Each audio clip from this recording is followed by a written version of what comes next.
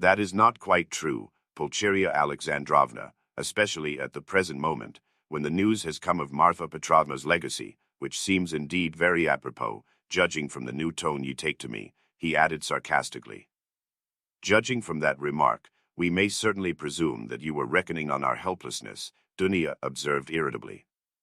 "But now in any case I cannot reckon on it, and I particularly desire not to hinder your discussion of the secret proposals of Arkady Ivanovitch Svidrigailov, which he has entrusted to your brother and which have, I perceive, a great and possibly a very agreeable interest for you." "Good heavens!" cried Pulcheria Alexandrovna. Razumihin could not sit still on his chair. "Aren't you ashamed now, sister?" asked Raskolnikov. "I am ashamed, Rodia," said Dunia.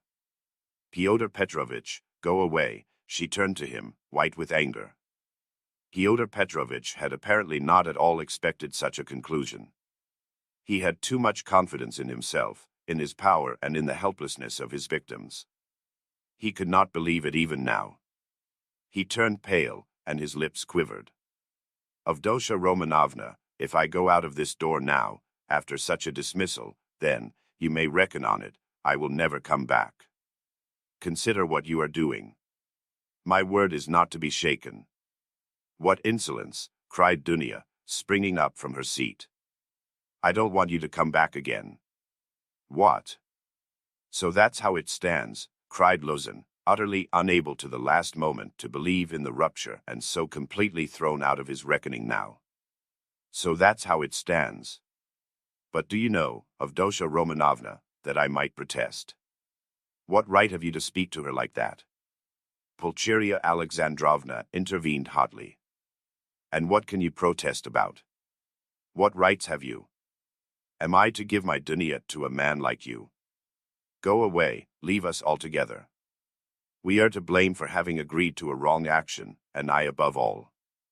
"But you have bound me, Pulcheria Alexandrovna," Luzin stormed in a frenzy, "by your promise, and now you deny it and, besides, I have been led on account of that into expenses."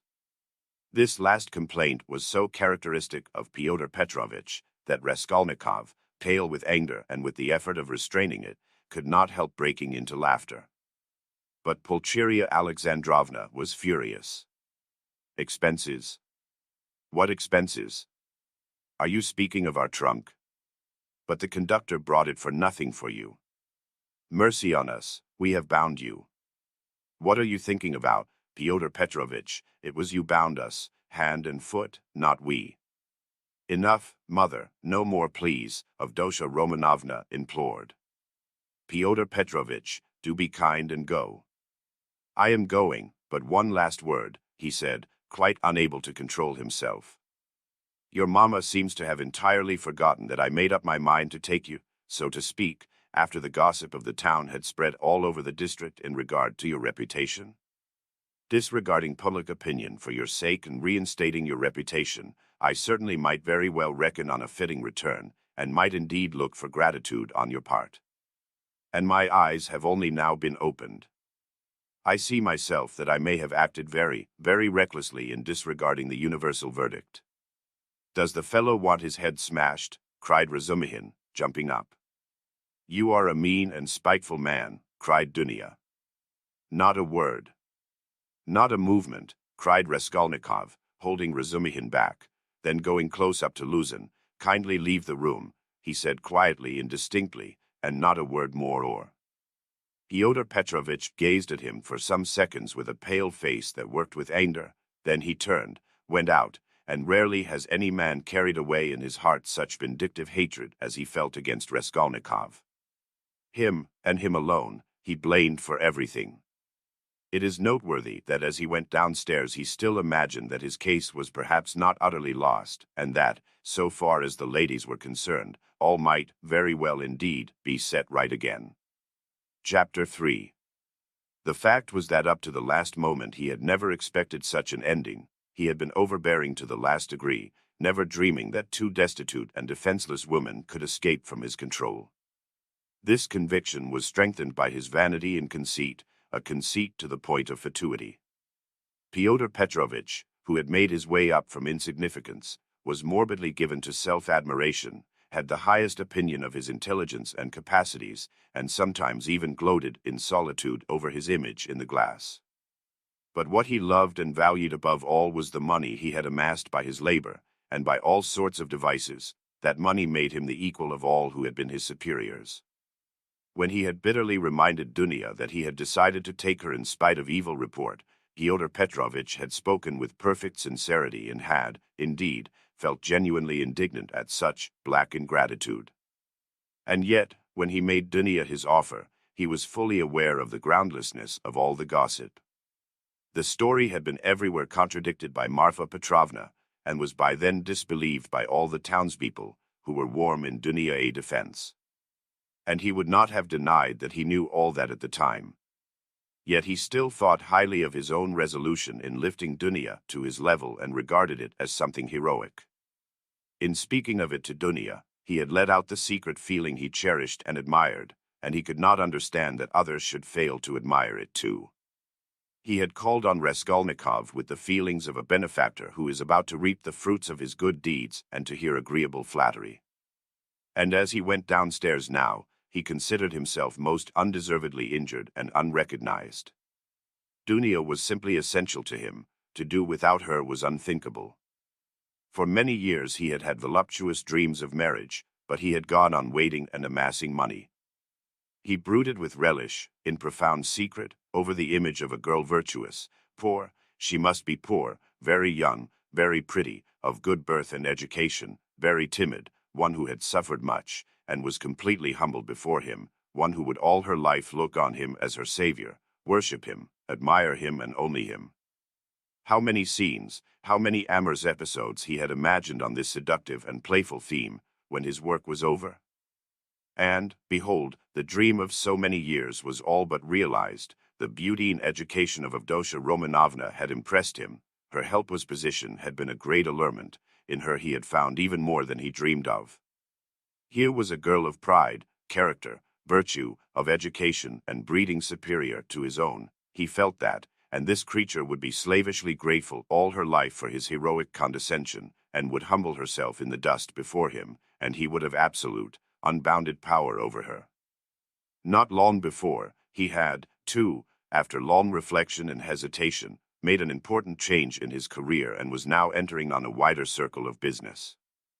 With this change his cherished dreams of rising into a higher class of society seemed likely to be realized. He was, in fact, determined to try his fortune in Petersburg. He knew that woman could do a very great deal. The fascination of a charming, virtuous, highly educated woman might make his way easier, might do wonders in attracting people to him, throwing an aureole round him, and now everything was in ruins. This sudden horrible rupture affected him like a clap of thunder. It was like a hideous joke, an absurdity. He had only been a tiny bit masterful, had not even time to speak out, had simply made a joke, been carried away, and it had ended so seriously. And, of course, too, he did love Dunya in his own way. He already possessed her in his dreams and all at once. No. The next day, the very next day, it must all be set right, smoothed over, settled. Above all he must crush that conceited milksop who was the cause of it all.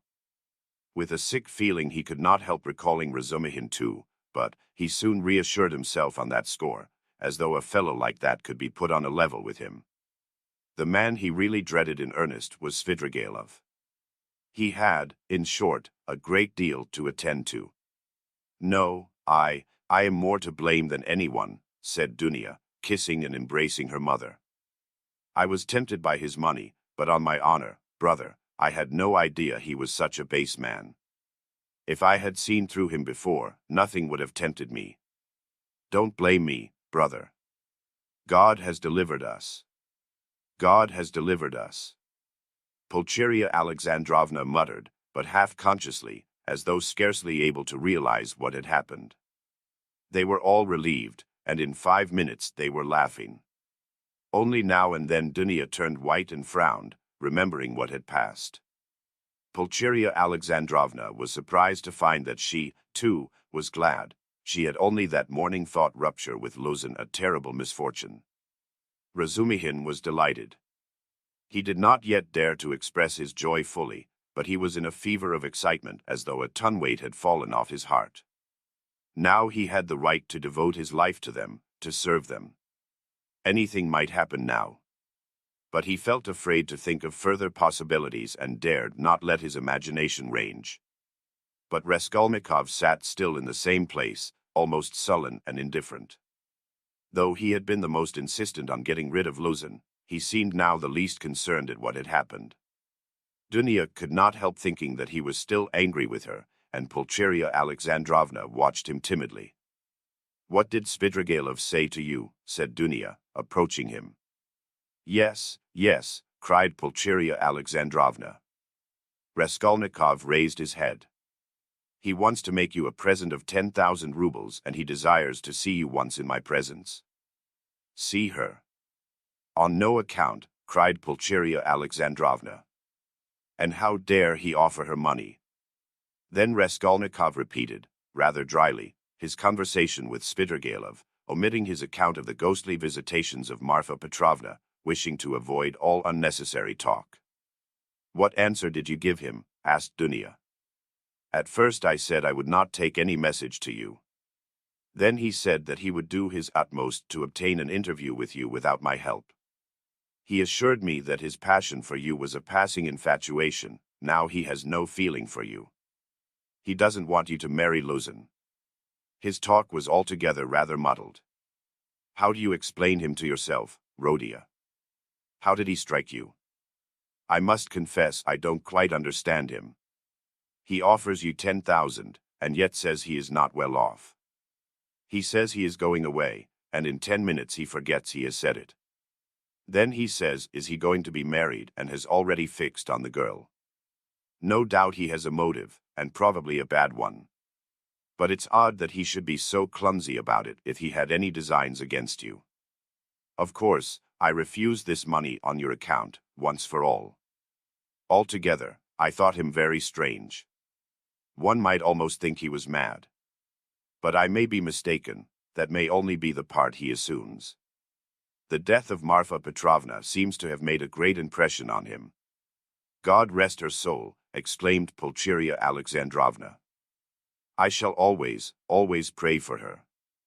Where should we be now, Dunya, without this 3,000? It's as though it had fallen from heaven.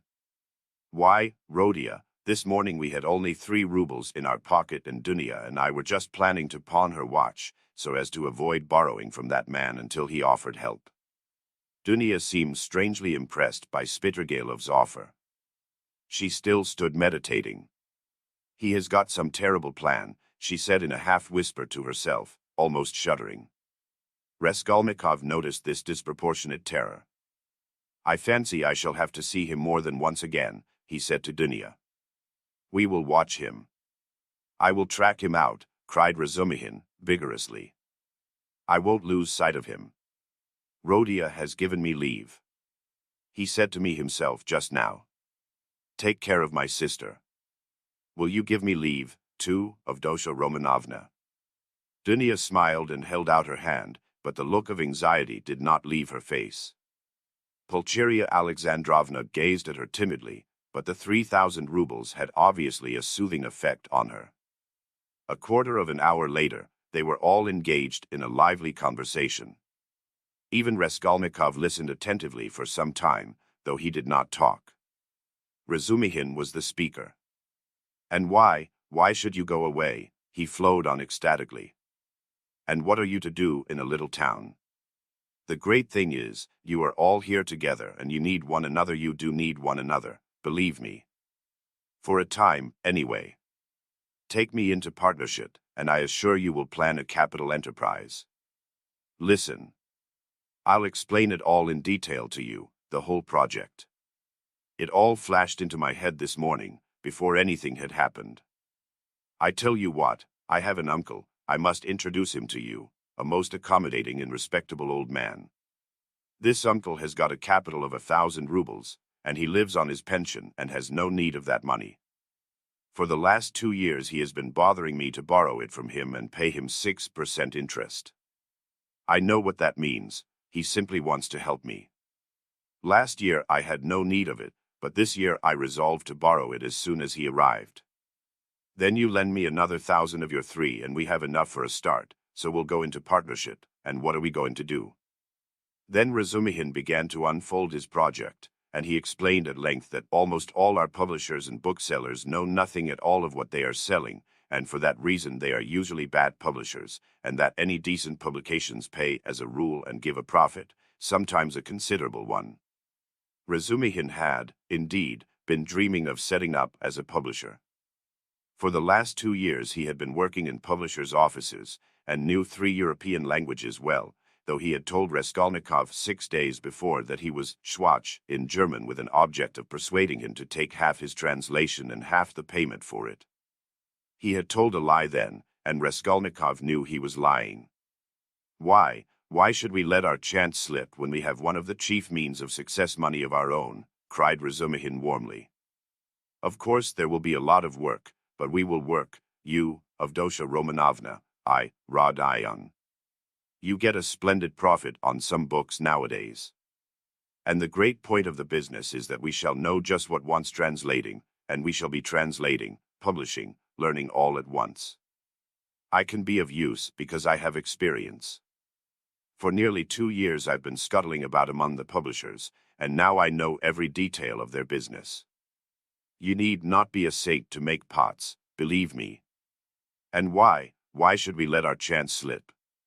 Why, I know, and I kept the secret too, were 3 books which one might get 100 rubles simply for thinking of translating and publishing. Indeed, and I would not take 500 for the very idea of one of them. And what do you think? If I were to tell a publisher, I dare say he'd hesitate, they are such blockheads. And as for the business side, printing, paper, selling, you trust to me, I know my way about. We'll begin in a small way and go on to a large. In any case it will get us our living and we shall get back our capital. Dunia's eyes shone. I like what you are saying, Dmitri Prokofitch, she said. I know nothing about it, of course, put in Pulcheria Alexandrovna. It may be a good idea, but again God knows. It's new and untried. Of course, we must remain here at least for a time. She looked at Rodia. What do you think, brother? Said Dunia.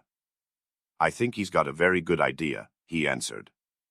Of course, it's too soon to dream of a publishing firm, but we certainly might bring out 5 or 6 books and be sure of success. I know of one book myself which would be sure to go well. And as for his being able to manage it, there's no doubt about that either. He knows the business. But we can talk it over later.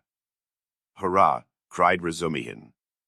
Now, stay, there's a flat here in this house, belonging to the same owner.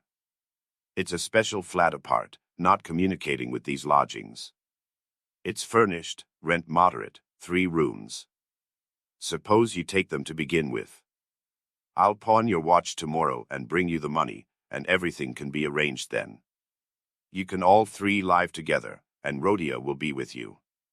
But where are you off to, Rodia? What, Rodia, you are going already? Pulcheria Alexandrovna asked in dismay. At such a minute, cried Razumihin. Dunia looked at her brother with incredulous wonder. He held his cap in his hand. He was preparing to leave them. One would think you were burying me or saying goodbye forever, he said somewhat oddly. He attempted to smile, but it did not turn out a smile. But who knows, perhaps it is the last time we shall see each other, he let slip accidentally. It was what he was thinking, and it somehow was uttered aloud. What is the matter with you? Cried his mother. Where are you going, Rodia? Asked Dunia rather strangely. Oh, I'm quite obliged to, he answered vaguely, as though hesitating what he would say. But there was a look of sharp determination in his white face. I meant to say, as I was coming here. I meant to tell you, mother, and you, Dunia, that it would be better for us to part for a time. I feel ill, I am not at peace. I will come afterwards, I will come of myself when it's possible. I remember you and love you. Leave me alone. I decided this even before. I'm absolutely resolved on it. Whatever may come to me, whether I come to ruin or not, I want to be alone. Forget me altogether, it's better. Don't inquire about me. When I can, I'll come of myself, or I'll send for you. Perhaps it will all come back, but now if you love me, give me up, else I shall begin to hate you, I feel it. Goodbye. Good God, cried Pulcheria Alexandrovna. Both his mother and his sister were terribly alarmed. Razumihin was also. Rhodia, Rhodia, be reconciled with us. Let us be as before, cried his poor mother. He turned slowly to the door and slowly went out of the room. Dunia overtook him. Brother, what are you doing to mother? She whispered, her eyes flashing with indignation. He looked dully at her. No matter, I shall come. I'm coming, he muttered in an undertone, as though not fully conscious of what he was saying, and he went out of the room. Wicked, heartless egoist, cried Dunia. He is insane, but not heartless. He is mad. Don't you see it? You're heartless after that. Razumihin whispered in her ear, squeezing her hand tightly. I shall be back directly, he shouted to the horror-stricken mother, and he ran out of the room. Raskolnikov was waiting for him at the end of the passage. I knew you would run after me, he said. Go back to them, be with them tomorrow and always. Perhaps I shall come if I can. Goodbye. And without holding out his hand he walked away. But where are you going? What are you doing? What's the matter with you? How can you go on like this? Razumihin muttered, at his wit's end. Raskolnikov stopped once more. Once for all, never ask me about anything. I have nothing to tell you. Don't come to see me. Maybe I'll come here. Leave me, but don't leave them. Do you understand me? It was dark in the corridor. They were standing near the lamp. For a minute they were looking at one another in silence. Razumihin remembered that minute all his life. Raskolnikov's burning and intent eyes grew more penetrating every moment, piercing into his soul, into his consciousness. Suddenly Razumihin started. Something strange, as it were, passed between them. Some idea, some hint, as it were, slipped, something awful, hideous, and suddenly understood on both sides. Razumihin turned pale. Do you understand now? Said Raskolnikov, his face twitching nervously. Go back, go to them, he said suddenly, and turning quickly, he went out of the house. I will not attempt to describe how Razumihin went back to the ladies, how he soothed them, how he protested that Rhodia needed rest in his illness, protested that Rhodia was sure to come, that he would come every day, that he was very, very much upset, that he must not be irritated, that he, Razumihin, would watch over him, would get him a doctor, the best doctor, a consultation. In fact, from that evening Razumihin took his place with them as a son and a brother. Chapter 4. Raskolnikov went straight to the house on the canal bank where Sonia lived. It was an old green house of 3 stories. He found the porter and obtained from him vague directions as to the whereabouts of Kapernamov, the tailor. Having found in the corner of the courtyard the entrance to the dark and narrow staircase, he mounted to the 2nd floor and came out into a gallery that ran round the whole 2nd story over the yard. While he was wandering in the darkness, uncertain where to turn for Kapernamov's door, a door opened 3 paces from him. He mechanically took hold of it. Who is there? A woman's voice asked uneasily. It's I, come to see you, answered Raskolnikov, and he walked into the tiny entry. On a broken chair stood a candle in a battered copper candlestick. It's you.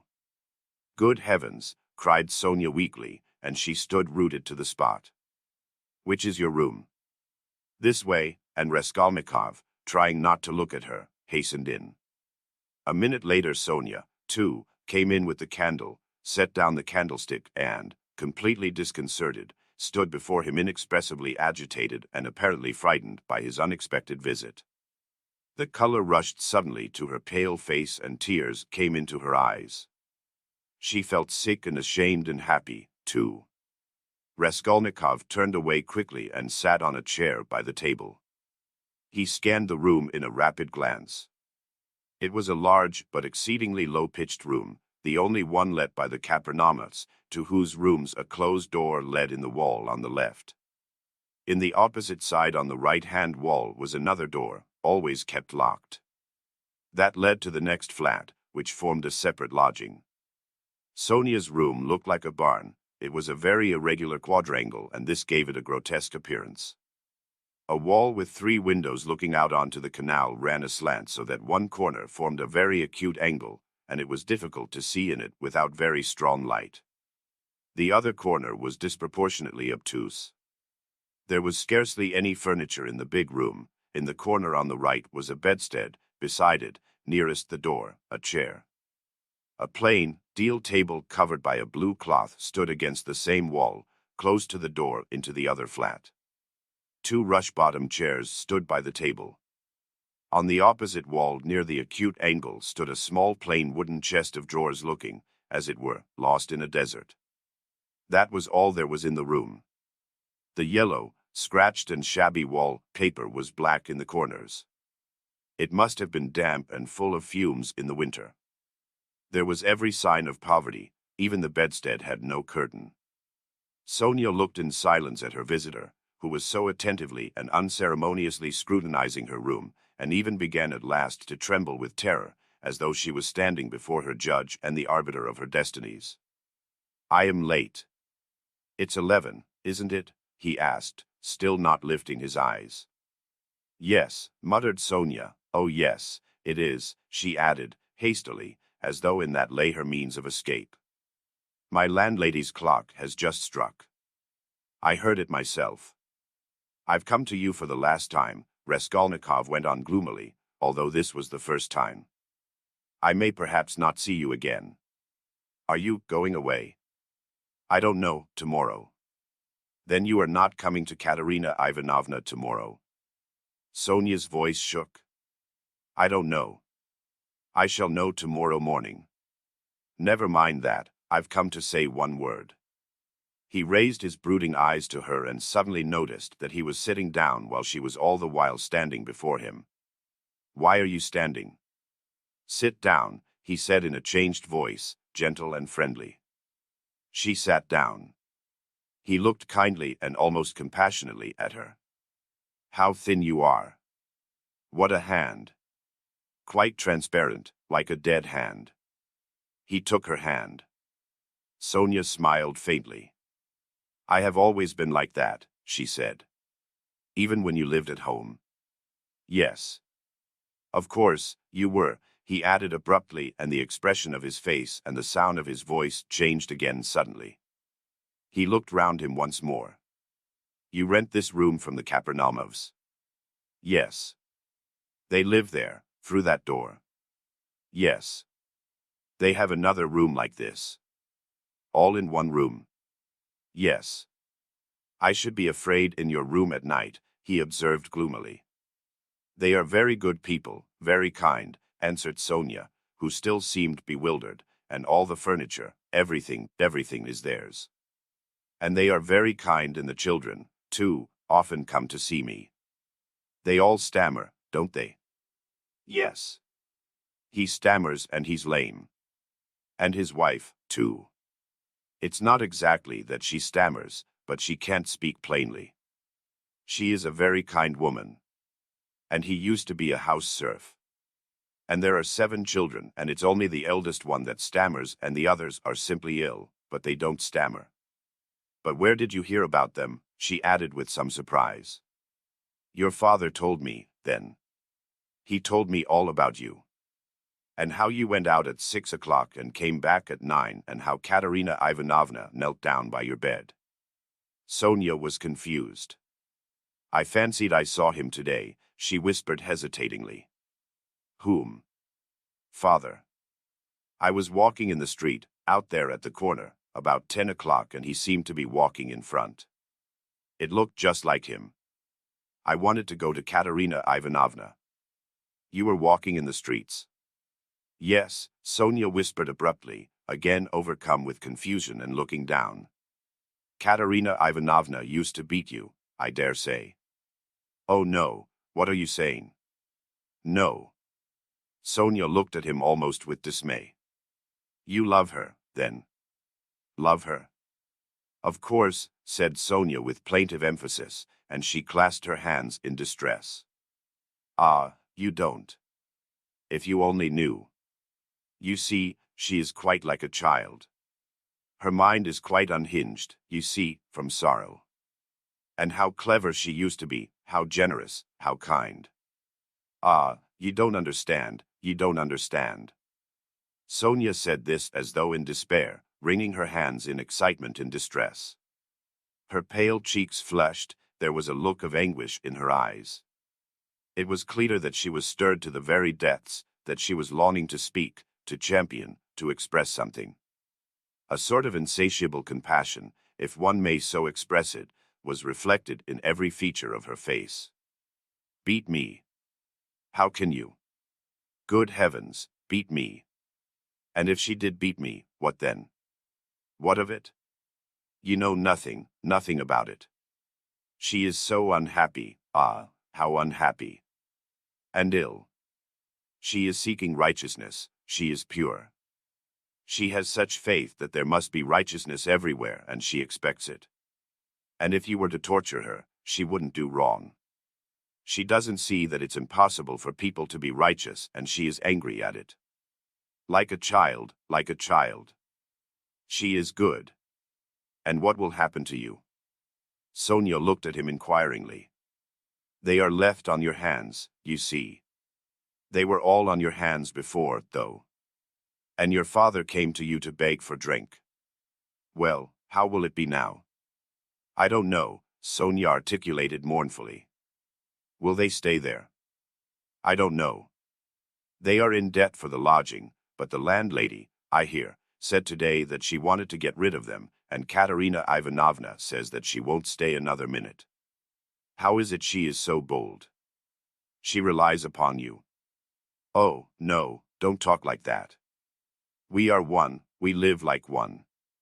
Sonia was agitated again and even angry, as though a canary or some other little bird were to be angry. And what could she do? What could she do? She persisted, getting hot and excited. And how she cried today. Her mind is unhinged, haven't you noticed it? At 1 minute she is worrying like a child that everything should be right tomorrow, the lunch and all that. Then she is wringing her hands, spitting blood, weeping, and all at once she will begin knocking her head against the wall, in despair. Then she will be comforted again.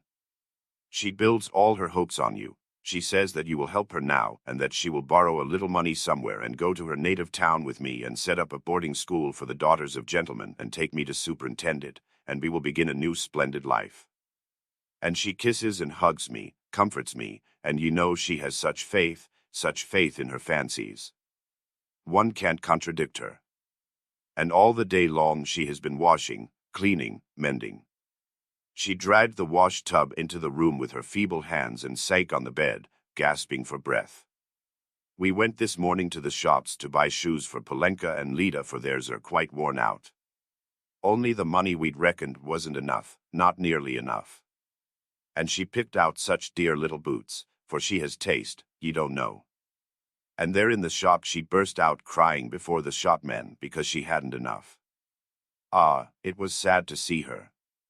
Well, after that I can understand your living like this, Raskolnikov said with a bitter smile. And aren't you sorry for them? Aren't you sorry? Sonia flew at him again. Why, I know, you gave your last penny yourself, though you'd seen nothing of it, and if you'd seen everything, oh dear. And how often I've brought her to tears. Only last week. Yes, only a week before his death. I was cruel. And how often I've done it. Ah, I've been wretched at the thought of it all day. Sonia wrung her hands as she spoke at the pain of remembering it. You were cruel. Yes, I went to see them, she went on, weeping, and father said, read me something. Sonia, my head aches, read to me, here's a book. He had a book he had got from Andrei Semyonovich Lebeziatnikov. He lives there. He always used to get hold of such funny books. And I said, I can't stay, as I didn't want to read, and I'd gone in chiefly to show Katerina Ivanovna some collars. Lizaveta, the peddler, sold me some collars and cuffs, cheap, pretty, new, embroidered ones. Katerina Ivanovna liked them very much. She put them on and looked at herself in the glass and was delighted with them. Make me a present of them, Sonia, she said. Please do. Please do, she said. She wanted them so much. And when could she wear them? They just reminded her of her old happy days. She looked at herself in the glass, admired herself, and she has no clothes at all, no things of her own, hasn't had all these years. And she never asks anyone for anything. She is proud. She'd sooner give away everything. And these she asked for. She liked them so much. And I was sorry to give them. What use are they to you, Katerina Ivanovna? I said. I spoke like that to her. I ought not to have said that. She gave me such a look. And she was so grieved at my refusing her. And it was so sad to see. And she was not grieved for the collars, but for my refusing. I saw that. Ah, if only I could bring it all back, change it, take back those words. Ah, but it's nothing to you. Did you know Lizaveta, the peddler? Yes. Did you know her? Sonia asked with some surprise. Katerina Ivanovna is in consumption, rapid consumption. She will soon die, said Raskolnikov after a pause, without answering her question. Oh, no, no, no. And Sonia unconsciously clutched both his hands, as though imploring that she should not. But it will be better if she does die. No, not better, not at all better. Sonia unconsciously repeated in dismay. And the children? What can you do except take them to live with you? Oh, I don't know, cried Sonia, almost in despair, and she put her hands to her head. It was evident that that idea had very often occurred to her before, and he had only roused it again. And, what, if even now, while Katerina Ivanovna is alive, you get ill and are taken to the hospital, what will happen then? He persisted pitilessly. How can you? That cannot be. And Sonia's face worked with awful terror. Cannot be. Raskolnikov went on with a harsh smile. You are not insured against it, are you? What will happen to them then? They will be in the street, all of them. She will cough and beg and knock her head against some wall, as she did today, and the children will cry. Then she will fall down, be taken to the police station and to the hospital. She will die, and the children. Oh, no. God will not let it be, broke at last from Sonia's overburdened bosom. She listened, looking imploringly at him, clasping her hands in dumb entreaty, as though it all depended upon him. Raskolnikov got up and began to walk about the room. A minute passed. Sonia was standing with her hands and her head hanging in terrible dejection. And can't you save? Put by for a rainy day? He asked, stopping suddenly before her. No, whispered Sonia. Of course not. Have you tried? He added almost ironically. Yes. And it didn't come off. Of course not. No need to ask. And again he paced the room. Another minute passed. You don't get money every day. Sonia was more confused than ever and color rushed into her face again. No, she whispered with a painful effort. It will be the same with Polenka, no doubt, he said suddenly. No, no. It can't be, no. Sonia cried aloud in desperation, as though she had been stabbed. God would not allow anything so awful. He lets others come to it. No, no. God will protect her, God, she repeated beside herself. But, perhaps, there is no God at all, Raskolnikov answered with a sort of malignance, laughed and looked at her. Sonia's face suddenly changed, but tremor passed over it. She looked at him with unutterable reproach, tried to say something, but could not speak and broke into bitter sobs, hiding her face in her hands.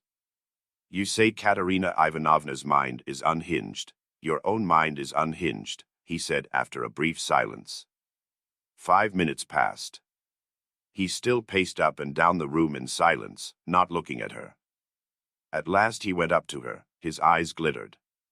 He put his 2 hands on her shoulders and looked straight into her tearful face.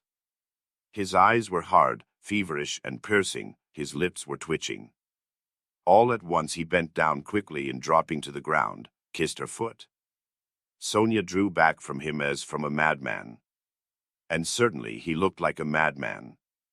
"What are you doing to me?" she muttered, turning pale, and a sudden anguish clutched at her heart. He stood up at once. "I did not bow down to you, I bowed down to all the suffering of humanity," he said wildly and walked away to the window. "Listen," he added, turning to her a minute later. "I said just now to an insolent man that he was not worth your little finger and that I did my sister honor making her sit beside you." "ACH, you said that to them?" "And in her presence?" cried Sonia, frightened. "Sit down with me." "An honor." "Why, I'm dishonorable." "Ah, why did you say that?" "It was not because of your dishonor and your sin I said that of you, but because of your great suffering." "But you are a great sinner, that's true," he added almost solemnly, "and your worst sin is that you have destroyed and betrayed yourself for nothing. Isn't that fearful? Isn't it fearful that you are living in this filth which you loathe so, and at the same time you know yourself, you've only to open your eyes, that you are not helping anyone by it, not saving anyone from anything? Tell me," he went on almost in a frenzy, "how this shame and degradation can exist in you side by side with other, opposite, holy feelings. It would be better, 1,000 times better and wiser to leap into the water and end it all." "But what would become of them?" Sonia asked faintly, gazing at him with eyes of anguish, but not seeming surprised at his suggestion. Raskolnikov looked strangely at her. He read it all in her face, so she must have had that thought already, perhaps many times, and earnestly she had thought out in her despair how to end it, and so earnestly that now she scarcely wondered at his suggestion. She had not even noticed the cruelty of his words. The significance of his reproaches and his peculiar attitude to her shame she had, of course, not noticed either, and that, too, was clear to him. But he saw how monstrously the thought of her disgraceful, shameful position was torturing her and had long tortured her. What, he thought, could hitherto have hindered her from putting an end to it? Only then he realized what those poor little orphan children and that pitiful half-crazy Katerina Ivanovna, knocking her head against the wall in her consumption, meant for Sonia. But, nevertheless, it was clear to him again that with her character and the amount of education she had after all received, she could not in any case remain so. He was still confronted by the question, how could she have remained so long in that position without going out of her mind, since she could not bring herself to jump into the water? Of course he knew that Sonia's position was an exceptional case, though unhappily not unique and not infrequent, indeed, but that very exceptionalness, her tinge of education, her previous life might, one would have thought, have killed her at the first step on that revolting path. What held her up? Surely not depravity. All that infamy had obviously only touched her mechanically, not one drop of real depravity had penetrated to her heart. He saw that.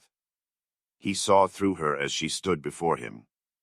There are 3 ways before her, he thought, the canal, the madhouse, or, at last, to sink into depravity which obscures the mind and turns the heart to stone.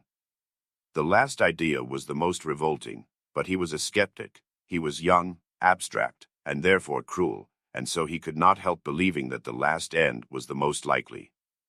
But can that be true? He cried to himself. Can that creature who has still preserved the purity of her spirit be consciously drawn at last into that sink of filth and iniquity? Can the process already have begun? Can it be that she has only been able to bear it till now, because vice has begun to be less loathsome to her? No, no, that cannot be, he cried, as Sonia had just before. No, what has kept her from the canal till now is the idea of sin and they, the children. And if she has not gone out of her mind, but who says she has not gone out of her mind? Is she in her senses? Can one talk? Can one reason as she does? How can she sit on the edge of the abyss of loathsomeness into which she is slipping and refuse to listen when she is told of danger? Does she expect a miracle? No doubt she does. Doesn't that all mean madness? He stayed obstinately at that thought. He liked that explanation indeed better than any other. He began looking more intently at her. So you pray to God a great deal, Sonia? He asked her. Sonia did not speak. He stood beside her waiting for an answer. What should I be without God? She whispered rapidly, forcibly, glancing at him with suddenly flashing eyes, and squeezing his hand. Ah, so that is it, he thought. And what does God do for you? He asked, probing her further. Sonia was silent a long while, as though she could not answer. Her weak chest kept heaving with emotion. Be silent. Don't ask. You don't deserve, she cried suddenly, looking sternly and wrathfully at him. That's it, he repeated to himself. He does everything, she whispered quickly, looking down again. That's the way out. That's the explanation, he decided, scrutinizing her with eager curiosity, with a new, strange, almost morbid feeling. He gazed at that pale, thin, irregular, angular little face, those soft blue eyes, which could flash with such fire, such stern energy, that little body still shaking with indignation and anger, and it all seemed to him more and more strange, almost impossible. She is a religious maniac, he repeated to himself. There was a book lying on the chest of drawers. He had noticed it every time he paced up and down the room. Now he took it up and looked at it. It was the New Testament in the Russian translation.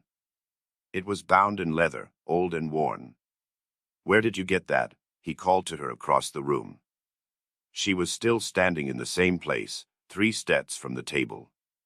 It was brought me, she answered, as it were unwillingly, not looking at him.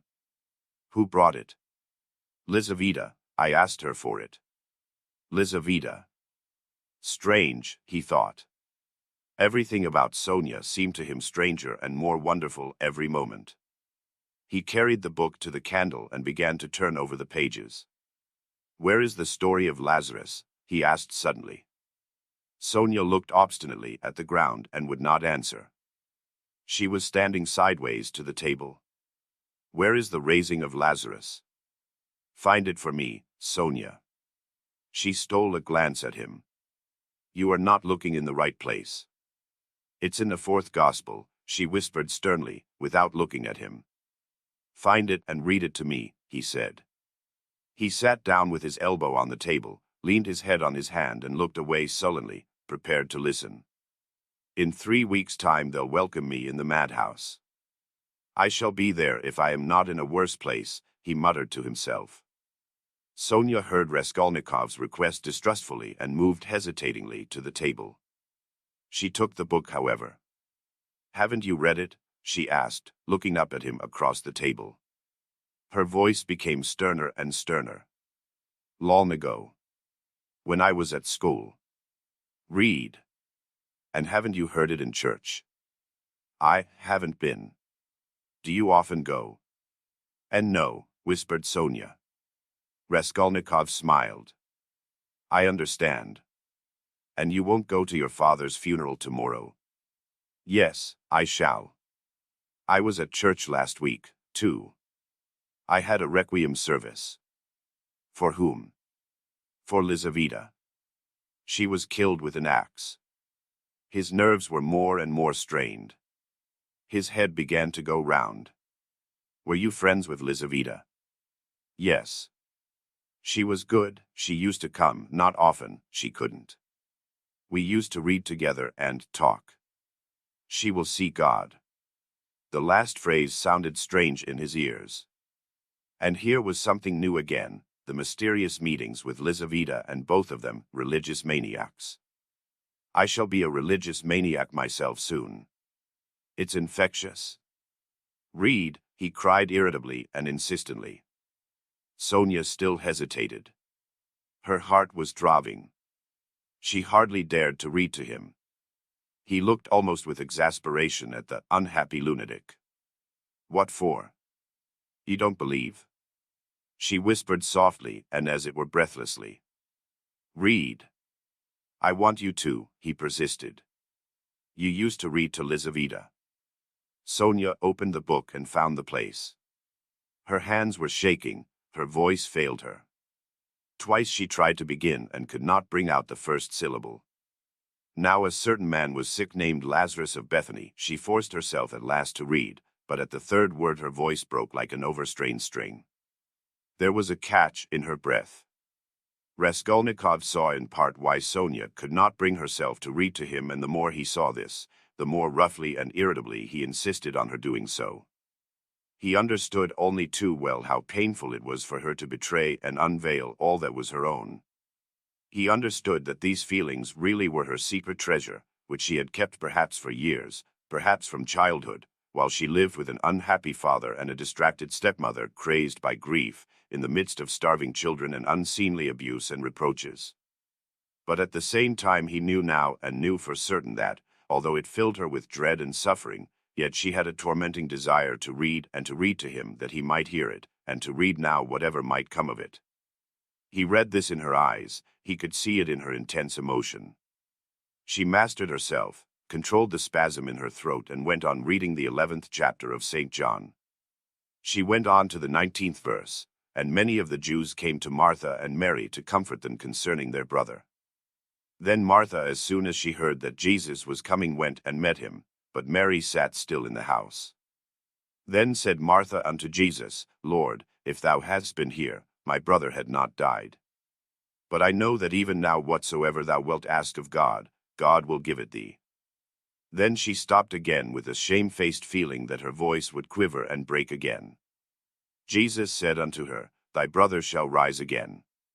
Martha saith unto him, I know that he shall rise again in the resurrection, at the last day. Jesus said unto her, I am the resurrection and the life. He that believeth in me, though he were dead, yet shall he live. And whosoever liveth and believeth in me shall never die. Believest thou this? She saith unto him, and drawing a painful breath, Sonia read distinctly and forcibly, as though she were making a public confession of faith. Yea, Lord, I believe that thou art the Christ, the Son of God, which should come into the world. She stopped and looked up quickly at him, but controlling herself went on reading. Raskolnikov sat without moving, his elbows on the table and his eyes turned away. She read to the 32nd verse. Then when Mary was come where Jesus was and saw him, she fell down at his feet, saying unto him, Lord, if thou hadst been here, my brother had not died.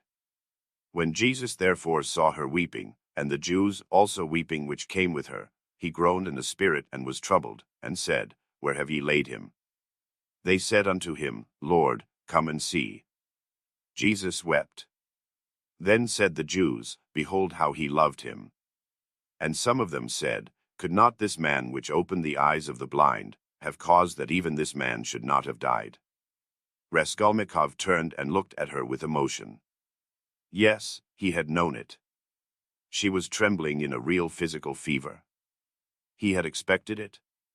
She was getting near the story of the greatest miracle, and a feeling of immense triumph came over her.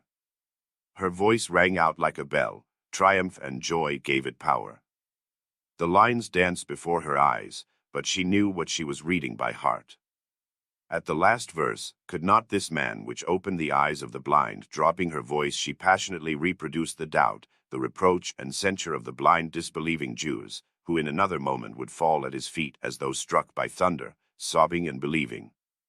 And he too, is blinded and unbelieving, he, too, will hear, he, too, will believe, yes, yes. At once, now, was what she was dreaming, and she was quivering with happy anticipation. Jesus therefore again groaning in himself cometh to the grave. It was a cave, and a stone lay upon it. Jesus said, Take ye away the stone.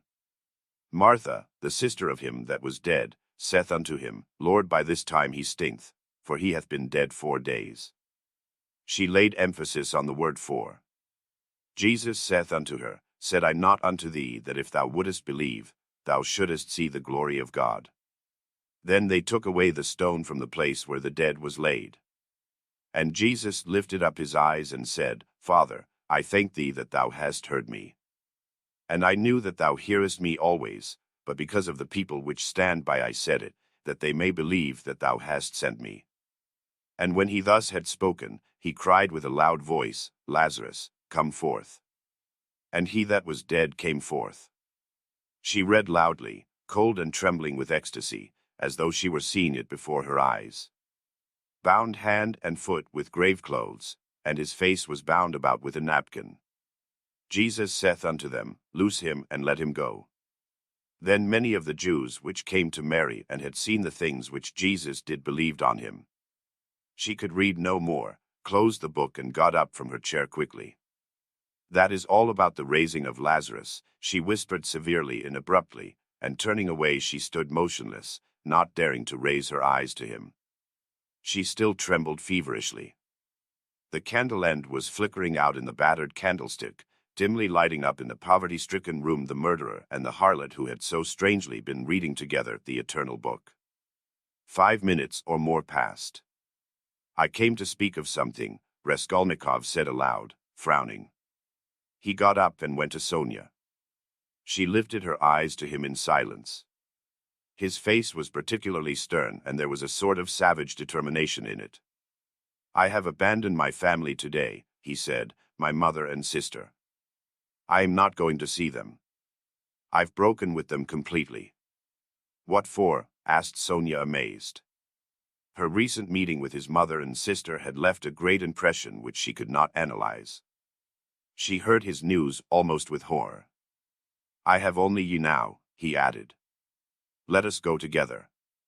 I've come to you, we are both accursed, let us go our way together.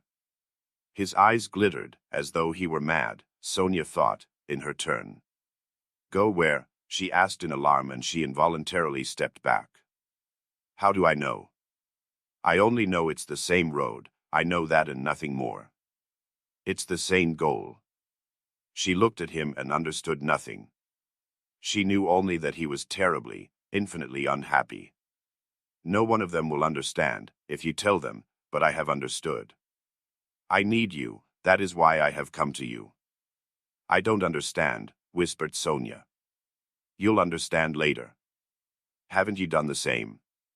You, too, have transgressed, have had the strength to transgress. You have laid hands on yourself, you have destroyed a life, your own, it's all the same. You might have lived in spirit and understanding, but you'll end in the Haymarket. But you won't be able to stand it, and if you remain alone you'll go out of your mind like me. You are like a mad creature already. So we must go together on the same road. Let us go. What for?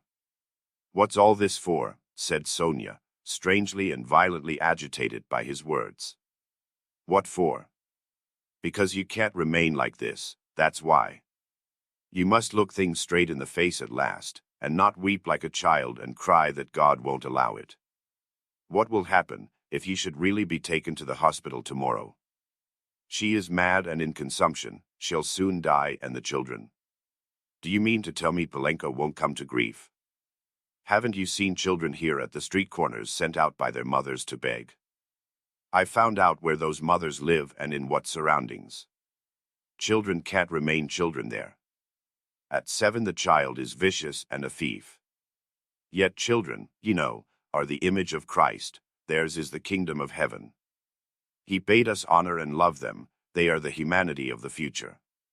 What's to be done, what's to be done, repeated Sonia, weeping hysterically and wringing her hands. What's to be done? Break what must be broken, once for all, that's all, and take the suffering on oneself. What, you don't understand? You'll understand later. Freedom and power, and above all, power. Over all trembling creation and all the ant heap. That's the goal, remember that. That's my farewell message. Perhaps it's the last time I shall speak to you. If I don't come tomorrow, you'll hear of it all, and then remember these words. And some day later on, in years to come, you'll understand perhaps what they meant. If I come tomorrow, I'll tell you who killed Lizaveta.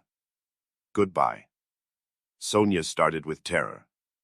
Why, do you know who killed her? She asked, chilled with horror, looking wildly at him. I know and will tell you, only you. I have chosen you out. I'm not coming to you to ask forgiveness, but simply to tell you.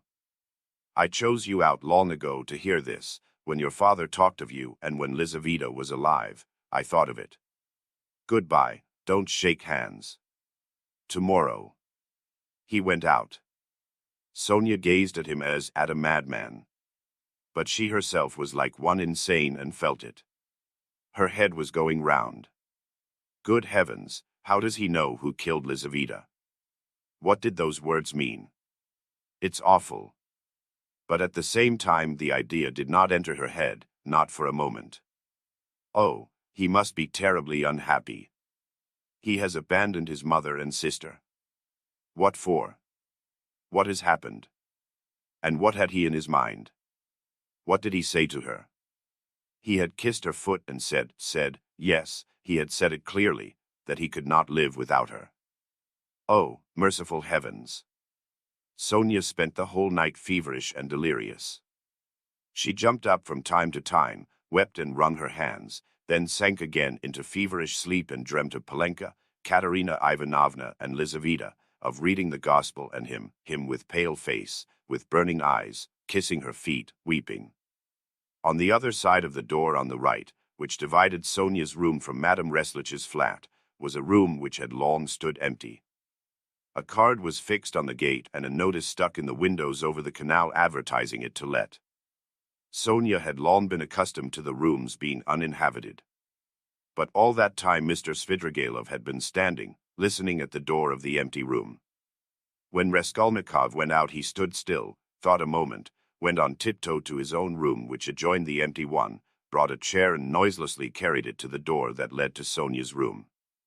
The conversation had struck him as interesting and remarkable, and he had greatly enjoyed it so much so that he brought a chair that he might not in the future, tomorrow, for instance, have to endure the inconvenience of standing a whole hour, but might listen in comfort.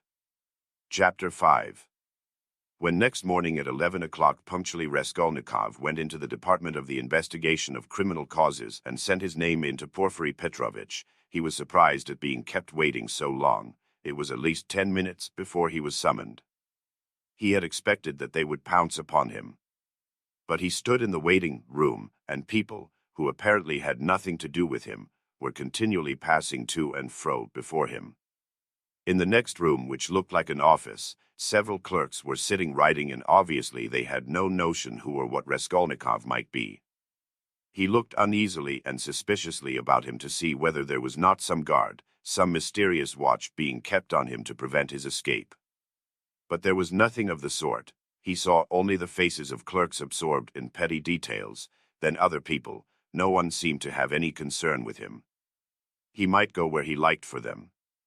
The conviction grew stronger in him that if that enigmatic man of yesterday, that phantom sprung out of the earth, had seen everything, they would not have let him stand and wait like that.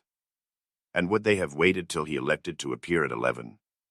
Either the man had not yet given information, or simply he knew nothing, had seen nothing, and how could he have seen anything, and so all that had happened to him the day before was again a phantom exaggerated by his sick and overstrained imagination. This conjecture had begun to grow strong the day before, in the midst of all his alarm and despair.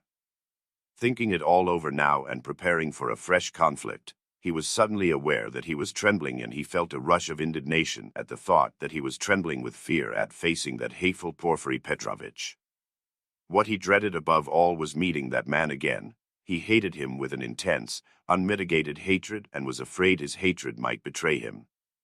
His indignation was such that he ceased trembling at once. He made ready to go in with a cold and arrogant bearing and vowed to himself to keep as silent as possible, to watch and listen, and for once at least to control his overstrained nerves. At that moment he was summoned to Porfiry Petrovitch. He found Porfiry Petrovitch alone in his study. His study was a room neither large nor small, furnished with a large writing table that stood before a sofa, upholstered in check material, a bureau, a bookcase in the corner, and several chairs, all government furniture, of polished yellow wood. In the further wall there was a closed door. Beyond it there were no doubt other rooms. On Raskolnikov's entrance, Porfiry Petrovitch had at once closed the door by which he had come in, and they remained alone. He met his visitor with an apparently genial and good-tempered air, and it was only after a few minutes that Raskolnikov saw signs of a certain awkwardness in him, as though he had been thrown out of his reckoning or caught in something very secret. "Ah, my dear fellow. Here you are, in our domain," began Porfiry, holding out both hands to him. "Come, sit down, old man, or perhaps you don't like to be called my dear fellow and old man. Tout court. Please don't think it too familiar. Here, on the sofa." Raskolnikov sat down, keeping his eyes fixed on him. In our domain, the apologies for familiarity, the French phrase tout court, were all characteristic signs. He held out both hands to me, but he did not give me one. He drew it back in time, struck him suspiciously. Both were watching each other, but when their eyes met, quick as lightning they looked away. "I brought you this paper about the watch. Here it is. Is it all right, or shall I copy it again?" "What? A paper?" Yes, don't be uneasy, it's all right," Porfiry Petrovitch said as though in haste, and after he had said it he took the paper and looked at it. "Yes, it's all right. Nothing more is needed," he declared with the same rapidity, and he laid the paper on the table. A minute later, when he was talking of something else, he took it from the table and put it on his bureau. "I believe you said yesterday you would like to question me, formally, about my acquaintance with the murdered woman." Raskolnikov was beginning again. Why did I put in "I believe" passed through his mind in a flash. Why am I so uneasy at having put in that "I believe" came in a second flash. And he suddenly felt that his uneasiness at the mere contact with Porfiry, at the first words, at the first looks, had grown in an instant to monstrous proportions, and that this was fearfully dangerous. His nerves were quivering, his emotion was increasing. It's bad. I shall say too much again. Yes. There's no hurry, muttered Porfiry Petrovitch, moving to and fro about the table without any apparent aim, as it were making dashes towards the window, the bureau, and the table, at one moment avoiding Raskolnikov's suspicious glance, then again standing still and looking him straight in the face. His fat, round little figure looked very strange, like a ball rolling from one side to the other and rebounding back. "We've plenty of time. Do you smoke? Have you your own? Here, a cigarette," he went on, offering his visitor a cigarette. "You know I am receiving you here, but my own quarters are through there, you know, my government quarters. But I am living outside for the time. I had to have some repairs done here. It's almost finished now. Government quarters, you know, are a capital thing. What do you think?" "Yes, a capital thing," answered Raskolnikov, looking at him almost ironically. A capital thing," repeated Porfiry Petrovitch, as though he had just thought of something quite different. "Yes, a capital thing," he almost shouted at last, suddenly staring at Raskolnikov and stopping short 2 steps from him. This stupid repetition was too incongruous in its ineptitude with the serious, brooding and enigmatic glance he turned upon his visitor. But this stirred Raskolnikov's spleen more than ever, and he could not resist an ironical and rather incautious challenge. "Tell me, please," he asked suddenly, looking almost insolently at him and taking a kind of pleasure in his own insolence. "I believe it's a sort of legal rule, a sort of legal tradition for all investigating lawyers to begin their attack from afar, with a trivial, or at least an irrelevant subject, so as to encourage, or rather, to divert the man they are cross-examining, to disarm his caution, and then all at once to give him an unexpected knockdown blow with some fatal question. Isn't that so? It's a sacred tradition, mentioned, I fancy, in all the manuals of the art." Yes. "Why, do you imagine that was why I spoke about government quarters, Bear?" And as he said this, Porfiry Petrovitch screwed up his eyes and winked. A good-humored, crafty look passed over his face. The wrinkles on his forehead were smoothed out, his eyes contracted, his features broadened, and he suddenly went off into a nervous, prolonged laugh, shaking all over and looking Raskolnikov straight in the face. The latter forced himself to laugh, too, but when Porfiry, seeing that he was laughing, broke into such a guffaw that he turned almost crimson, Raskolnikov's repulsion overcame all precaution. He left off laughing, scowled, and stared with hatred at Porfiry, keeping his eyes fixed on him while his intentionally prolonged laughter lasted. There was lack of precaution on both sides, however, for Porfiry Petrovitch seemed to be laughing in his visitor's face and to be very little disturbed at the annoyance with which the visitor received it. The latter fact was very significant in Raskolnikov's eyes. He saw that Porfiry Petrovitch had not been embarrassed just before either, but that he, Raskolnikov, had perhaps fallen into a trap, that there must be something, some motive here unknown to him, that, perhaps, everything was in readiness and in another moment would break upon him. He went straight to the point at once, rose from his seat and took his cap. Porfiry Petrovitch, he began resolutely, though with considerable irritation, yesterday you expressed a desire that I should come to you for some inquiries. He laid special stress on the word inquiries. I have come, and if you have anything to ask me, ask it, and if not, allow me to withdraw. I have no time to spare. I have to be at the funeral of that man who was run over, of whom you know also, he added, feeling angry at once at having made this addition and more irritated at his anger. I am sick of it all, do you hear? And have long been. It's partly what made me ill. In short, he shouted, feeling that the phrase about his illness was still more out of place, in short, kindly examine me or let me go, at once. And if you must examine me, do so in the proper form. I will not allow you to do so otherwise, and so meanwhile, goodbye, as we have evidently nothing to keep us now. Good heavens! What do you mean? What shall I question you about? Cackled Porfiry Petrovitch with a change of tone, instantly leaving off laughing. Please don't disturb yourself. He began fidgeting from place to place and fussily making Raskolnikov sit down. There's no hurry, it's all nonsense. Oh, no, I'm very glad you've come to see me at last. I look upon you simply as a visitor. And as for my confounded laughter, please excuse it, Rodion Romanovitch. Rodion Romanovitch. That is your name.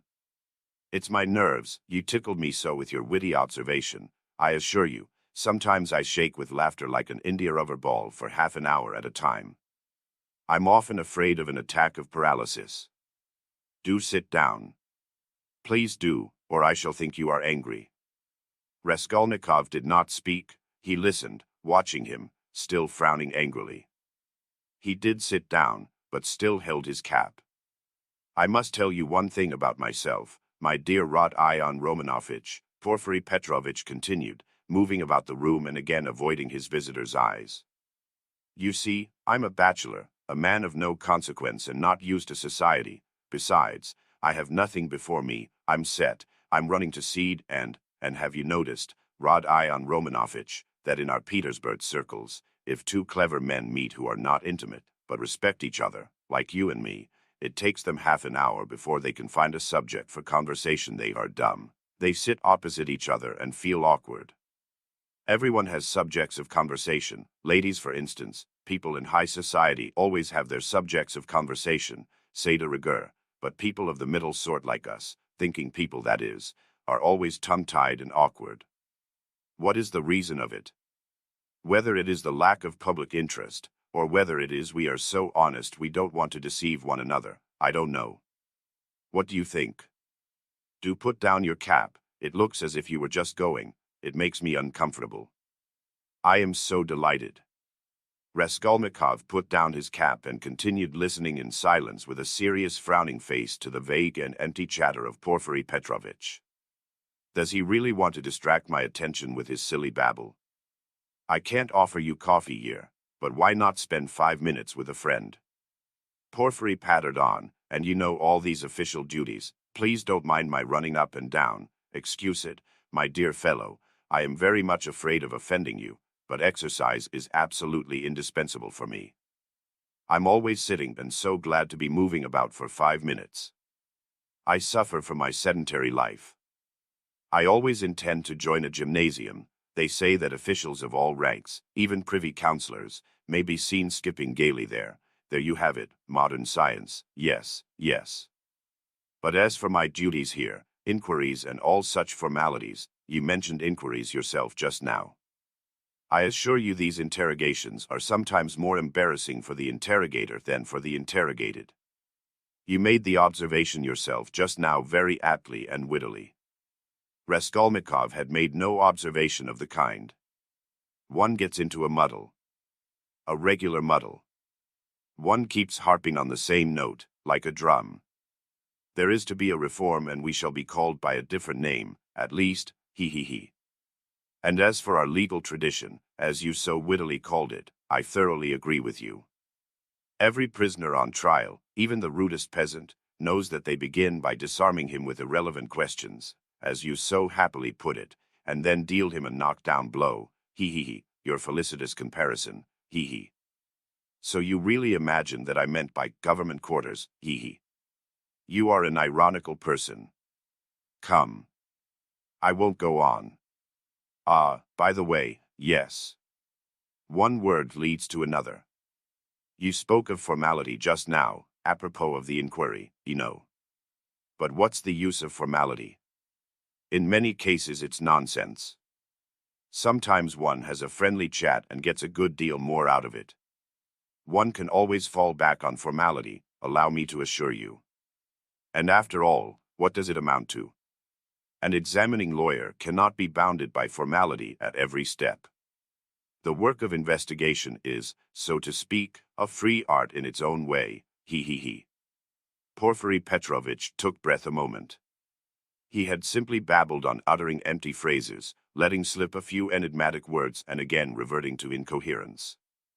He was almost running about the room, moving his fat little legs quicker and quicker, looking at the ground, with his right hand behind his back, while with his left making gesticulations that were extraordinarily incongruous with his words. Raskolnikov suddenly noticed that as he ran about the room he seemed twice to stop for a moment near the door, as though he were listening. Is he expecting anything? You are certainly quite right about it, Porfiry began gaily, looking with extraordinary simplicity at Raskolnikov, which startled him and instantly put him on his guard. Certainly quite right in laughing so wittily at our legal forms, he. Some of these elaborate psychological methods are exceedingly ridiculous and perhaps useless, if one adheres too closely to the forms. Yes. I am talking of forms again. Well, if I recognize, or more strictly speaking, if I suspect someone or other to be a criminal in any case entrusted to me, you're reading for the law, of course, Rodion Romanovitch? Yes, I was. Well, then it is a precedent for you for the future, though don't suppose I should venture to instruct you after the articles you publish about crime. No, I simply make bold to state it by way of fact. If I took this man or that for a criminal, why, I ask, should I worry him prematurely, even though I had evidence against him? In one case I may be bound, for instance, to arrest a man at once, but another may be in quite a different position, you know, so why shouldn't I let him walk about the town a bit? He. But I see you don't quite understand, so I'll give you a clearer example. If I put him in prison too soon, I may very likely give him, so to speak, moral support, he. You're laughing. Raskolnikov had no idea of laughing. He was sitting with compressed lips, his feverish eyes fixed on Porfiry Petrovitch's. Yet that is the case, with some types especially, for men are so different. You say evidence. Well, there may be evidence. But evidence, you know, can generally be taken two ways. I am an examining lawyer and a weak man, I confess it. I should like to make a proof, so to say, mathematically clear. I should like to make a chain of evidence such as twice 2 are 4, it ought to be a direct, irrefutable proof. And if I shut him up too soon, even though I might be convinced he was the man, I should very likely be depriving myself of the means of getting further evidence against him. And how? By giving him, so to speak, a definite position, I shall put him out of suspense and set his mind at rest, so that he will retreat into his shell. They say that at Sevastopol, Soon after Alma, the clever people were in a terrible fright that the enemy would attack openly and take Sevastopol at once. But when they saw that the enemy preferred a regular siege, they were delighted, I am told, and reassured, for the thing would drag on for 2 months at least. You're laughing, you don't believe me again. Of course, you're right, too. You're right, you're right. These are special cases, I admit. But you must observe this, my dear Rod Ion Romanovich, the general case, the case for which all legal forms and rules are intended, for which they are calculated and laid down in books, does not exist at all, for the reason that every case, every crime, for instance, so soon as it actually occurs, at once becomes a thoroughly special case and sometimes a case unlike any that's gone before. Very comic cases of that sort sometimes occur. If I leave one man quite alone, if I don't touch him and don't worry him, but let him know, or at least suspect every moment that I know all about it and am watching him day and night, and if he is in continual suspicion and terror, he'll be bound to lose his head. He'll come of himself, or maybe do something which will make it as plain as twice 2 are 4. It's delightful. It may be so with a simple peasant, but with one of our sort, an intelligent man cultivated on a certain side, it's a dead certainty. For, my dear fellow, it's a very important matter to know on what side a man is cultivated. And then there are nerves, you have overlooked them. Why, they are all sick, nervous, and irritable. And then how they all suffer from spleen. That, I assure you, is a regular gold mine for us. And it's no anxiety to me, his running about the town free. Let him walk about for a bit. I know well enough that I've caught him and that he won't escape me. Where could he escape to, he? Abroad, perhaps. A Pole will escape abroad, but not here, especially as I am watching and have taken measures. Will he escape into the depths of the country, perhaps? But you know, peasants live there, real rude Russian peasants. A modern cultivated man would prefer prison to living with such strangers as our peasants. He. But that's all nonsense, and on the surface. It's not merely that he has nowhere to run to, he is psychologically unable to escape me, he. What an expression. Through a law of nature he can't escape me if he had anywhere to go. Have you seen a butterfly round a candle? That's how he will keep circling and circling round me. Freedom will lose its attractions.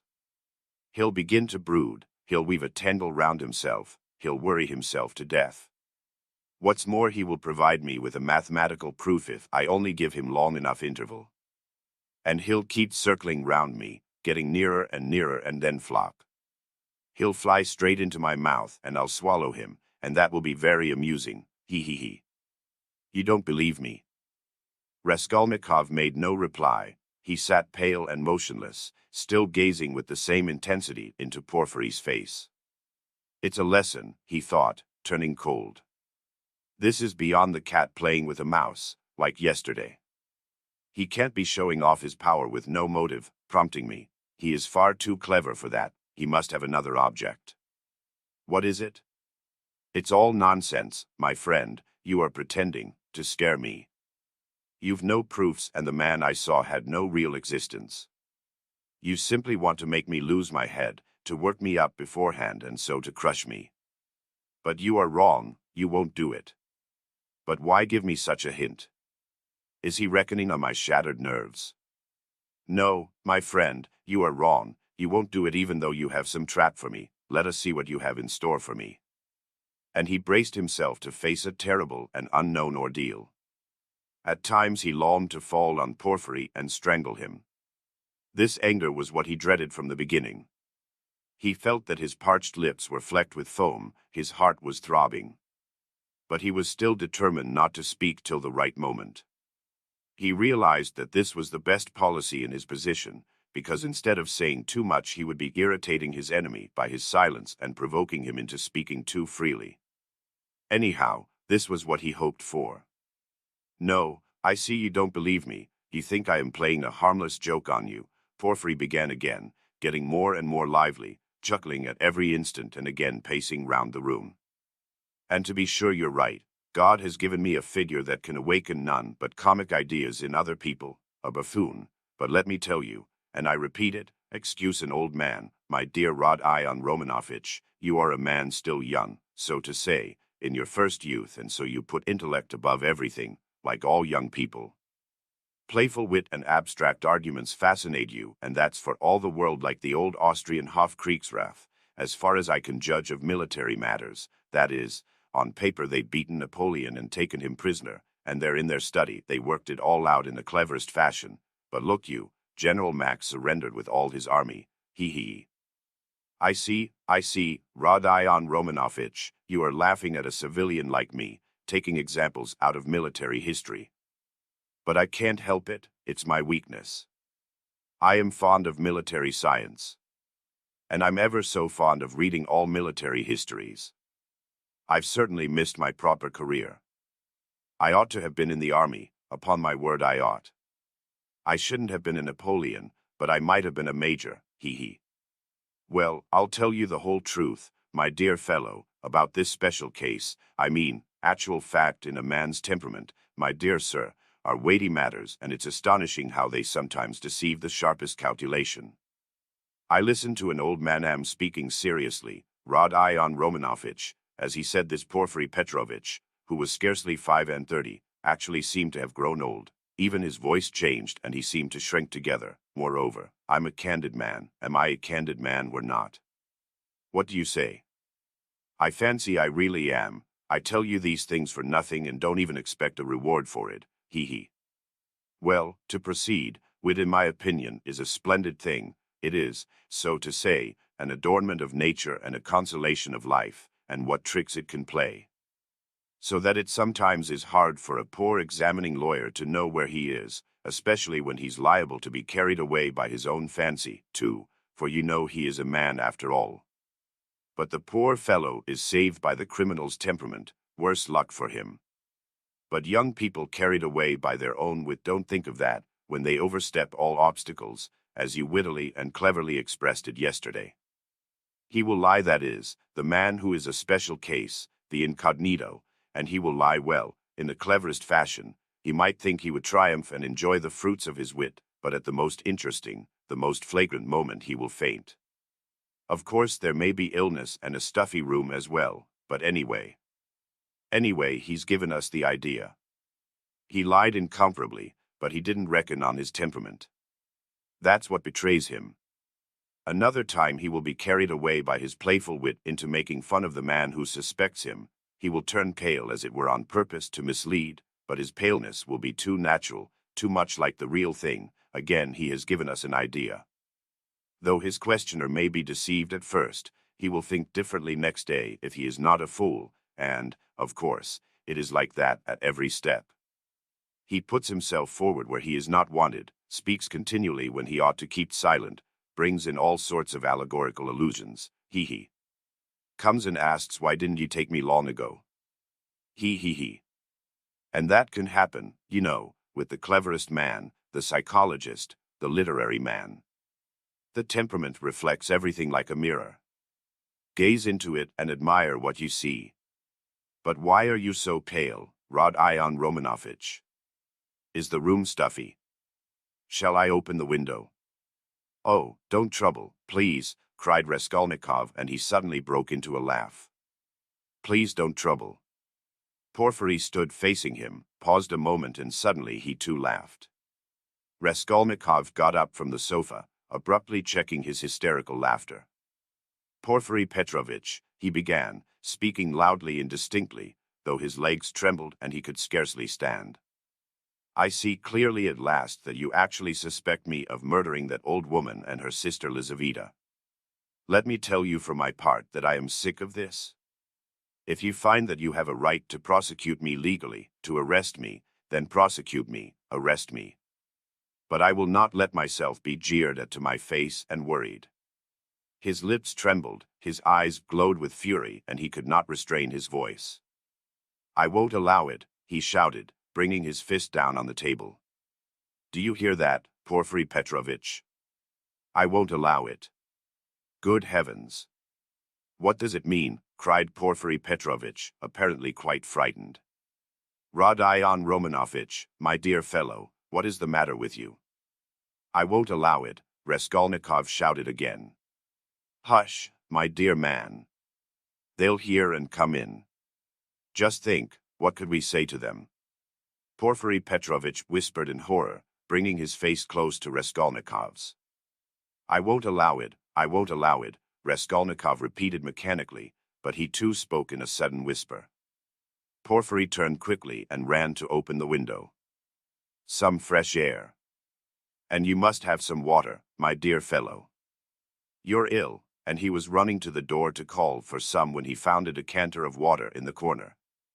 Come, drink a little, he whispered, rushing up to him with the decanter. It will be sure to do you good. Porfiry Petrovitch's alarm and sympathy were so natural that Raskolnikov was silent and began looking at him with wild curiosity. He did not take the water, however. Rodion Romanovich, my dear fellow, you'll drive yourself out of your mind, I assure you, ACH. Have some water, do drink a little. He forced him to take the glass. Raskolnikov raised it mechanically to his lips, but set it on the table again with disgust. Yes, you've had a little attack. You'll bring back your illness again, my dear fellow, Porfiry Petrovitch cackled with friendly sympathy, though he still looked rather disconcerted. Good heavens, you must take more care of yourself. Dmitri Prokofitch was here, came to see me yesterday. I know, I've a nasty, ironical temper, but what they made of it. Good heavens, he came yesterday after you'd been. We dined and he talked away, and I could only throw up my hands in despair. Did he come from you? But do sit down, for mercy's sake, sit down. No, not from me, but I knew he went to you, and why he went, Raskolnikov answered sharply. You knew. I knew. What of it? Why this, Rodion Romanovich, that I know more than that about you. I know about everything. I know how you went to take a flat at night when it was dark, and how you rang the bell and asked about the blood, so that the workman and the porter did not know what to make of it. Yes, I understand your state of mind at that time, but you'll drive yourself mad like that, upon my word. You'll lose your head. You're full of generous indignation at the wrongs you've received, first from destiny, and then from the police officers, and so you rush from one thing to another to force them to speak out and make an end of it all, because you are sick of all this suspicion and foolishness. That's so, isn't it? I have guessed how you feel, haven't I? Only in that way you'll lose your head, and Razumihin's, too. He's too good a man for such a position, you must know that. You are ill and he is good, and your illness is infectious for him. I'll tell you about it when you are more yourself. But do sit down, for goodness sake. Please rest, you look shocking, do sit down. Raskolnikov sat down. He no longer shivered, he was hot all over. In amazement he listened with strained attention to Porfiry Petrovitch, who still seemed frightened as he looked after him with friendly solicitude. But he did not believe a word he said, though he felt a strange inclination to believe. Porfiry's unexpected words about the flat had utterly overwhelmed him. How can it be, he knows about the flat den, he thought suddenly, and he tells it me himself. Yes, in our legal practice there was a case almost exactly similar, a case of morbid psychology, Porfiry went on quickly. A man confessed to murder and how he kept it up. It was a regular hallucination. He brought forward facts, he imposed upon everyone, and why. He had been partly, but only partly, unintentionally the cause of a murder, and when he knew that he had given the murderers the opportunity, he sank into dejection. It got on his mind and turned his brain. He began imagining things, and he persuaded himself that he was the murderer. But at last the High Court of Appeal went into it, and the poor fellow was acquitted and put under proper care. Thanks to the Court of Appeal. Tut tut tut. Why, my dear fellow, you may drive yourself into delirium if you have the impulse to work upon your nerves, to go ringing bells at night and asking about blood. I've studied all this morbid psychology in my practice. A man is sometimes tempted to jump out of a window or from a belfry. Just the same with bell ringing. It's all illness, Rodion Romanovich. You have begun to neglect your illness. You should consult an experienced doctor. What's the good of that fat fellow? You are light-headed. You were delirious when you did all this. For a moment Raskolnikov felt everything going round. Is it possible, flashed through his mind, that he is still lying? He can't be. He rejected that idea, feeling to what a degree of fury it might drive him, feeling that fury might drive him mad. I was not delirious. I knew what I was doing, he cried, straining every faculty to penetrate Porfiry's game. I was quite myself, do you hear? Yes, I hear and understand. You said yesterday you were not delirious, you were particularly emphatic about it. I understand all you can tell me. AACH. Listen, Rod Ion Romanovich, my dear fellow. If you were actually a criminal, or were somehow mixed up in this damnable business, would you insist that you were not delirious but in full possession of your faculties? And so emphatically and persistently. Would it be possible? Quite impossible, to my thinking. If you had anything on your conscience, you certainly ought to insist that you were delirious. That's so, isn't it? There was a note of slyness in this inquiry. Raskolnikov drew back on the sofa as Porfiry bent over him and stared in silent perplexity at him. Another thing about Razumihin, you certainly ought to have said that he came of his own accord, to have concealed your part in it. But you don't conceal it. You lay stress on his coming at your instigation. Raskolnikov had not done so. A chill went down his back. You keep telling lies, he said slowly and weakly, twisting his lips into a sickly smile. You are trying again to show that you know all my game, that you know all I shall say beforehand, he said, conscious himself that he was not weighing his words as he ought. You want to frighten me, or you are simply laughing at me. He still stared at him as he said this, and again there was a light of intense hatred in his eyes. You keep lying, he said. You know perfectly well that the best policy for the criminal is to tell the truth as nearly as possible, to conceal as little as possible. I don't believe you. What a wily person you are. Porfiry tittered. There's no catching you. You've a perfect monomania. So you don't believe me. But still you do believe me. You believe a quarter. I'll soon make you believe the whole, because I have a sincere liking for you and genuinely wish you good. Raskolnikov's lips trembled. Yes, I do, went on Porfiry, touching Raskolnikov's arm genially. You must take care of your illness. Besides, your mother and sister are here now. You must think of them. You must soothe and comfort them, and you do nothing but frighten them. What has that to do with you? How do you know it? What concern is it of yours? You are keeping watch on me and want to let me know it.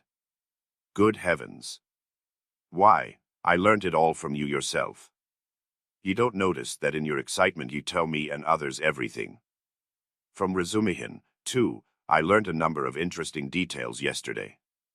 No, you interrupted me, but I must tell you that, for all your wit, your suspiciousness makes you lose the common-sense view of things.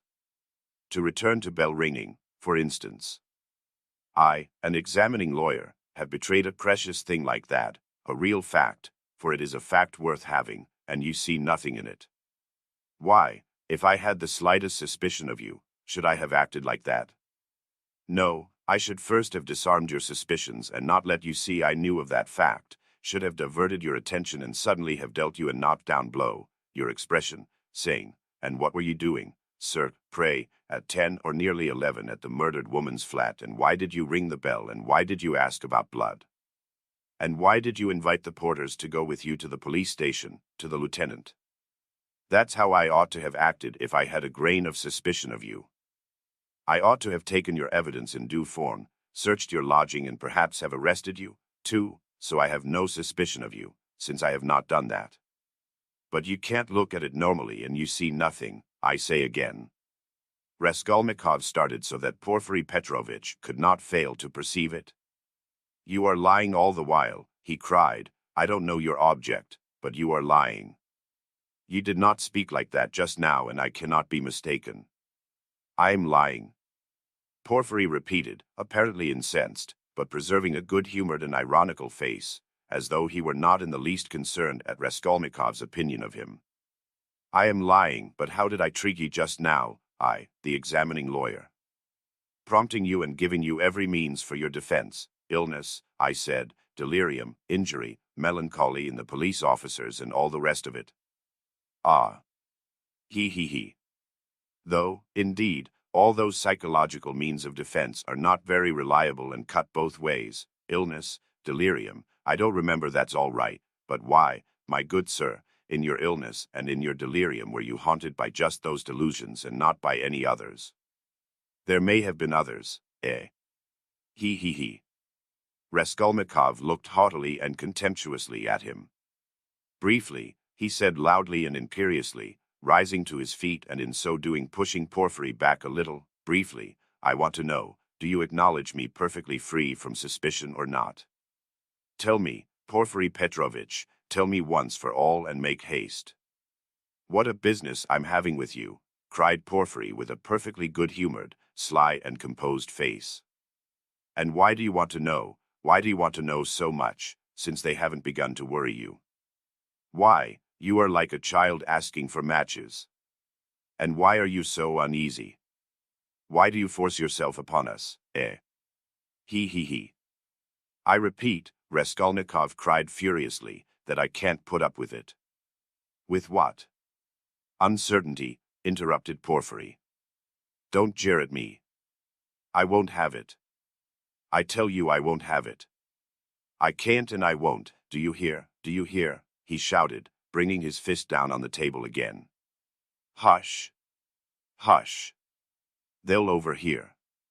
I warn you seriously, take care of yourself. I am not joking, Porfiry whispered, but this time there was not the look of old womanish good nature and alarm in his face. Now he was peremptory, stern, frowning and for once laying aside all mystification. But this was only for an instant. Raskolnikov, bewildered, suddenly fell into actual frenzy, but, strange to say, he again obeyed the command to speak quietly, though he was in a perfect paroxysm of fury. I will not allow myself to be tortured, he whispered, instantly recognizing with hatred that he could not help obeying the command and driven to even greater fury by the thought. Arrest me, search me, but kindly act in due form and don't play with me. Don't dare. Don't worry about the form, Porfiry interrupted with the same sly smile, as it were, gloating with enjoyment over Raskolnikov. I invited you to see me quite in a friendly way.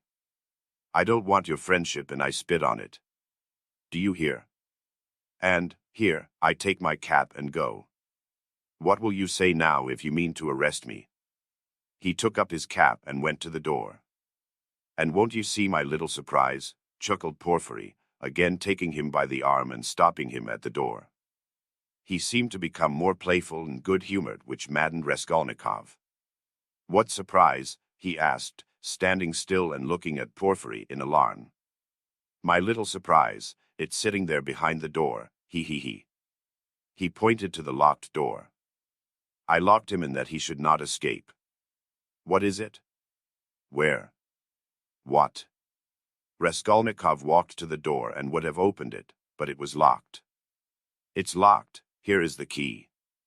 And he brought a key out of his pocket. You are lying, roared Raskolnikov without restraint. You lie, you damned Punchinello. And he rushed at Porfiry, who retreated to the other door, not at all alarmed. I understand it all. You are lying and mocking so that I may betray myself to you. Why, you could not betray yourself any further, my dear Rod-Ion Romanovitch. You are in a passion. Don't shout, I shall call the clerks. You are lying. Call the clerks. You knew I was ill and tried to work me into a frenzy to make me betray myself. That was your object. Produce your facts. I understand it all. You've no evidence, you have only wretched rubbishly suspicions like Zaintov's. You knew my character, you wanted to drive me to fury and then to knock me down with priests and deputies. Are you waiting for them? What are you waiting for? Where are they? Produce them. Why deputies, my good man? what things people will imagine. And to do so would not be acting in form, as you say. You don't know the business, my dear fellow. And there's no escaping form, as you see, Porfiry muttered, listening at the door through which a noise could be heard. Ah, they're coming, cried Raskolnikov. You've sent for them. You expected them. Well, produce them all, your deputies, your witnesses, what you like. I am ready. But at this moment a strange incident occurred, something so unexpected that neither Raskolnikov nor Porfiry Petrovitch could have looked for such a conclusion to their interview. Chapter 6. When he remembered the scene afterwards, this is how Raskolnikov saw it. The noise behind the door increased, and suddenly the door was opened a little. What is it? Cried Porfiry Petrovitch, annoyed. Why, I gave orders.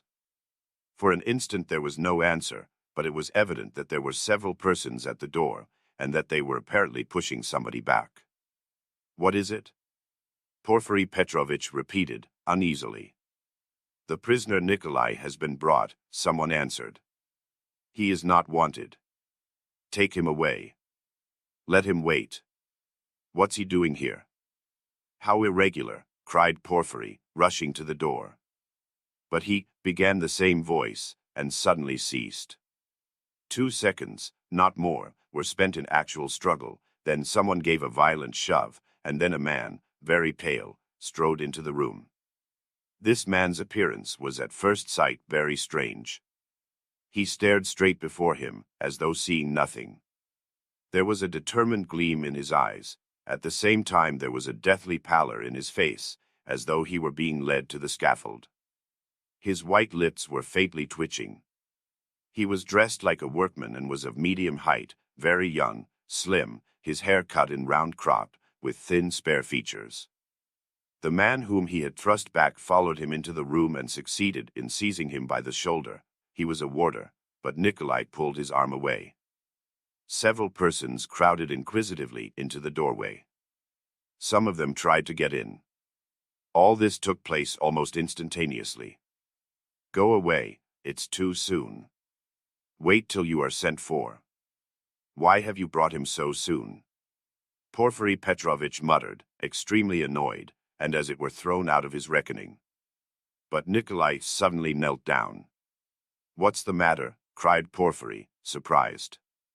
I am guilty. Mine is the sin.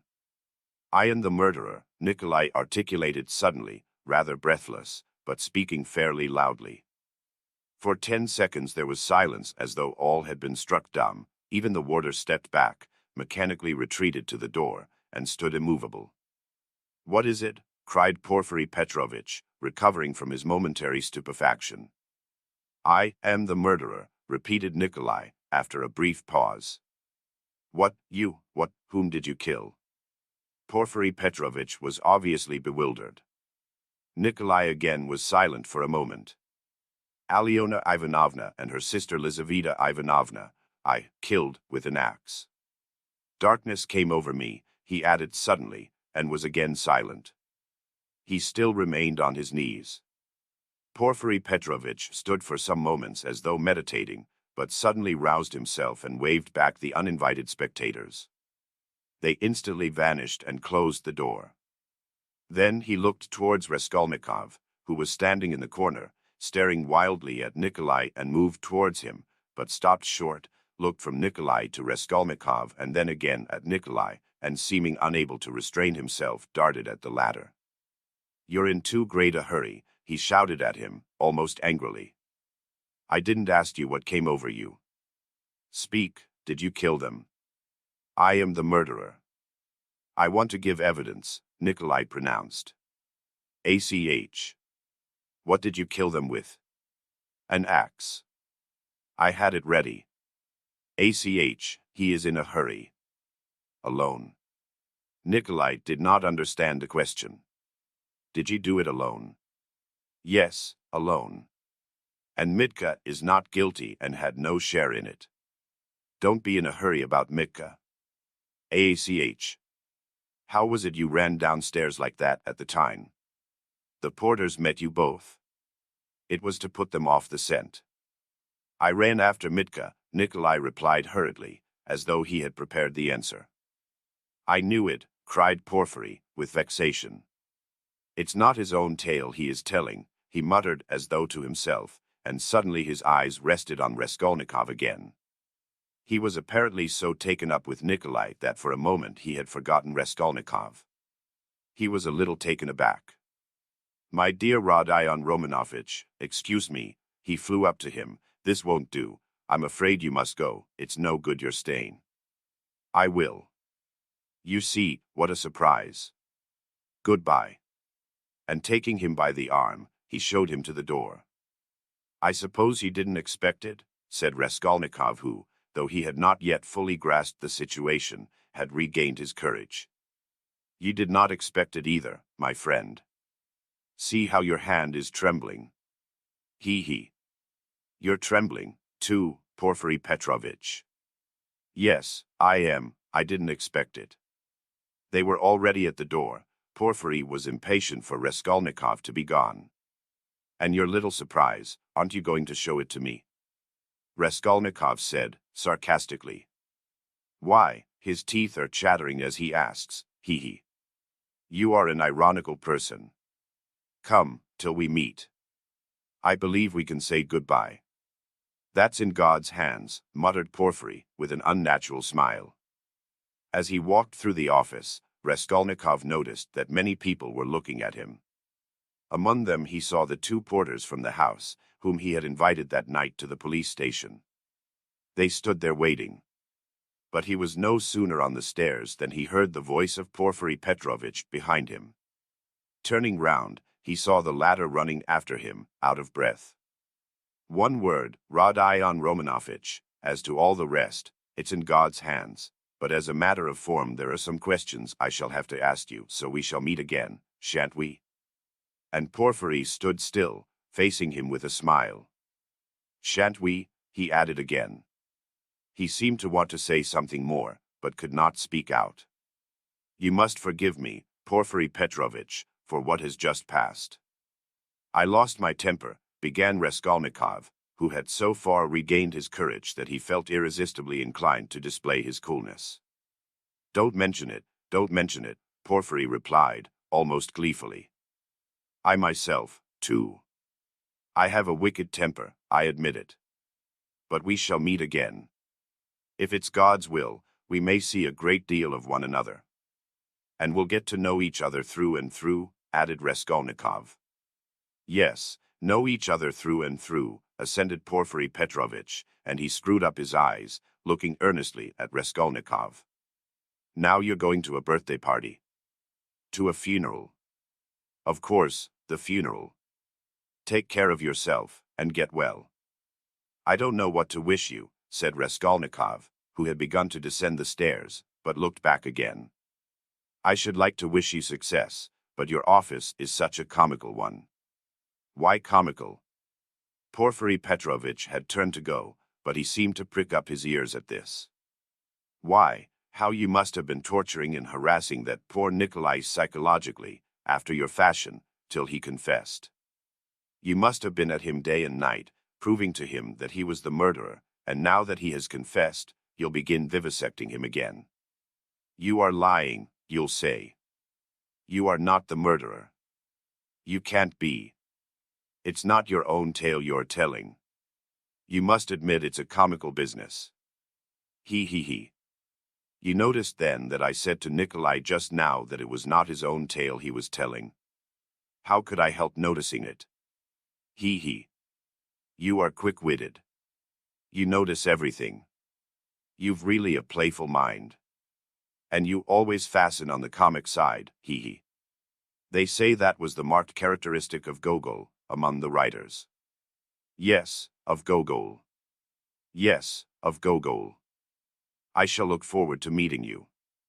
So shall I. Raskolnikov walked straight home. He was so muddled and bewildered that on getting home he sat for a quarter of an hour on the sofa, trying to collect his thoughts. He did not attempt to think about Nikolai. He was stupefied. He felt that his confession was something inexplicable, amazing, something beyond his understanding. But Nikolai's confession was an actual fact. The consequences of this fact were clear to him at once. Its falsehood could not fail to be discovered, and then they would be after him again. Till then, at least, he was free and must do something for himself, for the danger was imminent. But how imminent? His position gradually became clear to him. Remembering, sketchily, the main outlines of his recent scene with Porphyry, he could not help shuddering again with horror. Of course, he did not yet know all Porphyry's aims, he could not see into all his calculations. But he had already partly shown his hand, and no one knew better than Raskolnikov how terrible Porphyry's lead had been for him. A little more and he might have given himself away completely, circumstantially. Knowing his nervous temperament and from the first glance seeing through him, Porphyry, though playing a bold game, was bound to win. There's no denying that Raskolnikov had compromised himself seriously, but no facts had come to light as yet. There was nothing positive. But was he taking a true view of the position? Wasn't he mistaken? What had Porphyry been trying to get at? Had he really some surprise prepared for him? And what was it? Had he really been expecting something or not? How would they have parted if it had not been for the unexpected appearance of Nikolai? Porphyry had shown almost all his cards, of course. He had risked something in showing them, and if he had really had anything up his sleeve, Raskolnikov reflected, he would have shown that, too. What was that surprise? Was it a joke? Had it meant anything? Could it have concealed anything like a fact, a piece of positive evidence? His yesterday's visitor. What had become of him? Where was he today? If Porphyry really had any evidence, it must be connected with him. He sat on the sofa with his elbows on his knees and his face hidden in his hands. He was still shivering nervously.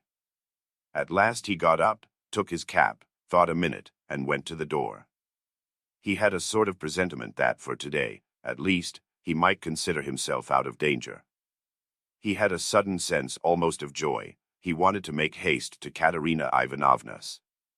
He would be too late for the funeral, of course, but he would be in time for the memorial dinner, and there at once he would see Sonia. He stood still, thought a moment, and a suffering smile came for a moment onto his lips. Today. Today, he repeated to himself. Yes, today. So it must be. But as he was about to open the door, it began opening of itself. He started and moved back. The door opened gently and slowly, and there suddenly appeared a figure, yesterday's visitor from underground. The man stood in the doorway, looked at Raskolnikov without speaking, and took a step forward into the room. He was exactly the same as yesterday, the same figure, the same dress, but there was a great change in his face. He looked dejected inside deeply. If he had only put his hand up to his cheek and leaned his head on one side, he would have looked exactly like a peasant woman. "What do you want?" asked Raskolnikov, numb with terror. The man was still silent, but suddenly he bowed down almost to the ground, touching it with his finger. "What is it?" cried Raskolnikov. "I have sinned," the man articulated softly. "How?" "By evil thoughts." They looked at one another. "I was vexed. When you came, perhaps in drink, and bade the porters go to the police station and asked about the blood, I was vexed that they let you go and took you for drunken. I was so vexed that I lost my sleep. And remembering the address, we came here yesterday and asked for you." "Who came?" Raskolnikov interrupted, instantly beginning to recollect. "I did. I've wronged you." "Then you come from that house?" "I was standing at the gate with them, don't you remember? We have carried on our trade in that house for years past. We cure and prepare hides, we take work home. Most of all I was vexed." And the whole scene of the day before yesterday in the gateway came clearly before Raskolnikov's mind. He recollected that there had been several people there besides the porters, women among them. He remembered one voice had suggested taking him straight to the police station. He could not recall the face of the speaker, and even now he did not recognize it, but he remembered that he had turned round and made him some answer. So this was the solution of yesterday's horror. The most awful thought was that he had been actually almost lost, had almost done for himself on account of such a trivial circumstance. So this man could tell nothing except his asking about the flat and the blood stains. So Porphyry, too, had nothing but that delirium, no facts but this psychology which cuts both ways, nothing positive. So if no more facts come to light, and they must not, then what can they do to him? How can they convict him, even if they arrest him?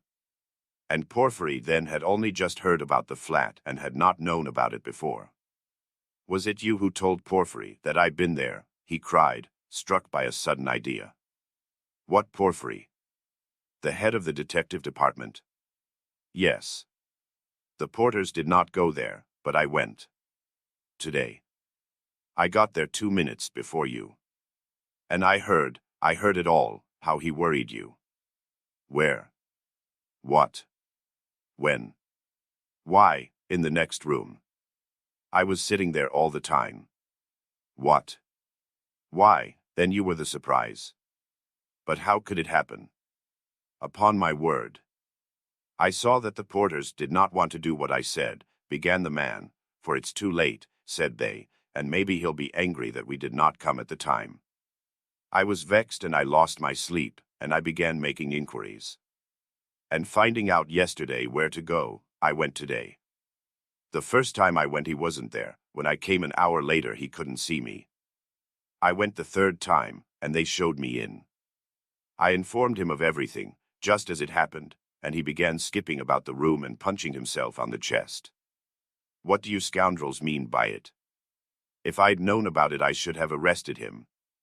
Then he ran out, called somebody and began talking to him in the corner. Then he turned to me, scolding and questioning me. He scolded me a great deal, and I told him everything, and I told him that you didn't dare to say a word in answer to me yesterday and that you didn't recognize me. And he fell to running about again and kept hitting himself on the chest, and getting angry and running about, and when you were announced he told me to go into the next room. "Sit there a bit," he said. "Don't move, whatever you may hear." And he set a chair there for me and locked me in. "Perhaps," he said, "I may call you." And when Nikolai'd been brought he let me out as soon as you were gone. "I shall send for you again and question you," he said. "And did he question Nikolai while you were there?" "He got rid of me as he did of you, before he spoke to Nikolai." The man stood still, and again suddenly bowed down, touching the ground with his finger. "Forgive me for my evil thoughts, and my slander." "May God forgive you," answered Raskolnikov. And as he said this, the man bowed down again, but not to the ground, turned slowly and went out of the room. "It all cuts both ways, now it all cuts both ways," repeated Raskolnikov, and he went out more confident than ever.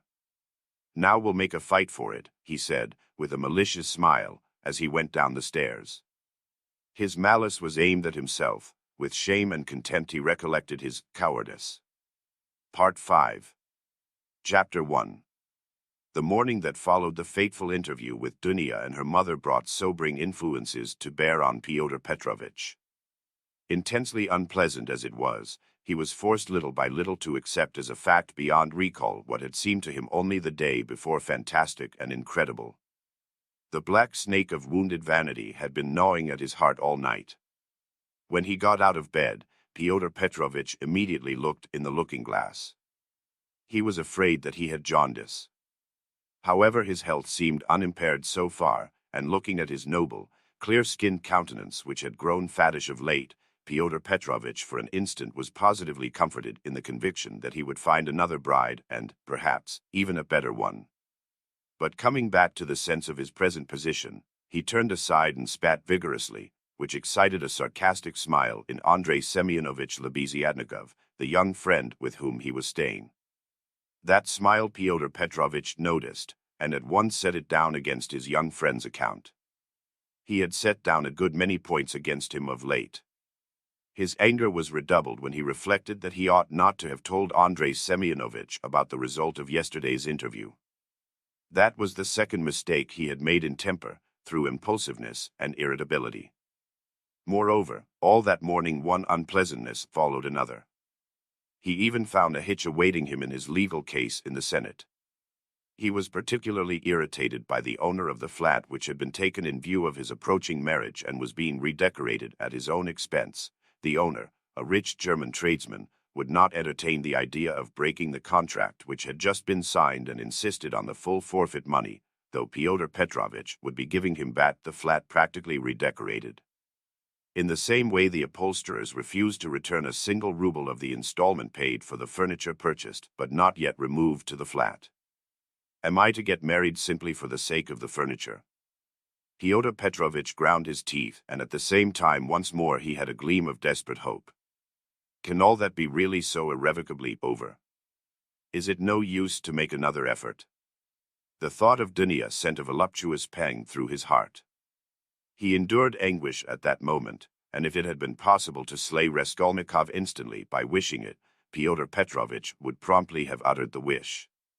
It was my mistake, too, not to have given them money, he thought, as he returned dejectedly to Lebeziatnikov's room, and why on earth was I such a Jew?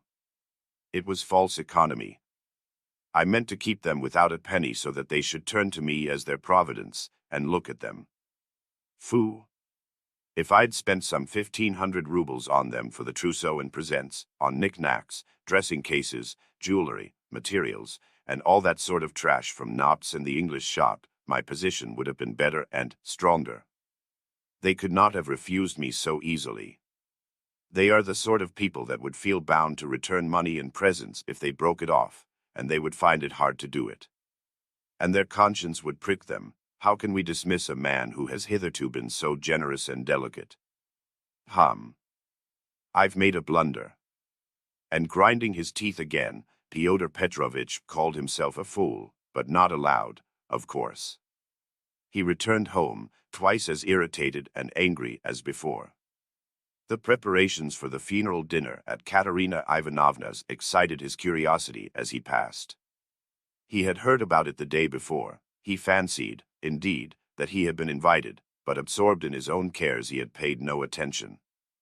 Inquiring of Madame Lipovexel, who was busy laying the table while Katerina Ivanovna was away at the cemetery, he heard that the entertainment was to be a great affair, that all the lodgers had been invited, among them some who had not known the dead man, that even Andrei Semyonovitch Lebeziatnikov was invited in spite of his previous quarrel with Katerina Ivanovna, that he, Fyodor Petrovitch, was not only invited, but was eagerly expected, as he was the most important of the lodgers.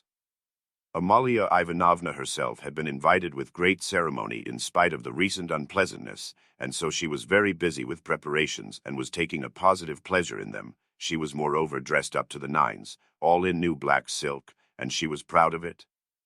All this suggested an idea to Fyodor Petrovitch, and he went into his room, or rather Lebeziatnikov's, somewhat thoughtful. He had learnt that Raskolnikov was to be one of the guests. Andrei Semyonovitch had been at home all the morning. The attitude of Fyodor Petrovitch to this gentleman was strange, though perhaps natural. Fyodor Petrovitch had despised and hated him from the day he came to stay with him, and at the same time he seemed somewhat afraid of him. He had not come to stay with him on his arrival in Petersburg simply from parsimony, though that had been perhaps his chief object.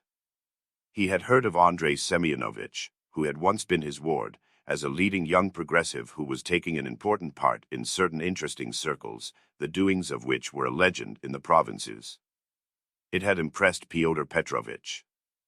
These powerful omniscient circles who despised everyone and showed everyone up had long inspired in him a peculiar but quite vague alarm. He had not, of course, been able to form even an approximate notion of what they meant.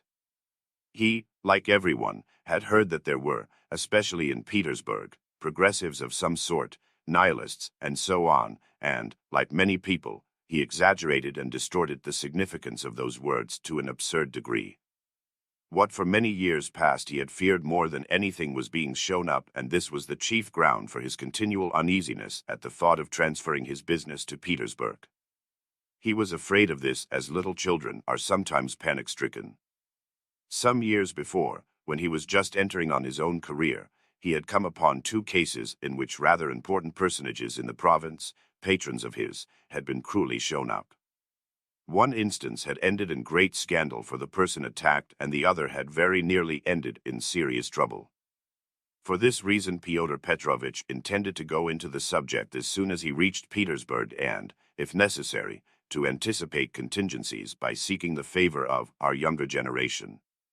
He relied on Andrei Semyonovich for this, and before his visit to Raskolnikov he had succeeded in picking up some current phrases. He soon discovered that Andrei Semyonovich was a commonplace simpleton, but that by no means reassured Fyodor Petrovich. Even if he had been certain that all the progressives were fools like him, it would not have allayed his uneasiness. All the doctrines, the ideas, the systems, with which Andrei Semyonovich pestered him had no interest for him. He had his own object. He simply wanted to find out at once what was happening here. Had these people any power or not? Had he anything to fear from them? Would they expose any enterprise of his? And what precisely was now the object of their attacks? Could he somehow make up to them and get round them if they really were powerful? Was this the thing to do or not? Couldn't he gain something through them? In fact, hundreds of questions presented themselves. Andrei Semyonovich was an anemic, scrofulous little man, with strangely flaxen mutton-chop whiskers of which he was very proud. He was a clerk and had almost always something wrong with his eyes. He was rather soft-hearted, but self-confident and sometimes extremely conceited in speech, which had an absurd effect, incongruous with his little figure. He was one of the lodgers most respected by Amalia Ivanovna, for he did not get drunk and paid regularly for his lodgings. Andrei Semyonovich really was rather stupid. He attached himself to the cause of progress and our younger generation from enthusiasm. He was one of the numerous and varied legion of dullards, of half-animate abortions, conceited, half-educated coxcombs, who attach themselves to the idea most in fashion only to vulgarize it, and who caricature every cause they serve, however sincerely. Though Lebeziatnikov was so good-natured, he, too, was beginning to dislike Fyodor Petrovich. This happened on both sides unconsciously. However simple Andrei Semyonovich might be, he began to see that Fyodor Petrovich was duping him and secretly despising him, and that he was not the right sort of man. He had tried expounding to him the system of Fourier and the Darwinian theory, but of late Fyodor Petrovich began to listen too sarcastically and even to be rude. The fact was, he had begun instinctively to guess that Lebeziatnikov was not merely a commonplace simpleton, but, perhaps, a liar, too, and that he had no connections of any consequence even in his own circle, but had simply picked things up third-hand, and that very likely he did not even know much about his own work of propaganda, for he was in too great a muddle. A fine person he would be to show anyone up. It must be noted, by the way, that Fyodor Petrovich had during those 10 days eagerly accepted the strangest praise from Andrei Semyonovich. He had not protested, for instance, when Andrei Semyonovich belauded him for being ready to contribute to the establishment of the new commune, or to abstain from christening his future children, or to acquiesce if Dunya were to take a lover a month after marriage, and so on. Fyodor Petrovich so enjoyed hearing his own praises that he did not disdain even such virtues when they were attributed to him. Fyodor Petrovich had had occasion that morning to realize some 5% bonds, and now he sat down to the table and counted over bundles of notes. Andrei Semyonovich, who hardly ever had any money, walked about the room pretending to himself to look at all those bank notes with indifference and even contempt. Nothing would have convinced Fyodor Petrovich that Andrei Semyonovich could really look on the money unmoved, and the latter, on his side, kept thinking bitterly that Fyodor Petrovich was capable of entertaining such an idea about him, and was, perhaps, glad of the opportunity of teasing his young friend by reminding him of his inferiority and the great difference between them. He found him incredibly inattentive and irritable, though he, Andrei Semyonovich, began enlarging on his favorite subject, the foundation of a new special commune. The brief remarks that dropped from Fyodor Petrovich between the clicking of the beads on the reckoning frame betrayed unmistakable and discourteous irony. But the humane Andrei Semyonovich ascribed Fyodor Petrovich's ill humor to his recent breach with Dunya, and he was burning with impatience to discourse on that theme.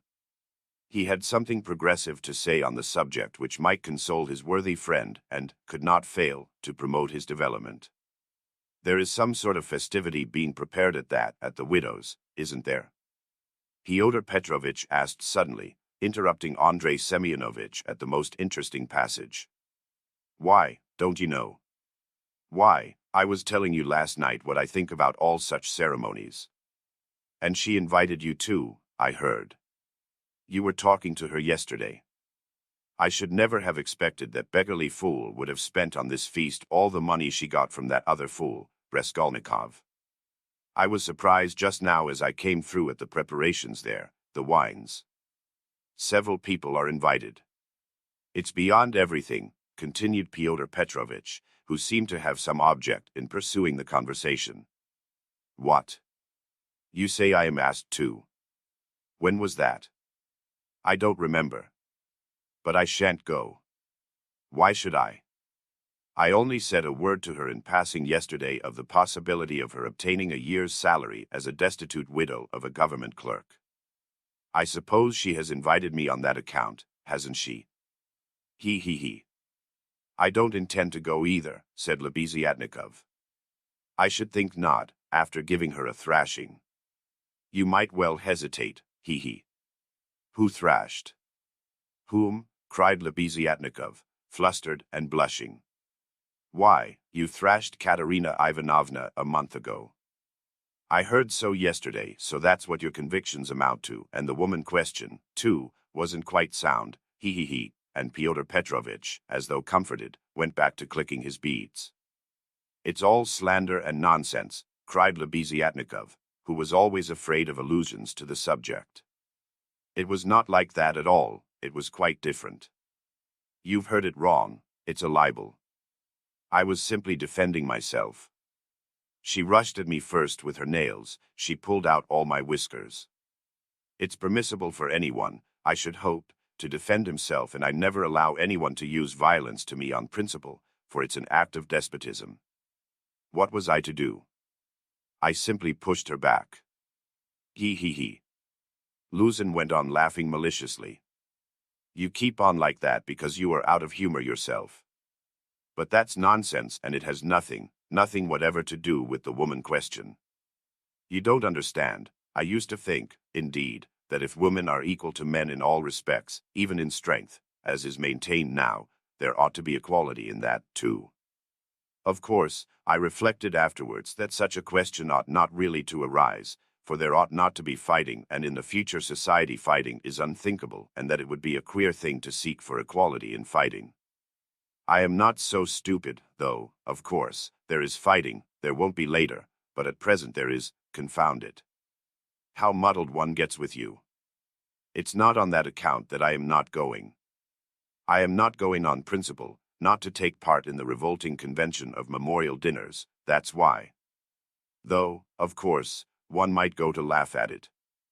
I am sorry there won't be any priests at it. I should certainly go if there were. Then you would sit down at another man's table and insult it and those who invited you. Certainly not insult, but protest. I should do it with a good object. I might indirectly assist the cause of enlightenment and propaganda. It's a duty of every man to work for enlightenment and propaganda, and the more harshly, perhaps, the better. I might drop a seed, an idea. And something might grow up from that seed. How should I be insulting them? They might be offended at first, but afterwards they'd see I'd done them a service.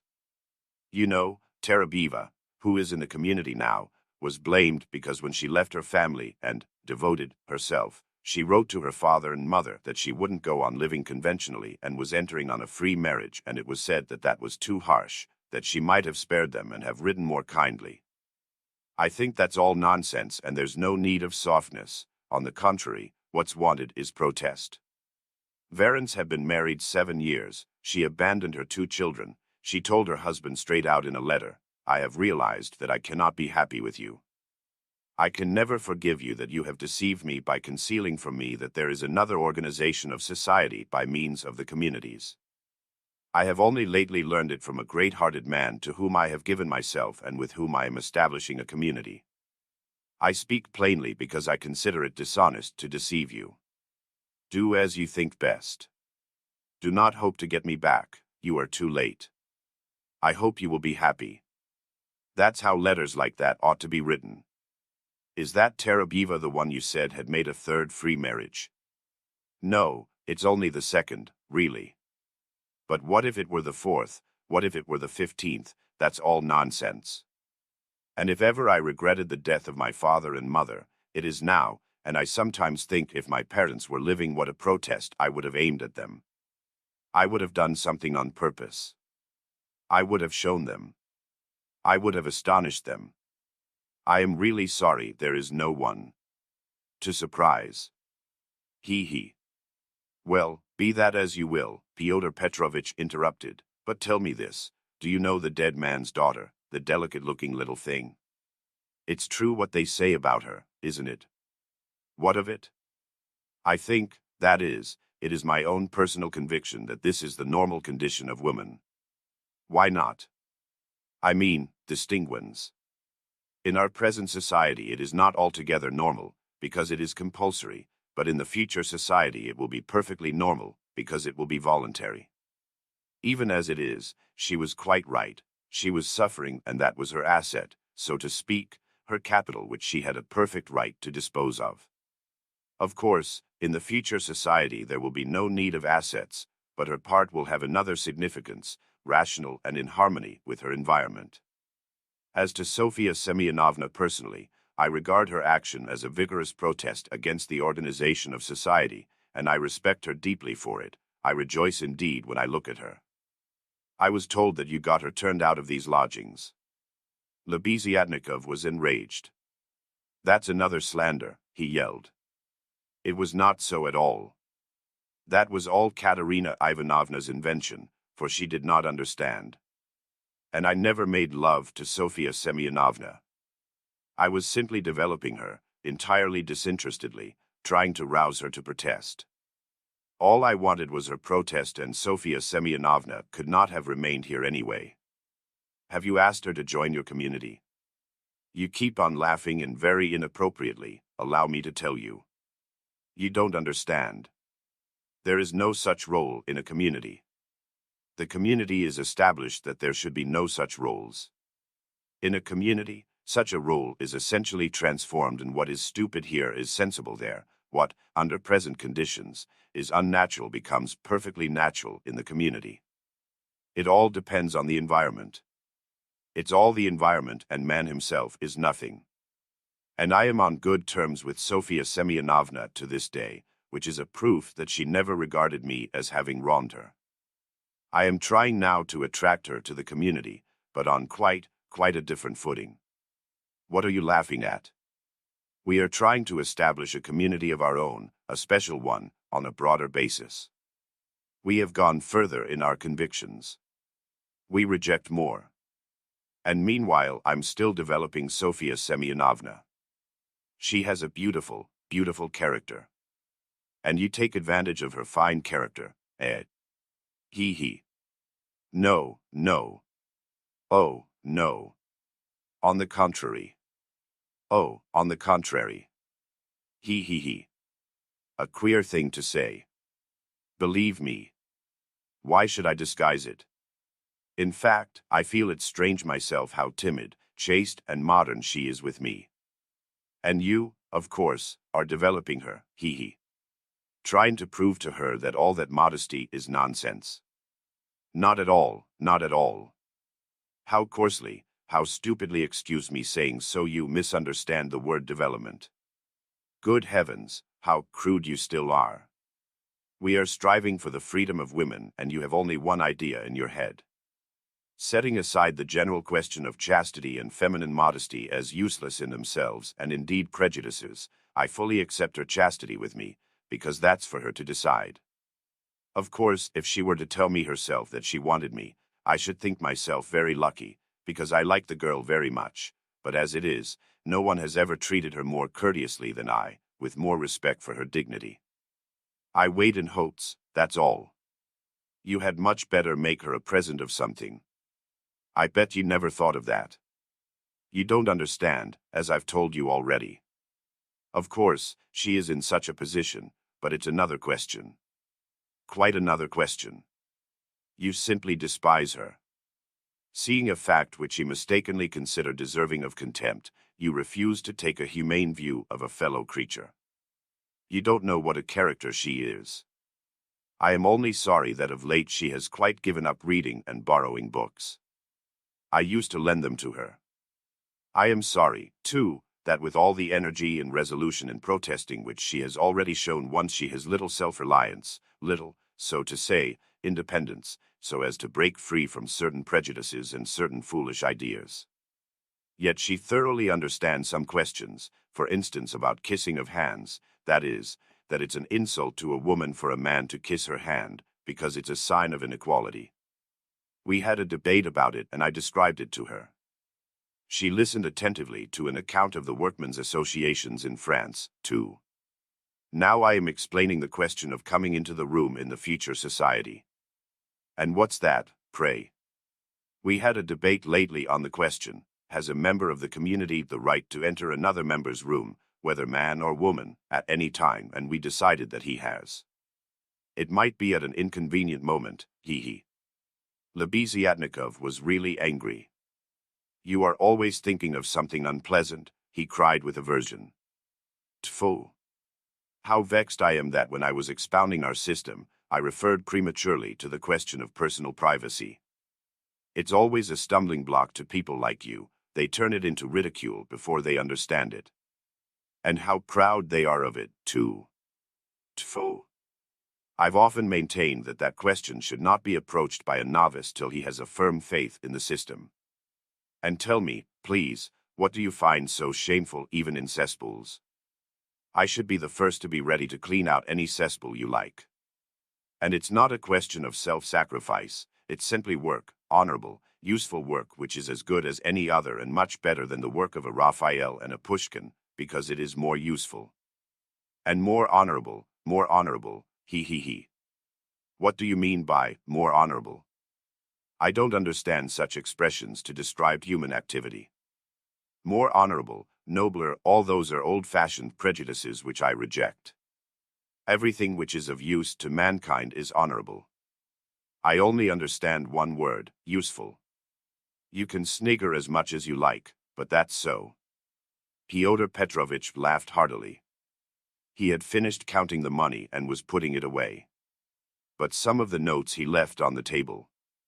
The cesspool question had already been a subject of dispute between them. What was absurd was that it made Lebeziatnikov really angry, while it amused Lozin, and at that moment he particularly wanted to anger his young friend. It's your ill luck yesterday that makes you so ill-humored and annoying, blurted out Lebeziatnikov, who in spite of his independence and his protests did not venture to oppose Fyodor Petrovitch and still behaved to him with some of the respect habitual in earlier years. You'd better tell me this, Fyodor Petrovitch interrupted with haughty displeasure. Can you, or rather are you really friendly enough with that young person to ask her to step in here for a minute? I think they've all come back from the cemetery. I heard the sound of steps. I want to see her, that young person. What for? Lebeziatnikov asked with surprise. Oh, I want to. I am leaving here today or tomorrow and therefore I wanted to speak to her about. However, you may be present during the interview. It's better you should be, indeed. For there's no knowing what you might imagine. I shan't imagine anything. I only asked, and, if you've anything to say to her, nothing is easier than to call her in.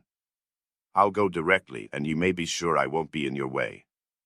5 minutes later Lebeziatnikov came in with Sonia. She came in very much surprised and overcome with shyness as usual. She was always shy in such circumstances and was always afraid of new people. She had been as a child and was even more so now. Fyodor Petrovitch met her politely and affably, but with a certain shade of bantering familiarity which in his opinion was suitable for a man of his respectability and weight in dealing with a creature so young and so interesting as she. He hastened to reassure her and made her sit down facing him at the table. Sonia sat down, looked about her at Lebeziatnikov, at the notes lying on the table and then again at Fyodor Petrovitch, and her eyes remained riveted on him. Lebeziatnikov was moving to the door. Fyodor Petrovich signed to Sonia to remain seated and stopped Lebeziatnikov. "Is Raskolnikov in there?" "Has he come?" he asked him in a whisper. "Raskolnikov?" "Yes." "Why?" "Yes, he is there. I saw him just come in." "Why?" "Well, I particularly bade you to remain here with us and not to leave me alone with this young woman. I only want a few words with her, but God knows what they may make of it. I shouldn't like Raskolnikov to repeat anything. You understand what I mean?" "I understand." Lebeziatnikov saw the point. "Yes, you are right.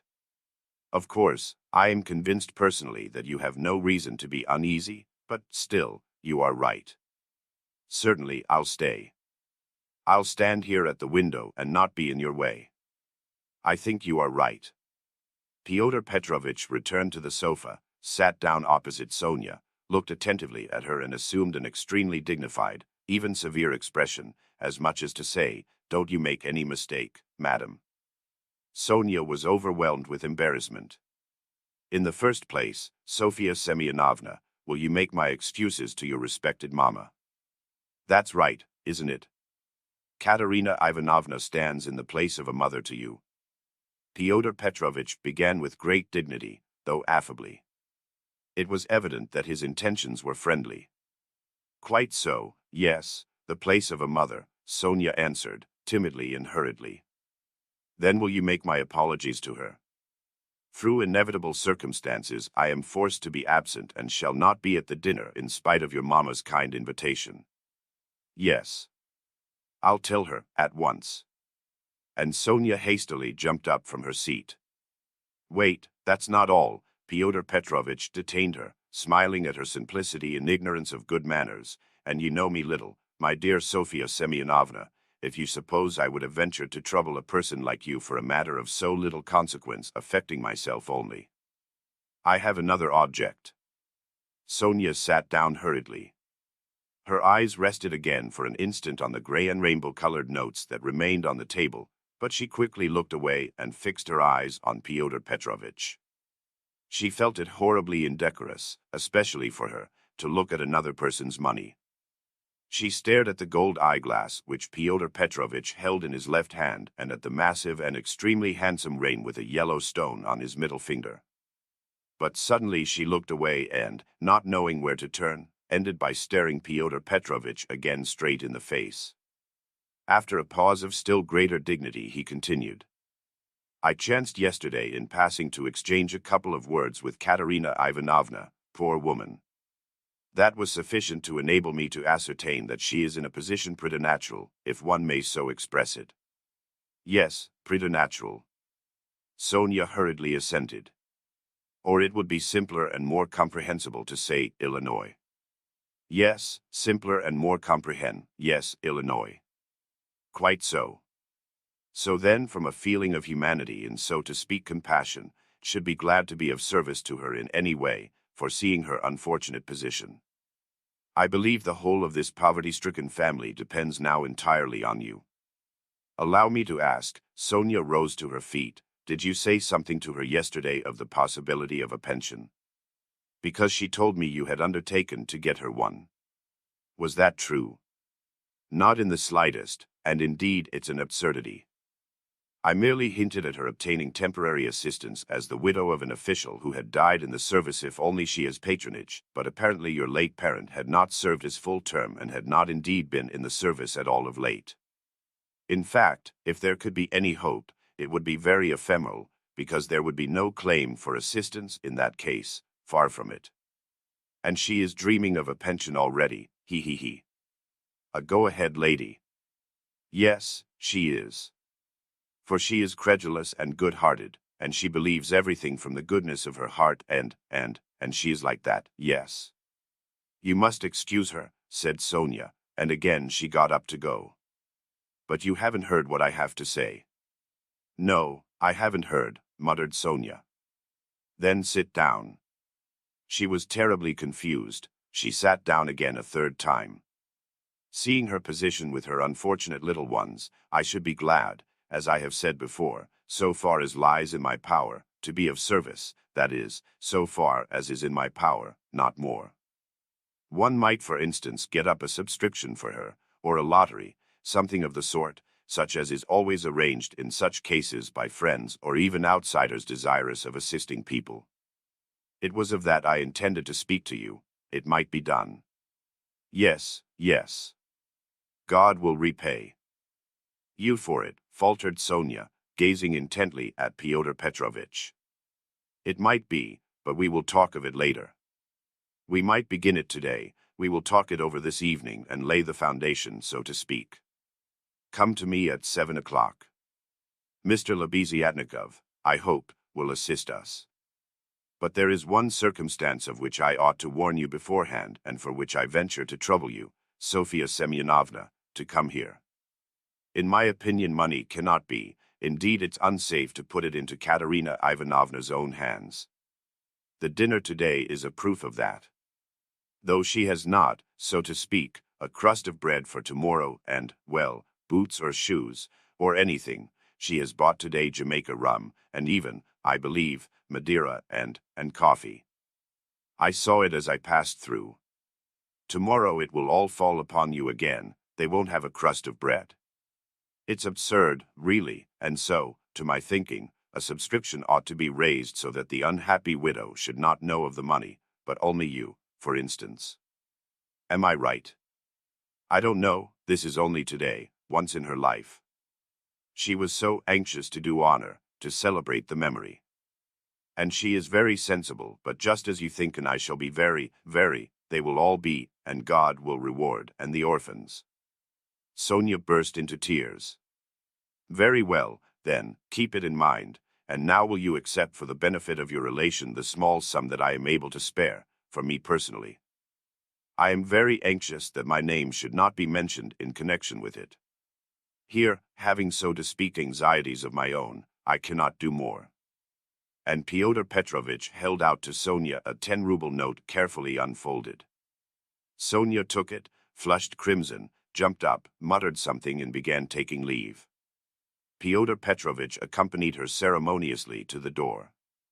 She got out of the room at last, agitated and distressed, and returned to Katerina Ivanovna, overwhelmed with confusion. All this time Lebeziatnikov had stood at the window or walked about the room, anxious not to interrupt the conversation. When Sonia had gone, he walked up to Fyodor Petrovitch and solemnly held out his hand. I heard and saw everything, he said, laying stress on the last verb. That is honorable, I mean to say, it's humane. You wanted to avoid gratitude, I saw. And although I cannot, I confess, in principle sympathize with private charity, for it not only fails to eradicate the evil but even promotes it, yet I must admit that I saw your action with pleasure. Yes, I like it. That's all nonsense, muttered Fyodor Petrovitch, somewhat disconcerted, looking carefully at Lebeziatnikov. No, it's not nonsense. A man who has suffered distress and annoyance as you did yesterday, and who yet can sympathize with the misery of others, such a man, even though he is making a social mistake, is still deserving of respect. I did not expect it indeed of you, Fyodor Petrovitch, especially as according to your ideas, oh, what a drawback your ideas are to you. How distressed you are, for instance, by your ill luck yesterday, cried the simple-hearted Lebeziatnikov, who felt a return of affection for Fyodor Petrovitch. And what do you want with marriage, with legal marriage, my dear, noble Fyodor Petrovitch? Why do you cling to this legality of marriage? Well, you may beat me if you like, but I am glad, positively glad it hasn't come off, that you are free, that you are not quite lost for humanity. You see, I've spoken my mind. Because I don't want in your free marriage to be made a fool of and to bring up another man's children. That's why I want legal marriage, Lozin replied in order to make some answer. He seemed preoccupied by something. Children. You referred to children. Lebeziatnikov started off like a warhorse at the trumpet call. Children are a social question and a question of first importance, I agree, but the question of children has another solution. Some refuse to have children altogether, because they suggest the institution of the family. We'll speak of children later, but now as to the question of honor, I confess that's my weak point. That horrid, military, Pushkin expression is unthinkable in the dictionary of the future. What does it mean indeed? It's nonsense. There will be no deception in a free marriage. That is only the natural consequence of a legal marriage, so to say, its corrective, a protest. So that indeed it's not humiliating, and if I ever, to suppose an absurdity, were to be legally married, I should be positively glad of it. I should say to my wife, my dear, hitherto I have loved you, now I respect you, for you've shown you can protest. You laugh. That's because you are incapable of getting away from prejudices. Confound it all. I understand now where the unpleasantness is of being deceived in a legal marriage, but it's simply a despicable consequence of a despicable position in which both are humiliated. When the deception is open, as in a free marriage, then it does not exist, it's unthinkable. Your wife will only prove how she respects you by considering you incapable of opposing her happiness and avenging yourself on her for her new husband. Damn it all. I sometimes dream if I were to be married, fool. I mean if I were to marry, legally or not, it's just the same. I should present my wife with a lover if she had not found one for herself. My dear, I should say, I love you, but even more than that I desire you to respect me. See. Am I not right? Fyodor Petrovitch sniggered as he listened, but without much merriment. He hardly heard it indeed. He was preoccupied with something else, and even Lebeziatnikov at last noticed it. Fyodor Petrovitch seemed excited and rubbed his hands. Lebeziatnikov remembered all this and reflected upon it afterwards. Chapter 2. It would be difficult to explain exactly what could have originated the idea of that senseless dinner in Katerina Ivanovna's disordered brain. Nearly 10 of the 20 rubles, given by Raskolnikov for Marmeladov's funeral, were wasted upon it. Possibly Katerina Ivanovna felt obliged to honor the memory of the deceased suitably, that all the lodgers, and still more Amalia Ivanovna, might know that he was in no way their inferior, and perhaps very much their superior, and that no one had the right to turn up his nose at him. Perhaps the chief element was that peculiar, poor man's pride, which compels many poor people to spend their last savings on some traditional social ceremony, simply in order to do like other people, and not to be looked down upon. It is very probable, too, that Katerina Ivanovna longed on this occasion, at the moment when she seemed to be abandoned by everyone, to show those wretched contemptible lodgers that she knew how to do things, how to entertain, and that she had been brought up in a genteel, she might almost say aristocratic colonel's family, and had not been meant for sweeping floors and washing the children's rags at night. Even the poorest and most broken-spirited people are sometimes liable to these paroxysms of pride and vanity which take the form of an irresistible nervous craving. And Katerina Ivanovna was not broken-spirited. She might have been killed by circumstance, but her spirit could not have been broken, that is, she could not have been intimidated, her will could not be crushed. Moreover, Sonia had said with good reason that her mind was unhinged. She could not be said to be insane, but for a year past she had been so harassed that her mind might well be overstrained. The later stages of consumption are apt, doctors tell us, to affect the intellect. There was no great variety of wines, nor was there Madeira, but wine there was. There was vodka, rum, and Lisbon wine, all of the poorest quality, but in sufficient quantity. Besides the traditional rice and honey, there were 3 or 4 dishes, one of which consisted of pancakes, all prepared in Amalia Ivanovna's kitchen. 2 samovars were boiling, that tea and punch might be offered after dinner. Katerina Ivanovna had herself seen to purchasing the provisions, with the help of one of the lodgers, an unfortunate little Pole who had somehow been stranded at Madame Lipovexel's. He promptly put himself at Katerina Ivanovna's disposal and had been all that morning and all the day before running about as fast as his legs could carry him, and very anxious that everyone should be aware of it. For every trifle he ran to Katerina Ivanovna, even hunting her out at the bazaar, at every instant called her Pani. She was heartily sick of him before the end, though she had declared at first that she could not have got on without this serviceable and magnanimous man. It was one of Katerina Ivanovna's characteristics to paint everyone she met in the most glowing colors. Her praises were so exaggerated as sometimes to be embarrassing. She would invent various circumstances to the credit of her new acquaintance and quite genuinely believe in their reality. Then all of a sudden she would be disillusioned and would rudely and contemptuously repulse the person she had only a few hours before been literally adoring. She was naturally of a gay, lively, and peace-loving disposition, but from continual failures and misfortunes she had come to desire so keenly that all should live in peace and joy and should not dare to break the peace, that the slightest jar, the smallest disaster, reduced her almost to frenzy, and she would pass in an instant from the brightest hopes and fancies to cursing her fate and raving, and knocking her head against the wall. Amalia Ivanovna, too, suddenly acquired extraordinary importance in Katerina Ivanovna's eyes and was treated by her with extraordinary respect, probably only because Amalia Ivanovna had thrown herself heart and soul into the preparations. She had undertaken to lay the table, to provide the linen, crockery, etc., and to cook the dishes in her kitchen, and Katerina Ivanovna had left it all in her hands and gone herself to the cemetery.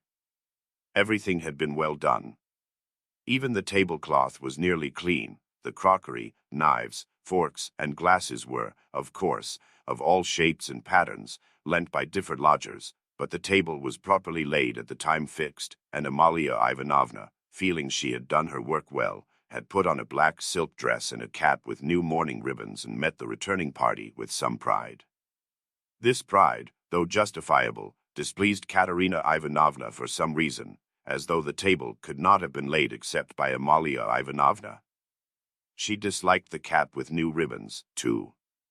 Could she be stuck up, the stupid German, because she was mistress of the house, and had consented as a favor to help her poor lodgers? As a favor. Fancy that. Katerina Ivanovna's father, who had been a colonel and almost a governor, had sometimes had the table set for 40 persons, and then anyone like Amalia Ivanovna, or rather Ludwigovna, would not have been allowed into the kitchen. Katerina Ivanovna, however, put off expressing her feelings for the time and contented herself with treating her coldly, though she decided inwardly that she would certainly have to put Amalia Ivanovna down and set her in her proper place, for goodness only knew what she was fancying herself. Katerina Ivanovna was irritated too by the fact that hardly any of the lodgers invited had come to the funeral, except the Pole, who had just managed to run into the cemetery, while to the memorial dinner the poorest and most insignificant of them had turned up, the wretched creatures, many of them not quite sober. The older and more respectable of them all, as if by common consent, stayed away.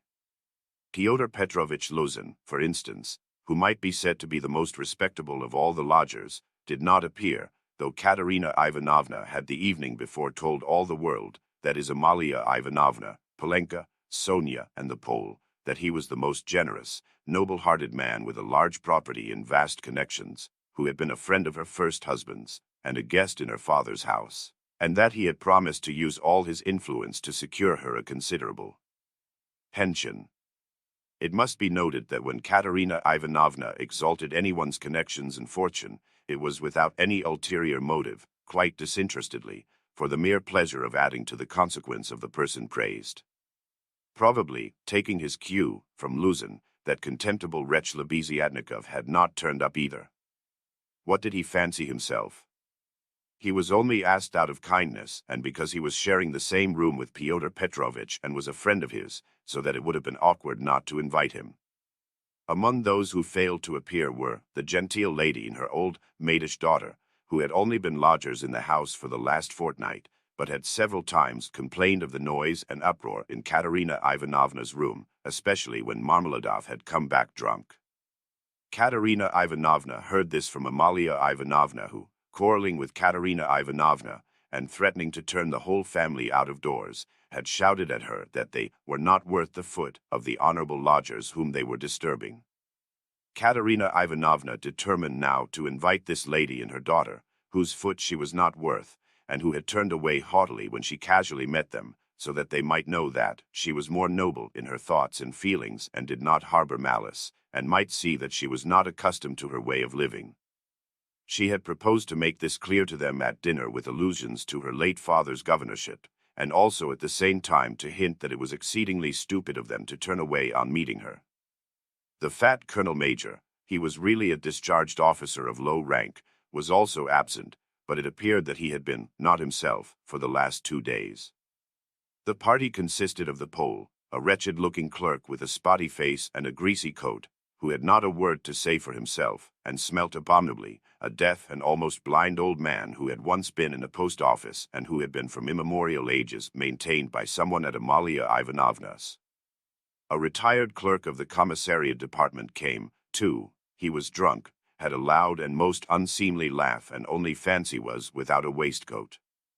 One of the visitors sat straight down to the table without even greeting Katerina Ivanovna. Finally, one person having no suit appeared in his dressing gown, but this was too much, and the efforts of Amalia Ivanovna and the Pole succeeded in removing him. The Pole brought with him, however, 2 other Poles who did not live at Amalia Ivanovna's and whom no one had seen here before. All this irritated Katerina Ivanovna intensely. For whom had they made all these preparations then? To make room for the visitors, the children had not even been laid for at the table, but the 2 little ones were sitting on a bench in the furthest corner with their dinner laid on a box, while Polenka, as a big girl, had to look after them, feed them, and keep their noses wiped like well-bred children's. Katerina Ivanovna, in fact, could hardly help meeting her guests with increased dignity and even haughtiness.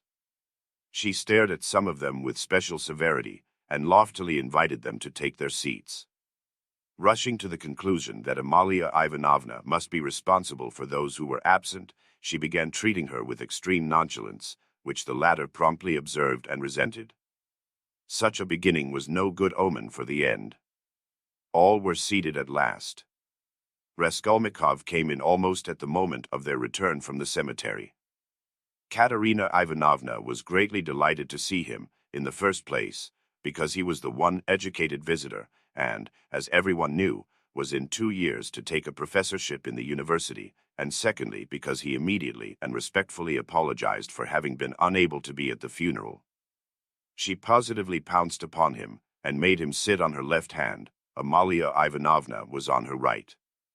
In spite of her continual anxiety that the dishes should be passed round correctly and that everyone should taste them, in spite of the agonizing cough which interrupted her every minute and seemed to have grown worse during the last few days, she hastened to pour out in a half-whisper to Raskolnikov all her suppressed feelings and her just indignation at the failure of the dinner, interspersing her remarks with lively and uncontrollable laughter at the expense of her visitors and especially of her landlady.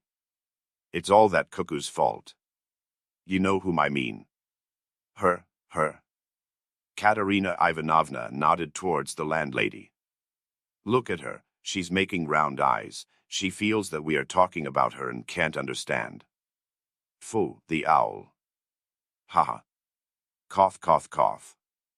And what does she put on that cap for? Cough, cough, cough. Have you noticed that she wants everyone to consider that she is patronizing me and doing me an honor by being here? I asked her like a sensible woman to invite people, especially those who knew my late husband, and look at the set of fools she has brought. The sweets? Look at that one with the spotty face. And those wretched Poles, ha ha ha. Cough, cough, cough. Not one of them has ever poked his nose in here. I've never set eyes on them. What have they come here for, I asked you? There they sit in a row. Hey, Pan, she cried suddenly to one of them, have you tasted the pancakes? Take some more. Have some beer. Won't you have some vodka? Look, he's jumped up and is making his bows. They must be quite starved, poor things. Never mind, let them eat.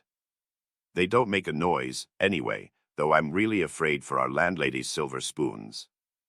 Amalia Ivanovna, she addressed her suddenly, almost aloud, if your spoons should happen to be stolen, I won't be responsible, I warn you.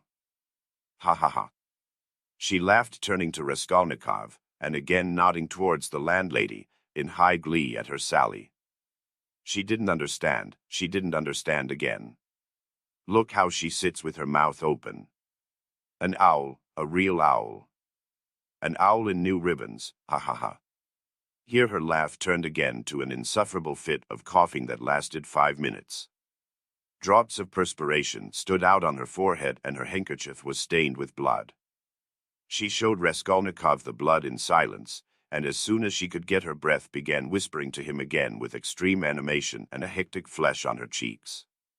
Do you know, I gave her the most delicate instructions, so to speak, for inviting that lady and her daughter. You understand of whom I am speaking. It needed the utmost delicacy, the greatest nicety, but she has managed things so that that fool, that conceited baggage, that provincial nonentity, simply because she is the widow of a major, and has come to try and get a pension and to fray out her skirts in the government offices, because at 50 she paints her face, everybody knows it. A creature like that did not think fit to come, and has not even answered the invitation, which the most ordinary good manners required. I can't understand why Fyodor Petrovitch has not come. But where's Sonia? Where has she gone? Ah, there she is at last. What is it, Sonia? Where have you been? It's odd that even at your father's funeral you should be so unpunctual. Rodion Romanovitch, make room for her beside you. That's your place, Sonia, take what you like. Have some of the cold entree with jelly, that's the best. They'll bring the pancakes directly.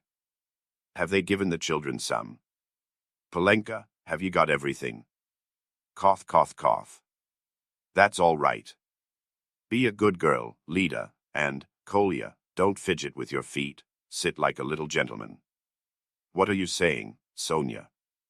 Sonia hastened to give her Fyodor Petrovitch's apologies, trying to speak loud enough for everyone to hear and carefully choosing the most respectful phrases which she attributed to Fyodor Petrovitch. She added that Fyodor Petrovitch had particularly told her to say that, as soon as he possibly could, he would come immediately to discuss business alone with her and to consider what could be done for her, etc., etc. Sonia knew that this would comfort Katerina Ivanovna, would flatter her and gratify her pride. She sat down beside Raskolnikov. She made him a hurried bow, glancing curiously at him. But for the rest of the time she seemed to avoid looking at him or speaking to him. She seemed absent-minded, though she kept looking at Katerina Ivanovna, trying to please her. Neither she nor Katerina Ivanovna had been able to get mourning. Sonia was wearing dark brown, and Katerina Ivanovna had on her only dress, a dark-striped cotton one. The message from Fyodor Petrovitch was very successful. Listening to Sonia with dignity, Katerina Ivanovna inquired with equal dignity how Fyodor Petrovitch was, then at once whispered almost aloud to Raskolnikov that it certainly would have been strange for a man of Fyodor Petrovitch's position and standing to find himself in such extraordinary company, in spite of his devotion to her family and his old friendship with her father. That's why I am so grateful to you, Rodion Romanovitch, that you have not disdained my hospitality, even in such surroundings, she added almost aloud. But I am sure that it was only your special affection for my poor husband that has made you keep your promise. Then once more with pride and dignity she scanned her visitors, and suddenly inquired aloud across the table of the deaf man, wouldn't he have some more meat, and had he been given some wine? The old man made no answer and for a long while could not understand what he was asked, though his neighbors amused themselves by poking and shaking him. He simply gazed about him with his mouth open, which only increased the general mirth. What an imbecile! Look, look! Why was he brought? But as to Fyodor Petrovitch, I always had confidence in him, Katerina Ivanovna continued, and, of course, he is not like, with an extremely stern face she addressed Amalia Ivanovna so sharply and loudly that the latter was quite disconcerted, not like your dressed-up draggletails whom my father would not have taken as cooks into his kitchen, and my late husband would have done them honor if he had invited them in the goodness of his heart. Yes, he was fond of drink, he was fond of it, he did drink, cried the commissariat clerk, gulping down his 12th glass of vodka. My late husband certainly had that weakness, and everyone knows it. Katerina Ivanovna attacked him at once, but he was a kind and honorable man, who loved and respected his family. The worst of it was his good nature made him trust all sorts of disreputable people, and he drank with fellows who were not worth the sole of his shoe. Would you believe it, Rodion Romanovitch, they found a gingerbread cock in his pocket. He was dead drunk, but he did not forget the children. A cock. Did you say a cock? Shouted the commissariat clerk. Katerina Ivanovna did not vouchsafe a reply. She sighed, lost in thought.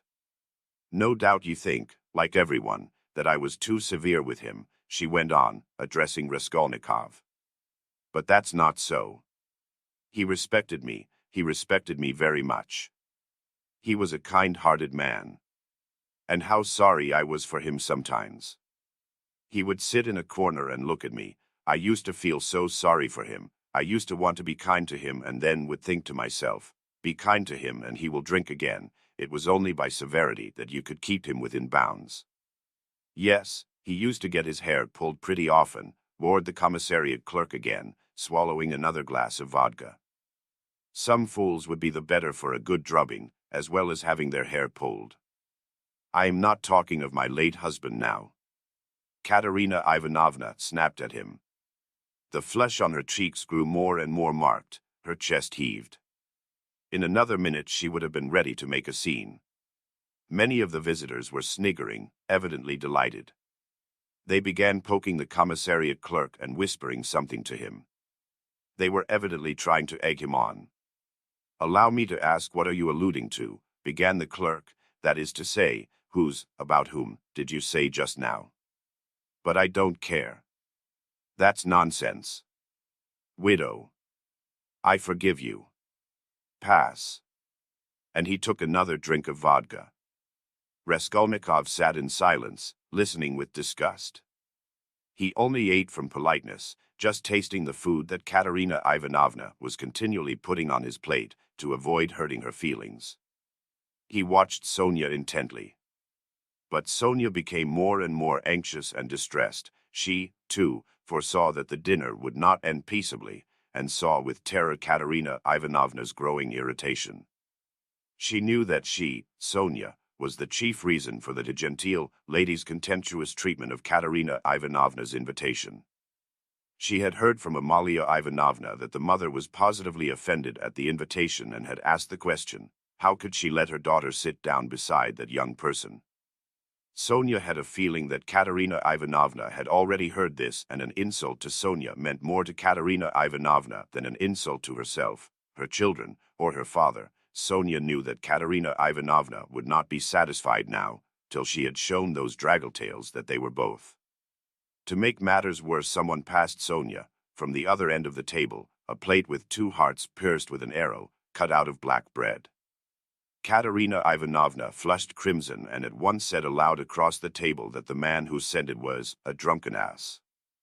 Amalia Ivanovna was foreseeing something amiss, and at the same time deeply wounded by Katerina Ivanovna's haughtiness, and to restore the good humor of the company and raise herself in their esteem, she began, apropos of nothing, telling a story about an acquaintance of hers, Karl from the chemist's, who was driving one night in a cab, and that the cabman wanted him to kill, and Karl very much begged him not to kill, and wept and clasped hands, and frightened and from fear pierced his heart. Though Katerina Ivanovna smiled, she observed at once that Amalia Ivanovna ought not to tell anecdotes in Russian. The latter was still more offended, and she reported that her father aus Berlin was a very important man, and always went with his hands in pockets. Katerina Ivanovna could not restrain herself and laughed so much that Amalia Ivanovna lost patience and could scarcely control herself. "Listen to the owl." Katerina Ivanovna whispered at once, her good humor almost restored. She meant to say he kept his hands in his pockets, but she said he put his hands in people's pockets. Cough, cough.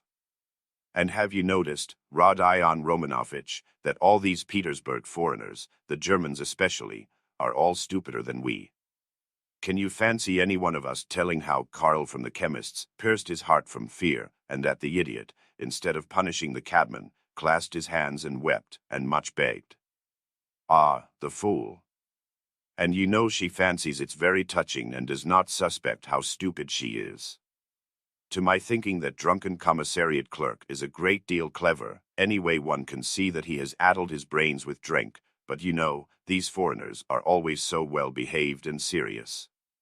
Look how she sits glaring. She is angry, aha. Cough, cough, cough." Regaining her good humor, Katerina Ivanovna began at once telling Raskolnikov that when she had obtained her pension, she intended to open a school for the daughters of gentlemen in her native town T. This was the first time she had spoken to him of the project, and she launched out into the most alluring details. It suddenly appeared that Katerina Ivanovna had in her hands the very certificate of honor of which Marmeladov had spoken to Raskolnikov in the tavern, when he told him that Katerina Ivanovna, his wife, had danced the shawl dance before the governor and other great personages on leaving school. This certificate of honor was obviously intended now to prove Katerina Ivanovna's right to open a boarding school, but she had armed herself with it chiefly with the object of overwhelming those two stuck-up draggletails if they came to the dinner, and proving incontestably that Katerina Ivanovna was of the most noble, she might even say aristocratic family, a colonel's daughter, and was far superior to certain adventuresses who have been so much to the fore of late. The certificate of honor immediately passed into the hands of the drunken guests, and Katerina Ivanovna did not try to retain it, for it actually contained the statement and touts lettres that her father was of the rank of a major, and also a companion of an order, so that she really was almost the daughter of a colonel. Warming up, Katerina Ivanovna proceeded to enlarge on the peaceful and happy life they would lead in T, on the gymnasium teachers whom she would engage to give lessons in her boarding school, one a most respectable old Frenchman, one Mangot, who had taught Katerina Ivanovna herself in old days and was still living in T, and would no doubt teach in her school on moderate terms. Next she spoke of Sonia, who would go with her to T and help her in all her plans. At this someone at the further end of the table gave a sudden guffaw. Though Katerina Ivanovna tried to appear to be disdainfully unaware of it, she raised her voice and began at once speaking with conviction of Sonia's undoubted ability to assist her, of her gentleness, patience, devotion, generosity, and good education, tapping Sonia on the cheek and kissing her warmly twice. Sonia flushed crimson, and Katerina Ivanovna suddenly burst into tears, immediately observing that she was nervous and silly, that she was too much upset, that it was time to finish, and as the dinner was over, it was time to hand round the tea. At that moment, Amalia Ivanovna, deeply aggrieved at taking no part in the conversation, and not being listened to, made one last effort, and with secret misgivings ventured on an exceedingly deep and weighty observation, that, in the future boarding school she would have to pay particular attention to Dai-was-che, and that there certainly must be a good dame to look after the linen, and secondly that the young ladies must not novels at night read. Katerina Ivanovna, who certainly was upset and very tired, as well as heartily sick of the dinner, at once cut short Amalia Ivanovna, saying she knew nothing about it and was talking nonsense, that it was the business of the laundry maid, and not of the directors of a high-class boarding school to look after Dai-was-che, and as for novel reading, that was simply rudeness, and she begged her to be silent. Amalia Ivanovna fired up and getting angry observed that she only meant her good, and that she had meant her very good, and that it was long since she had paid her gold for the lodgings.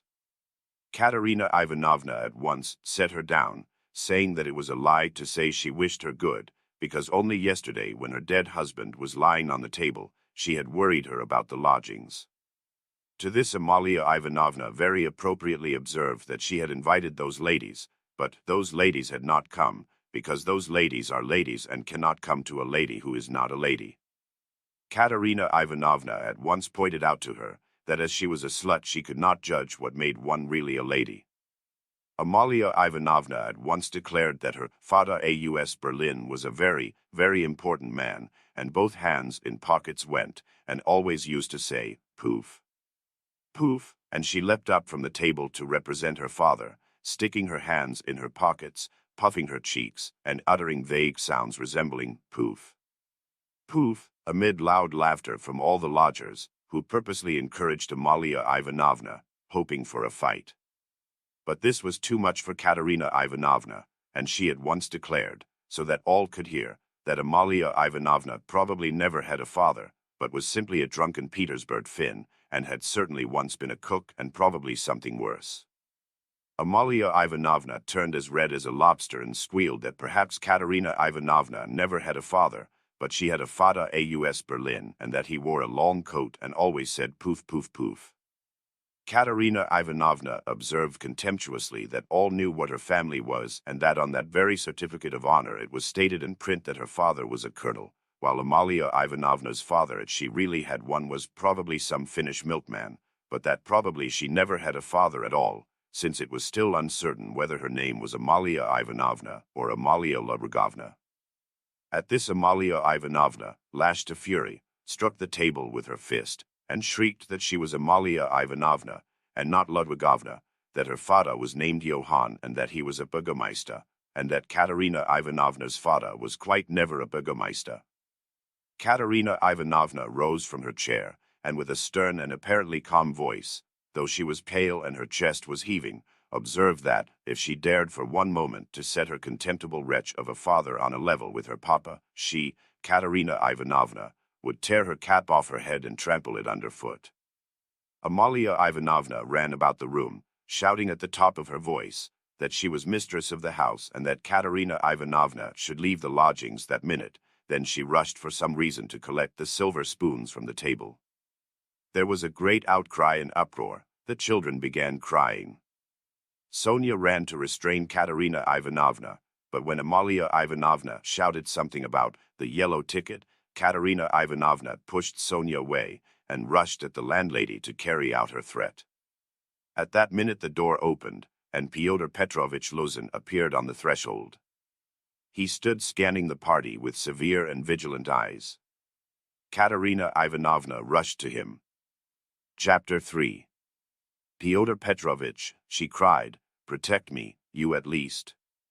Make this foolish woman understand that she can't behave like this to a lady in misfortune, that there is a law for such things. I'll go to the Governor-General himself. She shall answer for it. Remembering my father's hospitality, protect these orphans. Allow me, madam. Allow me. Fyodor Petrovich waved her off. Your papa, as you are well aware, I had not the honor of knowing. Someone laughed aloud, and I do not intend to take part in your everlasting squabbles with Amalia Ivanovna. I have come here to speak of my own affairs, and I want to have a word with your stepdaughter, Sofia Ivanovna, I think it is. Allow me to pass. Fyodor Petrovich, edging by her, went to the opposite corner where Sonia was. Katerina Ivanovna remained standing where she was, as though thunderstruck. She could not understand how Fyodor Petrovich could deny having enjoyed her father's hospitality. Though she had invented it herself, she believed in it firmly by this time. She was struck too by the businesslike, dry, and even contemptuous menacing tone of Fyodor Petrovich. All the clamor gradually died away at his entrance. Not only was this serious business man strikingly incongruous with the rest of the party, but it was evident, too, that he had come upon some matter of consequence, that some exceptional cause must have brought him and that therefore something was going to happen. Raskolnikov, standing beside Sonia, moved aside to let him pass. Fyodor Petrovich did not seem to notice him. A minute later Lebeziatnikov, too, appeared in the doorway. He did not come in, but stood still, listening with marked interest, almost wonder, and seemed for a time perplexed. Excuse me for possibly interrupting you, but it's a matter of some importance, Fyodor Petrovich observed, addressing the company generally. I am glad indeed to find other persons present. Amalia Ivanovna, I humbly beg you as mistress of the house to pay careful attention to what I have to say to Sofia Ivanovna. Sofia Ivanovna, he went on, addressing Sonia, who was very much surprised and already alarmed. Immediately after your visit I found that a 100-ruble note was missing from my table, in the room of my friend Mr. Lebeziatnikov. If in any way whatever you know and will tell us where it is now, I assure you on my word of honor and call all present to witness that the matter shall end there. In the opposite case I shall be compelled to have recourse to very serious measures, and then you must blame yourself. Complete silence reigned in the room. Even the crying children were still. Sonia stood deadly pale, staring at Luzin and unable to say a word. She seemed not to understand. Some seconds passed. Well, how is it to be then? Asked Luzin, looking intently at her. I don't know. I know nothing about it, Sonia articulated faintly at last. No, you know nothing. Luzin repeated, and again he paused for some seconds. Think a moment, mademoiselle, he began severely, but still, as it were, admonishing her. Reflect, I am prepared to give you time for consideration. Kindly observe this. If I were not so entirely convinced I should not, you may be sure, with my experience, venture to accuse you so directly. Seeing that for such direct accusation before witnesses, if false or even mistaken, I should myself in a certain sense be made responsible, I am aware of that. This morning I changed for my own purposes several 5% securities for the sum of approximately 3,000 rubles. The account is noted down in my pocketbook. On my return home I proceeded to count the money as Mr. Lebeziatnikov will bear witness, and after counting 2,300 rubles I put the rest in my pocketbook in my coat pocket. About 500 rubles remained on the table, and among them 3 notes of 100 rubles each. At that moment you entered, at my invitation, and all the time you were present you were exceedingly embarrassed, so that 3 times you jumped up in the middle of the conversation and tried to make off. Mr. Lebeziatnikov can bear witness to this. You yourself, mademoiselle, probably will not refuse to confirm my statement that I invited you through Mr. Lebeziatnikov solely in order to discuss with you the hopeless and destitute position of your relative, Katerina Ivanovna, whose dinner I was unable to attend, and the advisability of getting up something of the nature of a subscription, lottery, or the like, for her benefit. You thanked me and even shed tears. I describe all this as it took place, primarily to recall it to your mind, and secondly to show you that not the slightest detail has escaped my recollection. Then I took a 10-ruble note from the table and handed it to you by way of first installment on my part for the benefit of your relative. Mr. Lebeziatnikov saw all this.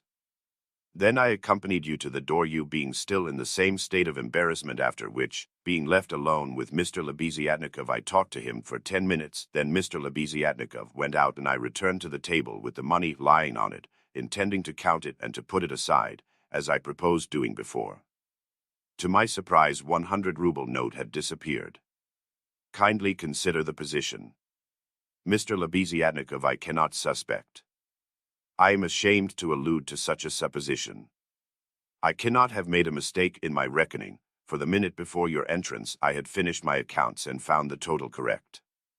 You will admit that, recollecting your embarrassment, your eagerness to get away, and the fact that you kept your hands for some time on the table, and taking into consideration your social position and the habits associated with it, I was, so to say, with horror and positively against my will, compelled to entertain a suspicion, a cruel but justifiable suspicion.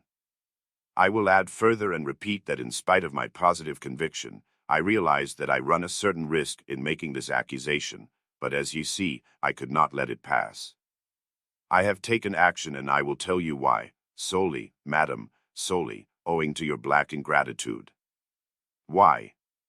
I invite you for the benefit of your destitute relative. I present you with my donation of 10 rubles, and you, on the spot, repay me for all that with such an action. It is too bad. You need a lesson. Reflect. Moreover, like a true friend I bade you, and you could have no better friend at this moment, think what you are doing, otherwise I shall be immovable. Well, what do you say? I have taken nothing, Sonia whispered in terror. You gave me 10 rubles, here it is, take it. Sonia pulled her handkerchief out of her pocket, untied a corner of it, took out the 10-ruble note and gave it to Luzin. And the 100 rubles you do not confess to taking, he insisted reproachfully, not taking the note. Sonia looked about her. All were looking at her with such awful, stern, ironical, hostile eyes. She looked at Raskolnikov. He stood against the wall, with his arms crossed, looking at her with glowing eyes. Good God, broke from Sonia. Amalia Ivanovna, we shall have to send word to the police, and therefore I humbly bade you meanwhile to send for the house porter, Luzin said softly and even kindly. Gott barmherzig.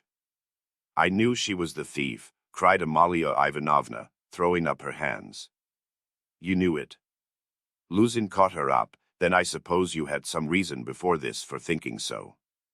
I bade you, worthy Amalia Ivanovna, to remember your words which have been uttered before witnesses. There was a buzz of loud conversation on all sides. All were in movement. "What?" cried Katerina Ivanovna, suddenly realizing the position, and she rushed at Luzin. "What? You accuse her of stealing?" "Sonia." "Ah, the wretches, the wretches." And running to Sonia, she flung her wasted arms round her and held her as in a vice. "Sonia, how dared you take 10 rubles from him? Foolish girl. Give it to me. Give me the 10 rubles at once here." And snatching the note from Sonia, Katerina Ivanovna crumpled it up and flung it straight into Luzin's face. It hit him in the eye and fell on the ground. Amalia Ivanovna hastened to pick it up. Fyodor Petrovitch lost his temper. "Hold that mad woman," he shouted. At that moment several other persons, besides Lebeziatnikov, appeared in the doorway, among them the 2 ladies. "What? Mad? Am I mad?" "Idiot!" shrieked Katerina Ivanovna. "You are an idiot yourself, pettifogging lawyer, base man. Sonia, Sonia, take his money. Sonia a thief. Why, she'd give away her last penny," and Katerina Ivanovna broke into hysterical laughter. "Did you ever see such an idiot?" She turned from side to side. "And you too?" She suddenly saw the landlady. "And you too, sausage eater, you declare that she is a thief, you trashy Prussian hen's leg in a crinoline. She hasn't been out of this room, she came straight from you, you wretch, and sat down beside me, everyone saw her. She sat here, by Rod Ion Romanovitch.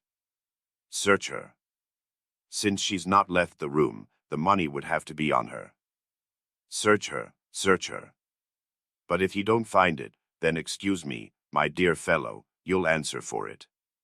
I'll go to our sovereign, to our sovereign, to our gracious Tsar himself, and throw myself at his feet, today, this minute. I am alone in the world. They would let me in. Do you think they wouldn't? You're wrong, I will get in. I will get in. You reckoned on her meekness. You relied upon that. But I am not so submissive, let me tell you. You've gone too far yourself. Search her, search her." And Katerina Ivanovna, in a frenzy, shook Luzin and dragged him towards Sonia. "I am ready, I'll be responsible, but calm yourself, madam, calm yourself. I see that you are not so submissive. Well, well, but as to that," Luzin muttered, "that ought to be before the police, though indeed there are witnesses enough as it is. I am ready. But in any case it's difficult for a man, on account of her sex. But with the help of Amalia Ivanovna, though, of course, it's not the way to do things. How is it to be done?" "As you will. Let anyone who likes search her," cried Katerina Ivanovna. "Sonia, turn out your pockets. See. Look, monster, the pocket is empty, here was her handkerchief. Here is the other pocket, look. Juicy, juicy." And Katerina Ivanovna turned, or rather snatched, both pockets inside out. But from the right pocket a piece of paper flew out and, describing a parabola in the air, fell at Luzin's feet. Everyone saw it, several cried out. Fyodor Petrovitch stooped down, picked up the paper in 2 fingers, lifted it where all could see it, and opened it. It was a 100-ruble note folded in 8. Fyodor Petrovitch held up the note, showing it to everyone. "Thief! Out of my lodging! Police, police!" yelled Amalia Ivanovna. "They must to Siberia be sent." "Away!" Exclamations arose on all sides. Raskolnikov was silent, keeping his eyes fixed on Sonia, except for an occasional rapid glance at Luzin. Sonia stood still, as though unconscious. She was hardly able to feel surprise. Suddenly the color rushed to her cheeks, she uttered a cry and hid her face in her hands. "No, it wasn't I. I didn't take it. I know nothing about it," she cried with a heartrending wail, and she ran to Katerina Ivanovna, who clasped her tightly in her arms, as though she would shelter her from all the world. "Sonia! Sonia! I don't believe it. You see, I don't believe it, she cried in the face of the obvious fact, swaying her to and fro in her arms like a baby, kissing her face continually, then snatching at her hands and kissing them, too. You took it? How stupid these people are. Oh dear. You are fools, fools, she cried, addressing the whole room. You don't know what a heart she has, what a girl she is. She'd take it, she'd sell her last rag, she'd go barefoot to help you if you needed it, that's what she is. She has the yellow passport because my children were starving, she sold herself for us. Ah, husband, husband. Do you see? Do you see? What a memorial dinner for you. Merciful heavens. Defend her, why are you all standing still? Rodion Romanovich, why don't you stand up for her? Do you believe it, too? You are not worth her little finger, all of you together. Good God. Defend her now, at least. The wail of the poor, consumptive, helpless woman seemed to produce a great effect on her audience. The agonized, wasted, consumptive face, the parched blood-stained lips, the hoarse voice, the tears unrestrained as a child's, the trustful, childish and yet despairing prayer for help were so piteous that everyone seemed to feel for her. Fyodor Petrovitch at any rate was at once moved to compassion. Madam, madam, this incident does not reflect upon you, he cried impressively. No one would take upon himself to accuse you of being an instigator or even an accomplice in it, especially as you have proved her guilt by turning out her pockets, showing that you had no previous idea of it. I am most ready to show compassion, if poverty, so to speak, drove Sofia Semyonovna to it. But why did you refuse to confess, mademoiselle? Were you afraid of the disgrace? The first step. You lost your head, perhaps. One can quite understand it. But how could you have lowered yourself to such an action? Gentlemen, he addressed the whole company, gentlemen. Compassionate and, so to say, commiserating these people, I am ready to overlook it even now in spite of the personal insult lavished upon me.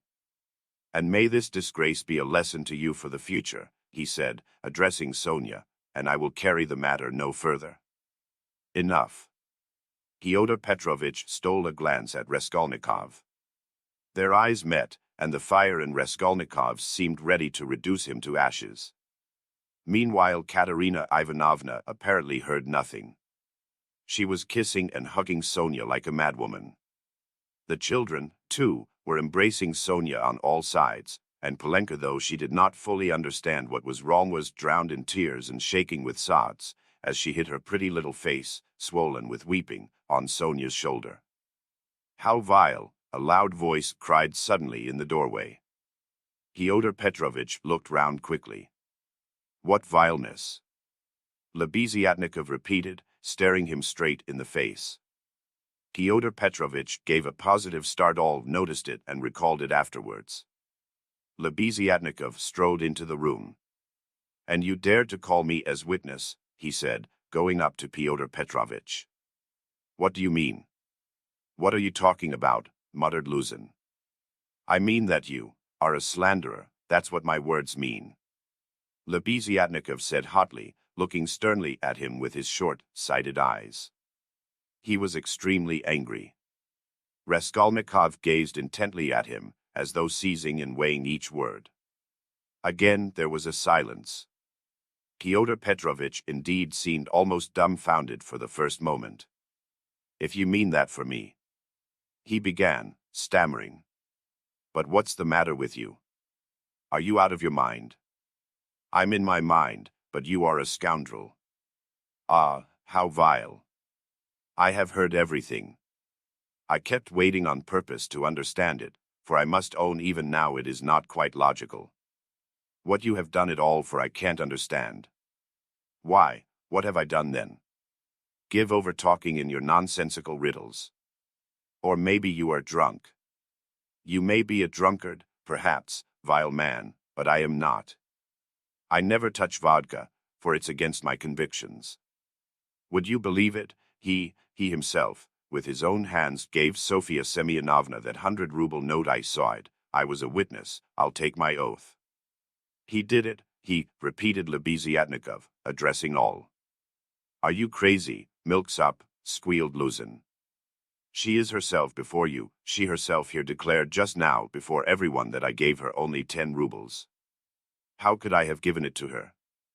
I saw it, Lebeziatnikov repeated, and though it is against my principles, I am ready this very minute to take any oath you like before the court, for I saw how you slipped it in her pocket. Only like a fool I thought you did it out of kindness. When you were saying goodbye to her at the door, while you held her hand in one hand, with the other, the left, you slipped the note into her pocket. I saw it. Luzin turned pale. What lies, he cried impudently. Why, how could you, standing by the window, see the note? You fancied it with your short-sighted eyes. You are raving. No, I didn't fancy it. And though I was standing some way off, I saw it all. And though it certainly would be hard to distinguish a note from the window, that's true, I knew for certain that it was a 100-ruble note, because, when you were going to give Sofia Semyonovna 10 rubles, you took up from the table a 100-ruble note. I saw it because I was standing near then, and an idea struck me at once, so that I did not forget you had it in your hand. You folded it and kept it in your hand all the time. I didn't think of it again until, when you were getting up, you changed it from your right hand to your left and nearly dropped it. I noticed it because the same idea struck me again, that you meant to do her a kindness without my seeing. You can fancy how I watched you, and I saw how you succeeded in slipping it into her pocket. I saw it, I'll take my oath. Lebeziatnikov was almost breathless.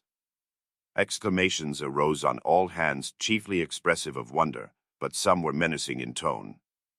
They all crowded round Fyodor Petrovitch. Katerina Ivanovna flew to Lebeziatnikov. I was mistaken in you.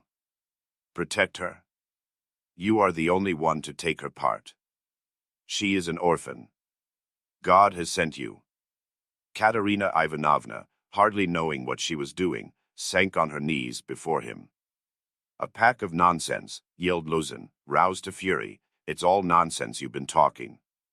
An idea struck you, you didn't think, you noticed what does it amount to.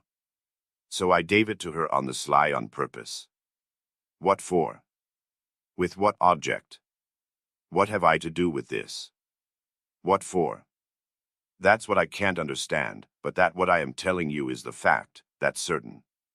So far from my being mistaken, you infamous criminal man, I remember how, on account of it, a question occurred to me at once, just when I was thanking you and pressing your hand. What made you put it secretly in her pocket? Why you did it secretly, I mean. Could it be simply to conceal it from me, knowing that my convictions are opposed to yours and that I do not approve of private benevolence, which effects no radical cure? Well, I decided that you really were ashamed of giving such a large sum before me.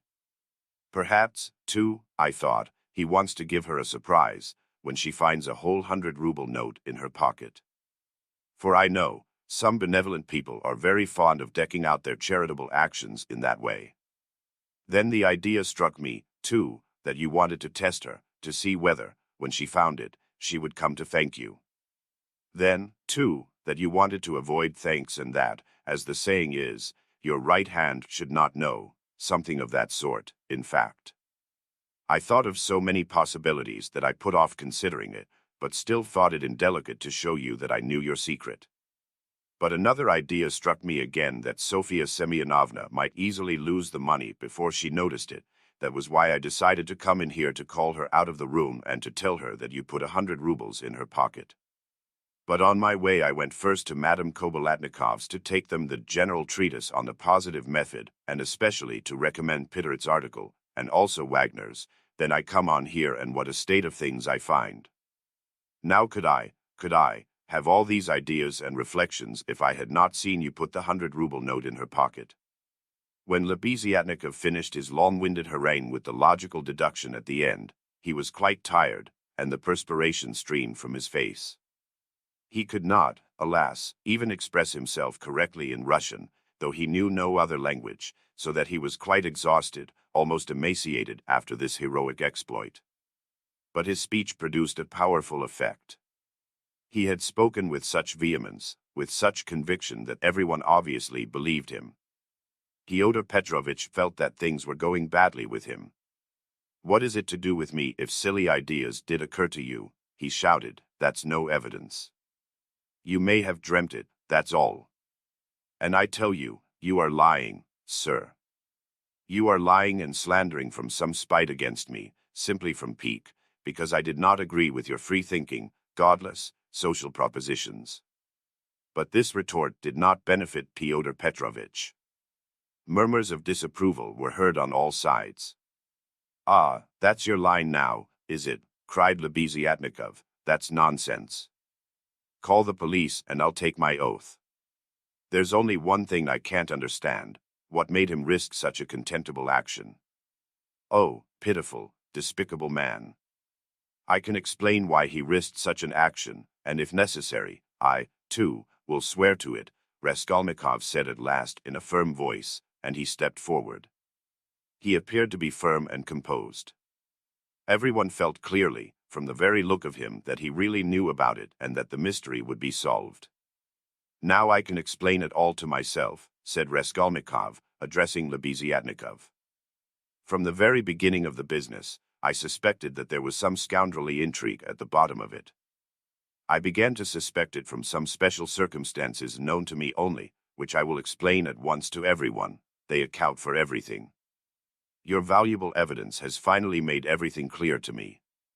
I beg all to listen. This gentleman," he pointed to Luzin, "was recently engaged to be married to a young lady, my sister, Avdotya Romanovna Raskolnikov. But coming to Petersburg, he quarreled with me, the day before yesterday, at our first meeting, and I drove him out of my room. I have 2 witnesses to prove it. He is a very spiteful man.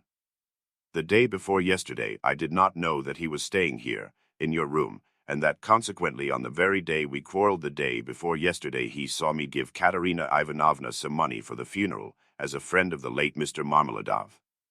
He at once wrote a note to my mother and informed her that I had given away all my money, not to Katerina Ivanovna, but to Sofia Semyonovna, and referred in a most contemptible way to the character of Sofia Semyonovna, that is, hinted at the character of my attitude to Sofia Semyonovna. All this, you understand, was with the object of dividing me from my mother and sister, by insinuating that I was squandering on unworthy objects the money which they had sent me and which was all they had. Yesterday evening, before my mother and sister and in his presence, I declared that I had given the money to Katerina Ivanovna for the funeral and not to Sofia Semyonovna, and that I had no acquaintance with Sofia Semyonovna and had never seen her before, indeed. At the same time I added that he, Fyodor Petrovich Luzin, with all his virtues, was not worth Sofia Semyonovna's little finger, though he spoke so ill of her. To his question, would I let Sofia Semyonovna sit down beside my sister, I answered that I had already done so that day. Irritated that my mother and sister were unwilling to quarrel with me at his insinuations, he gradually began being unpardonably rude to them. A final rupture took place and he was turned out of the house. All this happened yesterday evening. Now I beg your special attention. Consider, if he had now succeeded in proving that Sofia Semyonovna was a thief, he would have shown to my mother and sister that he was almost right in his suspicions, that he had reason to be angry at my putting my sister on a level with Sofia Semyonovna, that, in attacking me, he was protecting and preserving the honor of my sister, his betrothed.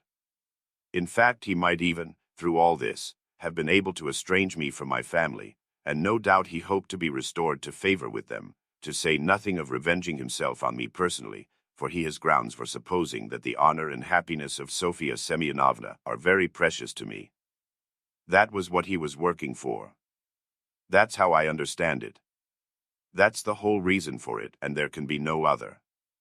It was like this, or somewhat like this, that Raskolnikov wound up his speech, which was followed very attentively, though often interrupted by exclamations from his audience. But in spite of interruptions he spoke clearly, calmly, exactly, firmly.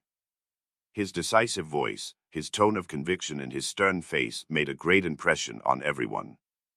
Yes, that's it, Lebeziatnikov assented gleefully. That must be it, for he asked me, as soon as Sofia Semyonovna came into our room, whether you were here, whether I had seen you among Katerina Ivanovna's guests.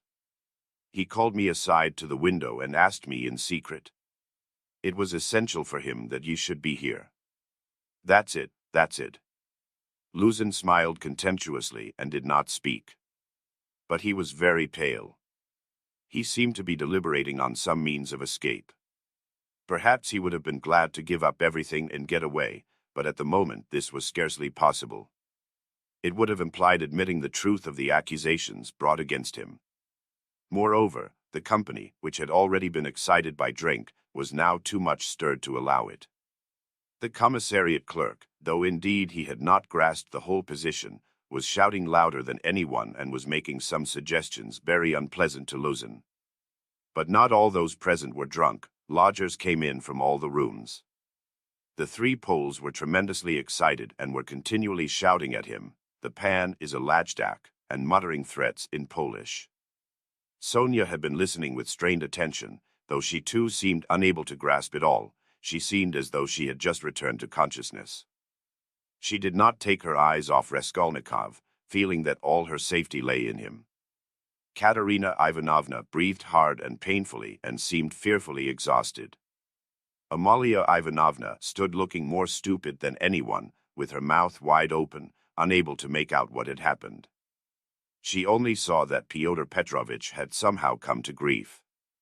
Raskolnikov was attempting to speak again, but they did not let him. Everyone was crowding round Luzin with threats and shouts of abuse. But Fyodor Petrovitch was not intimidated. Seeing that his accusation of Sonia had completely failed, he had recourse to insolence. "Allow me, gentlemen, allow me. Don't squeeze, let me pass," he said, making his way through the crowd. "And no threats, if you please. I assure you it will be useless, you will gain nothing by it. On the contrary, you'll have to answer, gentlemen, for violently obstructing the course of justice.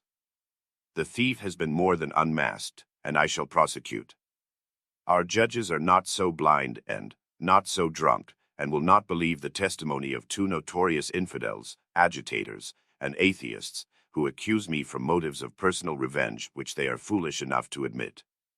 Yes, allow me to pass. Don't let me find a trace of you in my room. Kindly leave at once, and everything is at an end between us. When I think of the trouble I've been taking, the way I've been expounding, all this fortnight. I told you myself today that I was going, when you tried to keep me. Now I will simply add that you are a fool. I advise you to see a doctor for your brains and your short sight. Let me pass, gentlemen." He forced his way through. But the commissariat clerk was unwilling to let him off so easily. He picked up a glass from the table, brandished it in the air and flung it at Fyodor Petrovitch, but the glass flew straight at Amalia Ivanovna. She screamed, and the clerk, overbalancing, fell heavily under the table. Fyodor Petrovitch made his way to his room and half an hour later had left the house. Sonia, timid by nature, had felt before that day that she could be ill, treated more easily than anyone, and that she could be wronged with impunity. Yet till that moment she had fancied that she might escape misfortune by care, gentleness, and submissiveness before everyone. Her disappointment was too great. She could, of course, bear with patience and almost without murmur anything, even this. But for the first minute she felt it too bitter. In spite of her triumph and her justification when her first terror and stupefaction had passed and she could understand it all clearly, the feeling of her helplessness and of the wrong done to her made her heart throb with anguish and she was overcome with hysterical weeping. At last, unable to bear any more, she rushed out of the room and ran home, almost immediately after Luzin's departure. When amidst loud laughter the glass flew at Amalia Ivanovna, it was more than the landlady could endure. With a shriek she rushed like a fury at Katerina Ivanovna, considering her to blame for everything. "Out of my lodgings. At once. Quick march." And with these words she began snatching up everything she could lay her hands on that belonged to Katerina Ivanovna, and throwing it on the floor.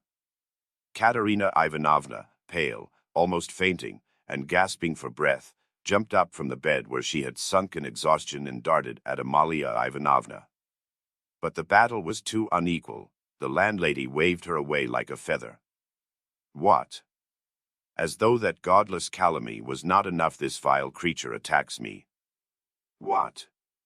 On the day of my husband's funeral I am turned out of my lodging. After eating my bread and salt she turns me into the street with my orphans. Where am I to go? Wailed the poor woman, sobbing and gasping. Good God, she cried with flashing eyes, is there no justice upon earth? Whom should you protect if not us orphans? We shall see. There is law and justice on earth, there is, I will find it. Wait a bit, godless creature. Polenka, stay with the children, I'll come back. Wait for me, if you have to wait in the street. We will see whether there is justice on earth. And throwing over her head that green shawl which Marmeladov had mentioned to Raskolnikov, Katerina Ivanovna squeezed her way through the disorderly and drunken crowd of lodgers who still filled the room, and, wailing and tearful, she ran into the street with a vague intention of going at once somewhere to find justice. Polenka, with the two little ones in her arms, crouched, terrified, on the trunk in the corner of the room, where she waited trembling for her mother to come back. Amalia Ivanovna raged about the room, shrieking, lamenting and throwing everything she came across on the floor. The lodgers talked incoherently, some commented to the best of their ability on what had happened, others quarreled and swore at one another, while others struck up a song. Now it's time for me to go, thought Raskolnikov. Well, Sofia Semyonovna, we shall see what you'll say now. And he set off in the direction of Sonia's lodgings. Chapter 4. Raskolnikov had been a vigorous and active champion of Sonia against Luzin, although he had such a load of horror and anguish in his own heart. But having gone through so much in the morning, he found a sort of relief in a change of sensations, apart from the strong personal feeling which impelled him to defend Sonia. He was agitated too, especially at some moments, by the thought of his approaching interview with Sonia. He had to tell her who had killed Lizaveta. He knew the terrible suffering it would be to him and, as it were, brushed away the thought of it. So when he cried as he left Katerina Ivanovna's, "Well, Sofia Semyonovna, we shall see what you'll say now," he was still superficially excited, still vigorous and defiant from his triumph over Luzin. But, strange to say, by the time he reached Sonia's lodging, he felt a sudden impotence and fear. He stood still in hesitation at the door, asking himself the strange question, must he tell her who killed Lizaveta? It was a strange question because he felt at the very time not only that he could not help telling her, but also that he could not put off the telling. He did not yet know why it must be so, he only felt it, and the agonizing sense of his impotence before the inevitable almost crushed him. To cut short his hesitation and suffering, he quickly opened the door and looked at Sonia from the doorway. She was sitting with her elbows on the table and her face in her hands, but seeing Raskolnikov she got up at once and came to meet him as though she were expecting him. "What would have become of me but for you?" she said quickly, meeting him in the middle of the room. Evidently she was in haste to say this to him. It was what she had been waiting for. Raskolnikov went to the table and sat down on the chair from which she had only just risen. She stood facing him, 2 steps away, just as she had done the day before. "Well, Sonia," he said, and felt that his voice was trembling. "It was all due to your social position and the habits associated with it. Did you understand that just now?" Her face showed her distress. "Only don't talk to me as you did yesterday," she interrupted him. "Please don't begin it. There is misery enough without that." She made haste to smile, afraid that he might not like the reproach. "I was silly to come away from there. What is happening there now? I wanted to go back directly, but I kept thinking that you would come." He told her that Amalia Ivanovna was turning them out of their lodging and that Katerina Ivanovna had run off somewhere to seek justice. "My God," cried Sonia, "let's go at once." And she snatched up her cape. "It's everlastingly the same thing," said Raskolnikov, irritably. "You've no thought except for them. Stay a little with me." "But Katerina Ivanovna. You won't lose Katerina Ivanovna, you may be sure. She'll come to you herself since she has run out, he added peevishly. If she doesn't find you here, you'll be blamed for it. Sonia sat down in painful suspense. Raskolnikov was silent, gazing at the floor and deliberating. This time Luzin did not want to prosecute you, he began, not looking at Sonia, but if he had wanted to, if it had suited his plans, he would have sent you to prison if it had not been for Lebeziatnikov and me. Ah. Yes, she assented in a faint voice. Yes, she repeated, preoccupied and distressed. But I might easily not have been there. And it was quite an accident Lebeziatnikov's turning up. Sonia was silent. And if he'd gone to prison, what then? Do you remember what I said yesterday? Again she did not answer. He waited. I thought you would cry out again, don't speak of it, leave off. Raskolnikov gave a laugh, but rather a forced one. What? Silence again, he asked a minute later. We must talk about something, you know. It would be interesting for me to know how you would decide a certain problem, as Lebeziatnikov would say. He was beginning to lose the thread. No, really, I am serious. Imagine, Sonia, that you had known all Luzin's intentions beforehand. Known, that is, for a fact, that they would be the ruin of Katerina Ivanovna and the children and yourself thrown in since you don't count yourself for anything Polenka too, for she'll go the same way. Well, if suddenly it all depended on your decision whether he or they should go on living, that is whether Luzin should go on living and doing wicked things, or Katerina Ivanovna should die. How would you decide which of them was to die? I asked you. Sonia looked uneasily at him. There was something peculiar in this hesitating question, which seemed approaching something in a roundabout way. I felt that you were going to ask some question like that, she said, looking inquisitively at him. I dare say you did. But how is it to be answered? Why do you ask about what could not happen? Said Sonia reluctantly. Then it would be better for Luzin to go on living and doing wicked things. You haven't dared to decide even that. But I can't know the divine providence. And why do you ask what can't be answered? What's the use of such foolish questions? How could it happen that it should depend on my decision who has made me a judge to decide who is to live and who is not to live? Oh, if the divine providence is to be mixed up in it, there is no doing anything, Raskolnikov grumbled morosely. You'd better say straight out what you want. Sonia cried in distress. You are leading up to something again. Can you have come simply to torture me? She could not control herself and began crying bitterly. He looked at her in gloomy misery. 5 minutes passed. Of course you're right, Sonia, he said softly at last. He was suddenly changed. His tone of assumed arrogance and helpless defiance was gone. Even his voice was suddenly weak. I told you yesterday that I was not coming to ask forgiveness, and almost the first thing I've said is to ask forgiveness. I said that about Luzin and Providence for my own sake. I was asking forgiveness, Sonia. He tried to smile, but there was something helpless and incomplete in his pale smile. He bowed his head and hid his face in his hands.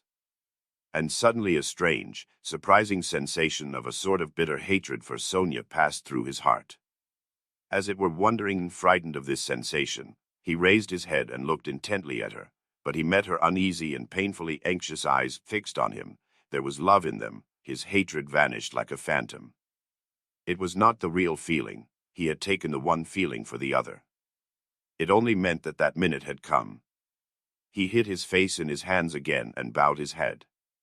Suddenly he turned pale, got up from his chair, looked at Sonia, and without uttering a word sat down mechanically on her bed. His sensations that moment were terribly like the moment when he had stood over the old woman with the axe in his hand and felt that he must not lose another minute. What's the matter? Asked Sonia, dreadfully frightened. He could not utter a word. This was not at all the way he had intended to tell, and he did not understand what was happening to him now. She went up to him, softly, sat down on the bed beside him and waited, not taking her eyes off him. Her heart throbbed and sank. It was unendurable. He turned his deadly pale face to her. His lips worked, helplessly struggling to utter something. A pang of terror passed through Sonia's heart. "What's the matter?" she repeated, drawing a little away from him. "Nothing, Sonia, don't be frightened. It's nonsense." "It really is nonsense, if you think of it," he muttered, like a man in delirium. "Why have I come to torture you?" he added suddenly, looking at her. "Why, really? I keep asking myself that question, Sonia." He had perhaps been asking himself that question a quarter of an hour before, but now he spoke helplessly, hardly knowing what he said and feeling a continual tremor all over. "Oh, how you are suffering," she muttered in distress, looking intently at him. "It's all nonsense. Listen, Sonia." He suddenly smiled, a pale, helpless smile for 2 seconds. "You remember what I meant to tell you yesterday?" Sonia waited uneasily. "I said as I went away that perhaps I was saying goodbye forever, but that if I came today I would tell you who killed Lizaveta." She began trembling all over. "Well, here I've come to tell you." "Then you really meant it yesterday," she whispered with difficulty. "How do you know?" she asked quickly, as though suddenly regaining her reason. Sonia's face grew paler and paler, and she breathed painfully. "I know." She paused a minute. "Have they found him?" she asked timidly. "No." "Then how do you know about it?" she asked again, hardly audibly, and again after a minute's pause. He turned to her and looked very intently at her. "Guess," he said, with the same distorted, helpless smile. A shudder passed over her.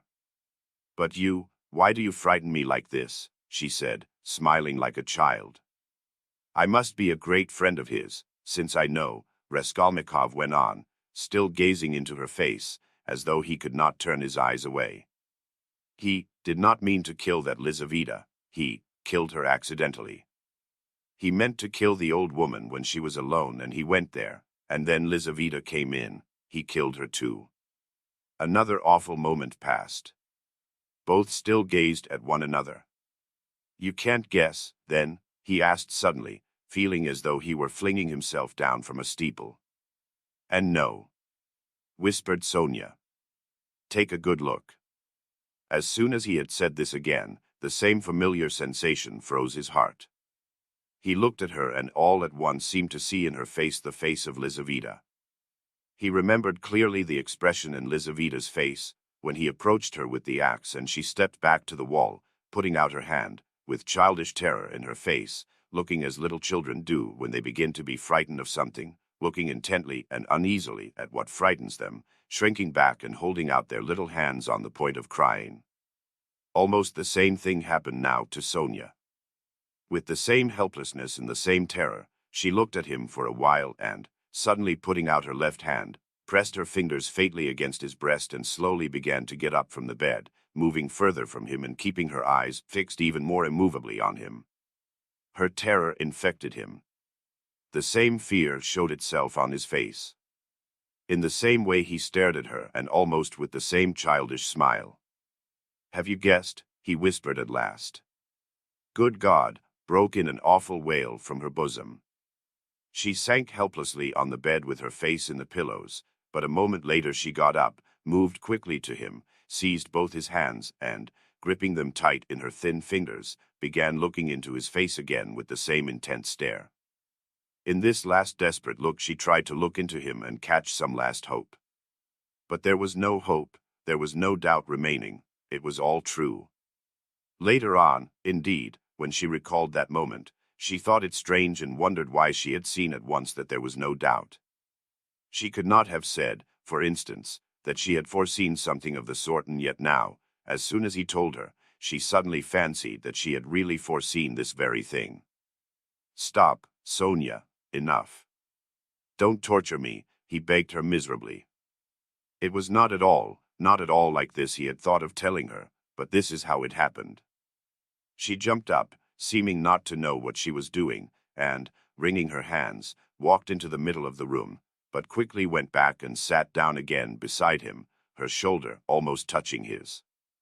All of a sudden she started as though she had been stabbed, uttered a cry and fell on her knees before him. She did not know why. "What have you done? What have you done to yourself?" she said in despair, and, jumping up, she flung herself on his neck, threw her arms round him, and held him tightly. Raskolnikov drew back and looked at her with a mournful smile. "You are a strange girl, Sonia. You kiss me and hug me when I tell you about that. You don't think what you are doing. There is no one in the whole world now so unhappy as you," she cried in a frenzy, not hearing what he said, and she suddenly broke into violent hysterical weeping. A feeling long unfamiliar to him flooded his heart and softened it at once. He did not struggle against it. 2 tears started into his eyes and hung on his eyelashes. "Then you won't leave me, Sonia," he said, looking at her almost with hope. "No, no, never, nowhere," cried Sonia. "I will follow you. I will follow you everywhere. Oh, my God. Oh, how miserable I am. Why didn't I know you before? Why didn't you come before? Oh, dear. Here I have come. Yes, now. What's to be done now?" "Together, together," she repeated as it were unconsciously, and she hugged him again. "I'll follow you to Siberia." He recoiled at this, and the same hostile, almost haughty smile came to his lips. "Perhaps I don't want to go to Siberia yet, Sonia," he said. Sonia looked at him quickly. Again, after her first passionate, agonizing sympathy for the unhappy man, the terrible idea of the murder overwhelmed her. In his changed tone she seemed to hear the murderer speaking. She looked at him bewildered. She knew nothing as yet, why, how, with what object it had been. Now all these questions rushed at once into her mind. And again she could not believe it. He is a murderer. Could it be true? What's the meaning of it? "Where am I?" she said in complete bewilderment, as though still unable to recover herself. "How could you, a man like you? How could you bring yourself to it? What does it mean?" "Oh, well, to plunder." "Leave off, Sonia," he answered wearily, almost with vexation. Sonia stood as though struck dumb, but suddenly she cried, "You were hungry." "It was, to help your mother." "Yes." "No, Sonia, no," he muttered, turning away and hanging his head. "I was not so hungry. I certainly did want to help my mother, but that's not the real thing either. Don't torture me, Sonia." Sonia clasped her hands. Could it all be true? Good God, what a truth! Who could believe it? And how could you give away your last farthing and yet rob and murder? Ah, she cried suddenly, that money you gave Katerina Ivanovna, that money. Can that money? No, Sonia, he broke in hurriedly, that money was not it. Don't worry yourself. That money my mother sent me, and it came when I was ill, the day I gave it to you. Razumihin saw it, he received it for me. That money was mine, my own.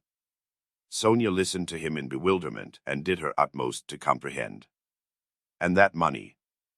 I don't even know really whether there was any money, he added softly, as though reflecting. I took a purse off her neck, made of chamois leather, a purse stuffed full of something, but I didn't look in it. I suppose I hadn't time. And the things, chains and trinkets, I buried under a stone with the purse next morning in a yard off the V Prospect. They are all there now. Sonia strained every nerve to listen. Then why, you said you did it to rob, but you took nothing, she asked quickly, catching at a straw. I don't know. I haven't yet decided whether to take that money or not, he said, musing again, and, seeming to wake up with a start, he gave a brief ironical smile. ACH, what silly stuff I am talking, de. The thought flashed through Sonia's mind, wasn't he mad? But she dismissed it at once. No, it was something else. She could make nothing of it, nothing. Do you know, Sonia, he said suddenly with conviction, let me tell you, if I'd simply killed because I was hungry, laying stress on every word and looking enigmatically but sincerely at her. I should be happy now. You must believe that.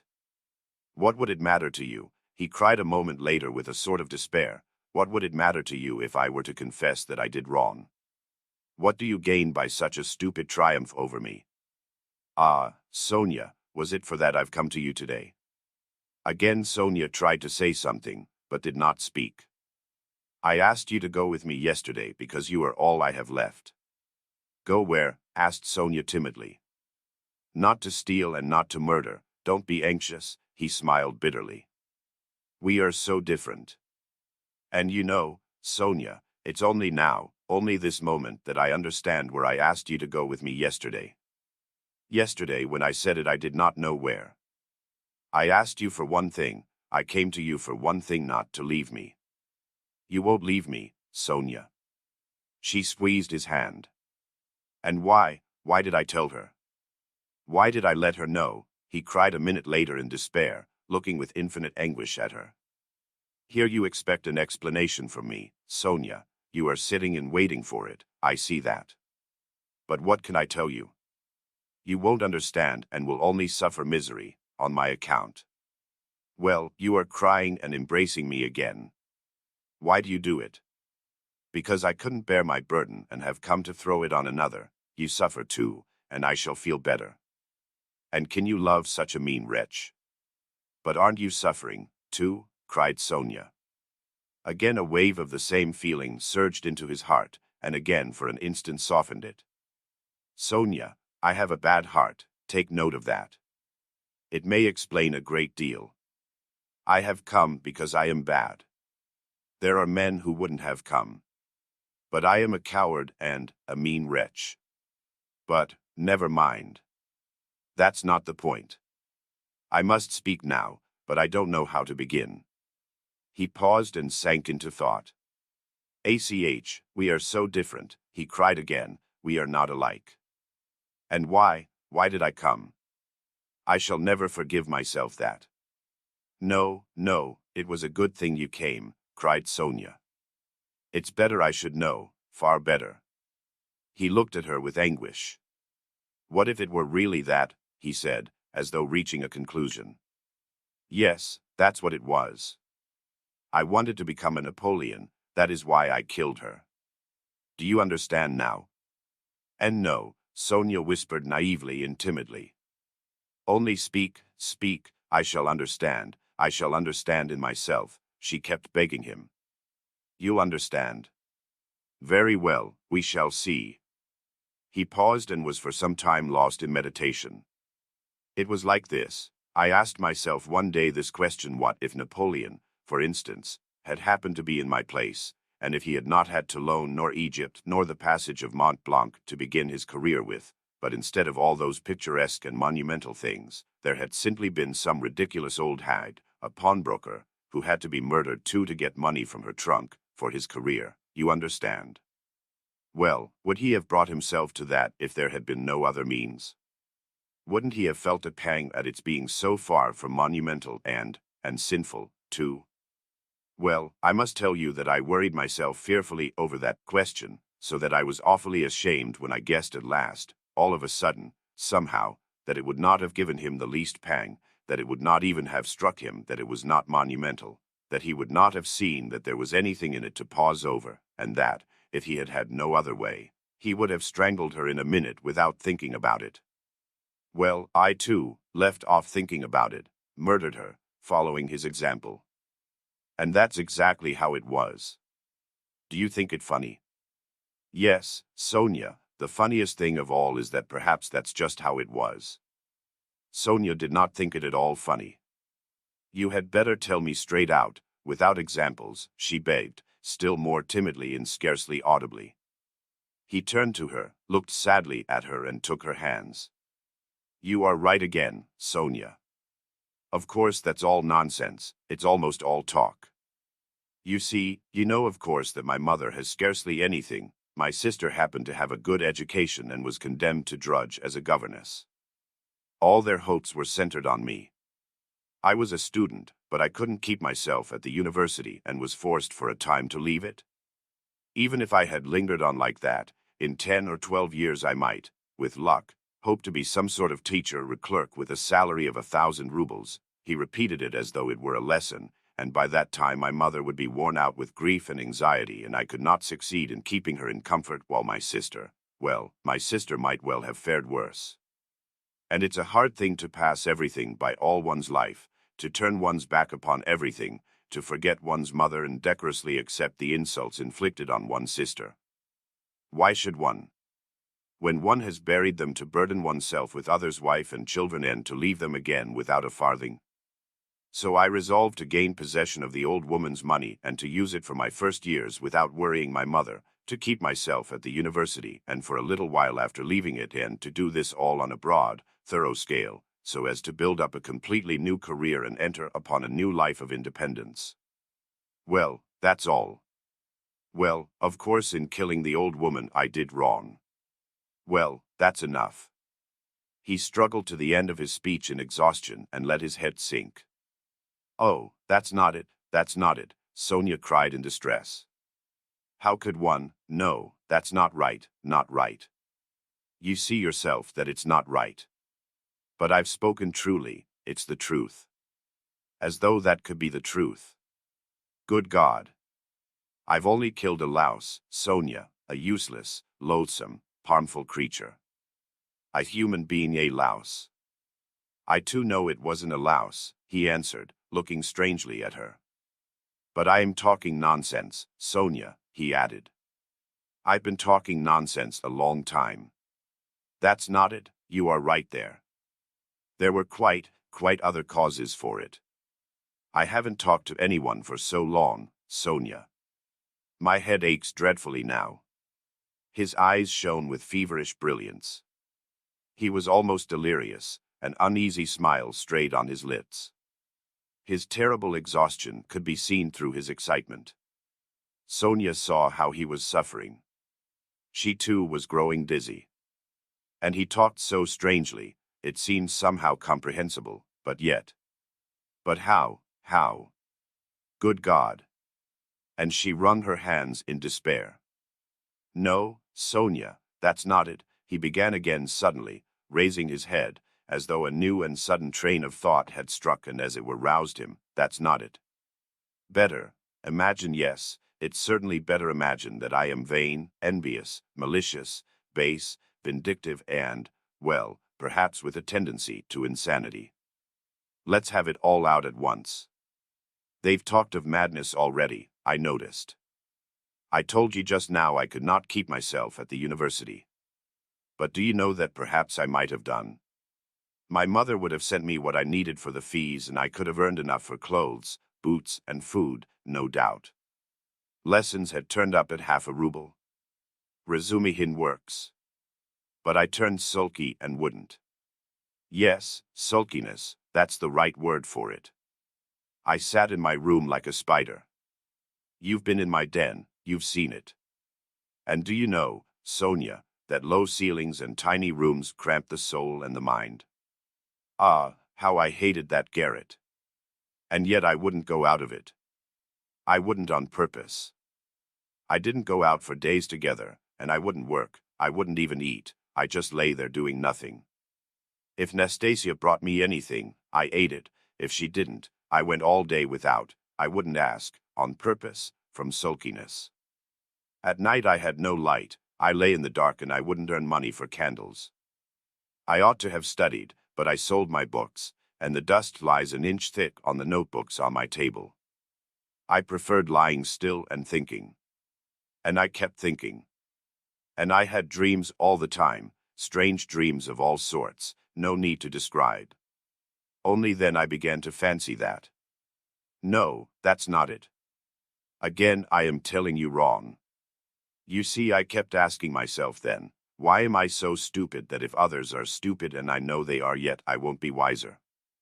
Then I saw, Sonia, that if one waits for everyone to get wiser, it will take too long.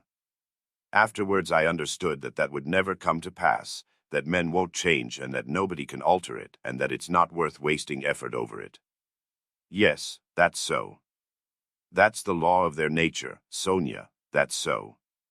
And I know now, Sonia, that whoever is strong in mind and spirit will have power over them. Anyone who is greatly daring is right in their eyes. He who despises most things will be a lawgiver among them, and he who dares most of all will be most in the right. So it has been till now, and so it will always be. A man must be blind not to see it. Though Raskolnikov looked at Sonia as he said this, he no longer cared whether she understood or not. The fever had complete hold of him. He was in a sort of gloomy ecstasy. He certainly had been too long without talking to anyone. Sonia felt that his gloomy creed had become his faith and code. I divined then, Sonia, he went on eagerly, that power is only vouchsafed to the man who dares to stoop and pick it up. There is only one thing needful, one has only to dare.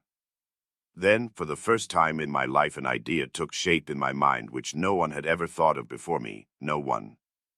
I saw clear as daylight how strange it is that not a single person living in this mad world has had the daring to go straight for it all and send it flying to the devil. I wanted to have the daring, and I killed her. I only wanted to have the daring, Sonia. That was the whole cause of it. Oh, hush, hush, cried Sonia, clasping her hands. You turned away from God, and God has smitten you, has given you over to the devil. Then, Sonia, when I used to lie there in the dark and all this became clear to me, was it a temptation of the devil, Ed? Hush, don't laugh, blasphemer. You don't understand, you don't understand. Oh God. He won't understand. Hush, Sonia. I am not laughing. I know myself that it was the devil leading me. Hush, Sonia, hush, he repeated with gloomy insistence. I know it all, I have thought it all over and whispered it all over to myself, lying there in the dark. I've argued it all over with myself, every point of it, and I know it all. And how sick I was then of going over it all. I have kept wanting to forget it and make a new beginning, Sonia, and leave off thinking. And you don't suppose that I went into it headlong like a fool? I went into it like a wise man, and that was just my destruction. And you mustn't suppose that I didn't know, for instance, that if I began to question myself whether I had the right to gain power, I certainly hadn't the right, or that if I asked myself whether a human being is a louse, it proved that it wasn't so for me, though it might be for a man who would go straight to his goal without asking questions. If I worried myself all those days, wondering whether Napoleon would have done it or not, I felt clearly, of course, that I wasn't Napoleon. I had to endure all the agony of that battle of ideas, Sonia, and I longed to throw it off. I wanted to murder without casuistry, to murder for my own sake, for myself alone. I didn't want to lie about it even to myself. It wasn't to help my mother I did the murder, that's nonsense. I didn't do the murder to gain wealth and power and to become a benefactor of mankind. Nonsense. I simply did it. I did the murder for myself alone, and whether I became a benefactor to others, or spent my life like a spider catching men in my web and sucking the life out of men, I couldn't have cared at that moment. And it was not the money I wanted, Sonia, when I did it.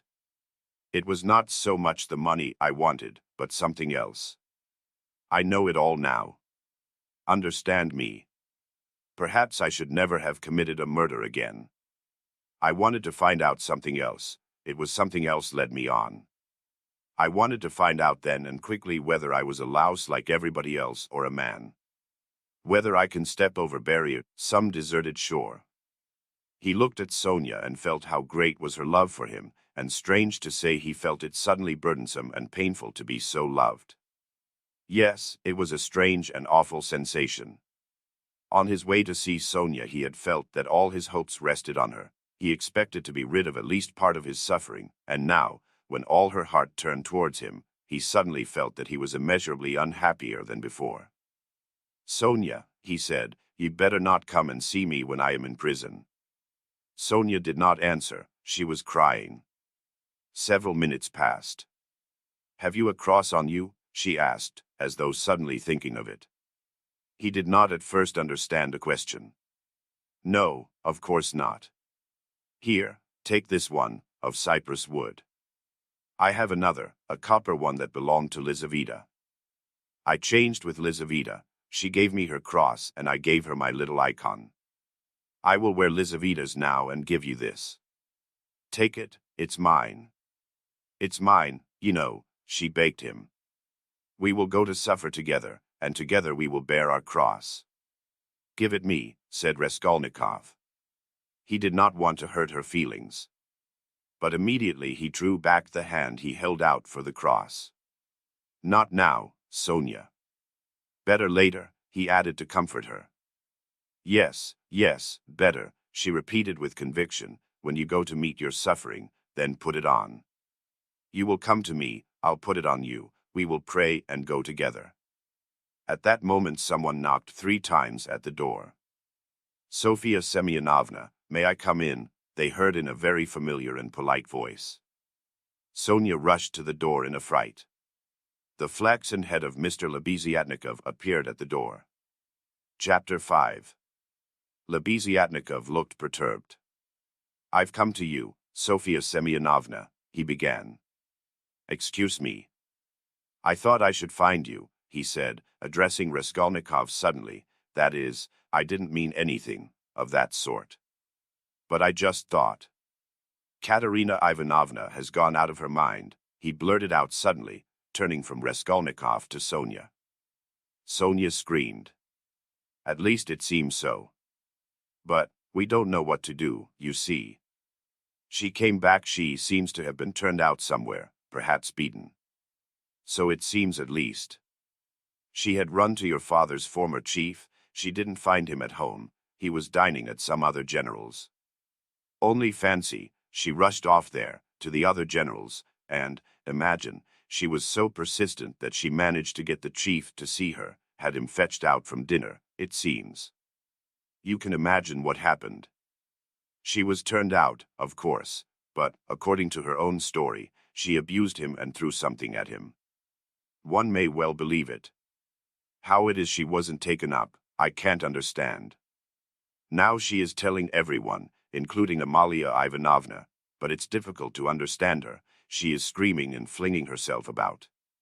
Oh yes, she shouts that since everyone has abandoned her, she will take the children and go into the street with a barrel organ, and the children will sing and dance, and she too, and collect money, and will go every day under the general's window. To let everyone see well-born children, whose father was an official, begging in the street. She keeps beating the children and they are all crying. She is teaching Lida to sing My Village, the boy to dance, Polenka the same. She is tearing up all the clothes and making them little caps like actors. She means to carry a tin basin and make it tinkle instead of music. She won't listen to anything. Imagine the state of things. It's beyond anything. Lebeziatnikov would have gone on, but Sonia, who had heard him almost breathless, snatched up her cloak and hat and ran out of the room, putting on her things as she went. Raskolnikov followed her and Lebeziatnikov came after him. She has certainly gone mad, he said to Raskolnikov, as they went out into the street. I didn't want to frighten Sofia Semyonovna, so I said, it seemed like it, but there isn't a doubt of it. They say that in consumption the tubercles sometimes occur in the brain. It's a pity I know nothing of medicine. I did try to persuade her, but she wouldn't listen. Did you talk to her about the tubercles? Not precisely of the tubercles. Besides, she wouldn't have understood. But what I say is, that if you convince a person logically that he has nothing to cry about, he'll stop crying. That's clear. Is it your conviction that he won't? Life would be too easy if it were so, answered Raskolnikov. Excuse me, of course it would be rather difficult for Katerina Ivanovna to understand, but do you know that in Paris they have been conducting serious experiments as to the possibility of curing the insane, simply by logical argument? One professor there, a scientific man of standing, lately dead, believed in the possibility of such treatment. His idea was that there's nothing really wrong with the physical organism of the insane, and that insanity is, so to say, a logical mistake, an error of judgment, an incorrect view of things. He gradually showed the madman his error and, would you believe it, they say he was successful. But as he made use of douches too, how far success was due to that treatment remains uncertain. So it seems at least. Raskolnikov had long ceased to listen. Reaching the house where he lived, he nodded to Lebeziatnikov and went in at the gate. Lebeziatnikov woke up with a start, looked about him and hurried on. Raskolnikov went into his little room and stood still in the middle of it. Why had he come back here? He looked at the yellow and tattered paper, at the dust, at his sofa. From the yard came a loud continuous knocking. Someone seemed to be hammering. He went to the window, rose on tiptoe and looked out into the yard for a long time with an air of absorbed attention. But the yard was empty and he could not see who was hammering. In the house on the left he saw some open windows. On the windowsills were pots of sickly-looking geraniums. Linen was hung out of the windows. He knew it all by heart. He turned away and sat down on the sofa. Never had he felt himself so fearfully alone. Yes, he felt once more that he would perhaps come to hate Sonia, now that he had made her more miserable. Why had he gone to her to beg for her tears? What need had he to poison her life? Oh, the meanness of it. I will remain alone, he said resolutely, and she shall not come to the prison. 5 minutes later he raised his head with a strange smile. That was a strange thought. Perhaps it really would be better in Siberia, he thought suddenly. He could not have said how long he sat there with vague thoughts surging through his mind. All at once the door opened and Dunya came in. At first she stood still and looked at him from the doorway, just as he had done at Sonia. Then she came in and sat down in the same place as yesterday, on the chair facing him. He looked silently and almost vacantly at her. Don't be angry, brother, I've only come for 1 minute, said Dunya. Her face looked thoughtful but not stern. Her eyes were bright and soft. He saw that she too had come to him with love. Brother, now I know all. Dmitri Prokofitch has explained and told me everything. They are worrying and persecuting you through a stupid and contemptible suspicion. Dmitri Prokofitch told me that there is no danger, and that you are wrong in looking upon it with such horror. I don't think so, and I fully understand how indignant you must be, and that indignation may have a permanent effect on you. That's what I am afraid of. As for your cutting yourself off from us, I don't judge you, I don't venture to judge you, and forgive me for having blamed you for it. I feel that I too, if I had so great a trouble, should keep away from everyone. I shall tell Mother nothing of this, but I shall talk about you continually and shall tell her from you that you will come very soon. Don't worry about her, I will set her mind at rest, but don't ye try her too much. Come once at least, remember that she is your mother. And now I have come simply to say, Dunya began to get up, that if you should need me or should need, all my life or anything, call me, and I'll come. Goodbye. She turned abruptly and went towards the door. Dunya. Raskolnikov stopped her and went towards her. That Razumihin, Dmitri Prokofitch, is a very good fellow. Dunya flushed slightly. Well, she asked, waiting a moment. He is competent, hard-working, honest and capable of real love. Goodbye, Dunya. Dunya flushed crimson, then suddenly she took alarm. But what does it mean, brother? Are we really parting forever that you give me such a parting message? Never mind. Goodbye. He turned away and walked to the window. She stood a moment, looked at him uneasily, and went out troubled. No, he was not cold to her. There was an instant, the very last one, when he had longed to take her in his arms and say goodbye to her, and even to tell her, but he had not dared even to touch her hand. Afterwards she may shudder when she remembers that I embraced her, and will feel that I stole her kiss. And would she stand that test? He went on a few minutes later to himself. No, she wouldn't. Girls like that can't stand things. They never do. And he thought of Sonia. There was a breath of fresh air from the window. The daylight was fading. He took up his cap and went out. He could not, of course, and would not consider how ill he was. But all this continual anxiety and agony of mind could not but affect him. And if he were not lying in high fever, it was perhaps just because this continual inner strain helped to keep him on his legs and in possession of his faculties. But this artificial excitement could not last long. He wandered aimlessly. The sun was setting. A special form of misery had begun to oppress him of late. There was nothing poignant, nothing acute about it, but there was a feeling of permanence, of eternity about it. It brought a foretaste of hopeless years of this cold leaden misery, a foretaste of an eternity, on a square yard of space. Towards evening this sensation usually began to weigh on him more heavily. With this idiotic, purely physical weakness, depending on the sunset or something, one can't help doing something stupid. "You'll go to Dunya, as well as to Sonia," he muttered bitterly. He heard his name called. He looked round. Lebeziatnikov rushed up to him. "Only fancy, I've been to your room looking for you. Only fancy, she's carried out her plan, and taken away the children. Sofia Semyonovna and I have had a job to find them. She is rapping on a frying pan and making the children dance. The children are crying. They keep stopping at the crossroads and in front of shots. There's a crowd of fools running after them. Come along." "And Sonia?" Raskolnikov asked anxiously, hurrying after Lebeziatnikov. "Simply frantic. That is, it's not Sofia Semyonovna's frantic, but Katerina Ivanovna, though Sofia Semyonova's frantic too. But Katerina Ivanovna is absolutely frantic. I tell you she is quite mad. They'll be taken to the police. You can fancy what an effect that will have.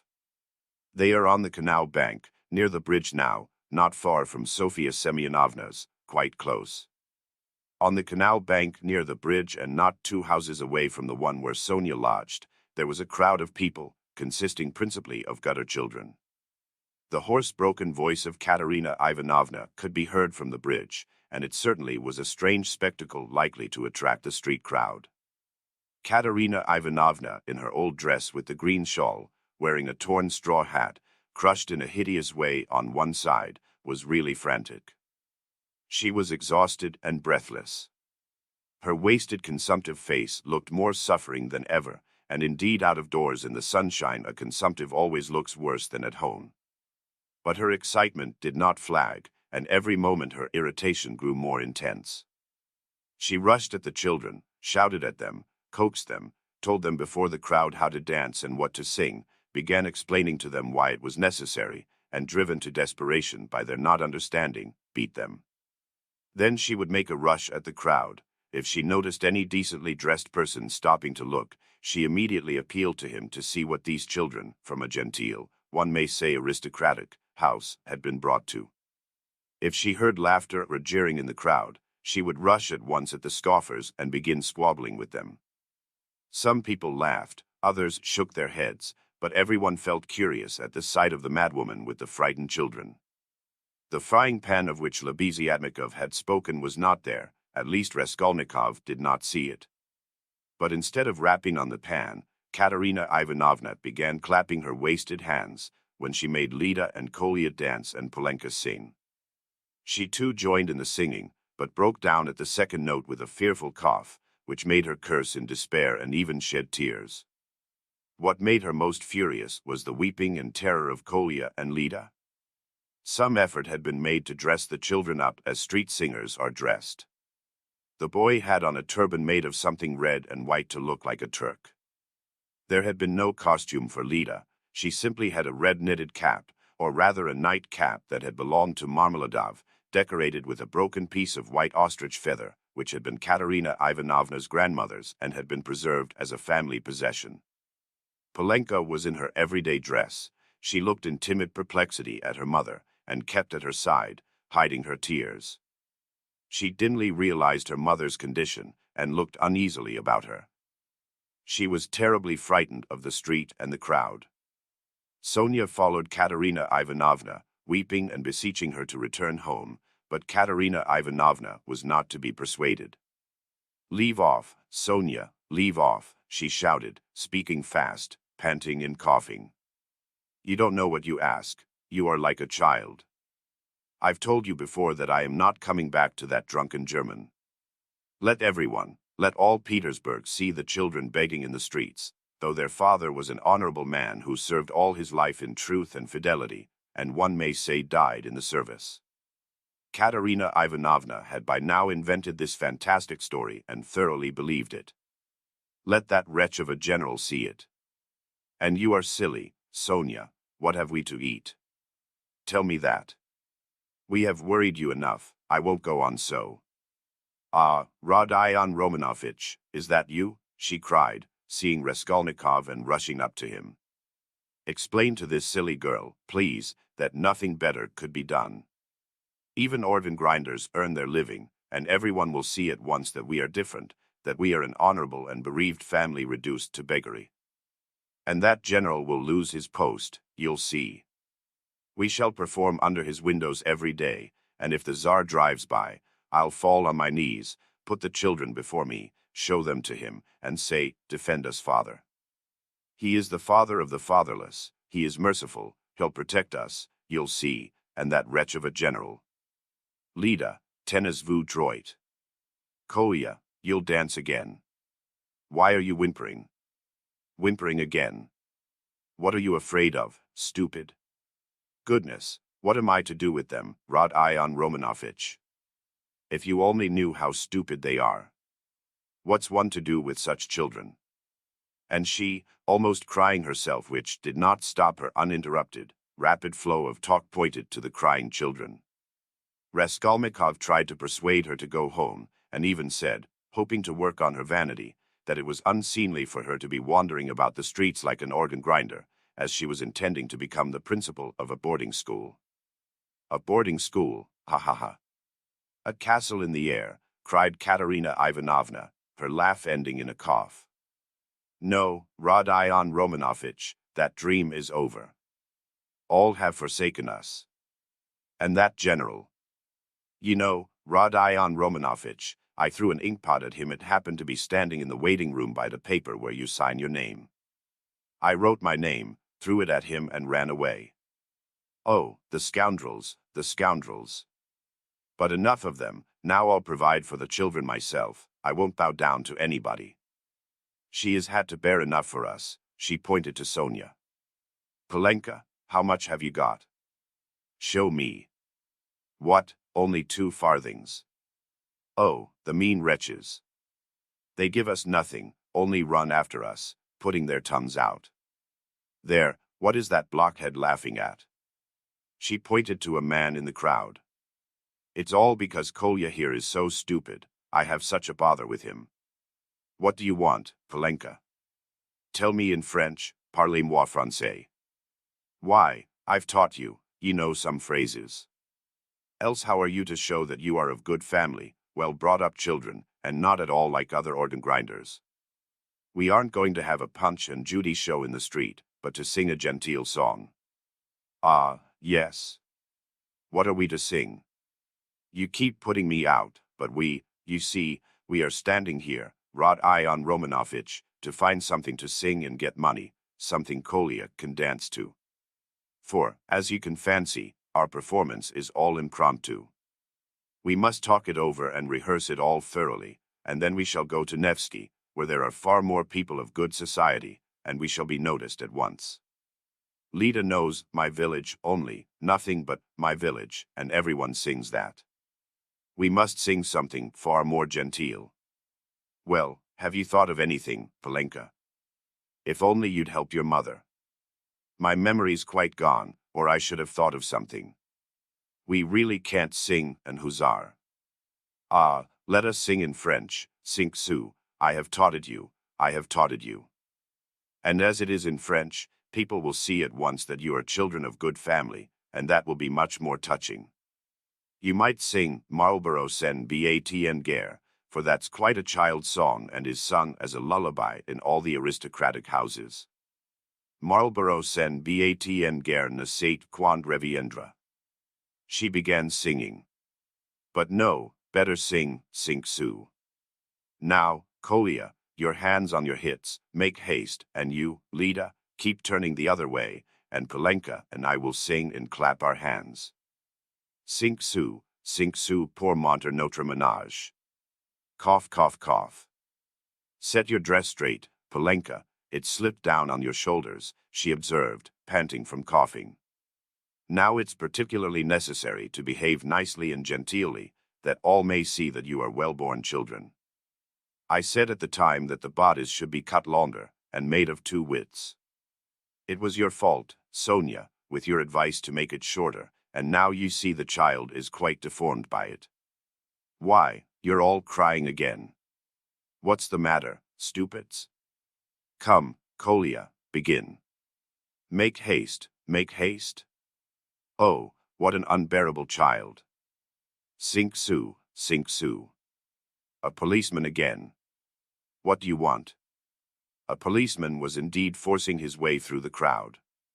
But at that moment a gentleman in civilian uniform and an overcoat, a solid-looking official of about 50 with a decoration on his neck, which delighted Katerina Ivanovna and had its effect on the policeman, approached and without a word handed her a green 3-ruble note. His face wore a look of genuine sympathy. Katerina Ivanovna took it and gave him a polite, even ceremonious, bow. I thank you, honored sir, she began loftily. The causes that have induced us, take the money, Polenka. You see there are generous and honorable people who are ready to help a poor gentlewoman in distress. You see, honored sir, these orphans of good family, I might even say of aristocratic connections, and that wretch of a general sat eating grouse, and stamped at my disturbing him. Your Excellency, I said, protect the orphans, for you knew my late husband, Semyon Zaharovich, and on the very day of his death the basest of scoundrels slandered his only daughter. That policeman again. Protect me, she cried to the official. Why is that policeman edging up to me? We have only just run away from one of them. What do you want, fool? It's forbidden in the streets. You mustn't make a disturbance. It's you're making a disturbance. It's just the same as if I were grinding an organ. What business is it of yours? You have to get a license for an organ, and you haven't got one, and in that way you collect a crowd. Where do you lodge? What, a license? Wailed Katerina Ivanovna. I buried my husband today. What need of a license? Calm yourself, madam, calm yourself, began the official. Come along, I will escort you. This is no place for you in the crowd. You are ill. Honored sir, you don't know, screamed Katerina Ivanovna. We are going to the Nevsky. Sonia. Where is she? She is crying too. What's the matter with you all? Kolya, Lida, where are you going? She cried suddenly in alarm. Oh, silly children. Kolya, Lida, where are they off to? Kolya and Lida, scared out of their wits by the crowd and their mother's mad pranks, suddenly seized each other by the hand and ran off at the sight of the policeman who wanted to take them away somewhere. Weeping and wailing, poor Katerina Ivanovna ran after them. She was a piteous and unseemly spectacle as she ran, weeping and panting for breath. Sonia and Polenka rushed after them. Bring them back, Sonia. Oh, stupid, ungrateful children. Polenka. Catch them. It's for your sakes I. She stumbled as she ran and fell down. She's cut herself, she's bleeding. Oh, dear, cried Sonia, bending over her. All ran up and crowded around. Raskolnikov and Lebeziatnikov were the first at her side, the official too hastened up, and behind him the policeman who muttered, bother, with a gesture of impatience, feeling that the job was going to be a troublesome one. Pass on, he said to the crowd that pressed forward. She's dying, someone shouted. She's gone out of her mind, said another. Lord have mercy upon us, said a woman, crossing herself.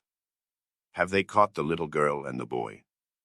They're being brought back, the elder ones got them. Ah, the naughty imps.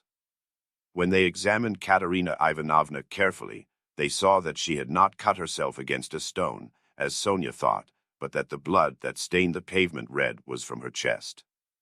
"I've seen that before," muttered the official to Raskolnikov and Lebeziatnikov. "That's consumption. The blood flows and chokes the patient. I saw the same thing with a relative of my own not long ago, nearly a pint of blood, all in a minute. What's to be done, no? She is dying. This way, to my room," Sonia implored. "I live here. See, that house, the second from here. Come to me, make haste." She turned from one to the other. "Send for the doctor." "Oh, dear." Thanks to the official's efforts, this plan was adopted, the policeman even helping to carry Katerina Ivanovna. She was carried to Sonia's room, almost unconscious, and laid on the bed. The blood was still flowing, but she seemed to be coming to herself. Raskolnikov, Lebeziatnikov, and the official accompanied Sonia into the room and were followed by the policeman, who first drove back the crowd which followed to the very door. Polenka came in holding Kolya and Lida, who were trembling and weeping. Several persons came in too from the Kapernamov's room: the landlord, a lame one-eyed man of strange appearance with whiskers and hair that stood up like a brush, his wife, a woman with an everlastingly scared expression, and several open-mouthed children with wonderstruck faces. Among these, Svidrigailov suddenly made his appearance. Raskolnikov looked at him with surprise, not understanding where he had come from and not having noticed him in the crowd. A doctor and priest were spoken of. The official whispered to Raskolnikov that he thought it was too late now for the doctor, but he ordered him to be sent for. Kapernamov ran himself. Meanwhile, Katerina Ivanovna had regained her breath. The bleeding ceased for a time. She looked with sick but intent and penetrating eyes at Sonia, who stood pale and trembling, wiping the sweat from her brow with a handkerchief. At last she asked to be raised. They sat her up on the bed, supporting her on both sides. "Where are the children?" she said in a faint voice. "You've brought them, Polenka." "Oh, the sillies. Why did you run away?" "Ach." Once more her parched lips were covered with blood. She moved her eyes, looking about her. "So that's how you live, Sonia. Never once have I been in your room." She looked at her with a face of suffering. "We have been your ruin, Sonia. Polenka, Lida, Kolya, come here." "Well, here they are, Sonia, take them all. I hand them over to you, I've had enough. The ball is over. Cough. Lay me down, let me die in peace." They laid her back on the pillow. "What, the priest? I don't want him. You haven't got a ruble to spare. I have no sins. God must forgive me without that. He knows how I have suffered. And if he won't forgive me, I don't care." She sank more and more into uneasy delirium. At times she shuddered, turned her eyes from side to side, recognized everyone for a minute, but at once sank into delirium again. Her breathing was hoarse and difficult, there was a sort of rattle in her throat. "I said to him, 'Your Excellency,'" she ejaculated, gasping after each word. "That Amalia Ludwigovna, ah. Lida, Kolya, hands on your hits, make haste. Glisses, glisses. Pas de basque. Tap with your heels, be a graceful child. Du hast Diamanten und Perlen, what next? That's the thing to sing. Du hast die schönsten Augen Mädchen, was willst du mehr? What an idea. Was willst du mehr? What things the fool invents. Ah, yes. In the heat of midday in the Vale of Dagestan. Ah, how I loved it. I loved that song to distraction, Polenka. Your father, you know, used to sing it when we were engaged. Oh, those days. Oh, that's the thing for us to sing. How does it go? I've forgotten. Remind me. How was it?" She was violently excited and tried to sit up. At last, in a horribly hoarse, broken voice, she began, shrieking and gasping at every word, with a look of growing terror. In the heat of midday. In the vale of Dagestan. With lead in my breast. Your Excellency, she wailed suddenly with a heartrending scream and a flood of tears, protect the orphans. You have been their father's guest, one may say aristocratic. She started, regaining consciousness, and gazed at all with a sort of terror, but at once recognized Sonia. Sonia, Sonia, she articulated softly and caressingly, as though surprised to find her there. Sonia, darling, are you here, too? They lifted her up again. Enough. It's over. Farewell, poor thing. I am done for. I am broken, she cried with vindictive despair, and her head fell heavily back on the pillow. She sank into unconsciousness again, but this time it did not last long. Her pale, yellow, wasted face dropped back, her mouth fell open, her leg moved convulsively, she gave a deep, deep sigh and died. Sonia fell upon her, flung her arms about her, and remained motionless with her head pressed to the dead woman's wasted bosom. Polenka threw herself at her mother's feet, kissing them and weeping violently. Though Kolya and Lida did not understand what had happened, they had a feeling that it was something terrible. They put their hands on each other's little shoulders, stared straight at one another, and both at once opened their mouths and began screaming. They were both still in their fancy dress, one in a turban, the other in the cap with the ostrich feather. And how did the certificate of merit come to be on the bed beside Katerina Ivanovna? It lay there by the pillow. Raskolnikov saw it. He walked away to the window. Lebeziatnikov skipped up to him. She is dead, he said. Rodion Romanovich, I must have 2 words with you, said Svidrigailov, coming up to them.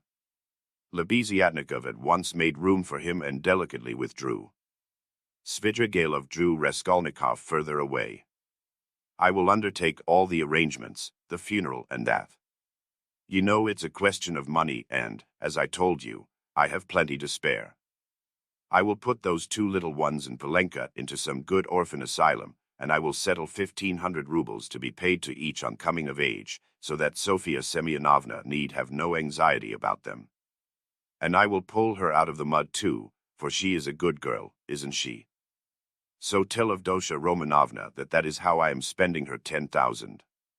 What is your motive for such benevolence? Asked Raskolnikov. Ah. You skeptical person, laughed Svidrigailov. I told you I had no need of that money. Won't you admit that it's simply done from humanity? She wasn't a louse, you know, he pointed to the corner where the dead woman lay, was she, like some old pawnbroker woman? Come, you'll agree, is Lozin to go on living, and doing wicked things, or is she to die? And if I didn't help them, Polenka would go the same way. He said this with an air of a sort of gay winking slyness, keeping his eyes fixed on Raskolnikov, who turned white and cold, hearing his own phrases, spoken to Sonia. He quickly stepped back and looked wildly at Svidrigailov. How do you know? He whispered, hardly able to breathe. Why, I lodge here at Madame Reslich's, the other side of the wall. Here is Kapernaumov, and there lives Madame Reslich, an old and devoted friend of mine. I am a neighbor. You. Yes, continued Svidrigailov, shaking with laughter. I assure you on my honor, dear Rodion Romanovich, that you have interested me enormously. I told you we should become friends, I foretold it. Well, here we have. And you will see what an accommodating person I am. You'll see that you can get on with me. Part 6. Chapter 1. A strange period began for Raskolnikov. It was as though a fog had fallen upon him and wrapped him in a dreary solitude from which there was no escape. Recalling that period long after, he believed that his mind had been clouded at times, and that it had continued so, with intervals, till the final catastrophe.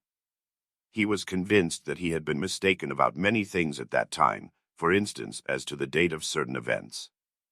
Anyway, when he tried later on to piece his recollections together, he learned a great deal about himself from what other people told him.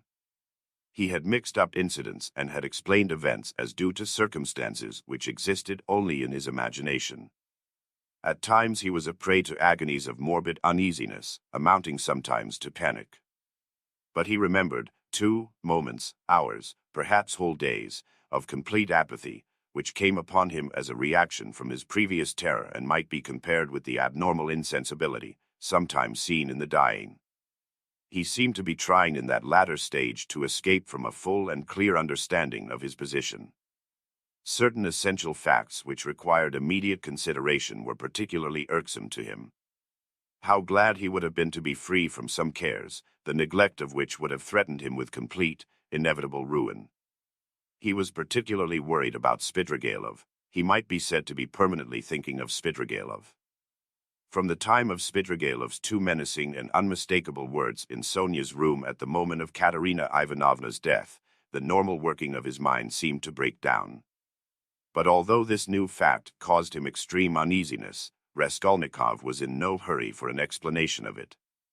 At times, finding himself in a solitary and remote part of the town, in some wretched eating-house, sitting alone lost in thought, hardly knowing how he had come there, he suddenly thought of Svidrigailov. He recognized suddenly, clearly, and with dismay that he ought at once to come to an understanding with that man and to make what terms he could. Walking outside the city gates one day, he positively fancied that they had fixed a meeting there, that he was waiting for Svidrigailov.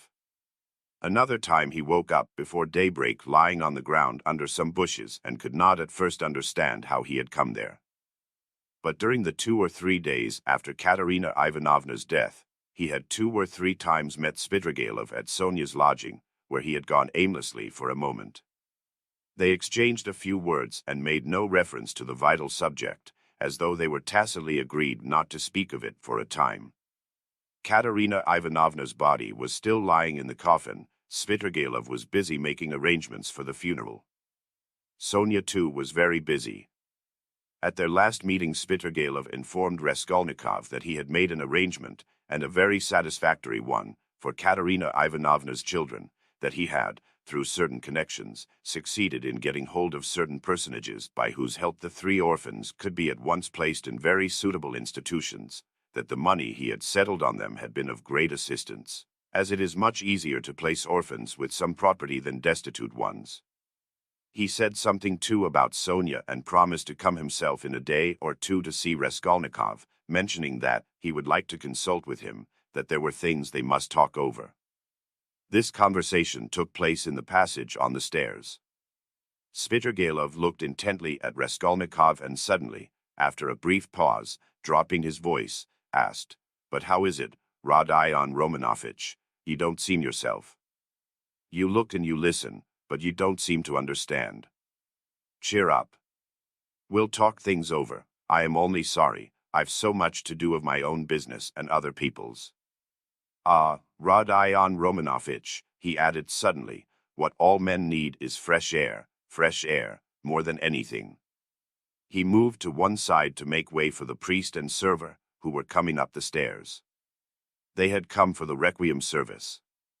By Svidrigailov's orders it was sung twice a day punctually. Svidrigailov went his way. Raskolnikov stood still a moment, thought, and followed the priest into Sonia's room. He stood at the door. They began quietly, slowly and mournfully singing the service. From his childhood the thought of death and the presence of death had something oppressive and mysteriously awful, and it was long since he had heard the requiem service. And there was something else here as well, too awful and disturbing. He looked at the children. They were all kneeling by the coffin. Valenka was weeping. Behind them Sonia prayed, softly and, as it were, timidly weeping. "These last 2 days she hasn't said a word to me, she hasn't glanced at me," Raskolnikov thought suddenly. The sunlight was bright in the room, the incense rose in clouds, the priest read, "Give rest, O Lord." Raskolnikov stayed all through the service. As he blessed them and took his leave, the priest looked round strangely. After the service, Raskolnikov went up to Sonia. She took both his hands and let her head sink on his shoulder. This slight friendly gesture bewildered Raskolnikov. It seemed strange to him that there was no trace of repugnance, no trace of disgust, no tremor in her hand. It was the furthest limit of self-abnegation, at least so he interpreted it. Sonia said nothing. Raskolnikov pressed her hand and went out. He felt very miserable. If it had been possible to escape to some solitude, he would have thought himself lucky, even if he had to spend his whole life there. But although he had almost always been by himself of late, he had never been able to feel alone. Sometimes he walked out of the town onto the high road, once he had even reached a little wood, but the lonelier the place was, the more he seemed to be aware of an uneasy presence near him. It did not frighten him, but greatly annoyed him, so that he made haste to return to the town, to mingle with the crowd, to enter restaurants and taverns, to walk in busy thoroughfares. There he felt easier and even more solitary.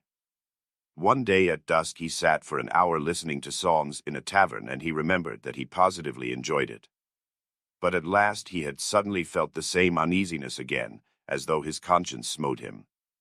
Here I sit listening to singing, is that what I ought to be doing? He thought. Yet he felt at once that that was not the only cause of his uneasiness. There was something requiring immediate decision, but it was something he could not clearly understand or put into words. It was a hopeless tangle. No, better the struggle again. Better Porphyry again, or Svidrigailov. Better some challenge again, some attack. Yes, yes, he thought. He went out of the tavern and rushed away almost at a run. The thought of Dunia and his mother suddenly reduced him almost to a panic. That night he woke up before morning among some bushes in Krastovsky Island, trembling all over with fever. He walked home, and it was early morning when he arrived. After some hours' sleep the fever left him, but he woke up late, 2 o'clock in the afternoon. He remembered that Katerina Ivanovna's funeral had been fixed for that day, and was glad that he was not present at it. Nastasia brought him some food. He ate and drank with appetite, almost with greediness. His head was fresher, and he was calmer than he had been for the last 3 days. He even felt a passing wonder at his previous attacks of panic. The door opened and Razumihin came in. "Ah, he's eating, then he's not ill," said Razumihin. He took a chair and sat down at the table opposite Raskolnikov. He was troubled and did not attempt to conceal it. He spoke with evident annoyance, but without hurry or raising his voice. He looked as though he had some special fixed determination. "Listen," he began resolutely. "As far as I am concerned, you may all go to hell, but from what I see, it's clear to me that I can't make head or tail of it. Please don't think I've come to ask you questions. I don't want to know, hang it.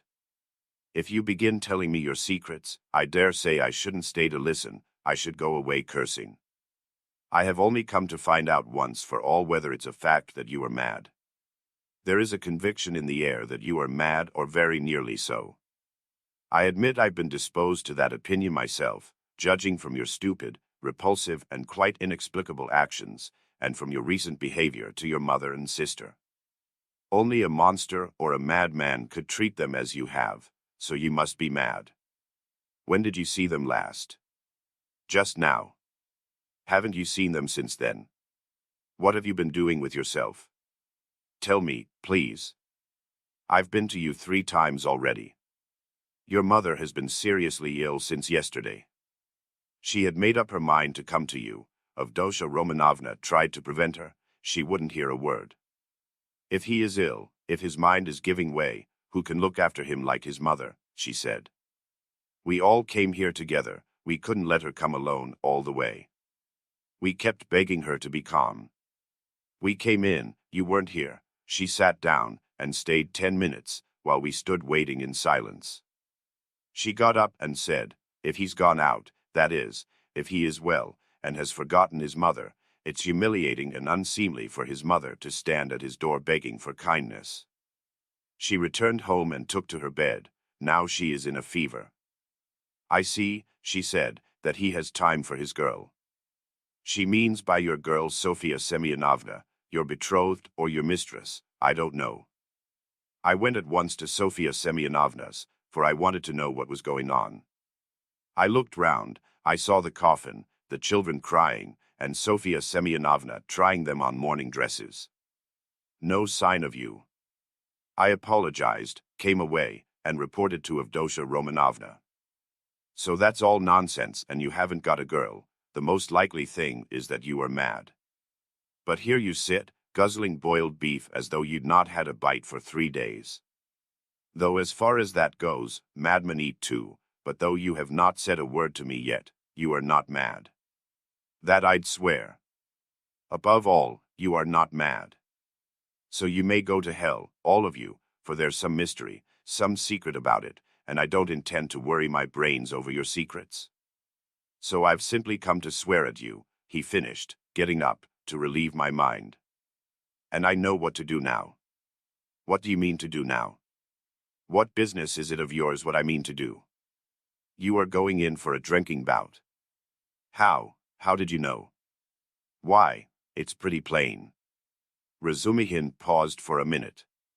You always have been a very rational person and you've never been mad, never, he observed suddenly with warmth. You're right, I shall drink. Goodbye. And he moved to go out. I was talking with my sister the day before yesterday. I think it was about you, Razumihin. About me. But, where can you have seen her the day before yesterday? Razumihin stopped short and even turned a little pale. One could see that his heart was throbbing slowly and violently. She came here by herself, sat there and talked to me. She did. Yes. What did you say to her? I mean, about me. I told her you were a very good, honest, and industrious man. I didn't tell her you love her, because she knows that herself. She knows that herself. Well, it's pretty plain. Wherever I might go, whatever happened to me, you would remain to look after them. I, so to speak, give them into your keeping, Razumihin. I say this because I know quite well how you love her, and am convinced of the purity of your heart. I know that she too may love you and perhaps does love you already. Now decide for yourself, as you know best, whether you need go in for a drinking bout or not. Rhodia. You see, well. Damn it. But where do you mean to go? Of course, if it's all a secret, never mind. But I shall find out the secret, and I am sure that it must be some ridiculous nonsense and that you've made it all up. Anyway, you are a capital fellow, a capital fellow. That was just what I wanted to add, only you interrupted, that was a very good decision of yours not to find out these secrets. Leave it to time, don't worry about it. You'll know it all in time when it must be. Yesterday a man said to me that what a man needs is fresh air, fresh air, fresh air. I mean to go to him directly to find out what he meant by that. Razumihin stood lost in thought and excitement, making a silent conclusion. He's a political conspirator. He must be. And he's on the eve of some desperate step, that's certain. It can only be that. And Dunia knows, he thought suddenly. So Avdotya Romanovna comes to see you, he said, weighing each syllable, and you're going to see a man who says we need more air, and so of course that letter, that too must have something to do with it, he concluded to himself. What letter? She got a letter today. It upset her very much indeed. Too much so. I began speaking of you, she begged me not to. Then she said that perhaps we should very soon have to part. Then she began warmly thanking me for something. Then she went to her room and locked herself in. She got a letter? Raskolnikov asked thoughtfully. Yes, and you didn't know. Hm. They were both silent. Goodbye, Rodion. There was a time, brother, when I... Never mind, goodbye. You see, there was a time. Well, goodbye. I must be off too. I'm not going to drink. There's no need now. That's all stuff. He hurried out, but when he had almost closed the door behind him, he suddenly opened it again and said, looking away, Oh, by the way, do you remember that murder, you know Porphyry's, that old woman? Do you know the murderer has been found, he has confessed and given the proofs. It's one of those very workmen, the painter, only fancy. Do you remember I defended them here? Would you believe it? All that scene of fighting and laughing with his companions on the stairs while the porter and the two witnesses were going up, he got up on purpose to disarm suspicion. The cunning, the presence of mind of the young dog. One can hardly credit it, but it's his own explanation. He has confessed it all. And what a fool I was about it. Well, he's simply a genius of hypocrisy and resourcefulness in disarming the suspicions of the lawyers, so there's nothing much to wonder at, I suppose. Of course, people like that are always possible. And the fact that he couldn't keep up the character, but confessed, makes him easier to believe in. But what a fool I was. I was frantic on their side. Tell me, please, from whom did you hear that, and why does it interest you so? Raskolnikov asked with unmistakable agitation. What next? You asked me why it interests me. Well, I heard it from Porfiry, among others. It was from him I heard almost all about it. From Porfiry. From Porfiry. What did he say? Raskolnikov asked in dismay. He gave me a capital explanation of it. Psychologically, after his fashion. He explained it. Explained it himself. Yes, goodbye. I'll tell you all about it another time, but now I'm busy. There was a time when I fancied. But no matter, another time. What need is there for me to drink now? You have made me drunk without wine. I am drunk, Rhodia. Goodbye, I'm going. I'll come again very soon. He went out. He's a political conspirator, there's not a doubt about it, Razumihin decided, as he slowly descended the stairs.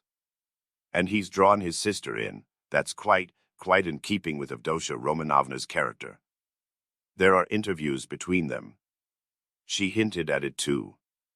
So many of her words. And hints bear that meaning. And how else can all this tangle be explained? And I was almost thinking. Good heavens, what I thought. Yes, I took leave of my senses and I wronged him.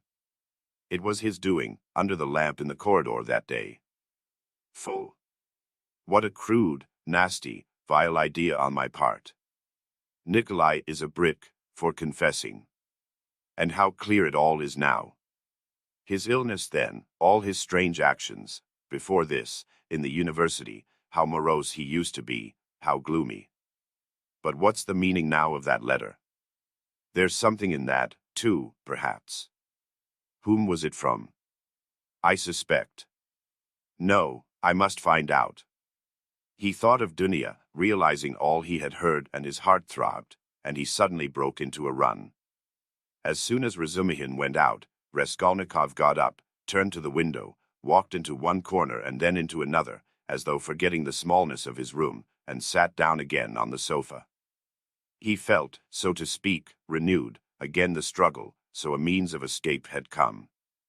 Yes, a means of escape had come. It had been too stifling, too cramping, the burden had been too agonizing. A lethargy had come upon him at times. From the moment of the scene with Nikolai at Porfiry's he had been suffocating, penned in without hope of escape. After Nikolai's confession, on that very day had come the scene with Sonia. His behavior in his last words had been utterly unlike anything he could have imagined beforehand. He had grown feebler, instantly and fundamentally. And he had agreed at the time with Sonia, he had agreed in his heart he could not go on living alone with such a thing on his mind. And Svidrigailov was a riddle. He worried him, that was true, but somehow not on the same point. He might still have a struggle to come with Svidrigailov. Svidrigailov, too, might be a means of escape, but Porfiry was a different matter. And so Porfiry himself had explained it to Razumihin, had explained it psychologically. He had begun bringing in his damned psychology again. Porfiry. But to think that Porfiry should for one moment believe that Nikolai was guilty, after what had passed between them before Nikolai's appearance, after that tete-a-tete interview, which could have only one explanation. During those days Raskolnikov had often recalled passages in that scene with Porfiry. He could not bear to let his mind rest on it. Such words, such gestures had passed between them, they had exchanged such glances, things had been said in such a tone and had reached such a pass, that Nikolai, whom Porfiry had seen through at the first word, at the first gesture, could not have shaken his conviction. And to think that even Razumihin had begun to suspect. The scene in the corridor under the lamp had produced its effect then. He had rushed to Porfiry. But what had induced the latter to receive him like that?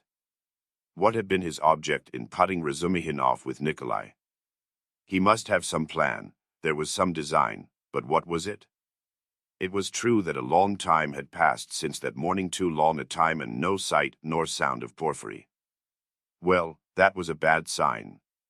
Raskolnikov took his cap and went out of the room, still pondering. It was the first time for a long while that he had felt clear in his mind, at least. I must settle Svidrigailov, he thought, and as soon as possible. He, too, seems to be waiting for me to come to him of my own accord. And at that moment there was such a rush of hate in his weary heart that he might have killed either of those two, Porfiry or Svidrigailov. At least he felt that he would be capable of doing it later, if not now. We shall see, he repeated to himself. But no sooner had he opened the door than he stumbled upon Porfiry himself in the passage. He was coming in to see him. Raskolnikov was dumbfounded for a minute, but only for 1 minute. Strange to say, he was not very much astonished at seeing Porfiry and scarcely afraid of him. He was simply startled, but was quickly, instantly, on his guard. Perhaps this will mean the end. But how could Porfiry have approached so quietly, like a cat, so that he had heard nothing? Could he have been listening at the door? You didn't expect a visitor, Rod Ion Romanovich, Porfiry explained, laughing. I've been meaning to look in a long time. I was passing by and thought, why not go in for 5 minutes? Are you going out? I won't keep you long. Just let me have one cigarette. Sit down, Porfiry Petrovich, sit down. Raskolnikov gave his visitor a seat with so pleased and friendly an expression that he would have marveled at himself if he could have seen it. The last moment had come, the last drops had to be drained. So a man will sometimes go through half an hour of mortal terror with a brigand, yet when the knife is at his throat at last, he feels no fear. Raskolnikov seated himself directly facing Porfiry and looked at him without flinching. Porfiry screwed up his eyes and began lighting a cigarette. Speak, speak, seemed as though it would burst from Raskolnikov's heart. Come, why don't you speak? Chapter 2. Ah, these cigarettes. Porfiry Petrovich ejaculated at last, having lighted one. They are pernicious, positively pernicious, and yet I can't give them up. I cough, I begin to have tickling in my throat and a difficulty in breathing. You know I am a coward. I went lately to Dr. Bien. He always gives at least half an hour to each patient. He positively laughed looking at me. He sounded me. Tobacco's bad for you, he said. Your lungs are affected. But how am I to give it up? What is there to take its place? I don't drink, that's the mischief, that I don't. Everything is relative, Rod Ion Romanovich, everything is relative. Why, he's playing his professional tricks again, Raskolnikov thought with disgust. All the circumstances of their last interview suddenly came back to him, and he felt a rush of the feeling that had come upon him then. I came to see you the day before yesterday, in the evening, you didn't know. Porfiry Petrovich went on, looking round the room. I came into this very room. I was passing by, just as I did today, and I thought I'd return your call. I walked in as your door was wide open. I looked round, waited and went out without leaving my name with your servant. Don't you lock your door? Raskolnikov's face grew more and more gloomy. Porfiry seemed to guess his state of mind. I've come to have it out with you, Rod Ion Romanovich, my dear fellow. I owe you an explanation and must give it to you, he continued with a slight smile, just patting Raskolnikov's knee. But almost at the same instant a serious and careworn look came into his face. To his surprise, Raskolnikov saw a touch of sadness in it. He had never seen and never suspected such an expression in his face. A strange scene passed between us last time we met, Rod-Ion Romanovich. Our first interview, too, was a strange one, but then, and one thing after another. This is the point. I have perhaps acted unfairly to you. I feel it. Do you remember how we parted? Your nerves were unhinged and your knees were shaking, and so were mine. And, our behavior was unseemly, even ungentlemanly. And yet we are gentlemen, above all, in any case, gentlemen, that must be understood. Do you remember what we came to? And it was quite indecorous. What is he up to? What does he take me for? Raskolnikov asked himself in amazement, raising his head and looking with open eyes on Porfiry. I've decided openness is better between us, Porfiry Petrovitch went on, turning his head away and dropping his eyes, as though unwilling to disconcert his former victim and as though disdaining his former wiles. Yes, such suspicions and such scenes cannot continue for long. Nikolai put a stop to it, or I don't know what we might not have come to. That damned workman was sitting at the time in the next room. Can you realize that? You know that, of course, and I am aware that he came to you afterwards. But what you supposed then was not true. I had not sent for anyone. I had made no kind of arrangements. You ask why I hadn't. What shall I say to you? It had all come upon me so suddenly. I had scarcely sent for the porters. You noticed them as you went out, I dare say. An idea flashed upon me. I was firmly convinced at the time, you see, Rod-Ion Romanovich. Come, I thought, even if I let one thing slip for a time, I shall get hold of something else. I shan't lose what I want, anyway. You are nervously irritable, Rod-Ion Romanovich, by temperament. It's out of proportion with other qualities of your heart and character, which I flatter myself I have to some extent divined. Of course I did reflect even then that it does not always happen that a man gets up and blurts out his whole story. It does happen sometimes, if you make a man lose all patience, though even then it's rare. I was capable of realizing that. If I only had a fact, I thought, the least little fact to go upon, something I could lay hold of, something tangible, not merely psychological. For if a man is guilty, you must be able to get something substantial out of him. One may reckon upon most surprising results indeed. I was reckoning on your temperament, Rod-Ion Romanovich, on your temperament above all things. I had great hopes of you at that time. But what are you driving at now? Raskolnikov muttered at last, asking the question without thinking. What is he talking about? He wondered distractedly. Does he really take me to be innocent? What am I driving at? I've come to explain myself. I consider it my duty, so to speak. I want to make clear to you how the whole business, the whole misunderstanding arose. I've caused you a great deal of suffering, Rod-Ion Romanovich. I am not a monster.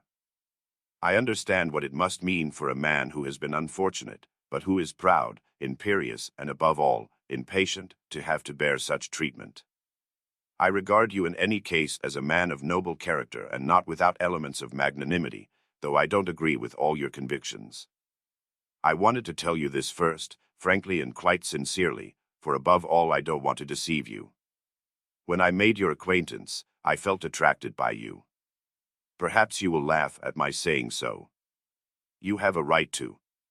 I know you disliked me from the first, and indeed you've no reason to like me. You may think what you like, but I desire now to do all I can to efface that impression and to show that I am a man of heart and conscience. I speak sincerely. Porfiry Petrovitch made a dignified pause. Raskolnikov felt a rush of renewed alarm. The thought that Porfiry believed him to be innocent began to make him uneasy. It's scarcely necessary to go over everything in detail, Porfiry Petrovitch went on. Indeed, I could scarcely attempt it. To begin with, there were rumors. Through whom, how, and when those rumors came to me, and how they affected you, I need not go into. My suspicions were aroused by a complete accident, which might just as easily not have happened. What was it? I believe there is no need to go into that either. Those rumors and that accident led to one idea in my mind. I admit it openly, for one may as well make a clean breast of it. I was the first to pitch on you. The old woman's notes on the pledges and the rest of it, that all came to nothing. Yours was one of 100. I happened, too, to hear of the scene at the office, from a man who described it capitally, unconsciously reproducing the scene with great vividness. It was just one thing after another. Rod Ion Romanovich, my dear fellow. How could I avoid being brought to certain ideas? From 100 rabbits you can't make a horse, 100 suspicions don't make a proof, as the English proverb says, but that's only from the rational point of view. You can't help being partial, for after all a lawyer is only human. I thought, too, of your article in that journal. Do you remember, on your first visit we talked of it? I jeered at you at the time, but that was only to lead you on. I repeat, Rod Ion Romanovich, you are ill and impatient. That you were bold, headstrong, in earnest, and had felt a great deal, I recognized long before. I, too, have felt the same, so that your article seemed familiar to me. It was conceived on sleepless nights, with a throbbing heart, in ecstasy and suppressed enthusiasm. And that proud suppressed enthusiasm in young people is dangerous. I jeered at you then, but let me tell you that, as a literary amateur, I am awfully fond of such first essays, full of the heat of youth. There is a mistiness and a chord vibrating in the mist. Your article is absurd and fantastic, but there's a transparent sincerity, a youthful incorruptible pride, and the daring of despair in it. It's a gloomy article, but that's what's fine in it. I read your article and put it aside, thinking as I did so, that man won't go the common way. Well, I asked you, after that, as a preliminary, how could I help being carried away by what followed? Oh, dear, I am not saying anything, I am not making any statement now. I simply noted it at the time. What is there in it? I reflected. There's nothing in it, that is really nothing, and perhaps absolutely nothing. And it's not at all the thing for the prosecutor to let himself be carried away by notions. Here I have Nikolai on my hands with actual evidence against him. You may think what you like of it, but it's evidence. He brings in his psychology, too. One has to consider him, too, for it's a matter of life and death. Why am I explaining this to you? That you may understand, and not blame my malicious behavior on that occasion. It was not malicious, I assure you, he. Do you suppose I didn't come to search your room at the time? I did, he. I was here when you were lying ill in bed, not officially, not in my own person, but I was here. Your room was searched to the last thread at the first suspicion, but uncenced.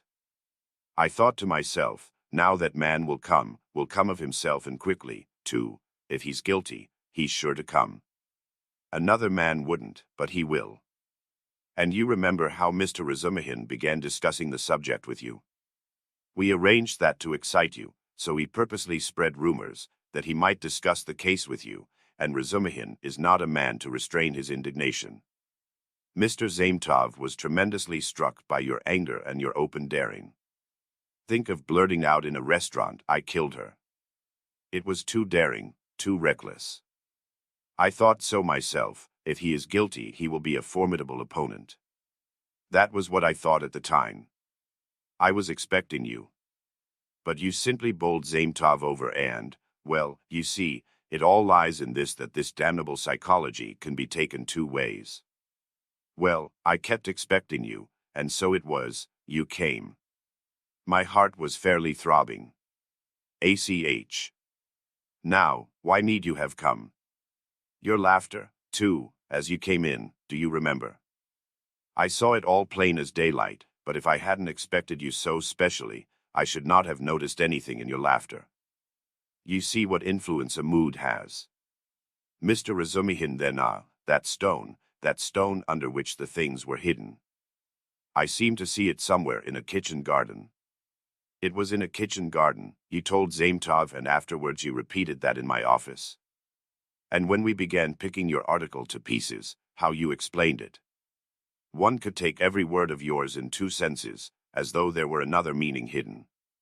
So in this way, Rod Ion Romanovich, I reached the furthest limit, and knocking my head against a post, I pulled myself up, asking myself what I was about. After all, I said, you can take it all in another sense if you like, and it's more natural, so, indeed. I couldn't help admitting it was more natural. I was bothered. No, I'd better get hold of some little fact, I said. So when I heard of the bell ringing, I held my breath and was all in a tremor. Here is my little fact, thought I, and I didn't think it over. I simply wouldn't. I would have given 1,000 rubles at that minute to have seen you with my own eyes, when you walked 100 paces beside that workman, after he had called you murderer to your face, and you did not dare to ask him a question all the way. And then what about your trembling? What about your bell ringing in your illness, in semi-delirium? And so, Rodion Romanovich, can you wonder that I played such pranks on you? And what made you come at that very minute? Someone seemed to have sent you, by Jove. And if Nikolai had not parted us, and do you remember Nikolai at the time? Do you remember him clearly? It was a thunderbolt, a regular thunderbolt. And how I met him. I didn't believe in the thunderbolt, not for a minute. You could see it for yourself, and how could I? Even afterwards, when you had gone and he began making very, very plausible answers on certain points, so that I was surprised at him myself, even then I didn't believe his story. You see what it is to be as firm as a rock. No, thought I, Morgenfrau. What has Nikolai got to do with it? Razumihin told me just now that you think Nikolai guilty and had yourself assured him of it. His voice failed him, and he broke off. He had been listening in indescribable agitation, as this man who had seen through and through him went back upon himself. He was afraid of believing it and did not believe it. In those still ambiguous words he kept eagerly looking for something more definite and conclusive. Mr. Razumihin, cried Porfiry Petrovitch, seeming glad of a question from Raskolnikov, who had till then been silent. He. But I had to put Mr. Razumihin off. 2 is company, 3 is none. Mr. Razumihin is not the right man, besides he is an outsider. He came running to me with a pale face. But never mind him, why bring him in? To return to Nikolai, would you like to know what sort of a type he is, how I understand him, that is? To begin with, he is still a child and not exactly a coward, but something by way of an artist. Really, don't laugh at my describing him so. He is innocent and responsive to influence. He has a heart and is a fantastic fellow. He sings and dances, he tells stories, they say, so that people come from other villages to hear him. He attends school too, and laughs till he cries if you hold up a finger to him. He will drink himself senseless not as a regular vice, but at times, when people treat him like a child. And he stole, too, then, without knowing it himself, for how can it be stealing if one picks it up? And do you know he is an old believer, or rather a dissenter? There have been wanderers, in his family, and he was for 2 years in his village under the spiritual guidance of a certain elder. I learnt all this from Nikolai and from his fellow villagers. And what's more, he wanted to run into the wilderness. He was full of fervor, prayed at night, read the old books, the true ones, and read himself crazy. A religious sect, translator's note. Petersburg had a great effect upon him, especially the woman and the wine. He responds to everything and he forgot the elder and all that. I learnt that an artist here took a fancy to him, and used to go and see him, and now this business came upon him. Well, he was frightened, he tried to hang himself. He ran away. How can one get over the idea the people have of Russian legal proceedings? The very word trial frightens some of them. Whose fault is it? We shall see what the new juries will do. God grant they do good. Well, in prison, it seems, he remembered the venerable elder. The Bible, too, made its appearance again. Do you know, Rodion Romanovich, the force of the word suffering among some of these people? It's not a question of suffering for someone's benefit, but simply, one must suffer. If they suffer at the hands of the authorities, so much the better. In my time there was a very meek and mild prisoner who spent a whole year in prison, always reading his Bible on the stove at night, and he read himself crazy, and so crazy, do you know, that one day, apropos of nothing, he seized a brick and flung it at the governor, though he had done him no harm. And the way he threw it too, aimed at a yard on one side on purpose, for fear of hurting him. Well, we know what happens to a prisoner who assaults an officer with a weapon. So, he took his suffering. So I suspect now that Nikolai wants to take his suffering or something of the sort. I know it for certain from facts, indeed. Only he doesn't know that I know. What, you don't admit that there are such fantastic people among the peasants? Lots of them. The elder now has begun influencing him, especially since he tried to hang himself. But he'll come and tell me all himself. You think he'll hold out? Wait a bit, he'll take his words back. I am waiting from hour to hour for him to come and abjure his evidence. I have come to like that Nikolai and am studying him in detail. And what do you think? He answered me very plausibly on some points. He obviously had collected some evidence and prepared himself cleverly. But on other points he is simply at sea, knows nothing, and doesn't even suspect that he doesn't know. No, Rodion Romanovich, Nikolai doesn't come in. This is a fantastic, gloomy business, a modern case, an incident of today when the heart of man is troubled, when the phrase is quoted that blood renews, when comfort is preached as the aim of life. Here we have bookish dreams, a heart unhinged by theories. Here we see resolution in the first stage, but resolution of a special kind. He resolved to do it like jumping over a precipice or from a bell tower, and his legs shook as he went to the crime. He forgot to shut the door after him, and murdered 2 people for a theory. He committed the murder and couldn't take the money, and what he did manage to snatch up he hid under a stone. It wasn't enough for him to suffer agony behind the door while they battered at the door and rung the bell. No, he had to go to the empty lodging, half delirious, to recall the bell ringing. He wanted to feel the cold shiver over again. Well, that we grant, was through illness, but consider this. He is a murderer, but looks upon himself as an honest man, despises others, poses as injured innocence. No, that's not the work of a Nikolai, my dear Rodion Romanovich. All that had been said before had sounded so like a recantation that these words were too great a shock. Raskolnikov shuddered as though he had been stabbed. Then, who then, is the murderer? He asked in a breathless voice, unable to restrain himself. Porfiry Petrovitch sank back in his chair, as though he were amazed at the question. Who is the murderer? He repeated, as though unable to believe his ears. Why, you, Rodion Romanovich. You are the murderer, he added, almost in a whisper, in a voice of genuine conviction. Raskolnikov leapt from the sofa, stood up for a few seconds and sat down again without uttering a word. His face twitched convulsively. Your lip is twitching just as it did before, Porfiry Petrovitch observed almost sympathetically. You've been misunderstanding me, I think, Rodion Romanovich, he added after a brief pause. That's why you are so surprised. I came on purpose to tell you everything and deal openly with you. It was not I murdered her, Raskolnikov whispered like a frightened child caught in the act. No, it was you, Rodion Romanovich, and no one else, Porfiry whispered sternly, with conviction. They were both silent, and the silence lasted strangely long, about 10 minutes. Raskolnikov put his elbow on the table and passed his fingers through his hair. Porfiry Petrovitch sat quietly waiting. Suddenly Raskolnikov looked scornfully at Porfiry. You are at your old tricks again, Porfiry Petrovitch. Your old method again. I wonder you don't get sick of it. Oh, stop that. What does that matter now? It would be a different matter if there were witnesses present, but we are whispering alone. You see yourself that I have not come to chase and capture you like a hare. Whether you confess it or not is nothing to me now. For myself, I am convinced without it. If so, what did you come for? Raskolnikov asked irritably.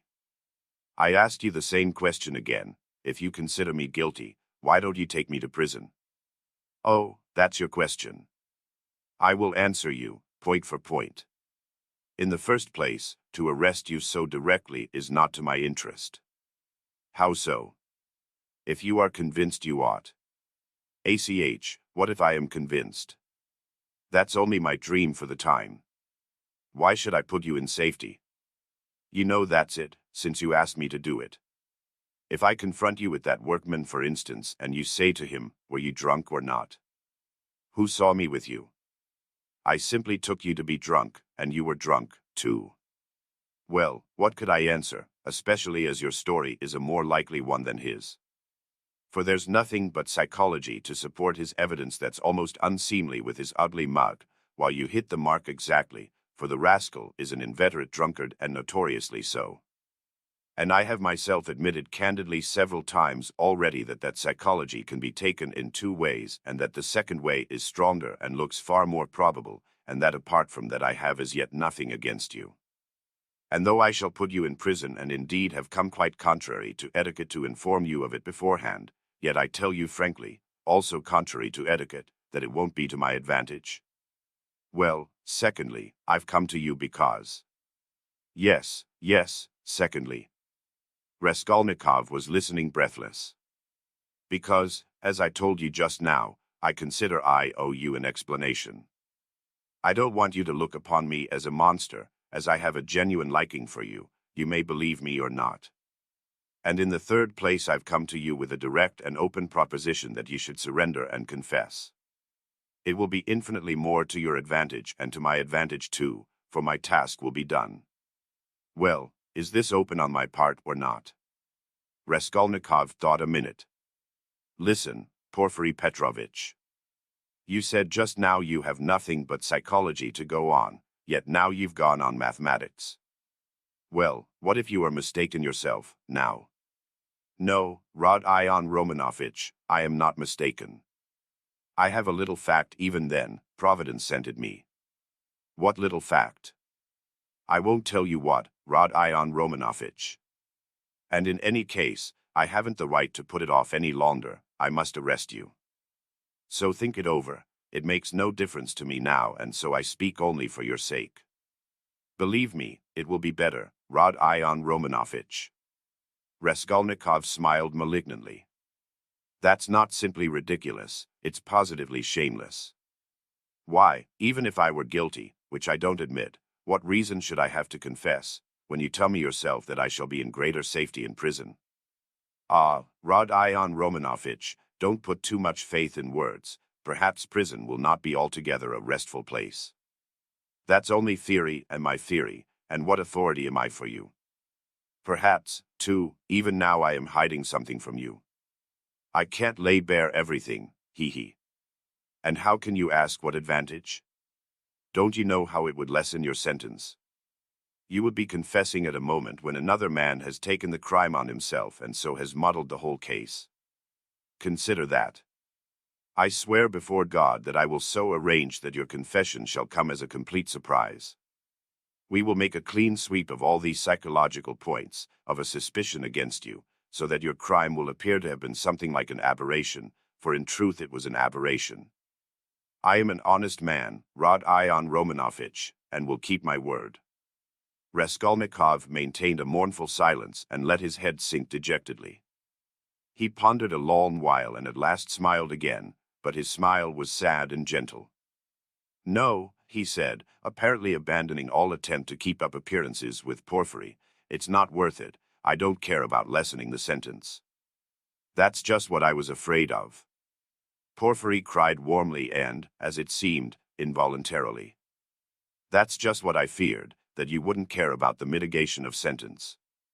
Raskolnikov looked sadly and expressively at him. Ah, don't disdain life. Porfiry went on. You have a great deal of it still before you.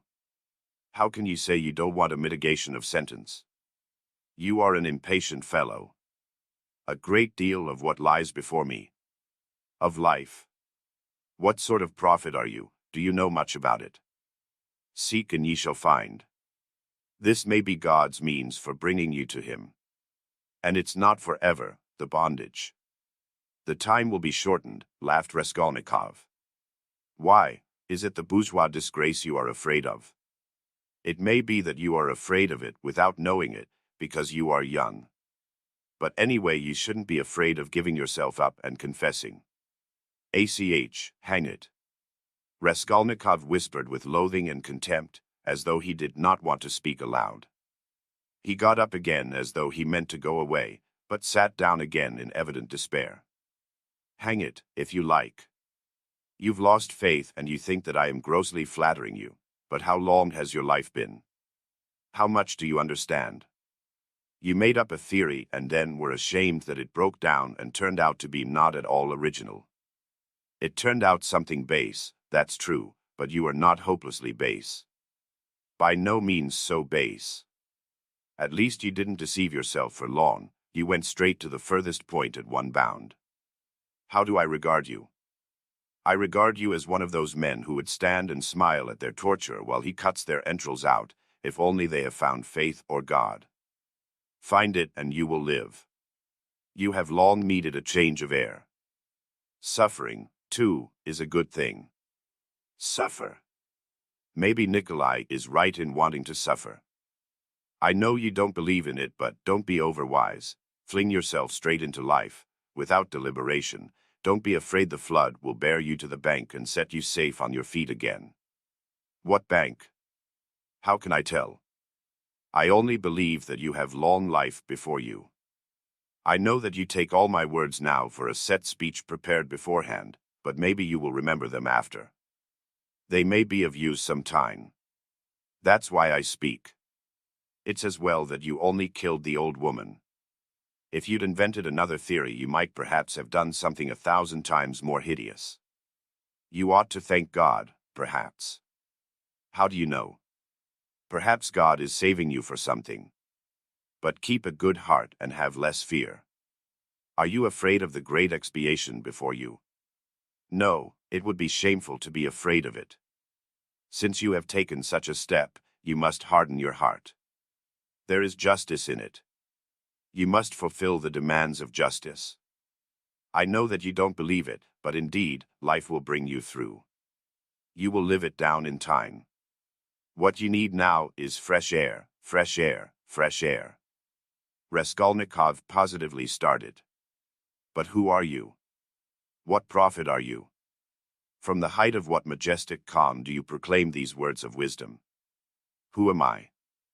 I am a man with nothing to hope for, that's all.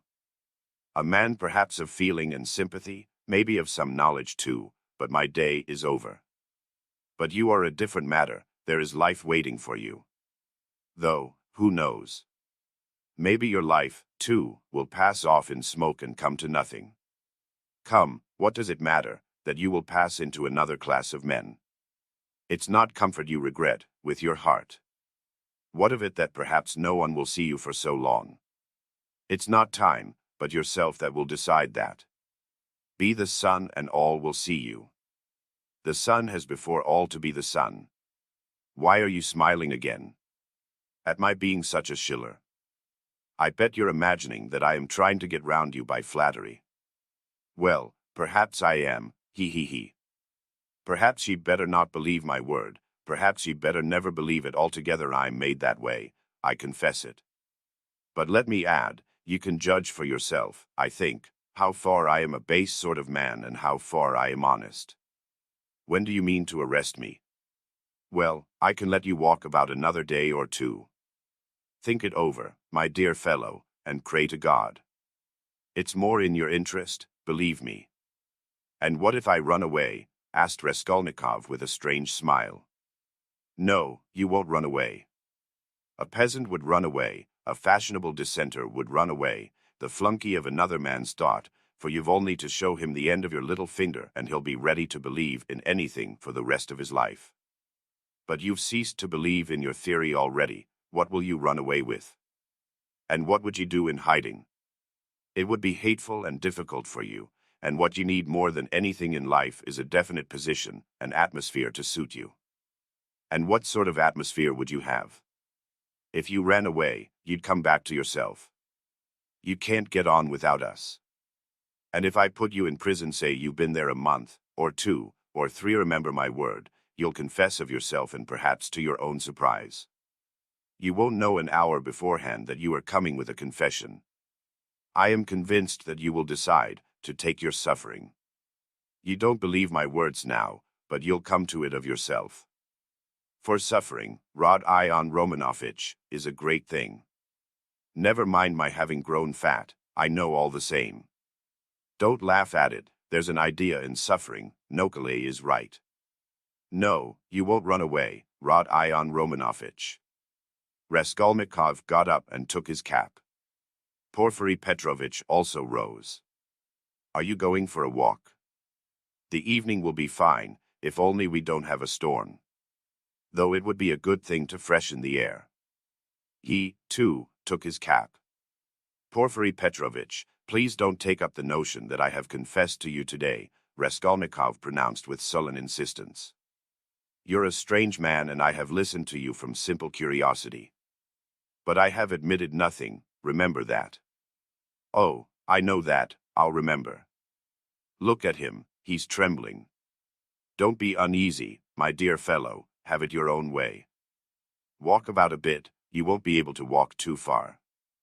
If anything happens, I have one request to make of you, he added, dropping his voice. It's an awkward one, but important.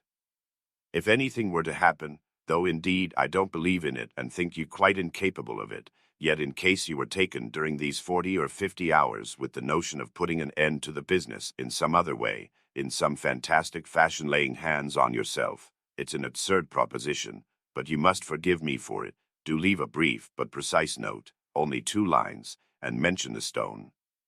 It will be more generous. Come, till we meet. Good thoughts and sound decisions to you. Porfiry went out, stooping and avoiding looking at Raskolnikov. The latter went to the window and waited with irritable impatience till he calculated that Porfiry had reached the street and moved away. Then he too went hurriedly out of the room. Chapter 3. He hurried to Spidrigalov's. What he had to hope from that man he did not know. But that man had some hidden power over him.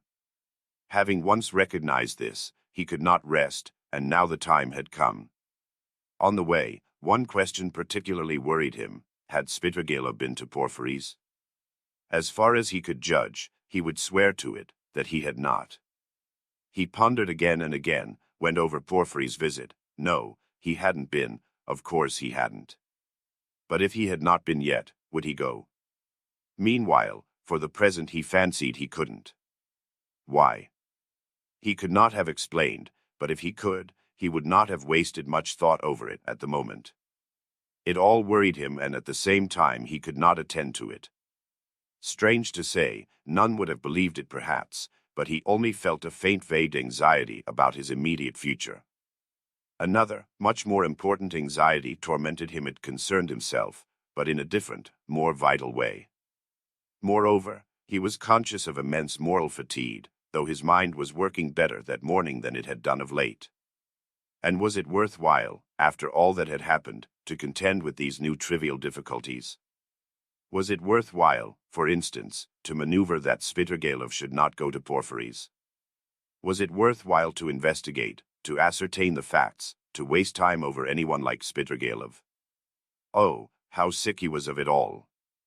And yet he was hastening to Spidrigailov. Could he be expecting something new from him, information, for means of escape? Men will catch at straws. Was it destiny or some instinct bringing them together? Perhaps it was only fatigue, despair. Perhaps it was not Spidrigailov but some other whom he needed, and Spidrigailov had simply presented himself by chance. Sonia. But what should he go to Sonia for now? To beg her tears again. He was afraid of Sonia, too. Sonia stood before him as an irrevocable sentence. He must go his own way or hers. At that moment especially he did not feel equal to seeing her. No, would it not be better to try Spidrigailov? And he could not help inwardly owning that he had long felt that he must see him for some reason. But what could they have in common?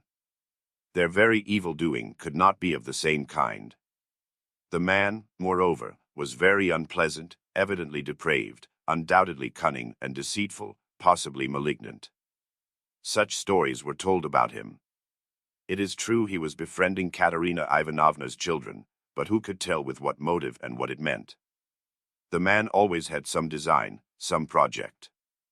There was another thought which had been continually hovering of late about Raskolnikov's mind, and causing him great uneasiness. It was so painful that he made distinct efforts to get rid of it. He sometimes thought that Svidrigailov was dogging his footsteps. Svidrigailov had found out his secret and had had designs on Dunya. What if he had them still? Wasn't it practically certain that he had? And what if, having learned his secret and so having gained power over him, he were to use it as a weapon against Dunya? This idea sometimes even tormented his dreams, but it had never presented itself so vividly to him as on his way to Svidrigailov. The very thought moved him to gloomy rage. To begin with, this would transform everything, even his own position. He would have at once to confess his secret to Dunya. Would he have to give himself up perhaps to prevent Dunya from taking some rash step? The letter. This morning Dunya had received a letter. From whom could she get letters in Petersburg? Luzin, perhaps. It's true Razumihin was there to protect her, but Razumihin knew nothing of the position. Perhaps it was his duty to tell Razumihin. He thought of it with repugnance. In any case, he must see Svidrigailov as soon as possible, he decided finally. Thank God, the details of the interview were of little consequence, if only he could get at the root of the matter, but if Svidrigailov were capable, if he were intriguing against Dunya, then… Raskolnikov was so exhausted by what he had passed through that month that he could only decide such questions in one way. Then I shall kill him, he thought in cold despair. A sudden anguish oppressed his heart. He stood still in the middle of the street and began looking about to see where he was and which way he was going. He found himself in X Prospect, 30 or 40 paces from the Haymarket, through which he had come. The whole second story of the house on the left was used as a tavern. All the windows were wide open. Judging from the figures moving at the windows, the rooms were full to overflowing. There were sounds of singing, of clarionet and violin, and the boom of a Turkish drum. He could hear women shrieking. He was about to turn back wondering why he had come to the X Prospect, when suddenly at one of the end windows he saw Svidrigailov, sitting at a tea table right in the open window with a pipe in his mouth. Raskolnikov was dreadfully taken aback, almost terrified.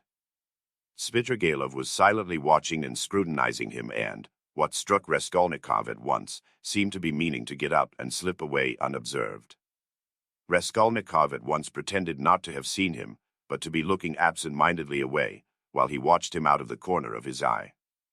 His heart was beating violently. Yet it was evident that Svidrigailov did not want to be seen. He took the pipe out of his mouth and was on the point of concealing himself, but as he got up and moved back his chair, he seemed to have become suddenly aware that Raskolnikov had seen him and was watching him. What had passed between them was much the same as what happened at their first meeting in Raskolnikov's room. A sly smile came into Svidrigailov's face and grew broader and broader. Each knew that he was seen and watched by the other. At last Svidrigailov broke into a loud laugh. Well, well, come in if you want me. I am here, he shouted from the window. Raskolnikov went up into the tavern. He found Svidrigailov in a tiny back room, adjoining the saloon in which merchants, clerks and numbers of people of all sorts were drinking tea at 20 little tables to the desperate bawling of a chorus of singers. The click of billiard balls could be heard in the distance.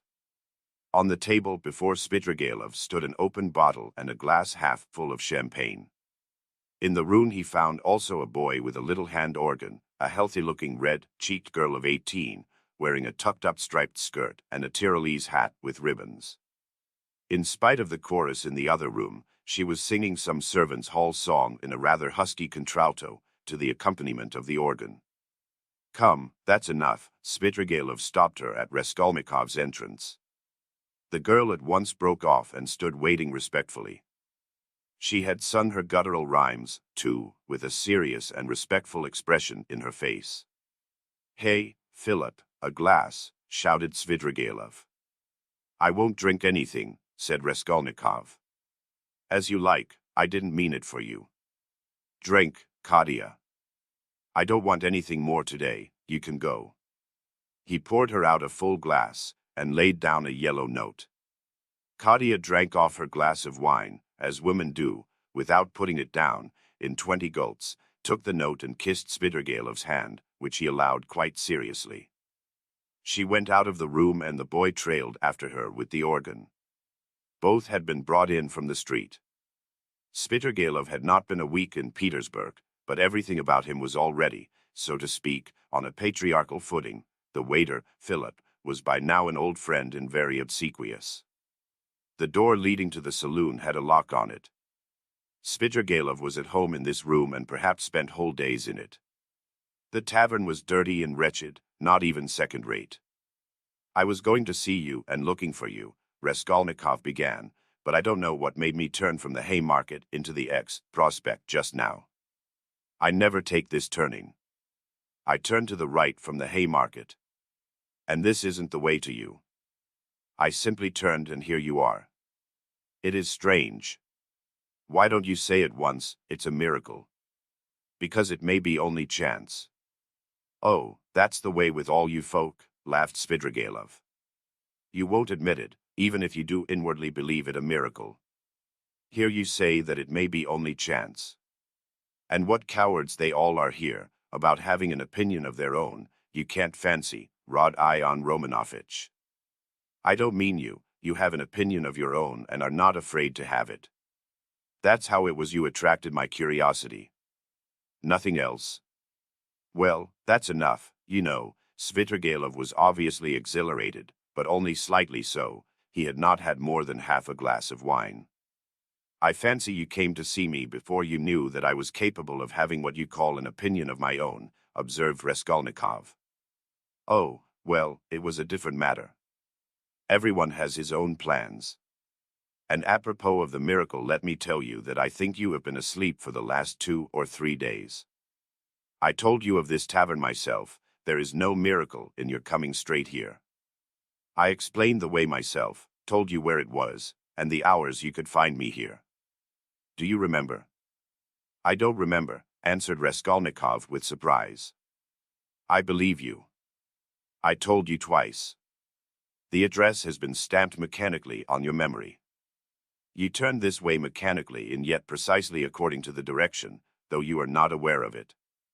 When I told you then, I hardly hoped you understood me. You give yourself away too much, Rod Ion Romanovich. And another thing, I'm convinced there are lots of people in Petersburg who talk to themselves as they walk. This is a town of crazy people. If only we had scientific men, doctors, lawyers, and philosophers might make most valuable investigations in Petersburg, each in his own line. There are few places where there are so many gloomy, strong, and queer influences on the soul of man as in Petersburg. The mere influences of climate mean so much. And it's the administrative center of all Russia, and its character must be reflected on the whole country. But that is neither here nor there now.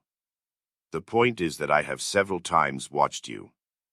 You walk out of your house holding your head high 20 paces from home, you let it sink, and fold your hands behind your back. You look and evidently see nothing before nor beside you. At last you begin moving your lips and talking to yourself, and sometimes you wave one hand and declaim, and at last stand still in the middle of the road. That's not at all the thing. Someone may be watching you besides me, and it won't do you any good. It's nothing really to do with me and I can't cure you, but, of course, you understand me. Do you know that I am being followed? Asked Raskolnikov, looking inquisitively at him. No, I know nothing about it, said Spidergalov, seeming surprised. Well, then, let us leave me alone, Raskolnikov muttered, frowning. Very good, let us leave you alone.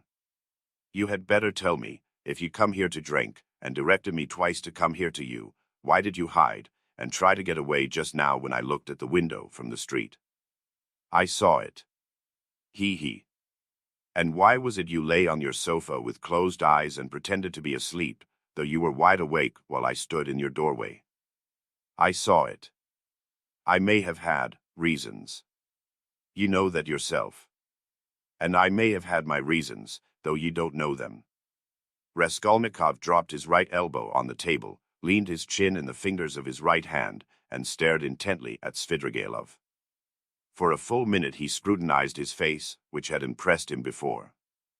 It was a strange face, like a mask, white and red, with bright red lips, with a flaxen beard, and still thick flaxen hair. His eyes were somehow too blue and their expression somehow too heavy and fixed. There was something awfully unpleasant in that handsome face, which looked so wonderfully young for his age. Svidrigailov was smartly dressed in light summer clothes and was particularly dainty in his linen. He wore a huge ring with a precious stone in it. "Have I got to bother myself about you, too, now?" said Raskolnikov suddenly, coming with nervous impatience straight to the point. "Even though perhaps you are the most dangerous man if you care to injure me, I don't want to put myself out any more. I will show you at once that I don't prize myself as you probably think I do. I've come to tell you at once that if you keep to your former intentions with regard to my sister, and if you think to derive any benefit in that direction from what has been discovered of late, I will kill you before you get me locked up. You can reckon on my word. You know that I can keep it. And in the second place, if you want to tell me anything, for I keep fancying all this time that you have something to tell me, make haste and tell it, for time is precious and very likely it will soon be too late." "Why in such haste?" asked Svidrigailov, looking at him curiously. "Everyone has his plans," Raskolnikov answered gloomily and impatiently. "You urged me yourself to frankness just now, and that the first question you refused to answer," Svidrigailov observed with a smile. "You keep fancying that I have aims of my own, and so you look at me with suspicion. Of course it's perfectly natural in your position. But though I should like to be friends with you, I shan't trouble myself to convince you of the contrary.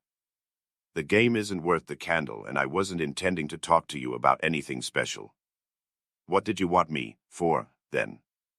It was you who came hanging about me. Why? Simply as an interesting subject for observation. I liked the fantastic nature of your position, that's what it was. Besides, you are the brother of a person who greatly interested me, and from that person I had in the past heard a very great deal about you, from which I gathered that you had a great influence over her. Isn't that enough? Ha ha ha. Still, I must admit that your question is rather complex, and is difficult for me to answer. Here, you, for instance, have come to me not only for a definite object, but for the sake of hearing something new. Isn't that so? Isn't that so? Persisted Svidrigailov with a sly smile. Well, can't you fancy then that I, too, on my way here in the train was reckoning on you, on your telling me something new, and on my making some profit out of you? You see what rich men we are. What profit could you make? How can I tell you? How do I know? You see in what a tavern I spend all my time, and it's my enjoyment. That's to say, it's no great enjoyment, but one must sit somewhere. That poor Katia, now you saw her. If only I had been a glutton now, a club gourmand, but you see I can eat this." He pointed to a little table in the corner where the remnants of a terrible-looking beefsteak and potatoes lay on a tin dish. "Have you dined, by the way? I've had something and want nothing more. I don't drink, for instance, at all. Except for champagne, I never touch anything, and not more than a glass of that all the evening, and even that is enough to make my head ache. I ordered it just now to wind myself up, for I am just going off somewhere, and you see me in a peculiar state of mind. That was why I hid myself just now like a schoolboy, for I was afraid you would hinder me. But I believe," he pulled out his watch, "I can spend an hour with you. It's 4:30 now. If only I'd been something, a landowner, a father, a cavalry officer, a photographer, a journalist. I am nothing, no specialty, and sometimes I am positively bored. I really thought you would tell me something new. But what are you, and why have you come here? What am I? You know, a gentleman. I served for 2 years in the cavalry, then I knocked about here in Petersburg, then I married Marfa Petrovna and lived in the country. There you have my biography. You are a gambler, I believe." "No, a poor sort of gambler." A card sharper, not a gambler. You have been a card sharper then. Yes, I've been a card sharper too. Didn't you get thrashed sometimes? It did happen. Why? Why, you might have challenged them. Altogether it must have been lively.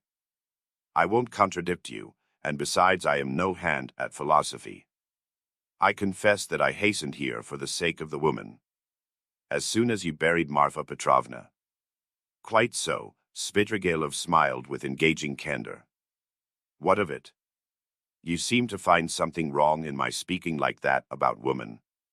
You ask whether I find anything wrong in vice. Vice. Oh, that's what you are after.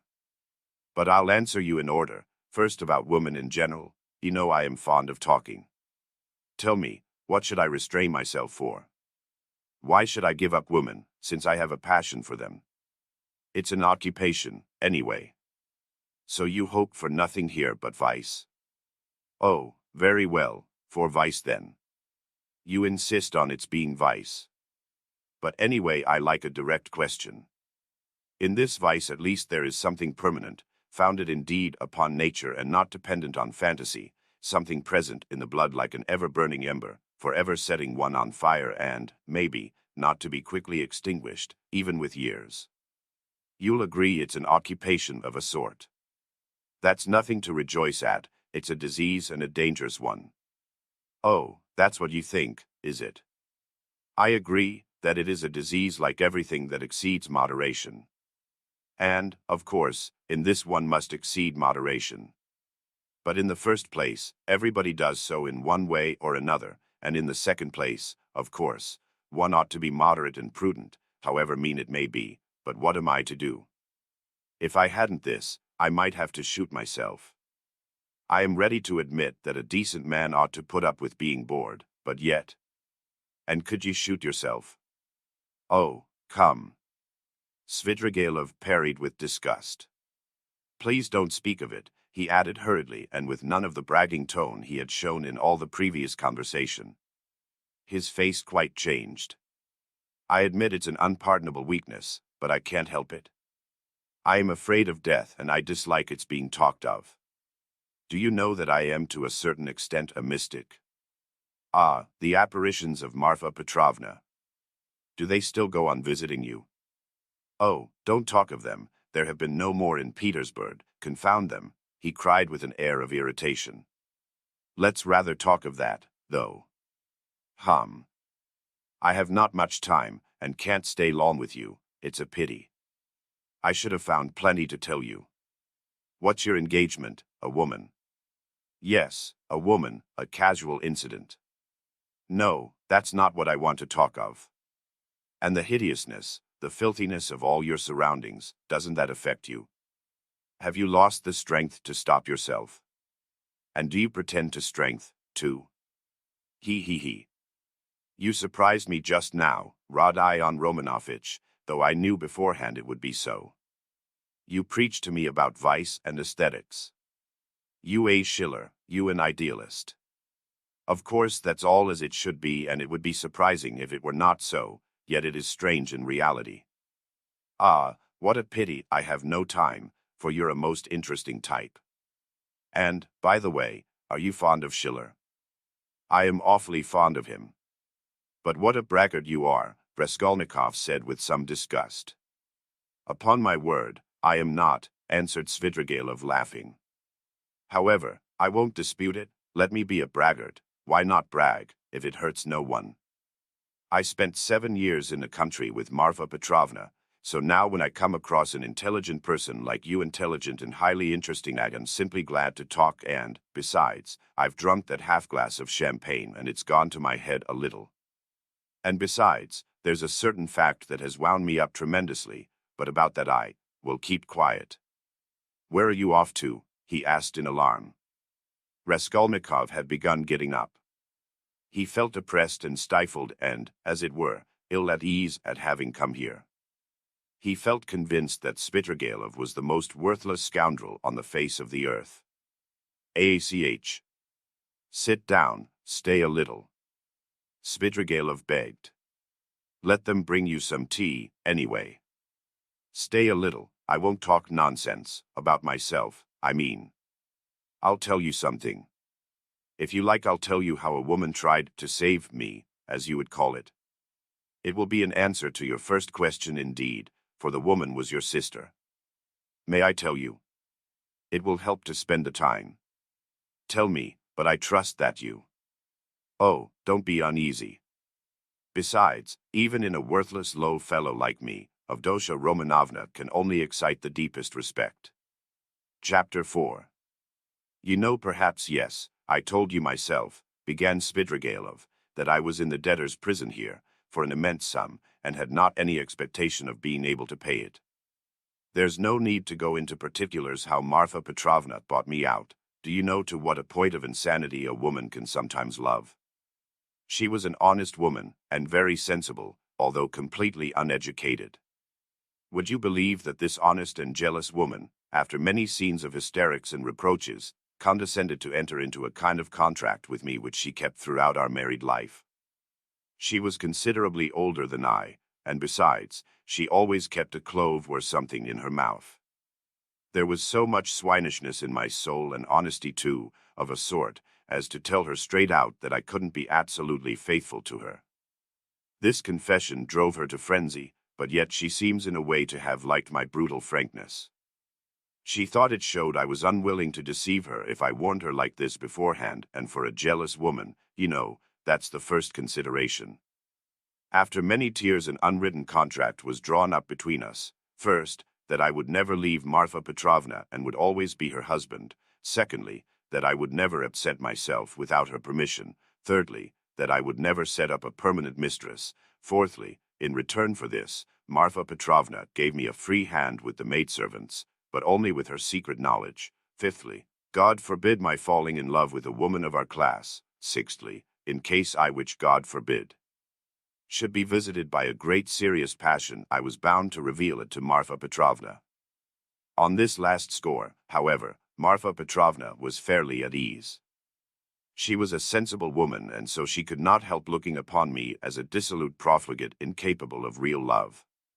But a sensible woman and a jealous woman are two very different things, and that's where the trouble came in. But to judge some people impartially, we must renounce certain preconceived opinions and our habitual attitude to the ordinary people about us. I have reason to have faith in your judgment rather than in anyone's. Perhaps you have already heard a great deal that was ridiculous and absurd about Marfa Petrovna. She certainly had some very ridiculous ways, but I tell you frankly that I feel really sorry for the innumerable woes of which I was the cause. Well, and that's enough, I think, by way of a decorous orais and funiba for the most tender wife of a most tender husband. When we quarreled, I usually held my tongue and did not irritate her, and that gentlemanly conduct rarely failed to attain its object. It influenced her, it pleased her, indeed. These were times when she was positively proud of me. But your sister she couldn't put up with, anyway.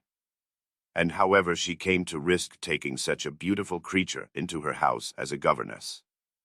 My explanation is that Marfa Petrovna was an ardent and impressionable woman and simply fell in love herself, literally fell in love with your sister. Well, little wonder, look at Avdotya Romanovna. I saw the danger at the first glance, and what do you think? I resolved not to look at her even. But Avdotya Romanovna herself made the first step. Would you believe it?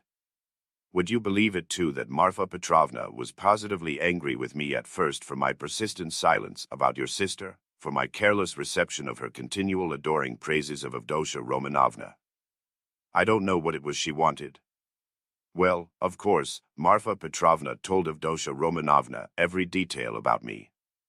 She had the unfortunate habit of telling literally everyone all our family secrets and continually complaining of me. How could she fail to confide in such a delightful new friend? I expect they talked of nothing else but me, and no doubt Avdotya Romanovna heard all those dark mysterious rumors that were current about me. I don't mind betting that you too have heard something of the sort already. I have. Luzin charged you with having caused the death of a child. Is that true? Don't refer to those vulgar tales, I begged, said Svidrigailov with disgust and annoyance. If you insist on wanting to know about all that idiocy, I will tell you one day, but now. I was told too about some footmen of yours in the country whom you treated badly. I bade you to drop the subject, Svidrigailov interrupted again with obvious impatience. Was that the footman who came to you after death to fill your pipe? You told me about it yourself. Raskolnikov felt more and more irritated. Svidrigailov looked at him attentively, and Raskolnikov fancied he caught a flash of spiteful mockery in that look. But Svidrigailov restrained himself and answered very civilly, "Yes, it was. I see that you, too, are extremely interested and shall feel it my duty to satisfy your curiosity at the first opportunity. Upon my soul, I see that I really might pass for a romantic figure with some people. Judge how grateful I must be to Marfa Petrovna for having repeated to Avdotya Romanovna such mysterious and interesting gossip about me. I dare not guess what impression it made on her, but in any case it worked in my interests. With all of Avdotya Romanovna's natural aversion, and in spite of my invariably gloomy and repellent aspect, she did at least feel pity for me, pity for a lost soul. And if once a girl's heart is moved to pity, it's more dangerous than anything. She is bound to want to save him, to bring him to his senses, and lift him up and draw him to nobler aims, and restore him to new life and usefulness. Well, we all know how far such dreams can go. I saw at once that the bird was flying into the cage of herself. And I too made ready. I think you are frowning, Rodion Romanovitch. There's no need. As you know, it all ended in smoke. Hang it all, what a lot I am drinking. Do you know, I always, from the very beginning, regretted that it wasn't your sister's fate to be born in the 2nd or 3rd century A.D., as the daughter of a reigning prince or some governor or proconsul in Asia Minor. She would undoubtedly have been one of those who would endure martyrdom and would have smiled when they branded her bosom with hot pincers. And she would have gone to it of herself. And in the 4th or 5th century she would have walked away into the Egyptian desert and would have stayed there 30 years living on roots and ecstasies and visions. She is simply thirsting to face some torture for someone, and if she can't get her torture, she'll throw herself out of a window. I've heard something of a Mr. Razumihin. He's said to be a sensible fellow. His surname suggests it, indeed. He's probably a divinity student. Well, he'd better look after your sister. I believe I understand her, and I am proud of it. But at the beginning of an acquaintance, as you know, one is apt to be more heedless and stupid. One doesn't see clearly. Hang it all, why is she so handsome? It's not my fault. In fact, it began on my side with a most irresistible physical desire. Avdotya Romanovna is awfully chaste, incredibly and phenomenally so. Take note, I tell you this about your sister as a fact.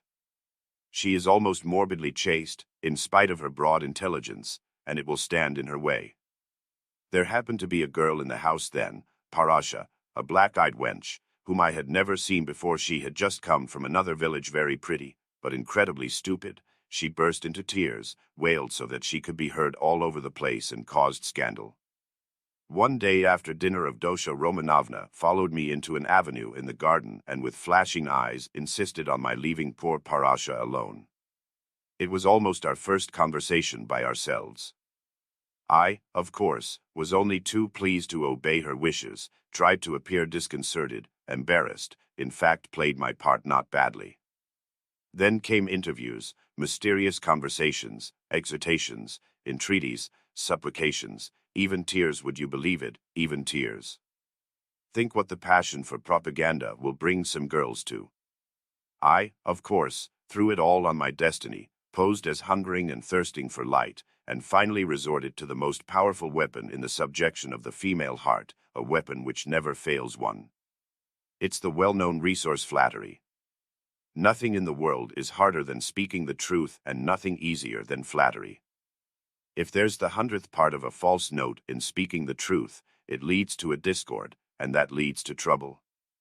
But if all, to the last note, is false in flattery, it is just as agreeable, and is heard not without satisfaction.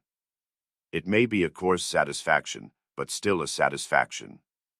And however coarse the flattery, at least half will be sure to seem true. That's so for all stages of development and classes of society. A Vestal virgin might be seduced by flattery.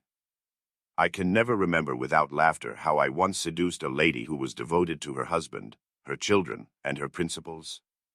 What fun it was, and how little trouble. And the lady really had principles of her own, anyway. All my tactics lay in simply being utterly annihilated and prostrate before her purity. I flattered her shamelessly, and as soon as I succeeded in getting a pressure of the hand, even a glance from her, I would reproach myself for having snatched it by force, and would declare that she had resisted, so that I could never have gained anything but for my being so unprincipled. I maintained that she was so innocent that she could not foresee my treachery, and yielded to me unconsciously, unawares, and so on. In fact, I triumphed, while my lady remained firmly convinced that she was innocent, chaste, and faithful to all her duties and obligations, and had succumbed quite by accident. And how angry she was with me when I explained to her at last that it was my sincere conviction that she was just as eager as I, for Marfa Petrovna was awfully weak on the side of flattery, and if I had only cared to, I might have had all her property settled on me during her lifetime. I am drinking an awful lot of wine now and talking too much. I hope you won't be angry if I mention now that I was beginning to produce the same effect on Avdotya Romanovna. But I was stupid and impatient and spoiled it all.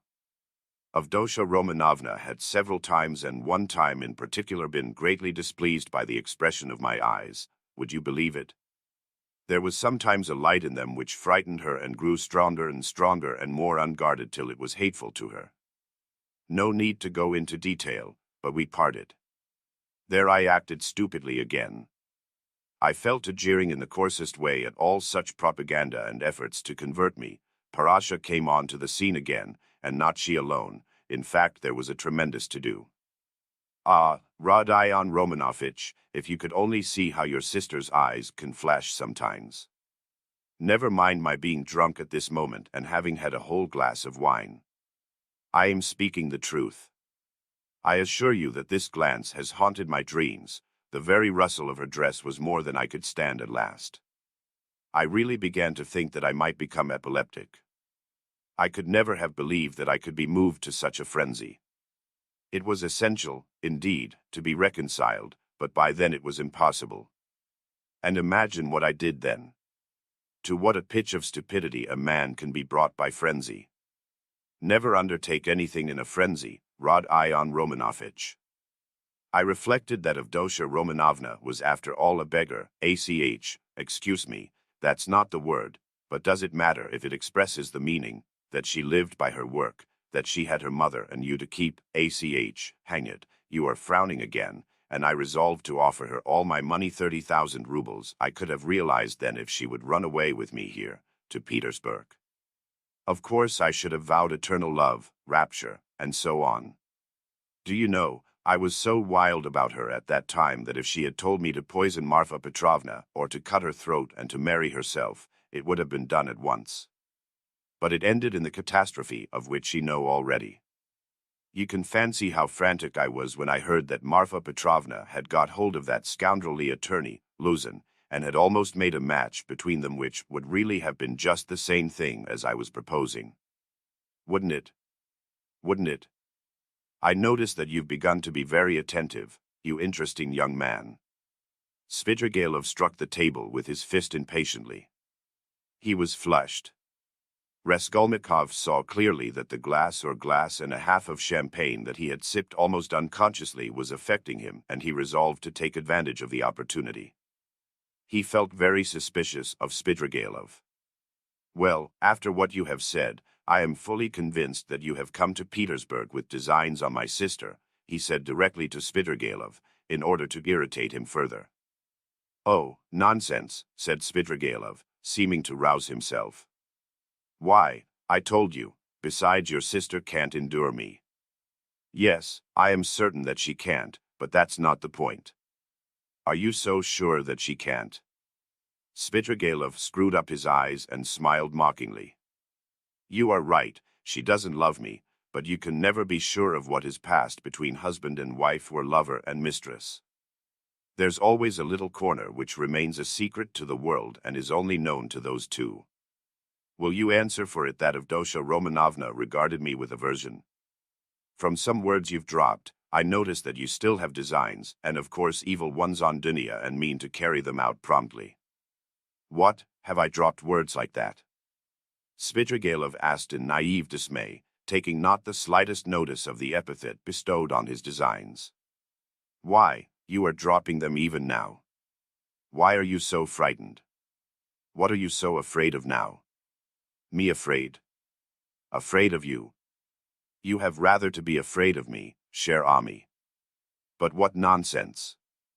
I've drunk too much though, I see that. I was almost saying too much again. Damn the wine. Hi. There, water. He snatched up the champagne bottle and flung it without ceremony out of the window. Philip brought the water. That's all nonsense, said Svidrigailov, wetting a towel and putting it to his head. But I can answer you in one word and annihilate all your suspicions. Do you know that I am going to get married? You told me so before. Did I? I've forgotten. But I couldn't have told you so for certain, for I had not even seen my betrothed, I only meant to. But now I really have a betrothed, and it's a settled thing, and if it weren't that I have business that can't be put off, I would have taken you to see them at once, for I should like to ask your advice. ACH, hang it, only 10 minutes left. See, look at the watch. But I must tell you, for it's an interesting story, my marriage, in its own way. Where are you off to? Going again? No, I'm not going away now. Not at all. We shall see. I'll take you there, I'll show you my betrothed, only not now. For you'll soon have to be off. You have to go to the right and I to the left. Do you know that Madame Reslich, the woman I am lodging with now, I know what you're thinking, that she's the woman whose girl they say drowned herself in the winter. Come, are you listening? She arranged it all for me. You're bored, she said, you want something to fill up your time. For, you know, I am a gloomy, depressed person. Do you think I'm light-hearted? No, I'm gloomy. I do no harm, but sit in a corner without speaking a word for 3 days at a time.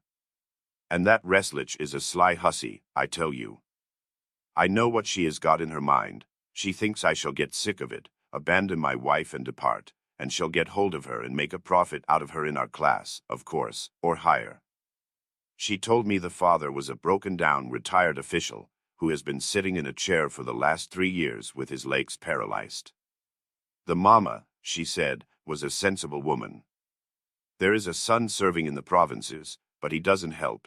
There is a daughter, who is married, but she doesn't visit them. And they've 2 little nephews on their hands, as though their own children were not enough, and they've taken from school their youngest daughter, a girl who'll be 16 in another month, so that then she can be married. She was for me. We went there. How funny it was. I present myself a landowner, a widower, of a well-known name, with connections, with a fortune. What if I am 50 and she is not 16? Who thinks of that? But it's fascinating, isn't it?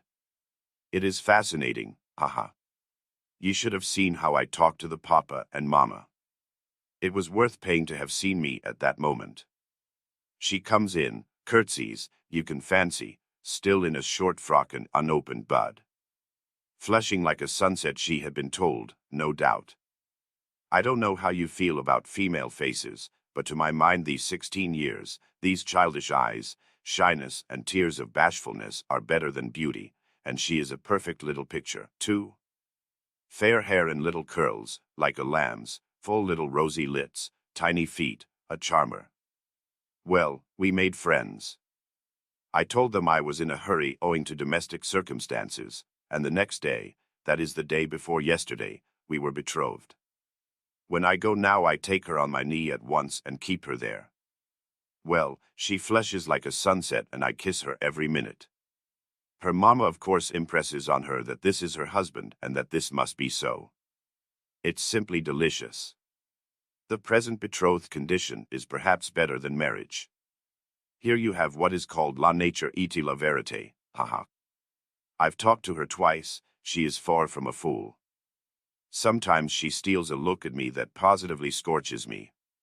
Her face is like Raphael's Madonna.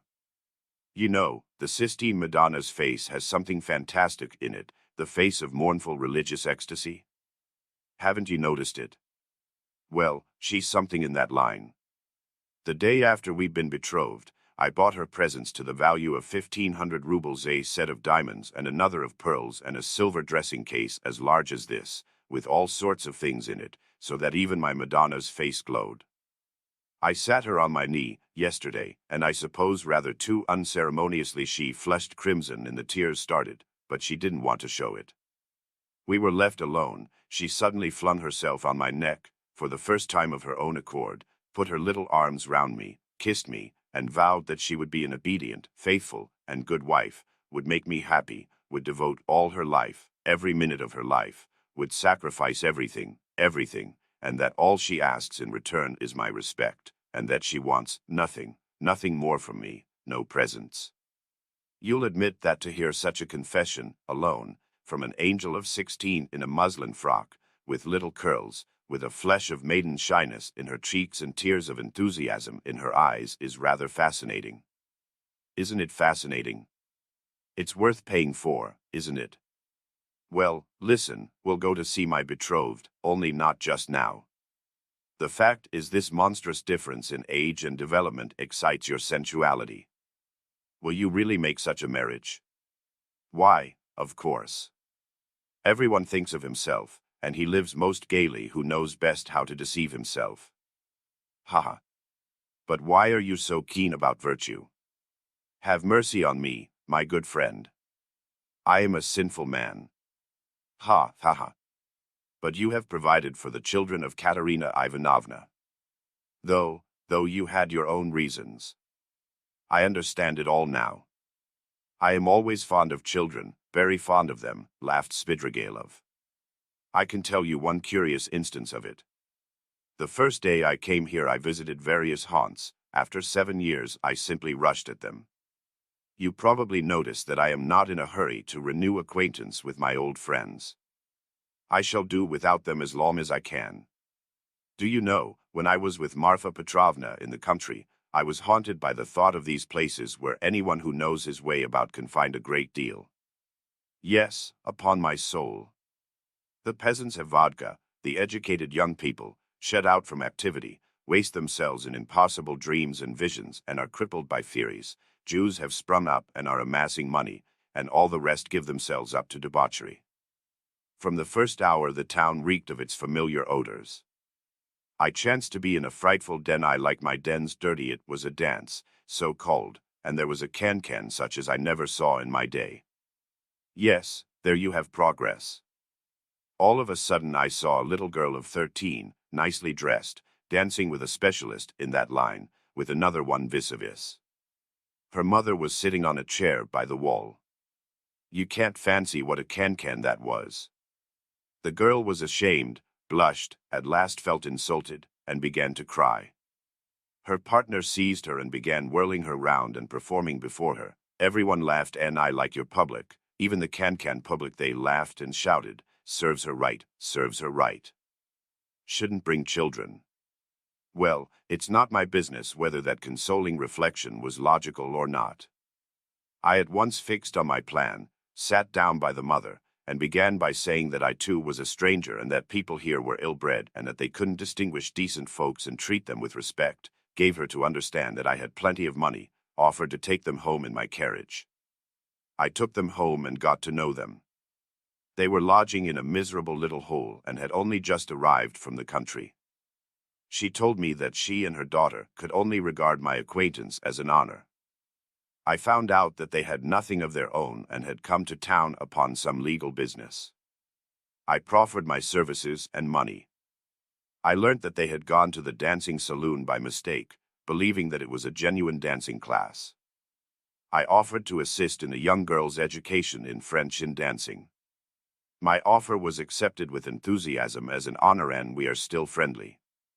If you like, we'll go and see them, only not just now. Stop. Enough of your vile, nasty anecdotes, depraved vile, sensual man.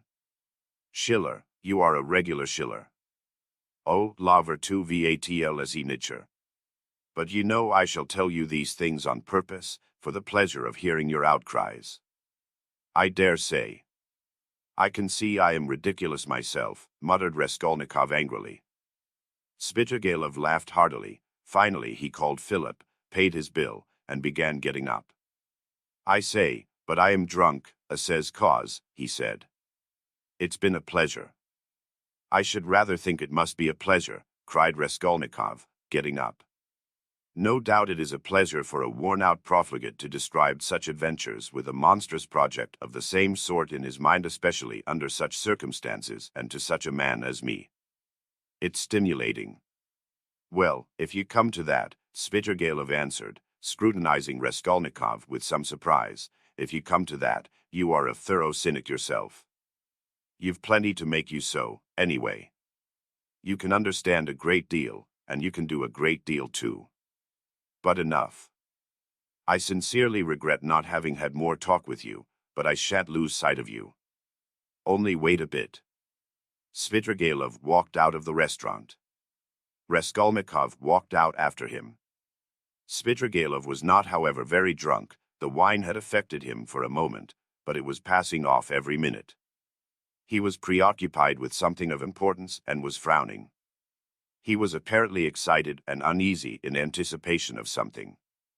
His manner to Raskolnikov had changed during the last few minutes, and he was ruder and more sneering every moment. Raskolnikov noticed all this, and he too was uneasy.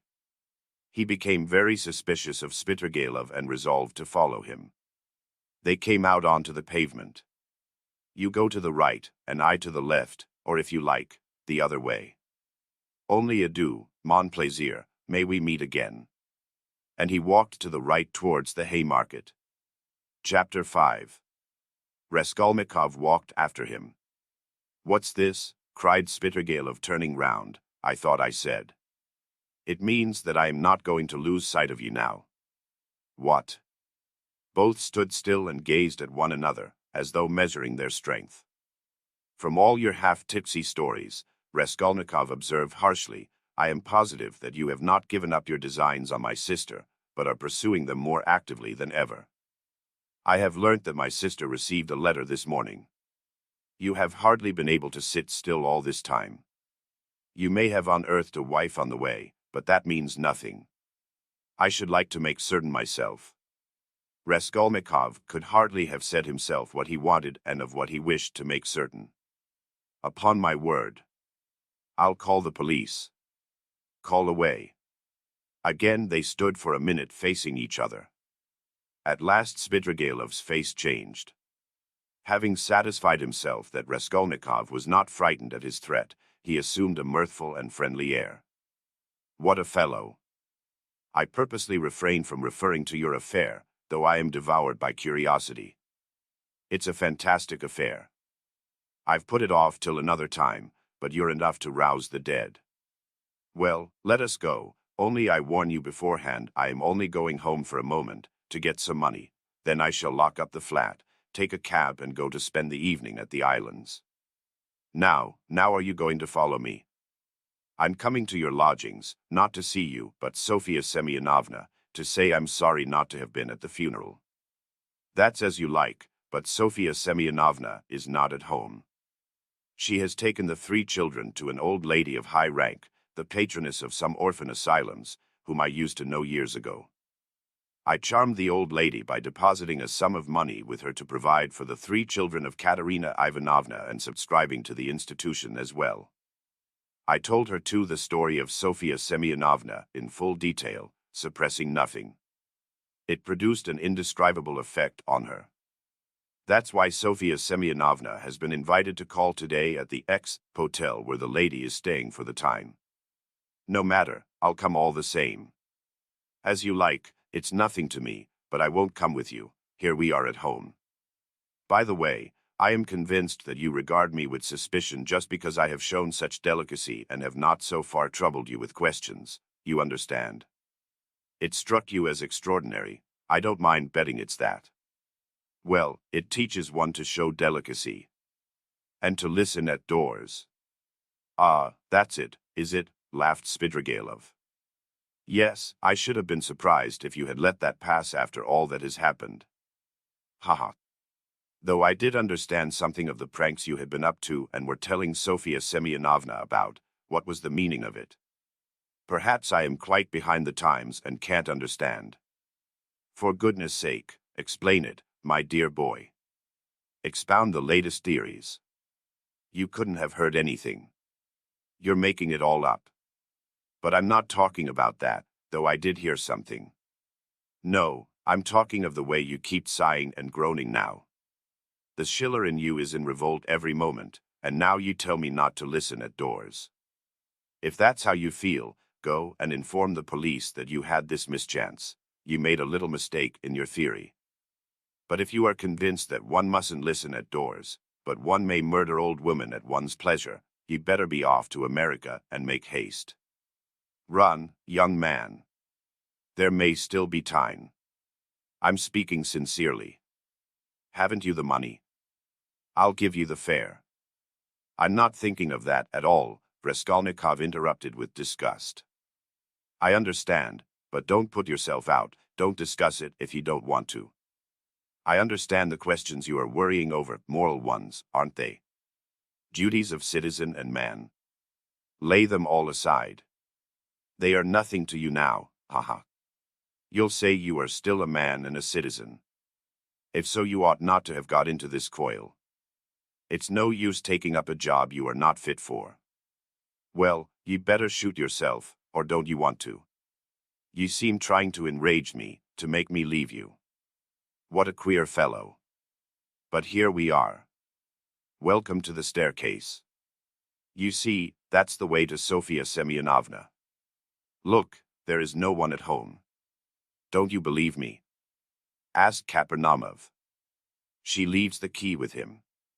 Here is Madame de Kapernaumov herself. Hey, what? She is rather deaf. Has she gone out? Where? Did you hear?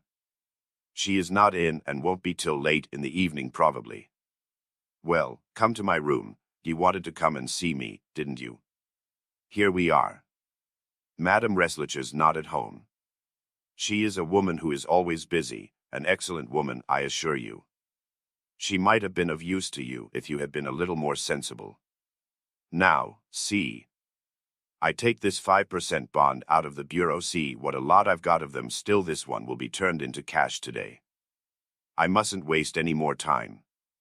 The bureau is locked, the flat is locked, and here we are again on the stairs. Shall we take a cab? I'm going to the islands. Would you like a lift? I'll take this carriage. Ah, you refuse. You are tired of it. Come for a drive.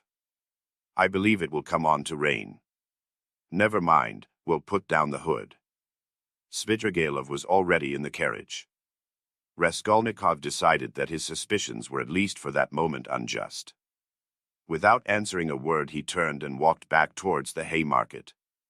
If he had only turned round on his way, he might have seen Svidrigailov get out not 100 paces off, dismiss the cab and walk along the pavement. But he had turned the corner and could see nothing. Intense disgust drew him away from Svidrigailov. To think that I could for one instant have looked for help from that coarse brute, that depraved sensualist and blackguard, he cried. Raskolnikov's judgment was uttered too lightly and hastily. There was something about Svidrigailov which gave him a certain original, even a mysterious character. As concerned his sister, Raskolnikov was convinced that Svidrigailov would not leave her in peace. But it was too tiresome and unbearable to go on thinking and thinking about this.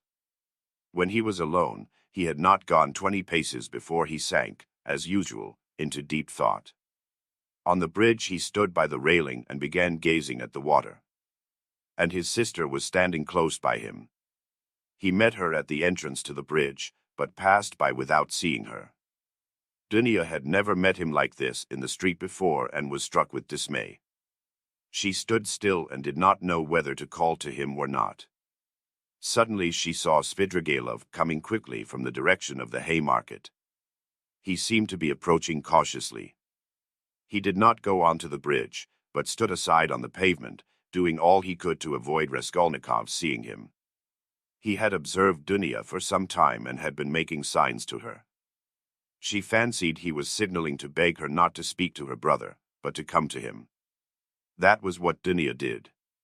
She stole by her brother and went up to Svidrigailov. "Let us make haste away," Svidrigailov whispered to her. "I don't want Rodion Romanovich to know of our meeting. I must tell you I've been sitting with him in the restaurant close by, where he looked me up and I had great difficulty in getting rid of him. He has somehow heard of my letter to you and suspects something. It wasn't you who told him, of course, but if not you, who then?"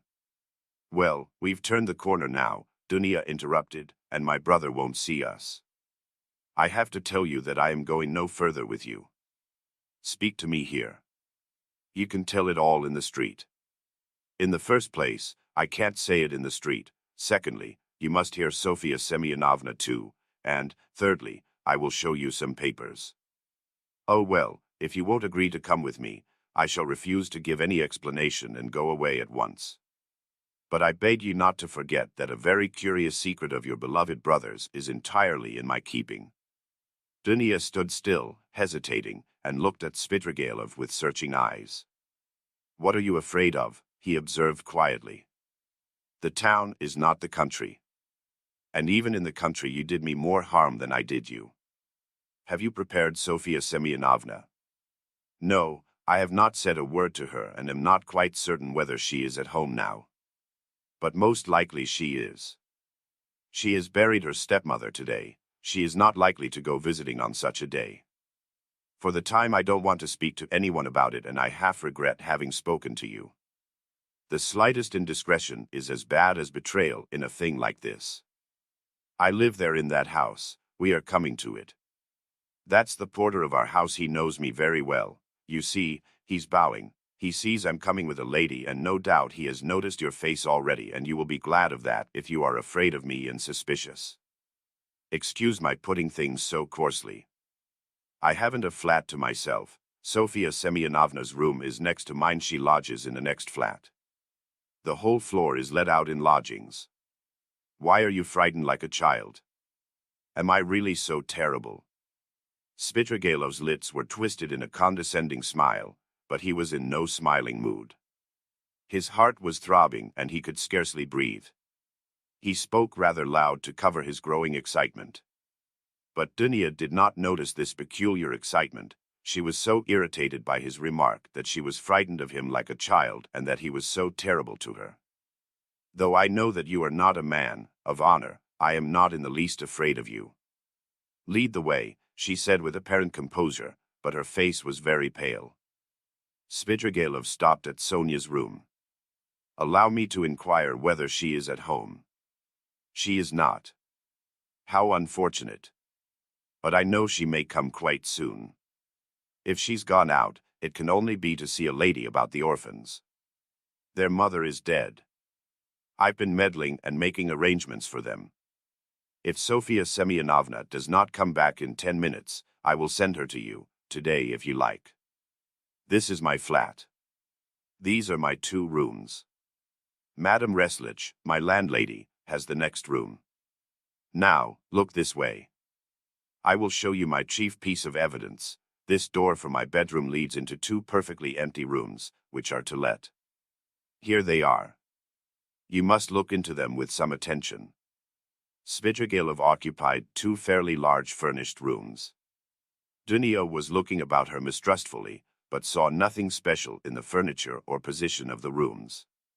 Yet there was something to observe, for instance, that Svidrigailov's flat was exactly between 2 sets of almost uninhabited apartments.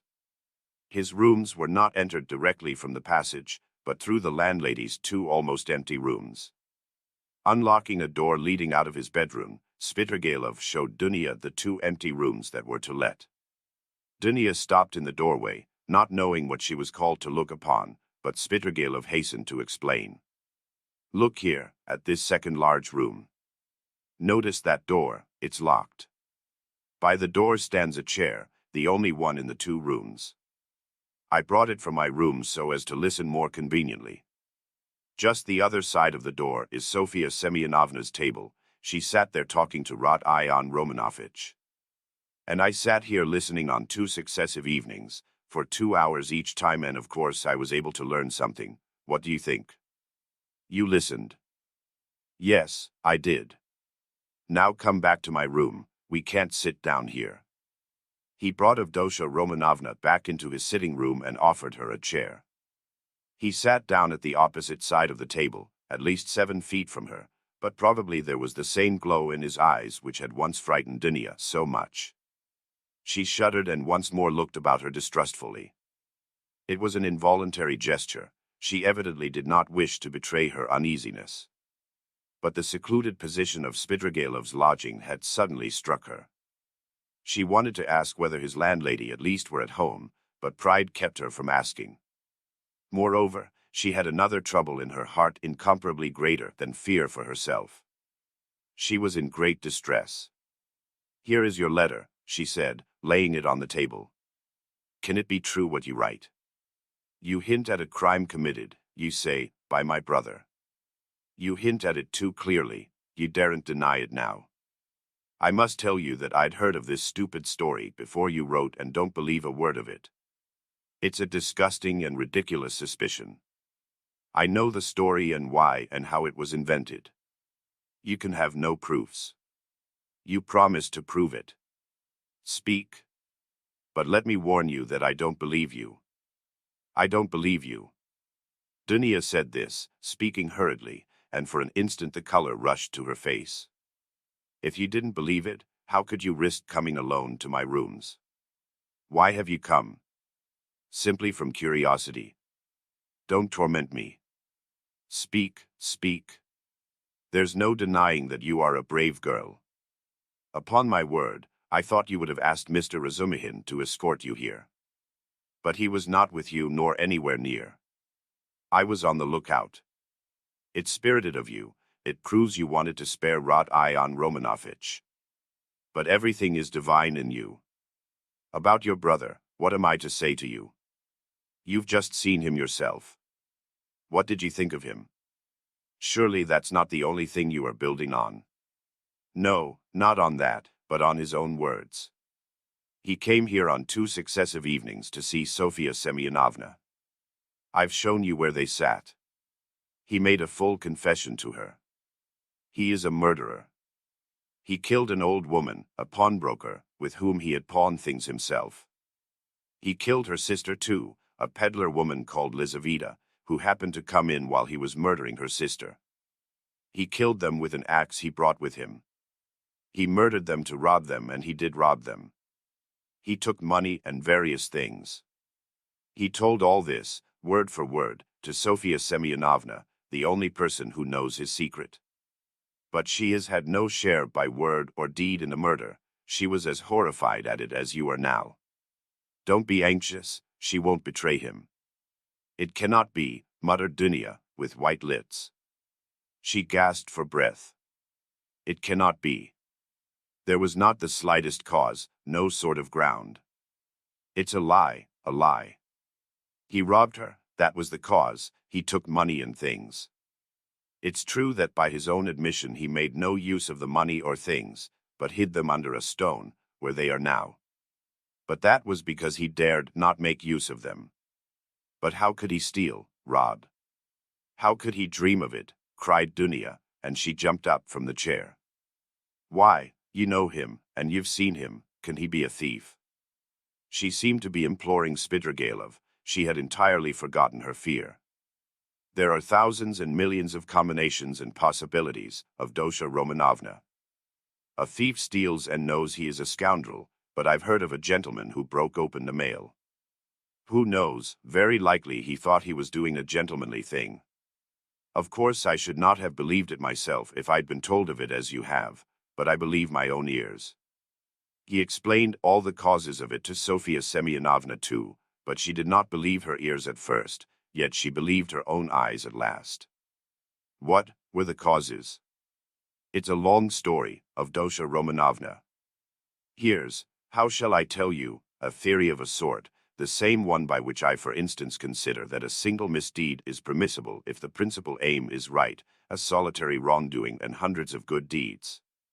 It's galling too, of course, for a young man of gifts and overweening pride to know that if he had, for instance, a paltry 3,000, his whole career, his whole future would be differently shaped, and yet not to have that 3,000. Add to that nervous irritability from hunger, from lodging in a hole, from rags, from a vivid sense of the charm of his social position and his sister's and mother's position too. Above all, vanity, pride and vanity, though goodness knows he may have good qualities too. I am not blaming him, please don't think it, besides, it's not my business. A special little theory came into a theory of a sort dividing mankind, you see, into material and superior persons, that is, persons to whom the law does not apply owing to their superiority, who make laws for the rest of mankind, the material, that is. It's all right as a theory, un theory comme un autre. Napoleon attracted him tremendously, that is, what affected him was that a great many men of genius have not hesitated at wrongdoing, but have overstepped the law without thinking about it. He seems to have fancied that he was a genius too, that is, he was convinced of it for a time.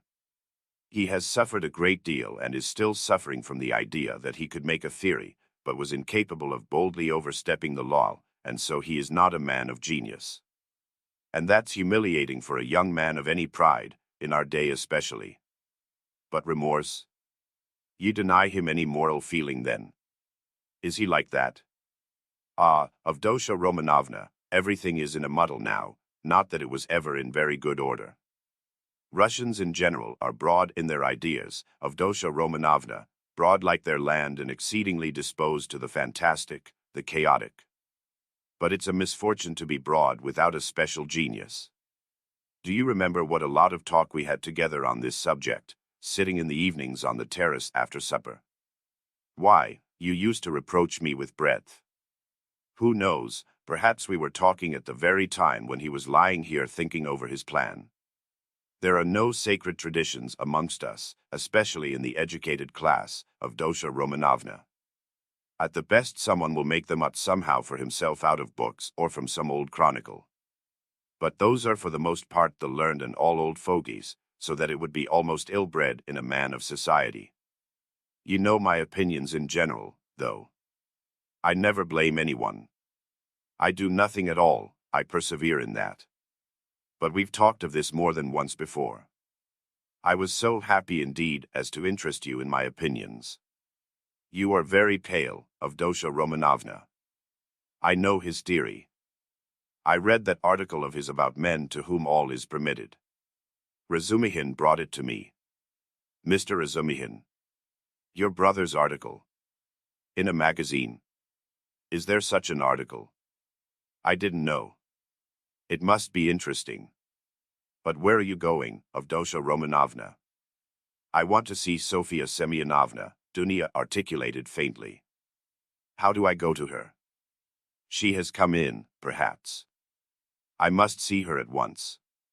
Perhaps she. Avdosha Romanovna could not finish. Her breath literally failed her. Sofia Semyonovna will not be back till night, at least I believe not. She was to have been back at once, but if not, then she will not be until quite late. Ah, then you are lying. I see, you were lying all the time. I don't believe you. I don't believe you, cried Dunya, completely losing her head. Almost fainting, she sank onto a chair which Spitrigailov made haste to give her. Avdosha Romanovna, what is it? Control yourself. Here is some water. Drink a little. He sprinkled some water over her. Dunya shuddered and came to herself. It has acted violently, Spitrigailov muttered to himself, frowning. Avdosha Romanovna, calm yourself. Believe me, he has friends. We will save him. Would you like me to take him abroad? I have money, I can get a ticket in 3 days. And as for the murder, he will do all sorts of good deeds yet, to atone for it. Calm yourself. He may become a great man yet. Well, how are you? How do you feel? cruel man. To be able to jeer at it. Let me go. Where are you going? To him. Where is he? Do you know? Why is this door locked? We came in at that door and now it is locked. When did you manage to lock it? We couldn't be shouting all over the flat on such a subject. I am far from jeering, it's simply that I'm sick of talking like this. But how can you go in such a state? Do you want to betray him?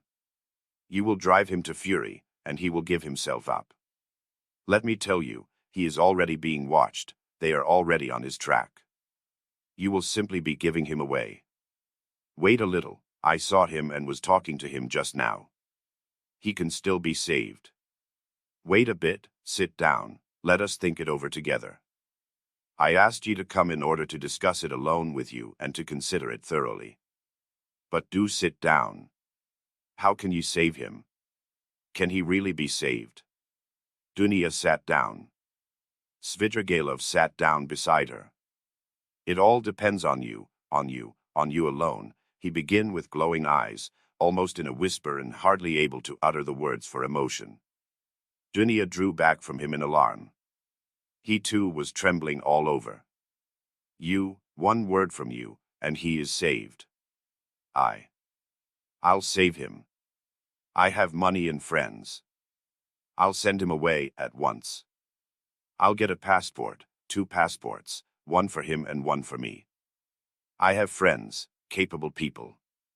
If you like, I'll take a passport for you, for your mother. What do you want with Razumihin? I love you too. I love you beyond everything. Let me kiss the hem of your dress, let me. The very rustle of it is too much for me. Tell me, do that, and I'll do it.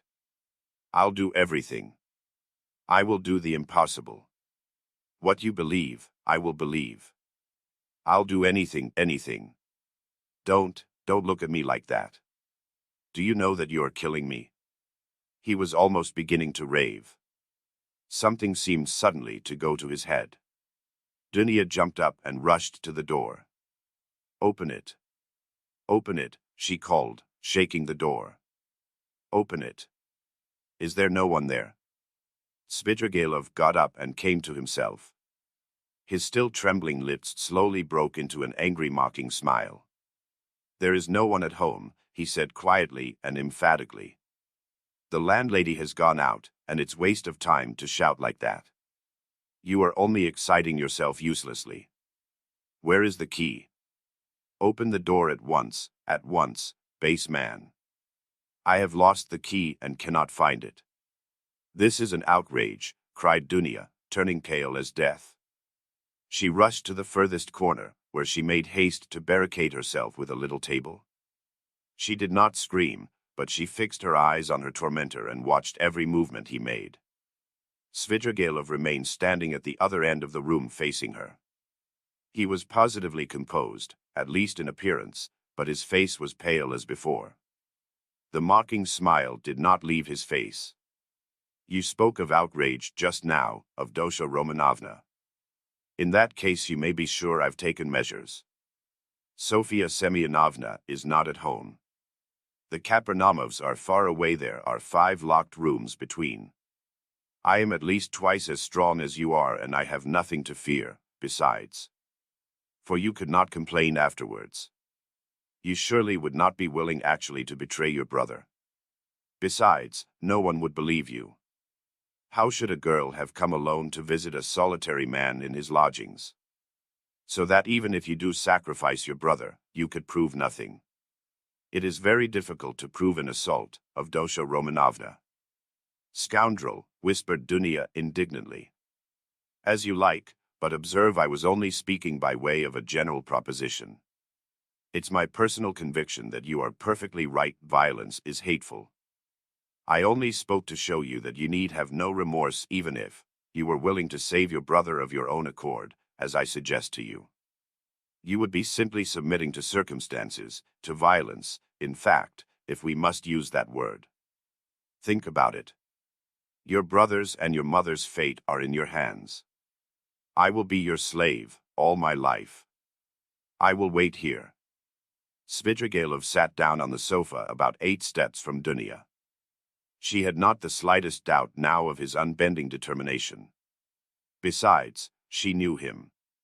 Suddenly she pulled out of her pocket a revolver, cocked it and laid it in her hand on the table. Svidrigailov jumped up. "Aha! So that's it, is it?" he cried, surprised but smiling maliciously. "Well, that completely alters the aspect of affairs. You've made things wonderfully easier for me, Avdotya Romanovna. But where did you get the revolver? Was it Mr. Razumihin?" "Why, it's my revolver, an old friend. And how I've hunted for it. The shooting lessons I've given you in the country have not been thrown away. It's not your revolver, it belonged to Marfa Petrovna, whom you killed, wretch. There was nothing of yours in her house. I took it when I began to suspect what you were capable of. If you dare to advance one step, I swear I'll kill you." She was frantic. "But your brother?" "I asked from curiosity," said Svidrigailov, still standing where he was. "Inform, if you want to. Don't stir. Don't come nearer. I'll shoot. You poisoned your wife, I know, you are a murderer yourself." She held the revolver ready. "Are you so positive I poisoned Marfa Petrovna?" "You did. You hinted it yourself, you talked to me of poison. I know you went to get it, you had it in readiness. It was your doing. It must have been your doing. Scoundrel. Even if that were true, it would have been for your sake, you would have been the cause. You are lying. I hated you always, always. Oho, Avdotya Romanovna. You seem to have forgotten how you softened to me in the heat of propaganda. I saw it in your eyes. Do you remember that moonlight night, when the nightingale was singing? That's a lie. There was a flash of fury in Dunya's eyes. That's a lie and a libel. A lie. Well, if you like, it's a lie. I made it up. Women ought not to be reminded of such things," he smiled. "I know you will shoot, you pretty wild creature. Well, shoot away." Dunya raised the revolver, and deadly pale, gazed at him, measuring the distance and awaiting the first movement on his part.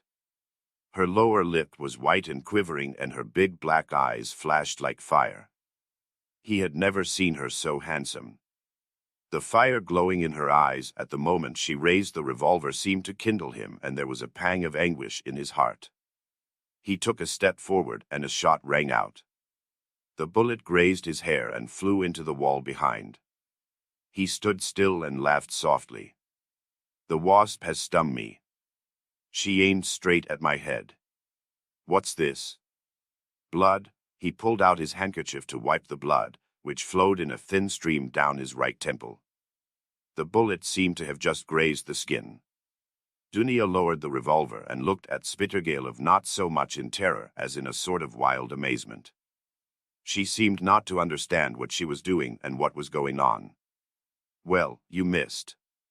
"Fire again, I'll wait," said Svidrigailov softly, still smiling, but gloomily. "If you go on like that, I shall have time to seize you before you cock again." Dunya started, quickly cocked the pistol and again raised it. "Let me be," she cried in despair. "I swear I'll shoot again. I'll kill you. Well, at 3 paces you can hardly help it. But if you don't, then—" His eyes flashed and he took 2 steps forward. Dunya shot again. It missed fire.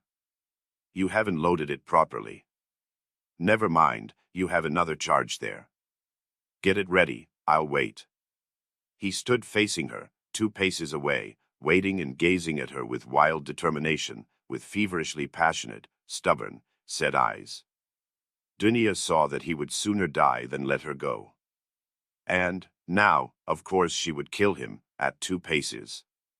Suddenly she flung away the revolver. "She's dropped it," said Svidrigailov with surprise, and he drew a deep breath. A weight seemed to have rolled from his heart, perhaps not only the fear of death, indeed he may scarcely have felt it at that moment.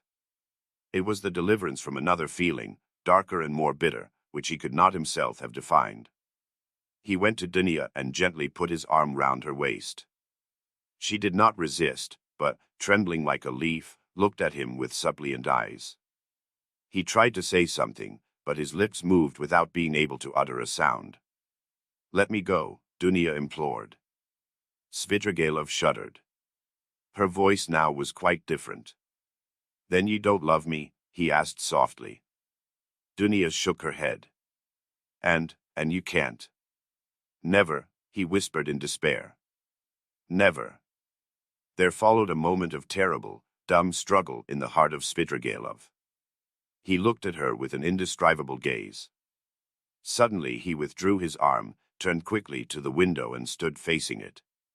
Another moment passed. "Here's the key." He took it out of the left pocket of his coat and laid it on a table behind him, without turning or looking at Dunia. "Take it. Make haste." He looked stubbornly out of the window. Dunia went up to the table to take the key. "Make haste. Make haste," repeated Svidrigailov, still without turning or moving. But there seemed a terrible significance in the tone of that "make haste." Dunia understood it, snatched up the key, flew to the door, unlocked it quickly and rushed out of the room. A minute later, beside herself, she ran out onto the canal bank in the direction of X Bridge. Svidrigailov remained 3 minutes standing at the window.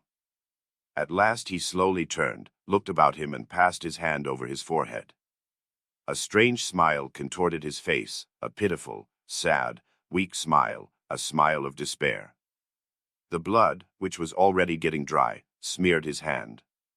He looked angrily at it, then wetted a towel and washed his temple. The revolver which Dunia had flung away lay near the door and suddenly caught his eye. He picked it up and examined it. It was a little pocket 3-barrel revolver of old-fashioned construction. There were still 2 charges and 1 capsule left in it. It could be fired again. He thought a little, put the revolver in his pocket, took his hat and went out. Chapter 6. He spent that evening till 10 o'clock going from one low haunt to another. Kadia too turned up and sang another gutter song, how a certain villain and tyrant began kissing Kadia. Svidrigailov treated Kadia and the organ grinder and some singers and the waiters and 2 little clerks. He was particularly drawn to these clerks by the fact that they both had crooked noses, one bent to the left and the other to the right. They took him finally to a pleasure garden, where he paid for their entrance. There was one lanky 3-year-old pine tree and 3 bushes in the garden, besides a vauxhall, which was in reality a drinking bar where tea too was served, and there were a few green tables and chairs standing round it. A chorus of wretched singers and a drunken but exceedingly depressed German clown from Munich with a red nose entertained the public. The clerks quarreled with some other clerks and a fight seemed imminent. Svidrigailov was chosen to decide the dispute. He listened to them for a quarter of an hour, but they shouted so loud that there was no possibility of understanding them. The only fact that seemed certain was that one of them had stolen something and had even succeeded in selling it on the spot to a Jew, but would not share the spoil with his companion. Finally it appeared that the stolen object was a teaspoon belonging to the Vauxhall. It was missed and the affair began to seem troublesome. Svidrigailov paid for the spoon, got up, and walked out of the garden. It was about 6 o'clock. He had not drunk a drop of wine all this time and had ordered tea more for the sake of appearances than anything. It was a dark and stifling evening. Threatening storm clouds came over the sky about 10 o'clock. There was a clap of thunder, and the rain came down like a waterfall. The water fell not in draughts, but beat on the earth in streams. There were flashes of lightning every minute, and each flash lasted while one could count 5. Drenched to the skin, he went home, locked himself in, opened the bureau, took out all his money and tore up 2 or 3 papers. Then, putting the money in his pocket, he was about to change his clothes, but, looking out of the window and listening to the thunder and the rain, he gave up the idea, took up his hat and went out of the room without locking the door. He went straight to Sonia. She was at home. She was not alone, The 4 Kapernaumov children were with her. She was giving them tea. She received Svidrigailov in respectful silence, looking wonderingly at his soaking clothes. The children all ran away at once in indescribable terror. Svidrigailov sat down at the table and asked Sonia to sit beside him. She timidly prepared to listen. "I may be going to America, Sofia Semyonovna," said Svidrigailov, "and as I am probably seeing you for the last time, I have come to make some arrangements." "Well, did you see the lady today?"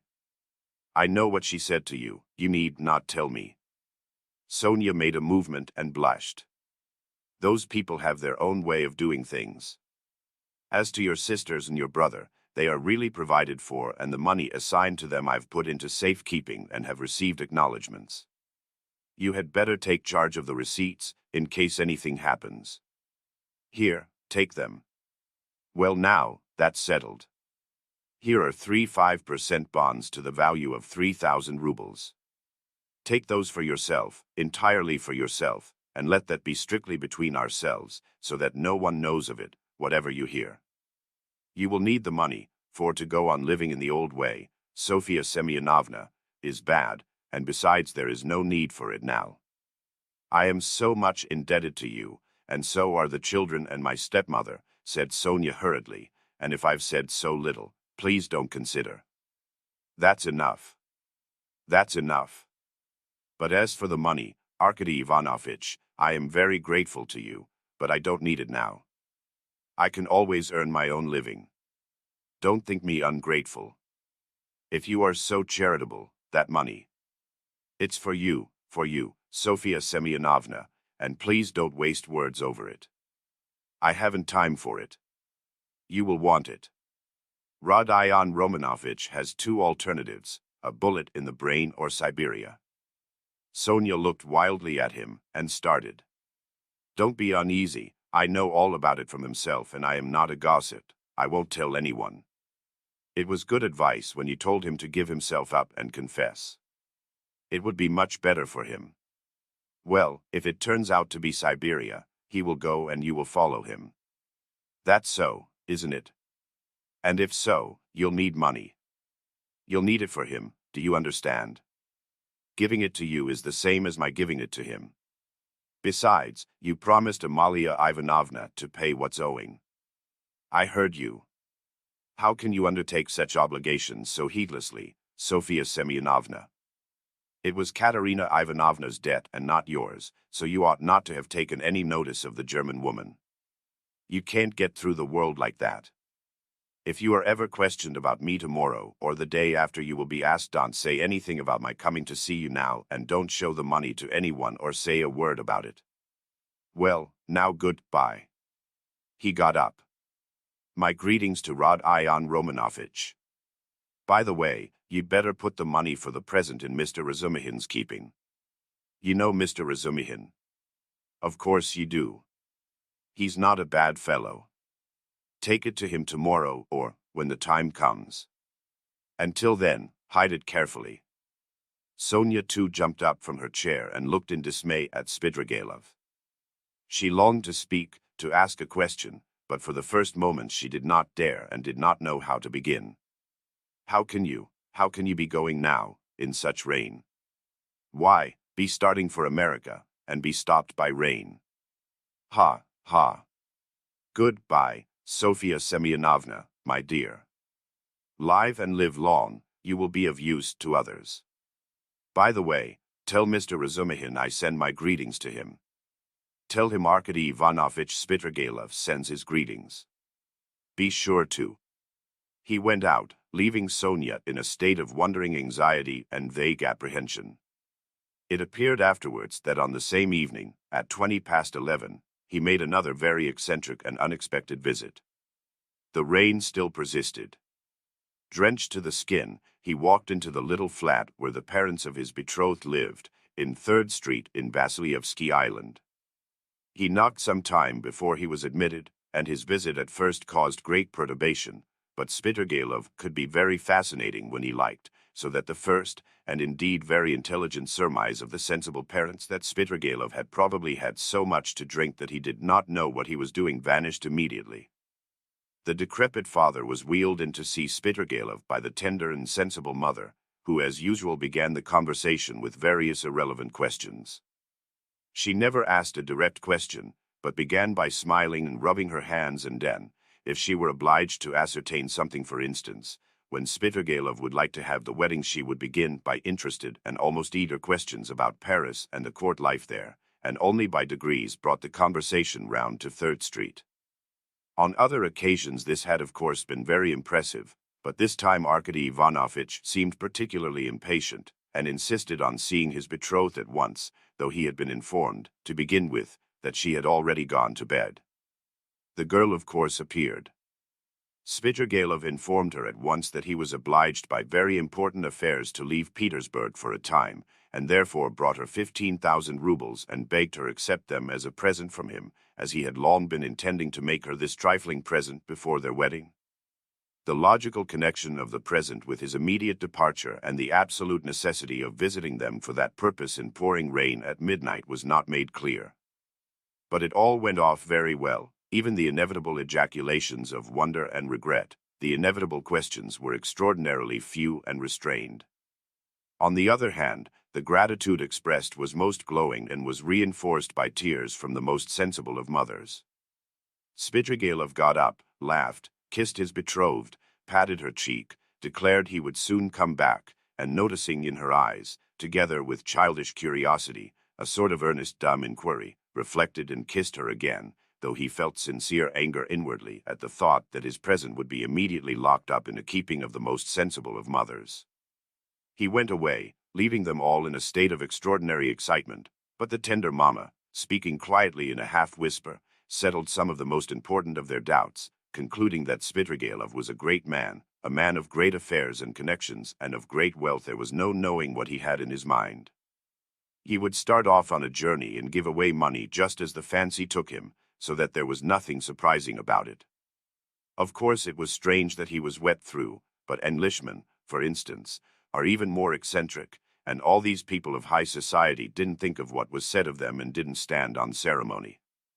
Possibly, indeed, he came like that on purpose to show that he was not afraid of anyone. Above all, not a word should be said about it, for God knows what might come of it, and the money must be locked up, and it was most fortunate that Fedosia, the cook, had not left the kitchen. And above all, not a word must be said to that old cat, Madame Reslich, and so on and so on. They sat up whispering till 2 o'clock, but the girl went to bed much earlier, amazed and rather sorrowful. Spitrgalov, meanwhile, exactly at midnight, crossed the bridge on the way back to the mainland. The rain had ceased and there was a roaring wind. He began shivering, and for one moment he gazed at the black waters of the little Neva with a look of special interest, even inquiry. But he soon felt it very cold. Standing by the water, he turned and went towards White Prospect. He walked along that endless street for a long time, almost half an hour, more than once stumbling in the dark on the wooden pavement, but continually looking for something on the right side of the street. He had noticed passing through this street lately that there was a hotel somewhere towards the end, built of wood, but fairly large, and its name he remembered was something like Adrianople. He was not mistaken. The hotel was so conspicuous in that God-forsaken place that he could not fail to see it even in the dark. It was a long, blackened wooden building, and in spite of the late hour there were lights in the windows and signs of life within. He went in and asked a ragged fellow who met him in the corridor for a room. The latter, scanning Spitrgalov, pulled himself together and led him at once to a close and tiny room in the distance, at the end of the corridor, under the stairs. There was no other, all were occupied.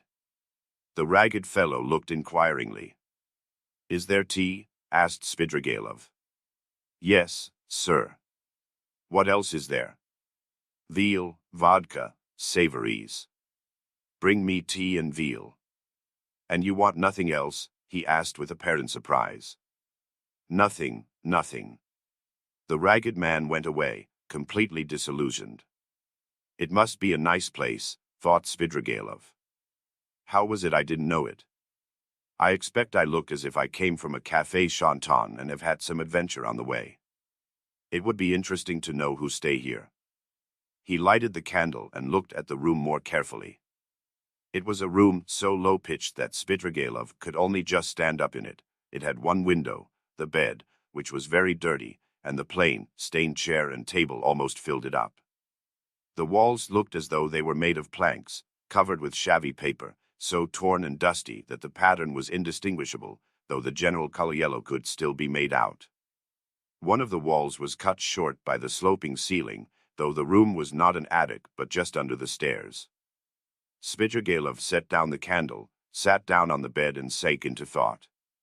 But a strange persistent murmur which sometimes rose to a shout in the next room attracted his attention. The murmur had not ceased from the moment he entered the room. He listened. Someone was upbraiding and almost tearfully scolding, but he heard only one voice. Spitrigailov got up, shaded the light with his hand, and at once he saw light through a crack in the wall. He went up and peeped through. The room, which was somewhat larger than his, had two occupants. One of them, a very curly-headed man with a red inflamed face, was standing in the pose of an orator, without his coat, with his legs wide apart to preserve his balance, and smiting himself on the breast. He reproached the other with being a beggar, with having no standing whatever. He declared that he had taken the other out of the gutter and he could turn him out when he liked, and that only the finger of Providence sees it all. The object of his reproaches was sitting in a chair, and had the air of a man who wants dreadfully to sneeze, but can't. He sometimes turned sheepish and befogged eyes on the speaker, but obviously had not the slightest idea what he was talking about and scarcely heard it. A candle was burning down on the table. There were wine glasses, a nearly empty bottle of vodka, bread and cucumber, and glasses with the dregs of stale tea. After gazing attentively at this, Spitrigailov turned away indifferently and sat down on the bed. The ragged attendant, returning with the tea, could not resist asking him again whether he didn't want anything more, and again receiving a negative reply, finally withdrew. Spitrigailov made haste to drink a glass of tea to warm himself, but could not eat anything. He began to feel feverish. He took off his coat and, wrapping himself in the blanket, lay down on the bed. He was annoyed. It would have been better to be well for the occasion, he thought with a smile. The room was close, the candle burnt dimly, the wind was roaring outside, he heard a mouse scratching in the corner and the room smelt of mice and of leather.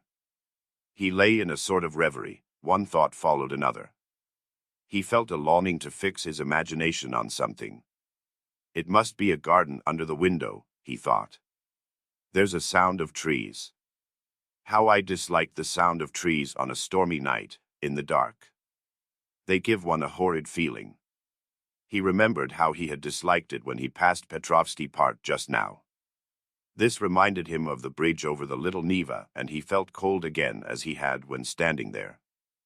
I never have liked water, he thought, even in a landscape, and he suddenly smiled again at a strange idea. Surely now all these questions of taste and comfort ought not to matter, but I've become more particular, like an animal that picks out a special place for such an occasion. I ought to have gone into the Petrovsky Park. I suppose it seemed dark, cold, as though I were seeking pleasant sensations. By the way, why haven't I put out the candle? He blew it out. They've gone to bed next door, he thought, not seeing the light at the crack. Well, now, Marfa Petrovna, now is the time for you to turn up. It's dark, and the very time and place for you. But now you won't come. He suddenly recalled how, an hour before carrying out his design on Dunya, he had recommended Raskolnikov to trust her to Razumihin's keeping. I suppose I really did say it, as Raskolnikov guessed, to tease myself. But what a rogue that Raskolnikov is. He's gone through a good deal. He may be a successful rogue in time when he's got over his nonsense. But now he's too eager for life. These young men are contemptible on that point. But, hang the fellow. Let him please himself, it's nothing to do with me. He could not get to sleep. By degrees Dunya's image rose before him, and a shudder ran over him. No, I must give up all that now, he thought, rousing himself. I must think of something else. It's queer and funny. I never had a great hatred for anyone, I never particularly desired to avenge myself even, and that's a bad sign, a bad sign, a bad sign. I never liked quarreling either, and never lost my temper, that's a bad sign too. And the promises I made her just now, too, damnation. But who knows, perhaps she would have made a new man of me somehow. He ground his teeth and sank into silence again. Again Dunia's image rose before him, just as she was when, after shooting the first time, she had lowered the revolver in terror and gazed blankly at him, so that he might have seized her twice over and she would not have lifted a hand to defend herself if he had not reminded her. He recalled how at that instant he felt almost sorry for her, how he had felt a pang at his heart. A.I.E. Damnation, these thoughts again. I must put it away. He was dozing off, the feverish shiver had ceased, when suddenly something seemed to run over his arm and leg under the bedclothes. He started. Ugh. Hang it. I believe it's a mouse, he thought, that's the veal I left on the table. He felt fearfully disinclined to pull off the blanket, get up, get cold, but all at once something unpleasant ran over his leg again. He pulled off the blanket and lighted the candle. Shaking with feverish chill, he bent down to examine the bed. There was nothing. He shook the blanket and suddenly a mouse jumped out on the sheet. He tried to catch it, but the mouse ran to and fro in zigzags without leaving the bed, slipped between his fingers, ran over his hand and suddenly darted under the pillow.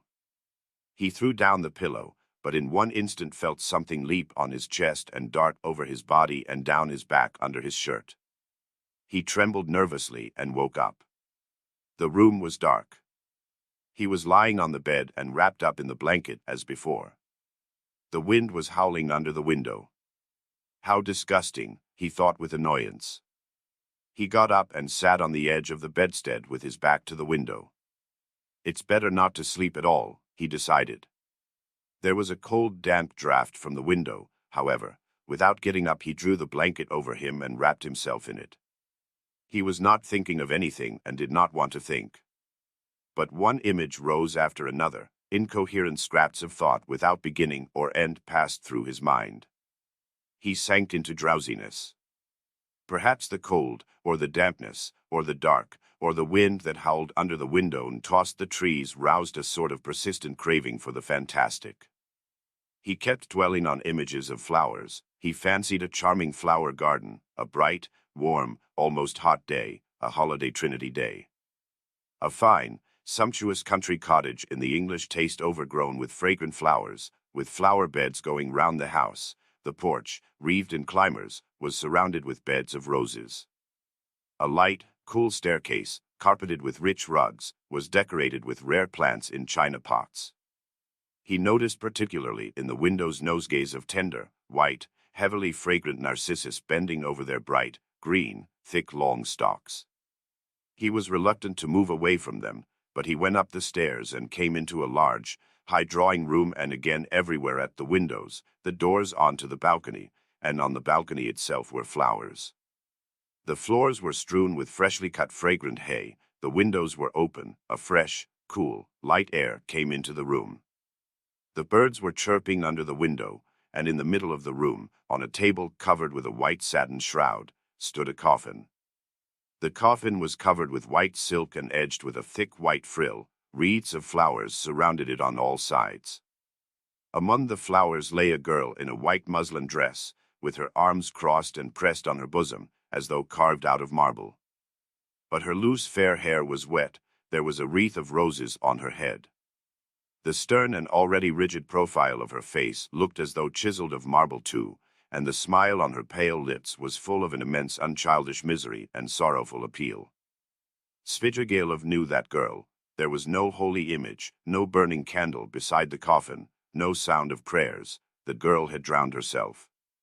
She was only 14, but her heart was broken. And she had destroyed herself, crushed by an insult that had appalled and amazed that childish soul, had smirched that angel purity with unmerited disgrace and torn from her a last scream of despair, unheeded and brutally disregarded, on a dark night in the cold and wet while the wind howled. Svidrigailov came to himself, got up from the bed and went to the window. He felt for the latch and opened it. The wind lashed furiously into the little room and stung his face and his chest, only covered with his shirt, as though with frost. Under the window there must have been something like a garden, and apparently a pleasure garden. There, too, probably there were tea tables and singing in the daytime. Now drops of rain flew in at the window from the trees and bushes. It was dark as in a cellar, so that he could only just make out some dark blurs of objects. Spidragalov, bending down with elbows on the windowsill, gazed for 5 minutes into the darkness. The boom of a cannon, followed by a second one, resounded in the darkness of the night. Ah, the signal. The river is overflowing, he thought. By morning it will be swirling down the street in the lower parts, flooding the basements and cellars. The cellar rats will swim out, and men will curse in the rain and wind as they drag their rubbish to their upper stories. What time is it now? And he had hardly thought it when, somewhere near, a clock on the wall, ticking away hurriedly, struck 3. Aha! It will be light in an hour. Why wait? I'll go out at once straight to the park. I'll choose a great bush there drenched with rain, so that as soon as one's shoulder touches it, millions of drops drip on one's head. He moved away from the window, shut it, lighted the candle, put on his waistcoat, his overcoat and his hat and went out, carrying the candle, into the passage to look for the ragged attendant who would be asleep somewhere in the midst of candle ends and all sorts of rubbish, to pay him for the room and leave the hotel. It's the best minute, I couldn't choose a better. He walked for some time through a long, narrow corridor without finding anyone and was just going to call out, when suddenly in a dark corner between an old cupboard and the door he caught sight of a strange object which seemed to be alive. He bent down with the candle and saw a little girl, not more than 5 years old, shivering and crying, with her clothes as wet as a soaking house flannel. She did not seem afraid of Spidragalov, but looked at him with blank amazement out of her big black eyes. Now and then she sobbed as children do when they have been crying a long time, but are beginning to be comforted. The child's face was pale and tired, she was numb with cold. How can she have come here? She must have hidden here and not slept all night. He began questioning her. The child, suddenly becoming animated, chattered away in her baby language, something about Mammy, and that Mammy would beat her, and about some cup that she had woken. The child chattered on without stopping. He could only guess from what she said that she was a neglected child, whose mother, probably a drunken cook, in the service of the hotel, whipped and frightened her, that the child had broken a cup of her mother's and was so frightened that she had run away the evening before, had hidden for a long while somewhere outside in the rain, at last had made her way in here, hidden behind the cupboard and spent the night there, crying and trembling from the damp, the darkness, and the fear that she would be badly beaten for it. He took her in his arms, went back to his room, sat her on the bed, and began undressing her.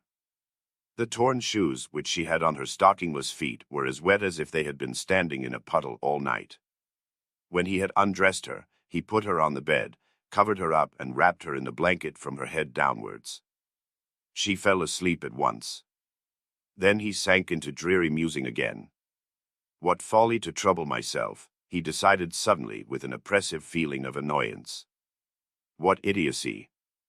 In vexation he took up the candle to go and look for the ragged attendant again and make haste to go away. Damn the child, he thought as he opened the door, but he turned again to see whether the child was asleep. He raised the blanket carefully. The child was sleeping soundly, she had got warm under the blanket, and her pale cheeks were fleshed. But strange to say that flesh seemed brighter and coarser than the rosy cheeks of childhood. It's a flush of fever, thought Spidragalov. It was like the flush from drinking, as though she had been given a full glass to drink. Her crimson lips were hot and glowing, but what was this? He suddenly fancied that her long black eyelashes were quivering, as though the lids were opening and a sly crafty eye peeped out with an unchildlike wink, as though the little girl were not asleep, but pretending. Yes, it was so. Her lips parted in a smile. The corners of her mouth quivered, as though she were trying to control them. But now she quite gave up all effort. Now it was a grin, a broad grin. There was something shameless, provocative in that quite unchildish face. it was depravity, it was the face of a harlot, the shameless face of a French harlot.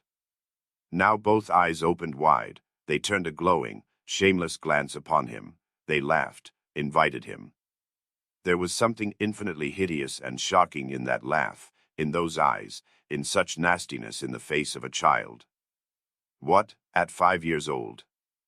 Svidrigailov muttered in genuine horror. What does it mean?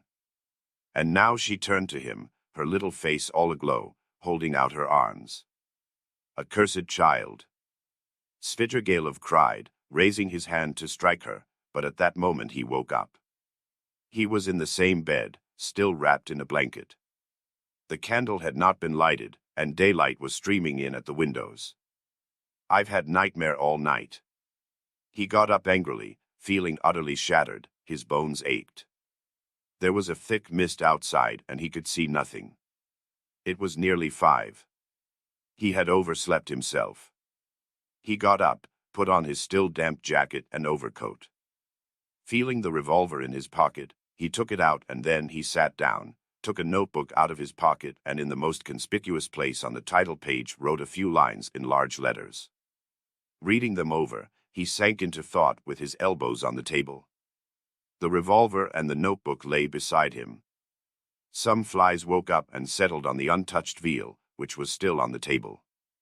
He stared at them and at last with his free right hand began trying to catch one. He tried till he was tired, but could not catch it. At last, realizing that he was engaged in this interesting pursuit, he started, got up and walked resolutely out of the room. A minute later he was in the street. A thick milky mist hung over the town. Svidrigailov walked along the slippery dirty wooden pavement towards the Little Neva. He was picturing the waters of the Little Neva swollen in the night, Petrovsky Island, the wet paths, the wet grass, the wet trees and bushes, and at last the bush. He began ill-humoredly staring at the houses, trying to think of something else. There was not a cabman or a passerby in the street. The bright yellow, wooden, little houses looked dirty and dejected with their closed shutters.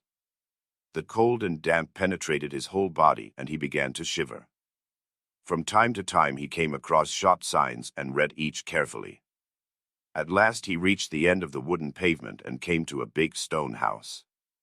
A dirty, shivering dog crossed his path with its tail between its legs. A man in a greatcoat lay face downwards, dead drunk, across the pavement. He looked at him and went on.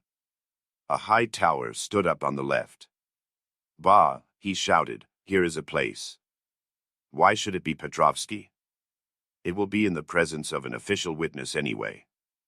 He almost smiled at this new thought and turned into the street where there was the big house with the tower. At the great closed gates of the house, a little man stood with his shoulder leaning against them, wrapped in a gray soldier's coat, with a copper Achilles helmet on his head. He cast a drowsy and indifferent glance at Svidrigailov.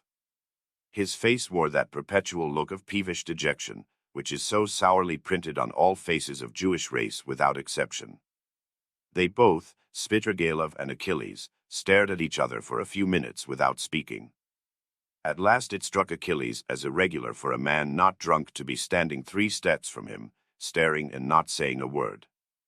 What do you want here? He said, without moving or changing his position. Nothing, brother, good morning, answered Svidrigailov. This isn't the place. I am going to foreign parts, brother. To foreign parts. To America. America. Svidrigailov took out the revolver and cocked it. Achilles raised his eyebrows. I say, this is not the place for such jokes. Why shouldn't it be the place? Because it isn't. Well, brother, I don't mind that. It's a good place. When you are asked, you just say he was going, he said, to America. He put the revolver to his right temple. You can't do it here, it's not the place, cried Achilles, rousing himself, his eyes growing bigger and bigger. Svidrigailov pulled the trigger. Chapter 7. The same day, about 7 o'clock in the evening, Raskolnikov was on his way to his mother's and sister's lodging, the lodging in Bakliev's house which Razumihin had found for them. The stairs went up from the street. Raskolnikov walked with lagging steps, as though still hesitating whether to go or not. But nothing would have turned him back. His decision was taken. Besides, it doesn't matter, they still know nothing, he thought, and they are used to thinking of me as eccentric. He was appallingly dressed, his clothes torn and dirty, soaked with a night's rain. His face was almost distorted from fatigue, exposure, the inward conflict that had lasted for 24 hours. He had spent all the previous night alone, God knows where. But anyway, he had reached a decision. He knocked at the door, which was opened by his mother. Dunya was not at home. Even the servant happened to be out. At first Pulcheria Alexandrovna was speechless with joy and surprise. Then she took him by the hand and drew him into the room. "Here you are," she began, faltering with joy. "Don't be angry with me, Rhodia, for welcoming you so foolishly with tears. I am laughing, not crying." "Did you think I was crying?" "No, I am delighted, but I've got into such a stupid habit of shedding tears. I've been like that ever since your father's death. I cry for anything. Sit down, dear boy, you must be tired, I see you are. Ah, how muddy you are." "I was in the rain yesterday, mother," Raskolnikov began. No, Pulcheria Alexandrovna hurriedly interrupted. "You thought I was going to cross-question you in the womanish way I used to. Don't be anxious, I understand it all. Now I've learned the ways here, and truly, I see for myself that they are better. I've made up my mind once for all. How could I understand your plans and expect you to give an account of them? God knows what concerns and plans you may have, or what ideas you are hatching, so it's not for me to keep nudging your elbow, asking you what you are thinking about. But, my goodness, why am I running to and fro as though I were crazy? I am reading your article in the magazine for the third time, Rhodia. Dmitri Prokofitch brought it to me. Directly I saw it, I cried out to myself, 'There, foolish one,' I thought, 'that's what he is busy about. That's the solution of the mystery.' Learned people are always like that. He may have some new ideas in his head just now. He is thinking them over, and I worry him and upset him. I read it, my dear, and of course there was a great deal I did not understand, but that's only natural. How should I? Show me, mother." Raskolnikov took the magazine and glanced at his article. Incongruous as it was with his mood and his circumstances, he felt that strange and bitter-sweet sensation that every author experiences the first time he sees himself in print. Besides, he was only 23. It lasted only a moment. After reading a few lines, he frowned and his heart throbbed with anguish. He recalled all the inward conflict of the preceding months. He flung the article on the table with disgust and anger. "But, however foolish I may be, Rhodia, I can see for myself that you will very soon be one of the leading, if not the leading man in the world of Russian thought. And they dared to think you were mad. You don't know, but they really thought that. Ah, the despicable creatures, how could they understand genius? And Dunya was all but believing it. What do you say to that? Your father sent twice to magazines the first time poems, I've got the manuscript and will show you, and a second time a whole novel. I begged him to let me copy it out, and how we prayed that they should be taken, they weren't. I was breaking my heart, Rhodia, 6 or 7 days ago, over your food and your clothes and the way you are living. But now I see again how foolish I was, for you can attain any position you like by your intellect and talent. No doubt you don't care about that for the present, and you are occupied with much more important matters. Dunya is not at home, mother." "No, Rhodia. I often don't see her. She leaves me alone. Dmitri Prokofitch comes to see me. It's so good of him, and he always talks about you. He loves you and respects you, my dear. I don't say that Dunya is very wanting in consideration. I am not complaining.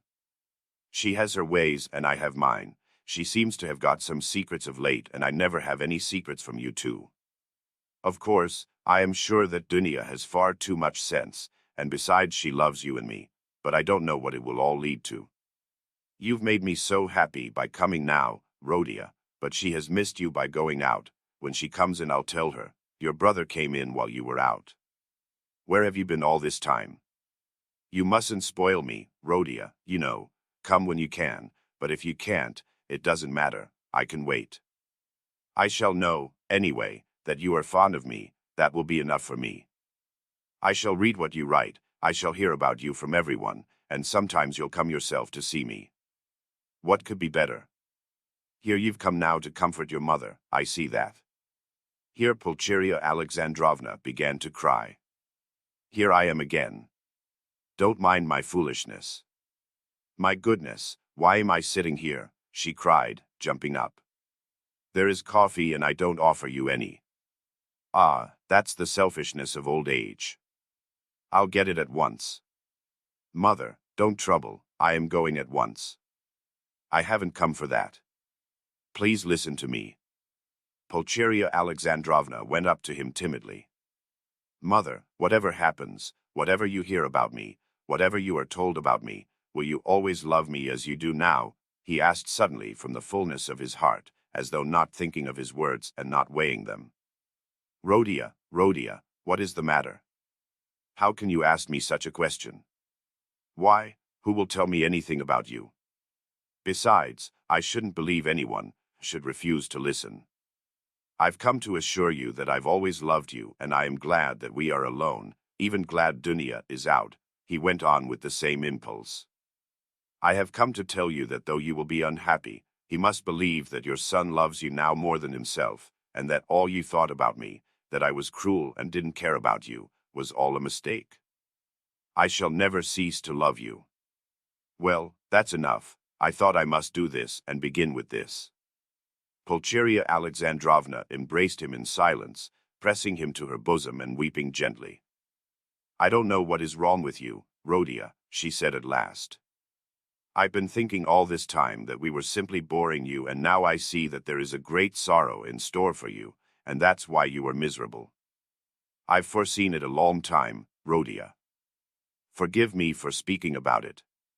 I keep thinking about it and lie awake at nights. Your sister lay talking in her sleep all last night, talking of nothing but you. I caught something, but I couldn't make it out. I felt all the morning as though I were going to be hanged, waiting for something, expecting something, and now it has come. Rhodia, Rhodia, where are you going? You are going away somewhere. Yes. That's what I thought. I can come with you, you know, if you need me. And Dunia, too, she loves you dearly, and Sofia Semyonovna may come with us if you like. You see, I am glad to look upon her as a daughter even. Dmitri Prokofitch will help us to go together. But, where are you going? Goodbye, mother. What, today? She cried, as though losing him forever. I can't stay, I must go now. And can't I come with you?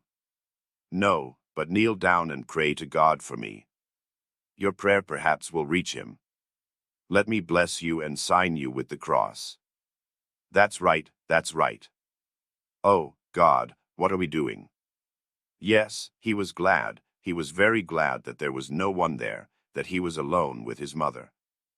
For the first time after all those awful months his heart was softened. He fell down before her, he kissed her feet and both wept, embracing. And she was not surprised and did not question him this time. For some days she had realized that something awful was happening to her son, and that now some terrible minute had come for him. Rhodia, my darling, my firstborn, she said sobbing, now you are just as when you were little. You would run like this to me and hug me and kiss me.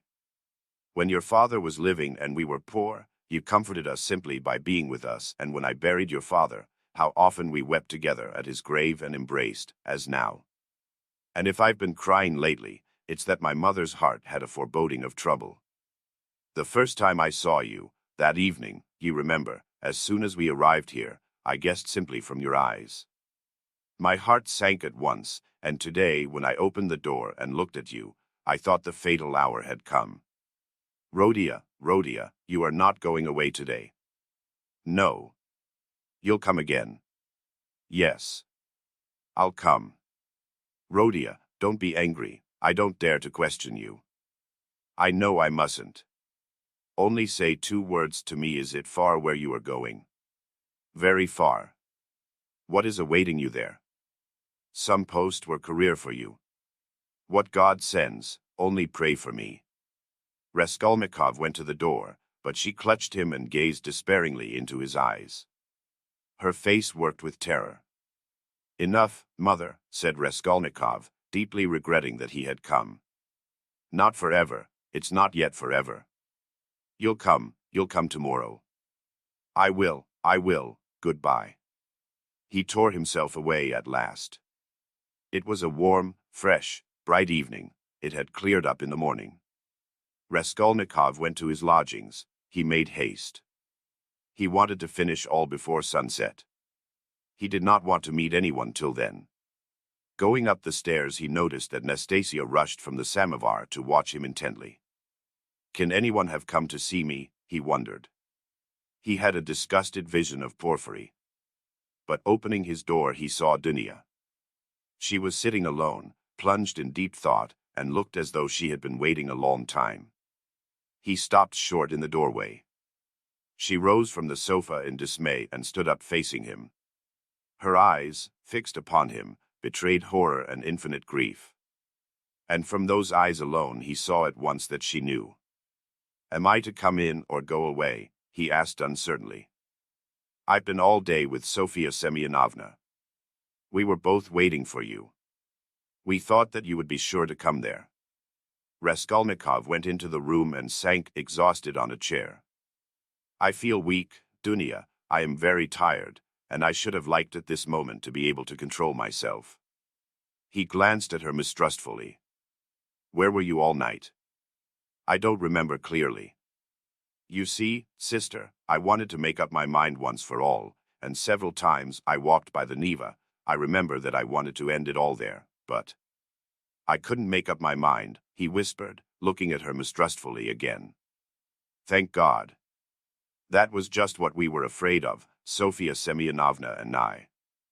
Then you still have faith in life? Thank God, thank God. Raskolnikov smiled bitterly. I haven't faith, but I have just been weeping in mother's arms. I haven't faith, but I have just asked her to pray for me. I don't know how it is, Dunya, I don't understand it. Have you been at mother's? Have you told her? Cried Dunya, horror-stricken. Surely you haven't done that. No, I didn't tell her, in words, but she understood a great deal. She heard you talking in your sleep. I am sure she half understands it already. Perhaps I did wrong in going to see her. I don't know why I did go. I am a contemptible person, Dunya. A contemptible person, but ready to face suffering. You are, aren't you? Yes, I am going. At once. Yes, to escape the disgrace. I thought of drowning myself, Dunya, but as I looked into the water, I thought that if I had considered myself strong till now, I'd better not be afraid of disgrace, he said, hurrying on. It's pride, Dunya. Pride, Rhodia. There was a gleam of fire in his lusterless eyes. He seemed to be glad to think that he was still proud. You don't think, sister, that I was simply afraid of the water? He asked, looking into her face with a sinister smile. Oh, Rhodia, hush, cried Dunya bitterly. Silence lasted for 2 minutes. He sat with his eyes fixed on the floor. Dunya stood at the other end of the table and looked at him with anguish. Suddenly he got up. It's late, it's time to go. I am going at once to give myself up. But I don't know why I'm going to give myself up. Big tears fell down her cheeks. You are crying, sister, but can you hold out your hand to me? You doubted it. She threw her arms round him. Aren't you half expiating your crime by facing the suffering? She cried, holding him close and kissing him. Crime? What crime? He cried in sudden fury. That I killed a vile noxious insect, an old pawnbroker woman, of use to no one. Killing her was atonement for 40 sins. She was sucking the life out of poor people.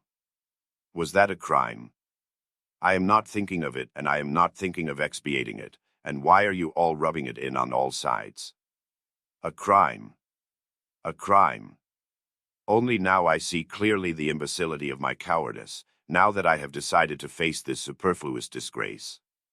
It's simply because I am contemptible and have nothing in me that I have decided to, perhaps too for my advantage, as that. Porphyry suggested.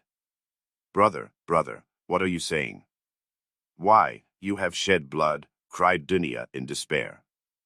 Which all men shed, he put in almost frantically, which flows and has always flowed in streams, which is spilt like champagne, and for which men are crowned in a capital and are called afterwards benefactors of mankind.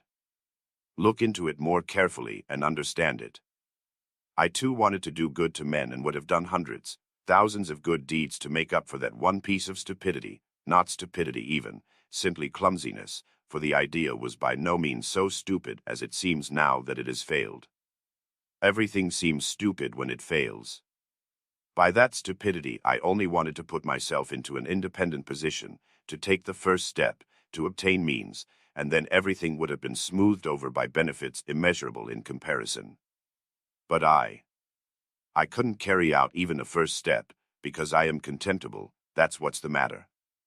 And yet I won't look at it as you do. If I had succeeded I should have been crowned with glory, but now I'm trapped. But that's not so, not so. Brother, what are you saying? It's not picturesque, not aesthetically attractive. I fail to understand why bombarding people by regular siege is more honorable. The fear of appearances is the first symptom of impotence. I've never recognized this more clearly than now, and I am further than ever from seeing that what I did was a crime. I've never been stronger and more convinced than now. The color had rushed into his pale, exhausted face, but as he uttered his last explanation, he happened to meet Dunia's eyes, and he saw such anguish in them that he could not help being checked. He felt that he had, anyway, made these two poor women miserable, that he was, anyway, the cause. Dunia, darling, if I am guilty, forgive me, though I cannot be forgiven if I am guilty. Goodbye. We won't dispute.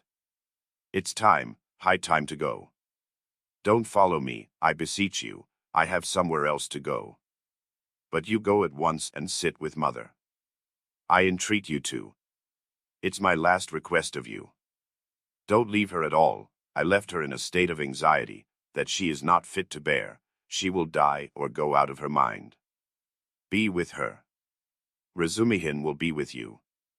I've been talking to him. Don't cry about me. I'll try to be honest and manly all my life, even if I am a murderer. Perhaps I shall someday make a name. I won't disgrace you, you will see, I'll still show. Now goodbye for the present, he concluded hurriedly, noticing again a strange expression in Dunia's eyes at his last words and promises. Why are you crying? Don't cry, we are not parting forever. Yes. Wait a minute, I'd forgotten. He went to the table, took up a thick, dusty book, opened it and took from between the pages a little watercolor portrait on ivory. It was the portrait of his landlady's daughter, who had died of fever, that strange girl who had wanted to be a nun. For a minute he gazed at the delicate, expressive face of his betrothed, kissed the portrait and gave it to Dunia. I used to talk a great deal about it to her, only to her, he said thoughtfully. To her heart I confided much of what has since been so hideously realized. Don't be uneasy, he returned to Dunia, she was as much opposed to it as you, and I am glad that she is gone. The great point is that everything now is going to be different, is going to be broken in two, he cried, suddenly returning to his dejection. Everything, and am I prepared for it? Do I want it myself? They say it is necessary for me to suffer. What's the object of these senseless sufferings? Shall I know any better what they are for, when I am crushed by hardships and idiocy, and weak as an old man after 20 years penal servitude?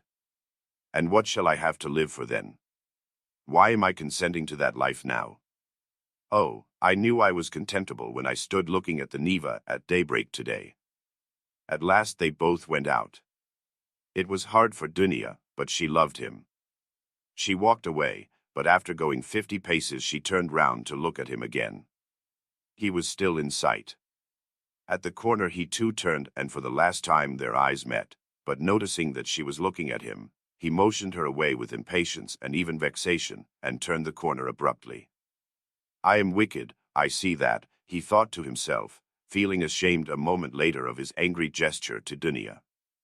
But why are they so fond of me if I don't deserve it? Oh, if only I were alone and no one loved me, and I too had never loved anyone. Nothing of all this would have happened. But I wonder, shall I in those 15 or 20 years grow so meek that I shall humble myself before people and whimper at every word that I am a criminal? Yes, that's it, that's what they are sending me there for, that's what they want. Look at them running to and fro about the streets, every one of them a scoundrel and a criminal at heart and, worse still, an idiot. But try to get me off and they'd be wild with righteous indignation. Oh, how I hate them all. He fell to musing by what process it could come to pass, that he could be humbled before all of them, indiscriminately humbled by conviction. And yet why not? It must be so. Would not 20 years of continual bondage crush him utterly? Water wears out a stone. And why should he live after that? Why should he go now when he knew that it would be so? It was the 100th time perhaps that he had asked himself that question since the previous evening, but still he went. Chapter 8. When he went into Sonia's room, it was already getting dark. All day Sonia had been waiting for him in terrible anxiety. Dunia had been waiting with her. She had come to her that morning, remembering Spitragalov's words that Sonia knew. We will not describe the conversation and tears of the two girls, and how friendly they became. Dunia gained one comfort at least from that interview, that her brother would not be alone. He had gone to her, Sonia, first with his confession. He had gone to her for human fellowship when he needed it. She would go with him wherever fate might send him. Dunia did not ask, but she knew it was so. She looked at Sonia almost with reverence and at first almost embarrassed her by it. Sonia was almost on the point of tears. She felt herself, on the contrary, hardly worthy to look at Dunia. Dunia's gracious image when she had bowed to her so attentively and respectfully at their first meeting in Raskolnikov's room had remained in her mind as one of the fairest visions of her life. Dunia at last became impatient and, leaving Sonia, went to her brother's room to await him there. She kept thinking that he would come there first. When she had gone, Sonia began to be tortured by the dread of his committing suicide, and Dunia too feared it. But they had spent the day trying to persuade each other that that could not be, and both were less anxious while they were together. As soon as they parted, each thought of nothing else. Sonia remembered how Spitrigalov had said to her the day before that Raskolnikov had two alternative Siberia or. Besides, she knew his vanity, his pride, and his lack of faith. Is it possible that he has nothing but cowardice and fear of death to make him live? She thought at last in despair. Meanwhile the sun was setting. Sonia was standing in dejection, looking intently out of the window, but from it she could see nothing but the unwhitewashed blank wall of the next house. At last, when she began to feel sure of his death, he walked into the room. She gave a cry of joy, but looking carefully into his face she turned pale. Yes, said Raskolnikov, smiling. I have come for your cross, Sonia. It was you told me to go to the crossroads. Why is it you are frightened now it's come to that?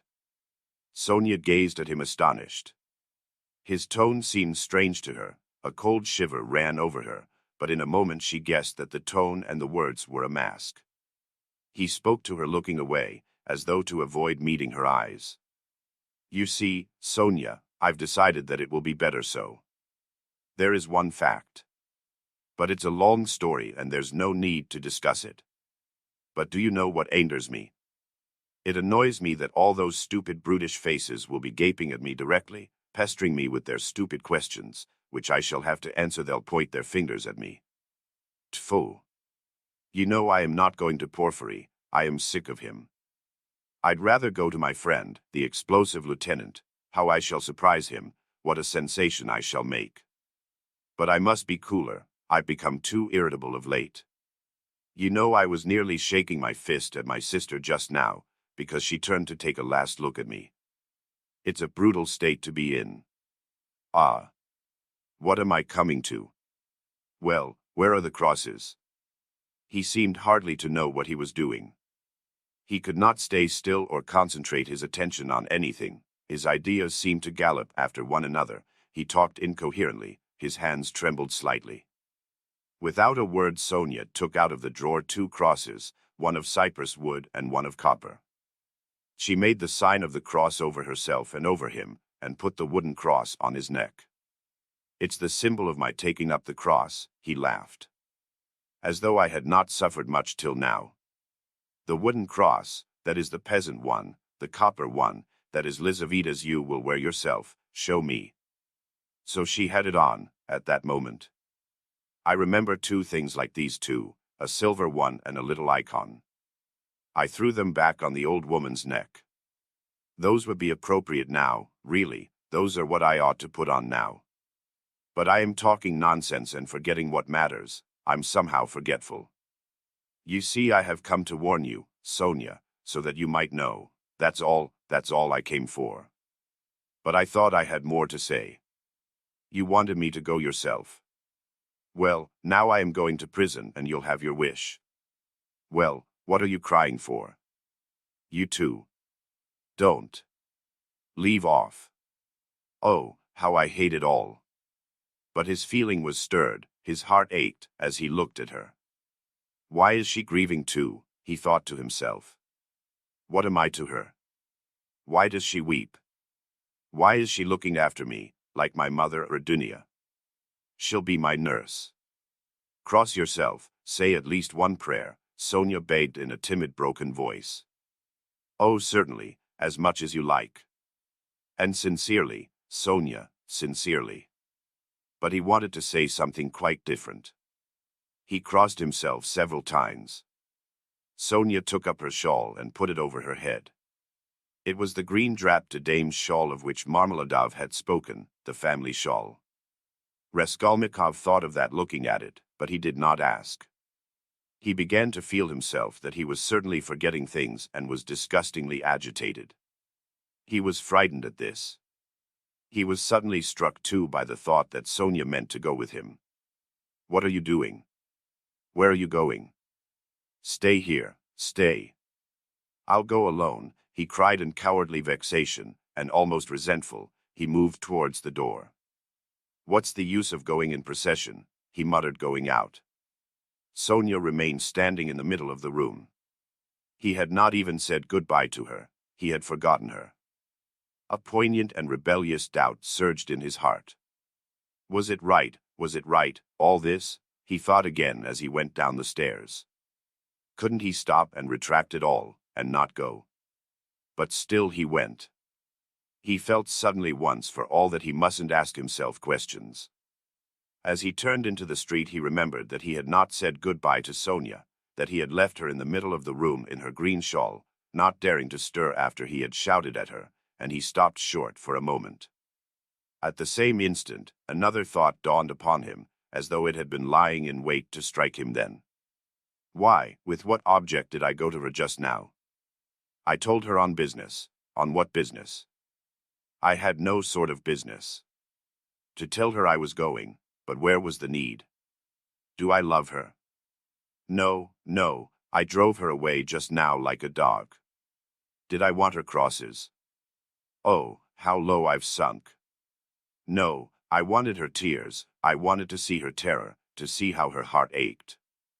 I had to have something to cling to, something to delay me, some friendly face to see.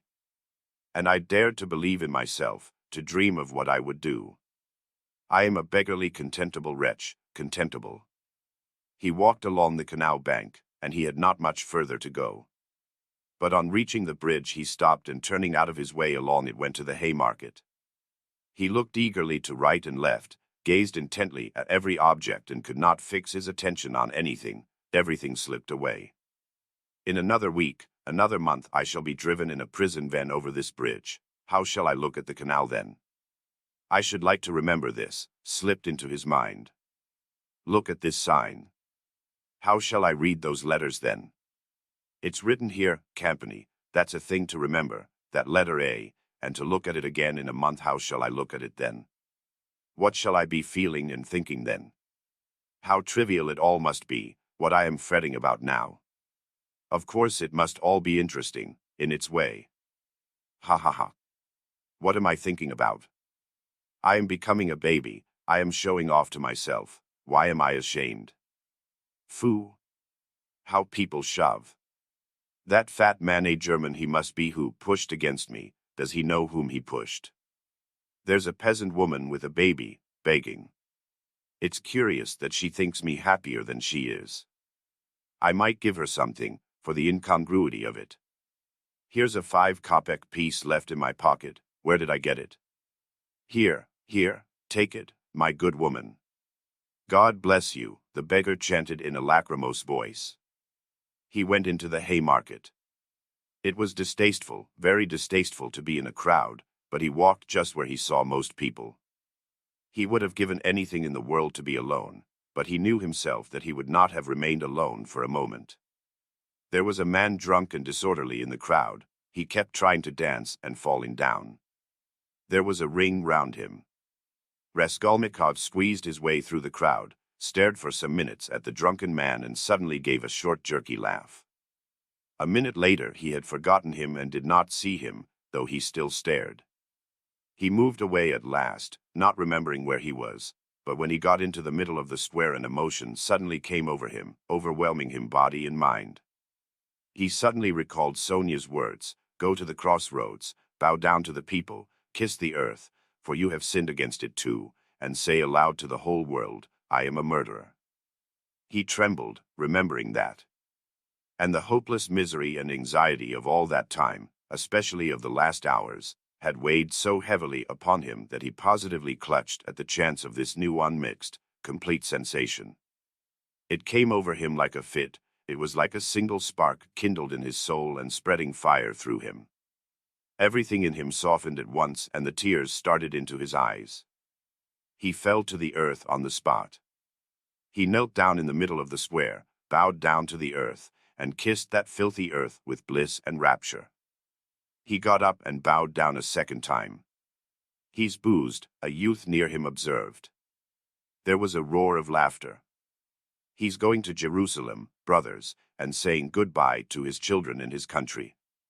He's bowing down to all the world and kissing the great city of St. Petersburg and its pavement," added a workman who was a little drunk. "Quite a young man, too," observed a third. "And a gentleman," someone observed soberly. "There's no knowing who's a gentleman and who isn't nowadays."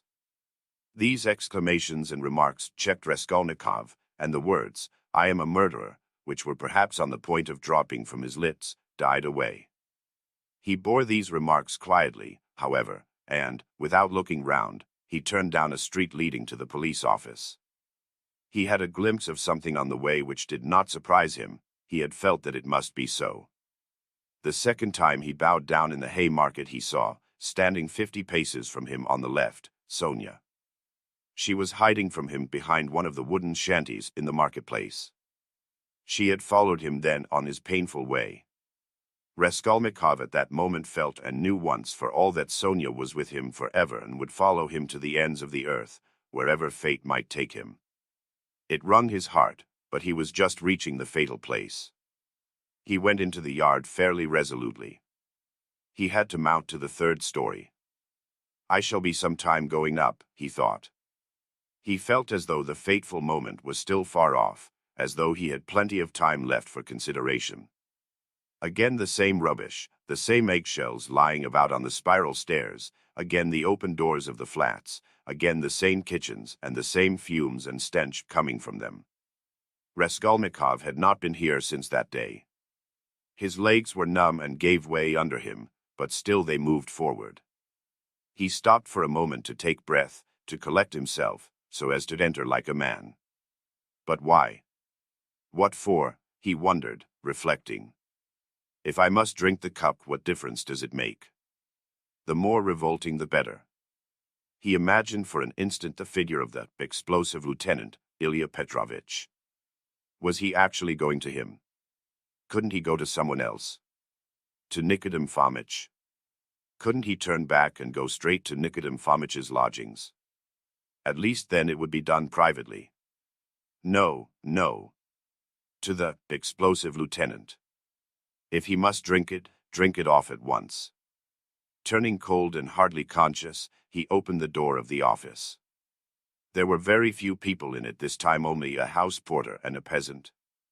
The doorkeeper did not even peep out from behind his screen.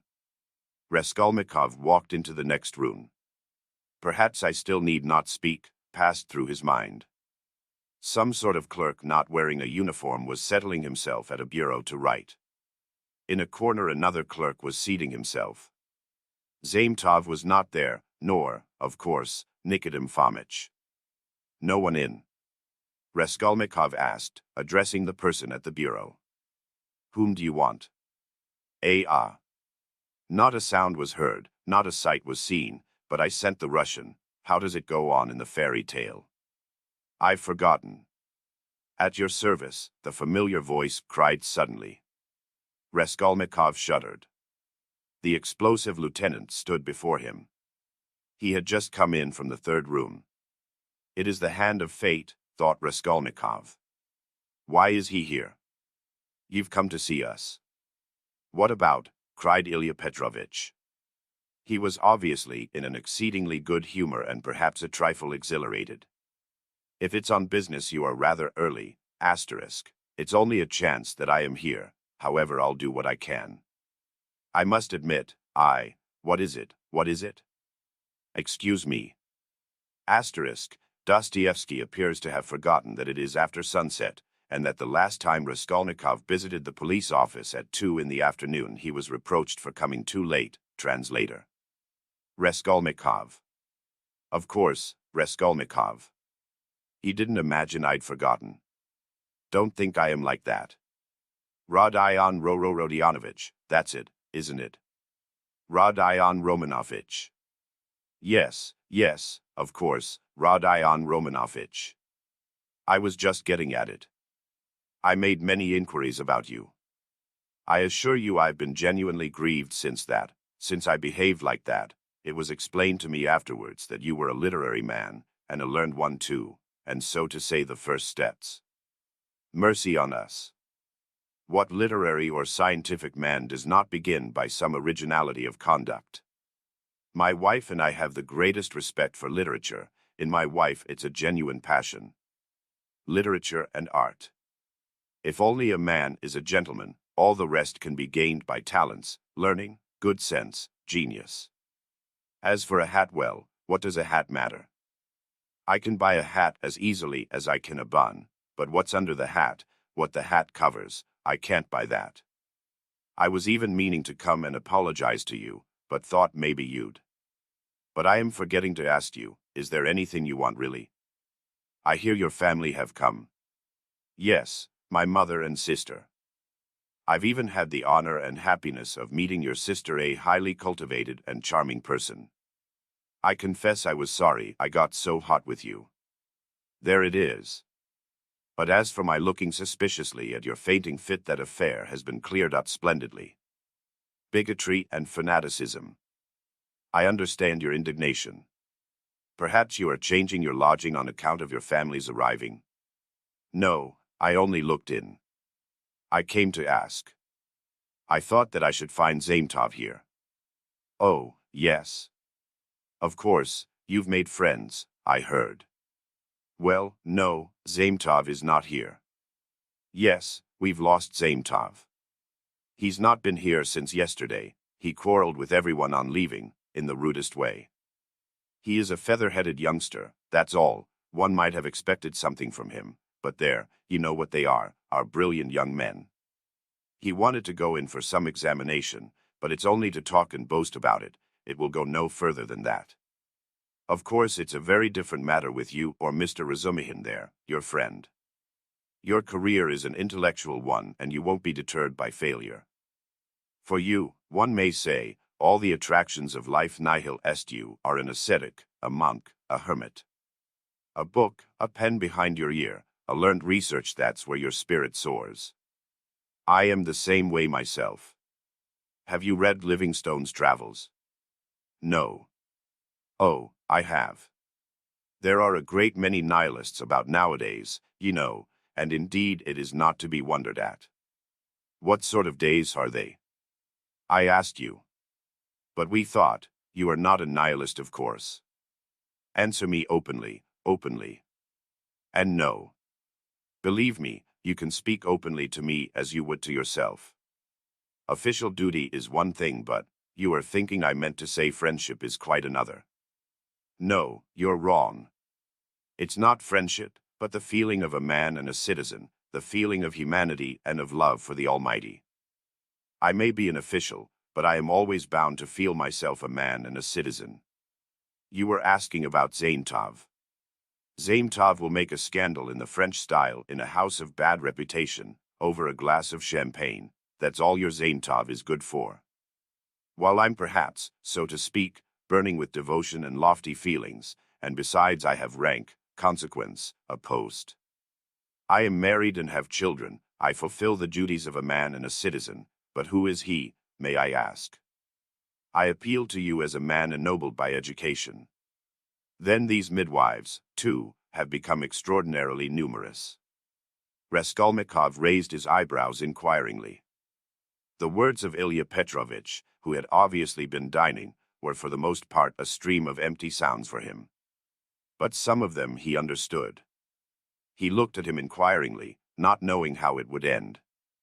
I mean those crop-headed wenches, the talkative Ilya Petrovitch continued. Midwives is my name for them. I think it a very satisfactory one, haha. They go to the academy, study anatomy.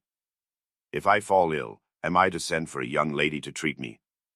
What do you say? Haha. Ilya Petrovitch laughed, quite pleased with his own wit. It's an immoderate zeal for education, but once you're educated, that's enough. Why abuse it? Why insult honorable people, as that scoundrel Zaintov does? Why did he insult me, I ask you? Look at these suicides, too, how common they are, you can't fancy. People spend their last halfpenny and kill themselves, boys and girls and old people. Only this morning we heard about a gentleman who had just come to town. Nil Pavlich, I say, what was the name of that gentleman who shot himself?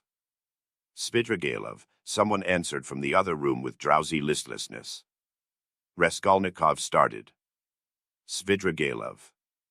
Svidrigailov has shot himself, he cried.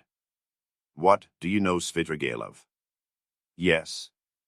I knew him. He hadn't been here long. Yes, that's so. He had lost his wife, was a man of reckless habits and all of a sudden shot himself, and in such a shocking way. He left in his notebook a few words, that he dies in full possession of his faculties and that no one is to blame for his death. He had money, they say. How did you come to know him? I was acquainted, my sister was governess in his family. Bah bah bah. Then no doubt you can tell us something about him. You had no suspicion. I saw him yesterday, he was drinking wine, I knew nothing. Raskolnikov felt as though something had fallen on him and was stifling him. You've turned pale again. It's so stuffy here. Yes, I must go, muttered Raskolnikov. Excuse my troubling you. Oh, not at all, as often as you like. It's a pleasure to see you and I am glad to say so. Ilya Petrovitch held out his hand. I only wanted. I came to see Zaintov. I understand, and it's a pleasure to see you. I am very glad, goodbye, Raskolnikov smiled. He went out, he reeled, he was overtaken with giddiness and did not know what he was doing. He began going down the stairs, supporting himself with his right hand against the wall. He fancied that a porter pushed past him on his way upstairs to the police office, that a dog in the lower story kept up a shrill barking and that a woman flung a rolling pin at it and shouted. He went down and out into the yard. There, not far from the entrance, stood Sonia, pale and horror-stricken. She looked wildly at him. He stood still before her. There was a look of poignant agony, of despair, in her face. She clasped her hands. His lips worked in an ugly, meaningless smile. He stood still a minute, grinned, and went back to the police office. Ilya Petrovich had sat down and was rummaging among some papers. Before him stood the same peasant who had pushed by on the stairs. "Hello. Back again. Have you left something behind? What's the matter?" Raskolnikov, with white lips and staring eyes, came slowly nearer. He walked right to the table, leaned his hand on it, tried to say something, but could not. Only incoherent sounds were audible. "You are feeling ill. A chair. Here, sit down. Some water." Raskolnikov dropped onto a chair, but he kept his eyes fixed on the face of Ilya Petrovich, which expressed unpleasant surprise. Both looked at one another for a minute and waited. Water was brought. "It was I," began Raskolnikov. "Drink some water." Raskolnikov refused the water with his hand, and softly and brokenly, but distinctly said, "It was I killed the old pawnbroker woman and her sister Lizaveta with an axe and robbed them." Ilya Petrovich opened his mouth. People ran up on all sides. Raskolnikov repeated his statement. Epilogue: Siberia. On the banks of a broad solitary river stands a town, one of the administrative centers of Russia. In the town there is a fortress, in the fortress there is a prison. In the prison the second-class convict Rodion Raskolnikov has been confined for 9 months. Almost a year and a half has passed since his crime. There had been little difficulty about his trial. The criminal adhered exactly, firmly, and clearly to his statement. He did not confuse nor misrepresent the facts, nor soften them in his own interest, nor omit the smallest detail. He explained every incident of the murder, the secret of the pledge, the piece of wood with a strip of metal, which was found in the murdered woman's hand. He described minutely how he had taken her keys, what they were like, as well as the chest and its contents. He explained the mystery of Lizaveta's murder, described how Koch and, after him, the student knocked, and repeated all they had said to one another, how he afterwards had run downstairs and heard Nikolai and Dmitri shouting, how he had hidden in the empty flat and afterwards gone home. He ended by indicating the stone in the yard off the Voznesensky Prospect under which the purse and the trinkets were found. The whole thing, in fact, was perfectly clear. The lawyers and the judges were very much struck, among other things, by the fact that he had hidden the trinkets and the purse under a stone, without making use of them, and that, what was more, he did not now remember what the trinkets were like, or even how many there were. The fact that he had never opened the purse and did not even know how much was in it seemed incredible. There turned out to be in the purse 317 rubles and 60 kopecks. From being so long under the stone, some of the most valuable notes lying uppermost had suffered from the damp. They were along while trying to discover why the accused man should tell a lie about this, when about everything else he had made a truthful and straightforward confession. Finally, some of the lawyers more versed in psychology admitted that it was possible he had really not looked into the purse, and so didn't know what was in it when he hid it under the stone. But they immediately drew the deduction that the crime could only have been committed through temporary mental derangement, through homicidal mania, without object or the pursuit of gain. This fell in with the most recent fashionable theory of temporary insanity, so often applied in our days in criminal cases. Moreover, Raskolnikov's hypochondriacal condition was proved by many witnesses, by Dr. Zosimov, his former fellow students, his landlady, and her servant. All this pointed strongly to the conclusion that Raskolnikov was not quite like an ordinary murderer and robber, but that there was another element in the case. To the intense annoyance of those who maintained this opinion, the criminal scarcely attempted to defend himself. To the decisive question as to what motive impelled him to the murder and the robbery, he answered very clearly with the coarsest frankness that the cause was his miserable position, his poverty and helplessness, and his desire to provide for his first steps in life by the help of the 3,000 rubles he had reckoned on finding. He had been led to the murder through his shallow and cowardly nature, exasperated moreover by privation and failure. To the question what led him to confess, he answered that it was his heartfelt repentance. All this was almost coarse. The sentence, however, was more merciful than could have been expected, perhaps partly because the criminal had not tried to justify himself, but had rather shown a desire to exaggerate his guilt. All the strange and peculiar circumstances of the crime were taken into consideration. There could be no doubt of the abnormal and poverty-stricken condition of the criminal at the time.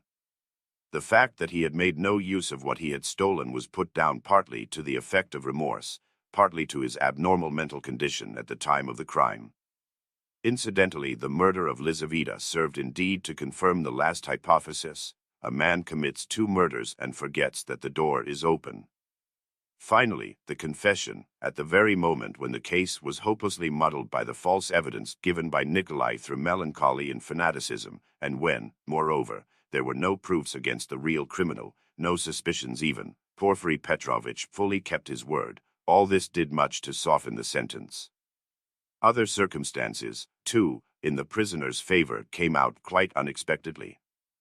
Razumihin somehow discovered and proved that while Raskolnikov was at the university he had helped a poor consumptive fellow student and had spent his last penny on supporting him for 6 months, and when this student died, leaving a decrepit old father whom he had maintained almost from his 13th year, Raskolnikov had got the old man into a hospital and paid for his funeral when he died.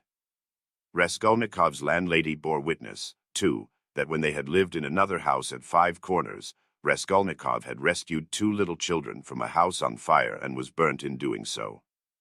This was investigated and fairly well confirmed by many witnesses. These facts made an impression in his favor. And in the end the criminal was, in consideration of extenuating circumstances, condemned to penal servitude in the 2nd class for a term of 8 years only. At the very beginning of the trial Raskolnikov's mother fell ill. Dunya and Razumihin found it possible to get her out of Petersburg during the trial. Razumihin chose a town on the railway not far from Petersburg, so as to be able to follow every step of the trial and at the same time to see Evdosia Romanovna as often as possible. Pulcheria Alexandrovna's illness was a strange nervous one and was accompanied by a partial derangement of her intellect. When Dunya returned from her last interview with her brother, she had found her mother already ill, in feverish delirium.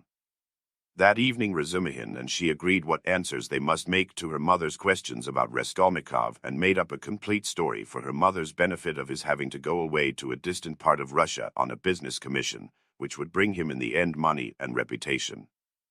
But they were struck by the fact that Pulcheria Alexandrovna never asked them anything on the subject, neither then nor thereafter. On the contrary, she had her own version of her son's sudden departure. She told them with tears how he had come to say goodbye to her, hinting that she alone knew many mysterious and important facts, and that Rodia had many very powerful enemies, so that it was necessary for him to be in hiding. As for his future career, she had no doubt that it would be brilliant when certain sinister influences could be removed. She assured Razumihin that her son would be one day a great statesman, that his article and brilliant literary talent proved it. This article she was continually reading, she even read it aloud, almost took it to bed with her, but scarcely asked where Rodia was, though the subject was obviously avoided by the others, which might have been enough to awaken her suspicions.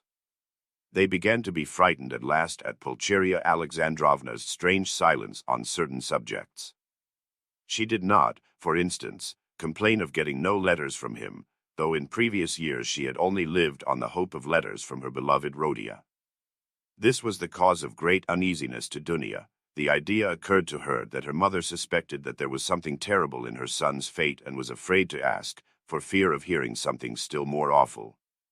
In any case, Dunya saw clearly that her mother was not in full possession of her faculties. It happened once or twice, however, that Pulcheria Alexandrovna gave such a turn to the conversation that it was impossible to answer her without mentioning where Rodia was, and on receiving unsatisfactory and suspicious answers she became at once gloomy and silent, and this mood lasted for a long time. Dunya saw at last that it was hard to deceive her and came to the conclusion that it was better to be absolutely silent on certain points, but it became more and more evident that the poor mother suspected something terrible.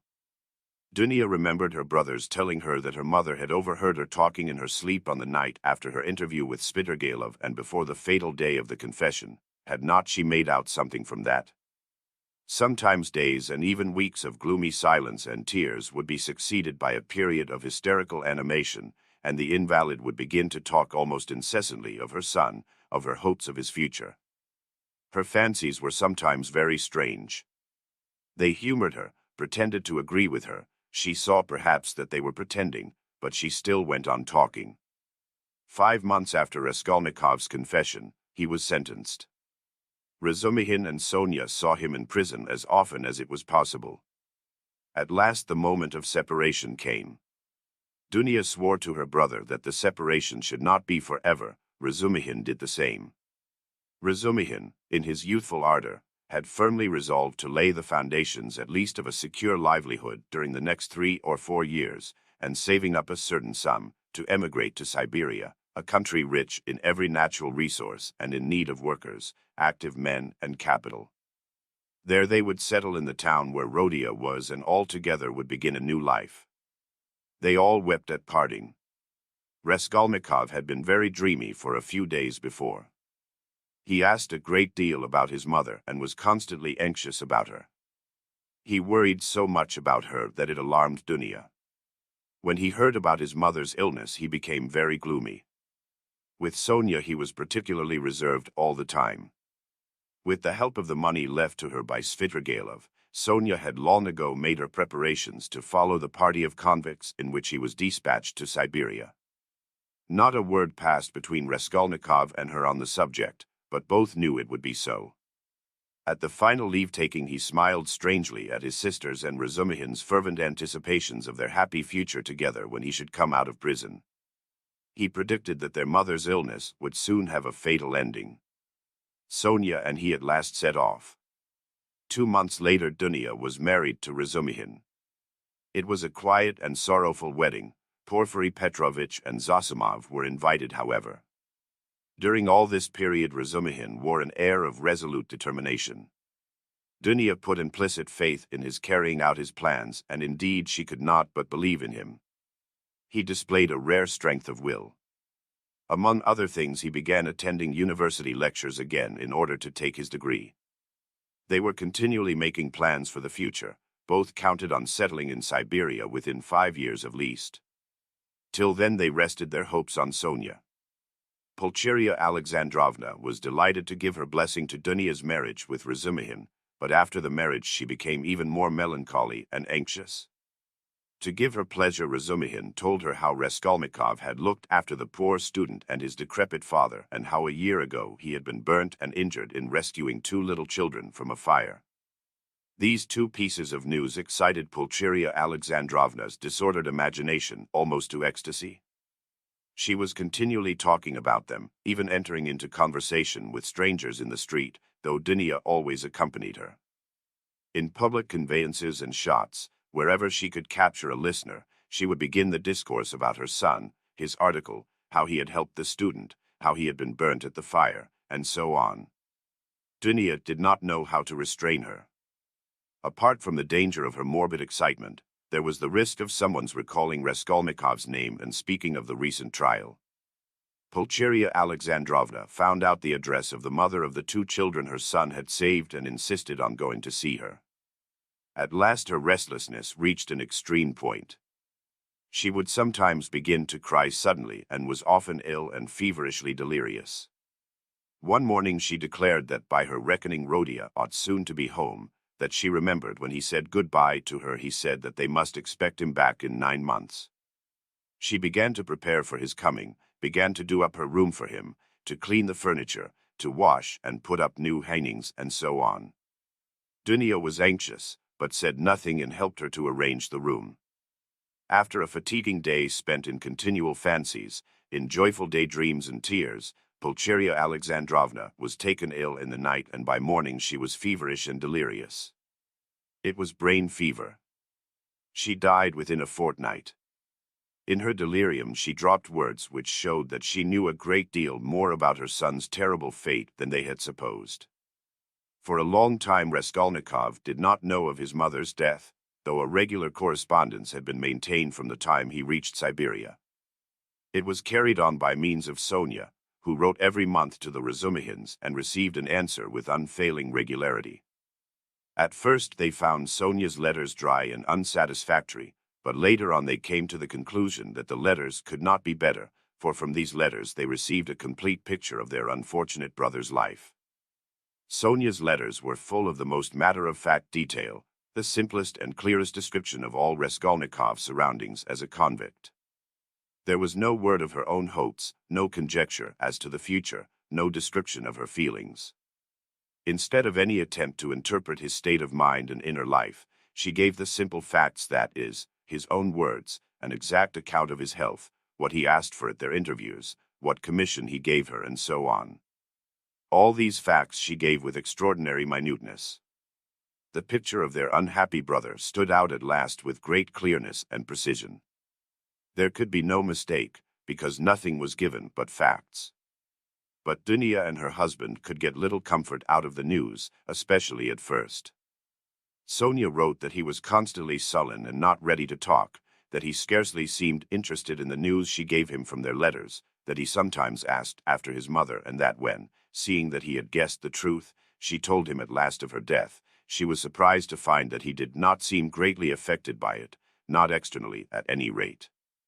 She told them that, although he seemed so wrapped up in himself and, as it were, shut himself off from everyone, he took a very direct and simple view of his new life, that he understood his position, expected nothing better for the time, had no ill-founded hopes, as is so common in his position, and scarcely seemed surprised at anything in his surroundings, so unlike anything he had known before. She wrote that his health was satisfactory, he did his work without shirking or seeking to do more. He was almost indifferent about food, but except on Sundays and holidays the food was so bad that at last he had been glad to accept some money from her, Sonia, to have his own tea every day.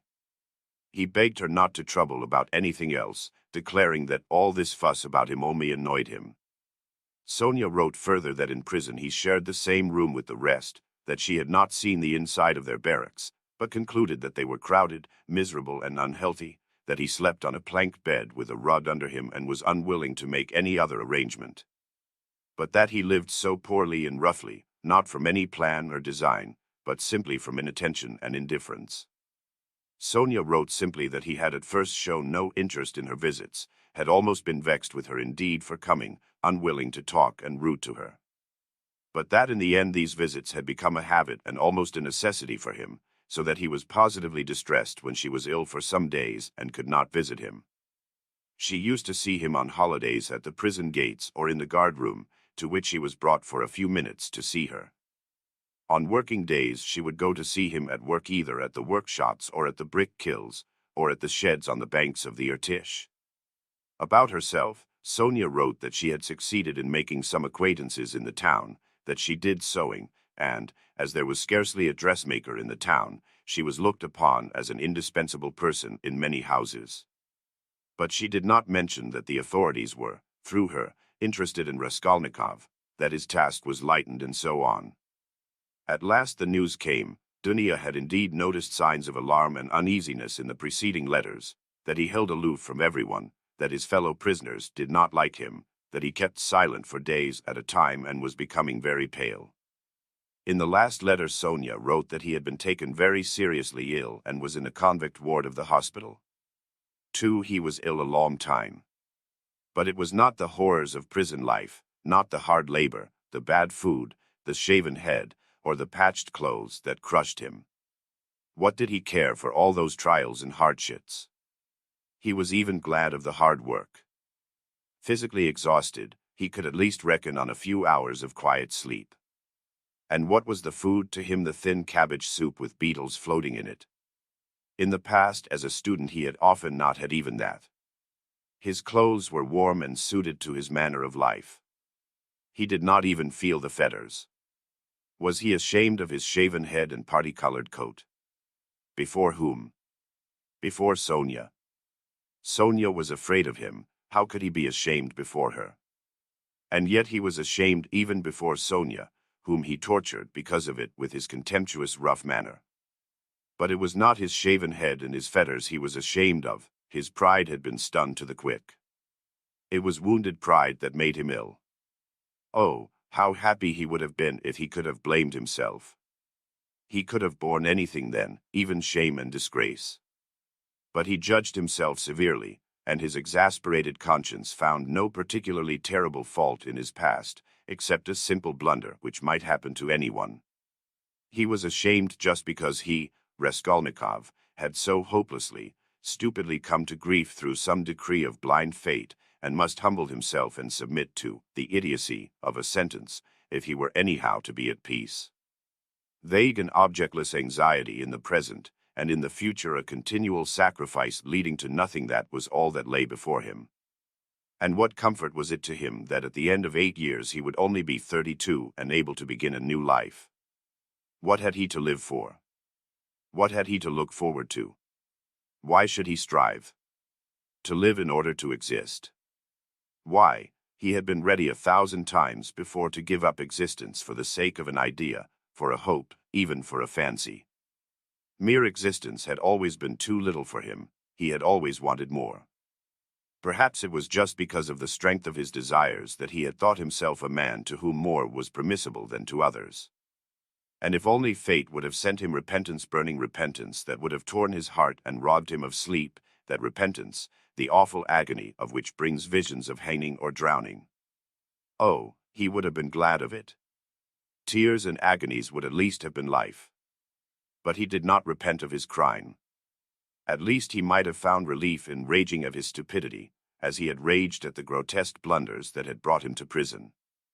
But now in prison, in freedom, he thought over and criticized all his actions again, and by no means found them so blundering and so grotesque as they had seemed at the fatal time.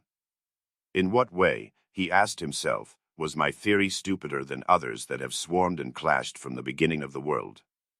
One has only to look at the thing quite independently, broadly, and uninfluenced by commonplace ideas, and my idea will by no means seem so strange. Oh, skeptics and halfpenny philosophers, why do you halt halfway? Why does my action strike them as so horrible? He said to himself. Is it because it was a crime? What is meant by crime? My conscience is at rest. Of course, it was a legal crime, of course, the letter of the law was broken and blood was shed. Well, punish me for the letter of the law, and that's enough. Of course, in that case many of the benefactors of mankind who snatched power for themselves instead of inheriting it ought to have been punished at their first steps. But those men succeeded, and so they were right, and I didn't, and so I had no right to have taken that step. It was only in that he recognized his criminality, only in the fact that he had been unsuccessful and had confessed it. He suffered too from the question, why had he not killed himself? Why had he stood looking at the river and preferred to confess? Was the desire to live so strong, and was it so hard to overcome it? Had not Spidragalov overcome it, although he was afraid of death? In misery he asked himself this question, and could not understand that, at the very time he had been standing looking into the river, he had perhaps been dimly conscious of the fundamental falsity in himself and his convictions. He didn't understand that consciousness might be the promise of a future crisis, of a new view of life, and of his future resurrection. He preferred to attribute it to the dead weight of instinct which he could not step over, again through weakness and meanness. He looked at his fellow prisoners and was amazed to see how they all loved life and prized it. It seemed to him that they loved and valued life more in prison than in freedom. What terrible agonies and privations some of them, the tramps for instance, had endured. Could they care so much for a ray of sunshine, for the primeval forest, the cold spring hidden away in some unseen spot which the tramp had marked 3 years before, and longed to see again, as he might to see his sweetheart, dreaming of the green grass round it and the birds singing in the bush? As he went on he saw still more inexplicable examples. In prison, of course, there was a great deal he did not see and did not want to see. He lived as it were with downcast eyes. It was loathsome and unbearable for him to look. But in the end there was much that surprised him, and he began, as it were involuntarily, to notice much that he had not suspected before. What surprised him most of all was the terrible impossible gulf that lay between him and all the rest. They seemed to be a different species, and he looked at them and they at him with distrust and hostility. He felt and knew the reasons of his isolation, but he would never have admitted till then that those reasons were so deep and strong. There were some Polish exiles, political prisoners, among them. They simply looked down upon all the rest as ignorant churls, but Raskolnikov could not look upon them like that. He saw that these ignorant men were in many respects far wiser than the Poles.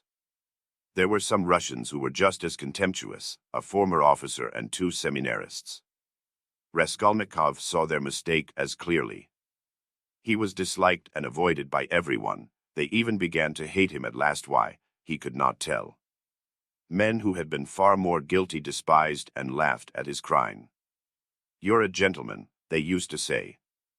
"You shouldn't hack about with an axe, that's not a gentleman's work." The second week in Lent, his turn came to take the sacrament with his gang. He went to church and prayed with the others. A quarrel broke out one day, he did not know how.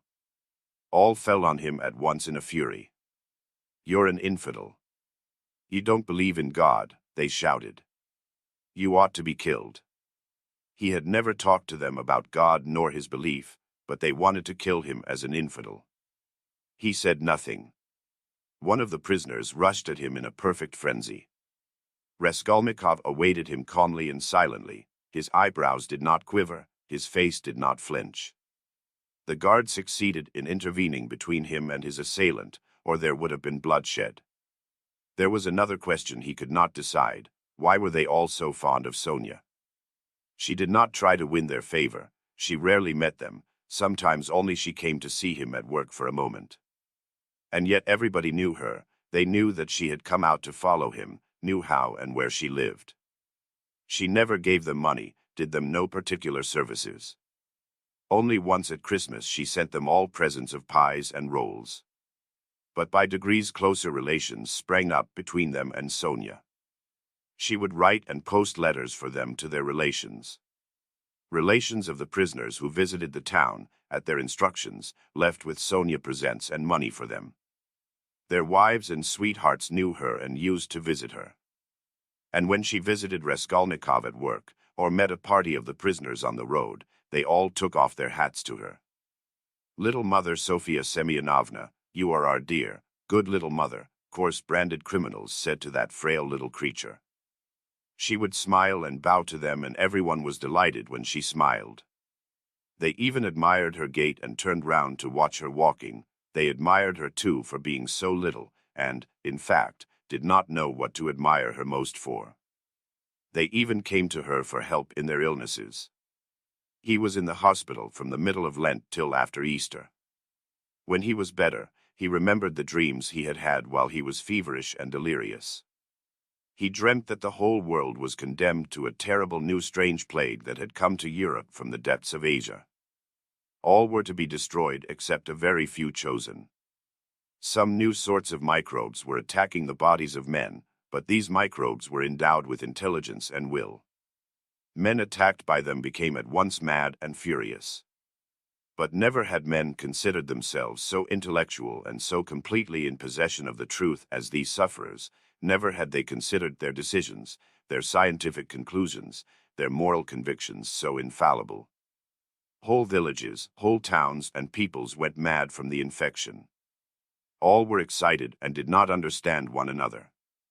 Each thought that he alone had the truth and was wretched looking at the others, beat himself on the breast, wept, and wrung his hands.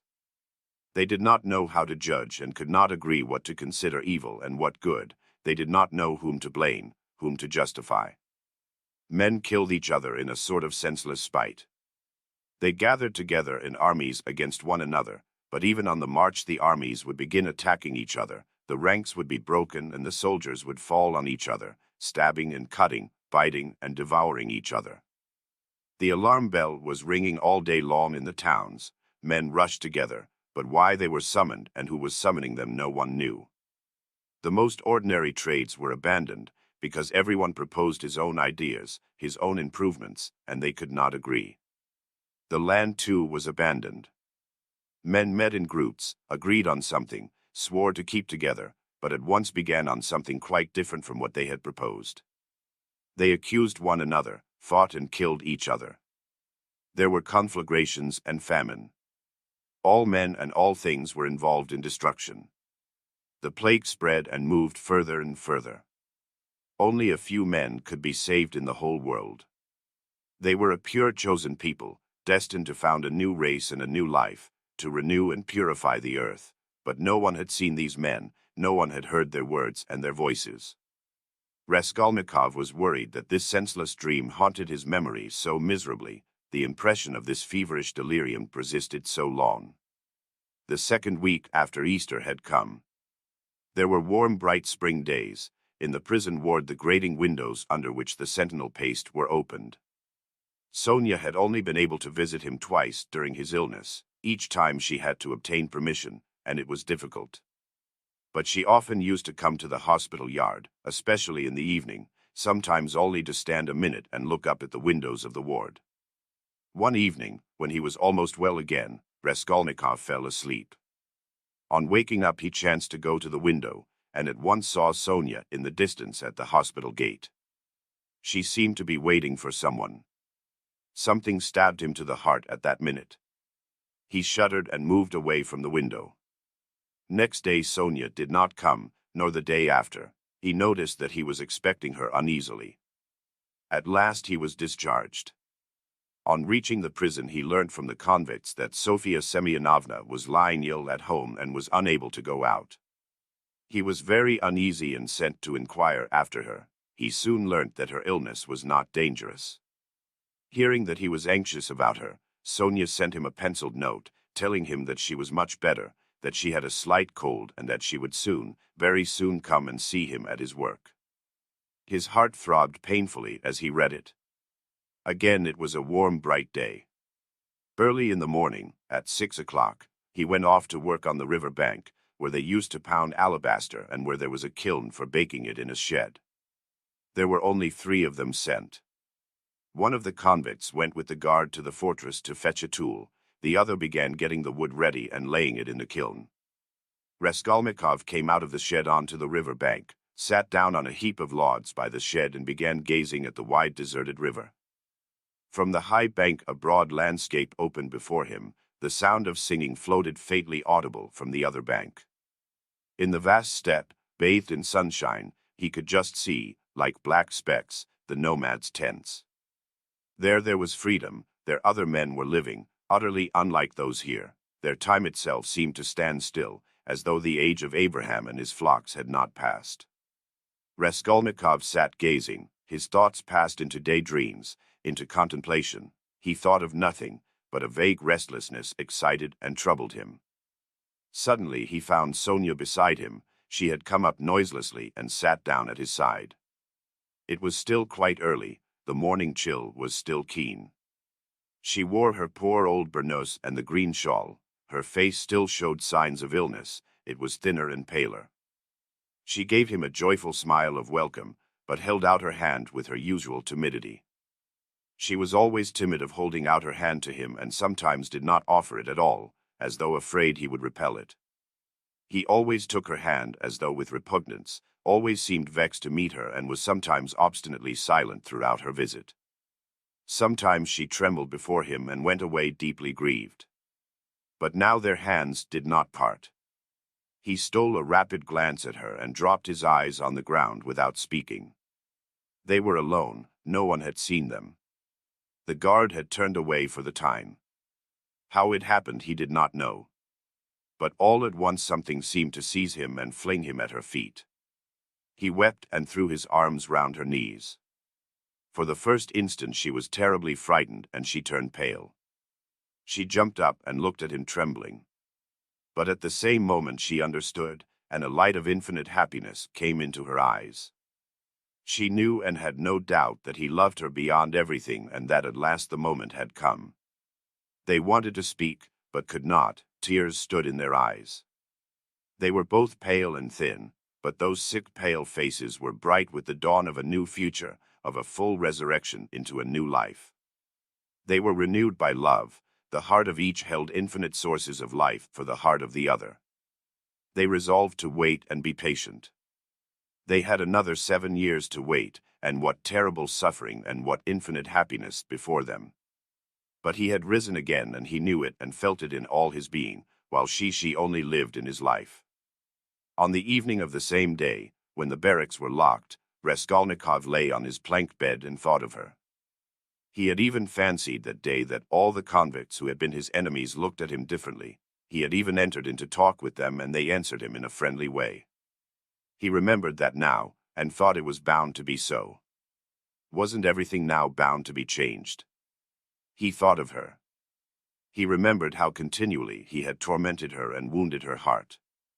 He remembered her pale and thin little face.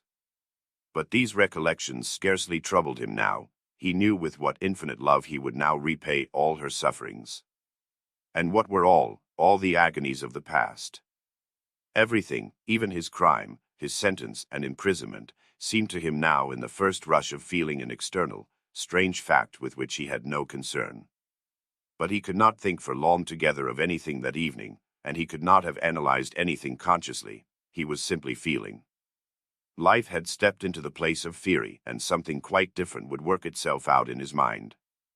Under his pillow lay the New Testament. He took it up mechanically. The book belonged to Sonia. It was the one from which she had read the raising of Lazarus to him. At first he was afraid that she would worry him about religion, would talk about the gospel and pester him with books.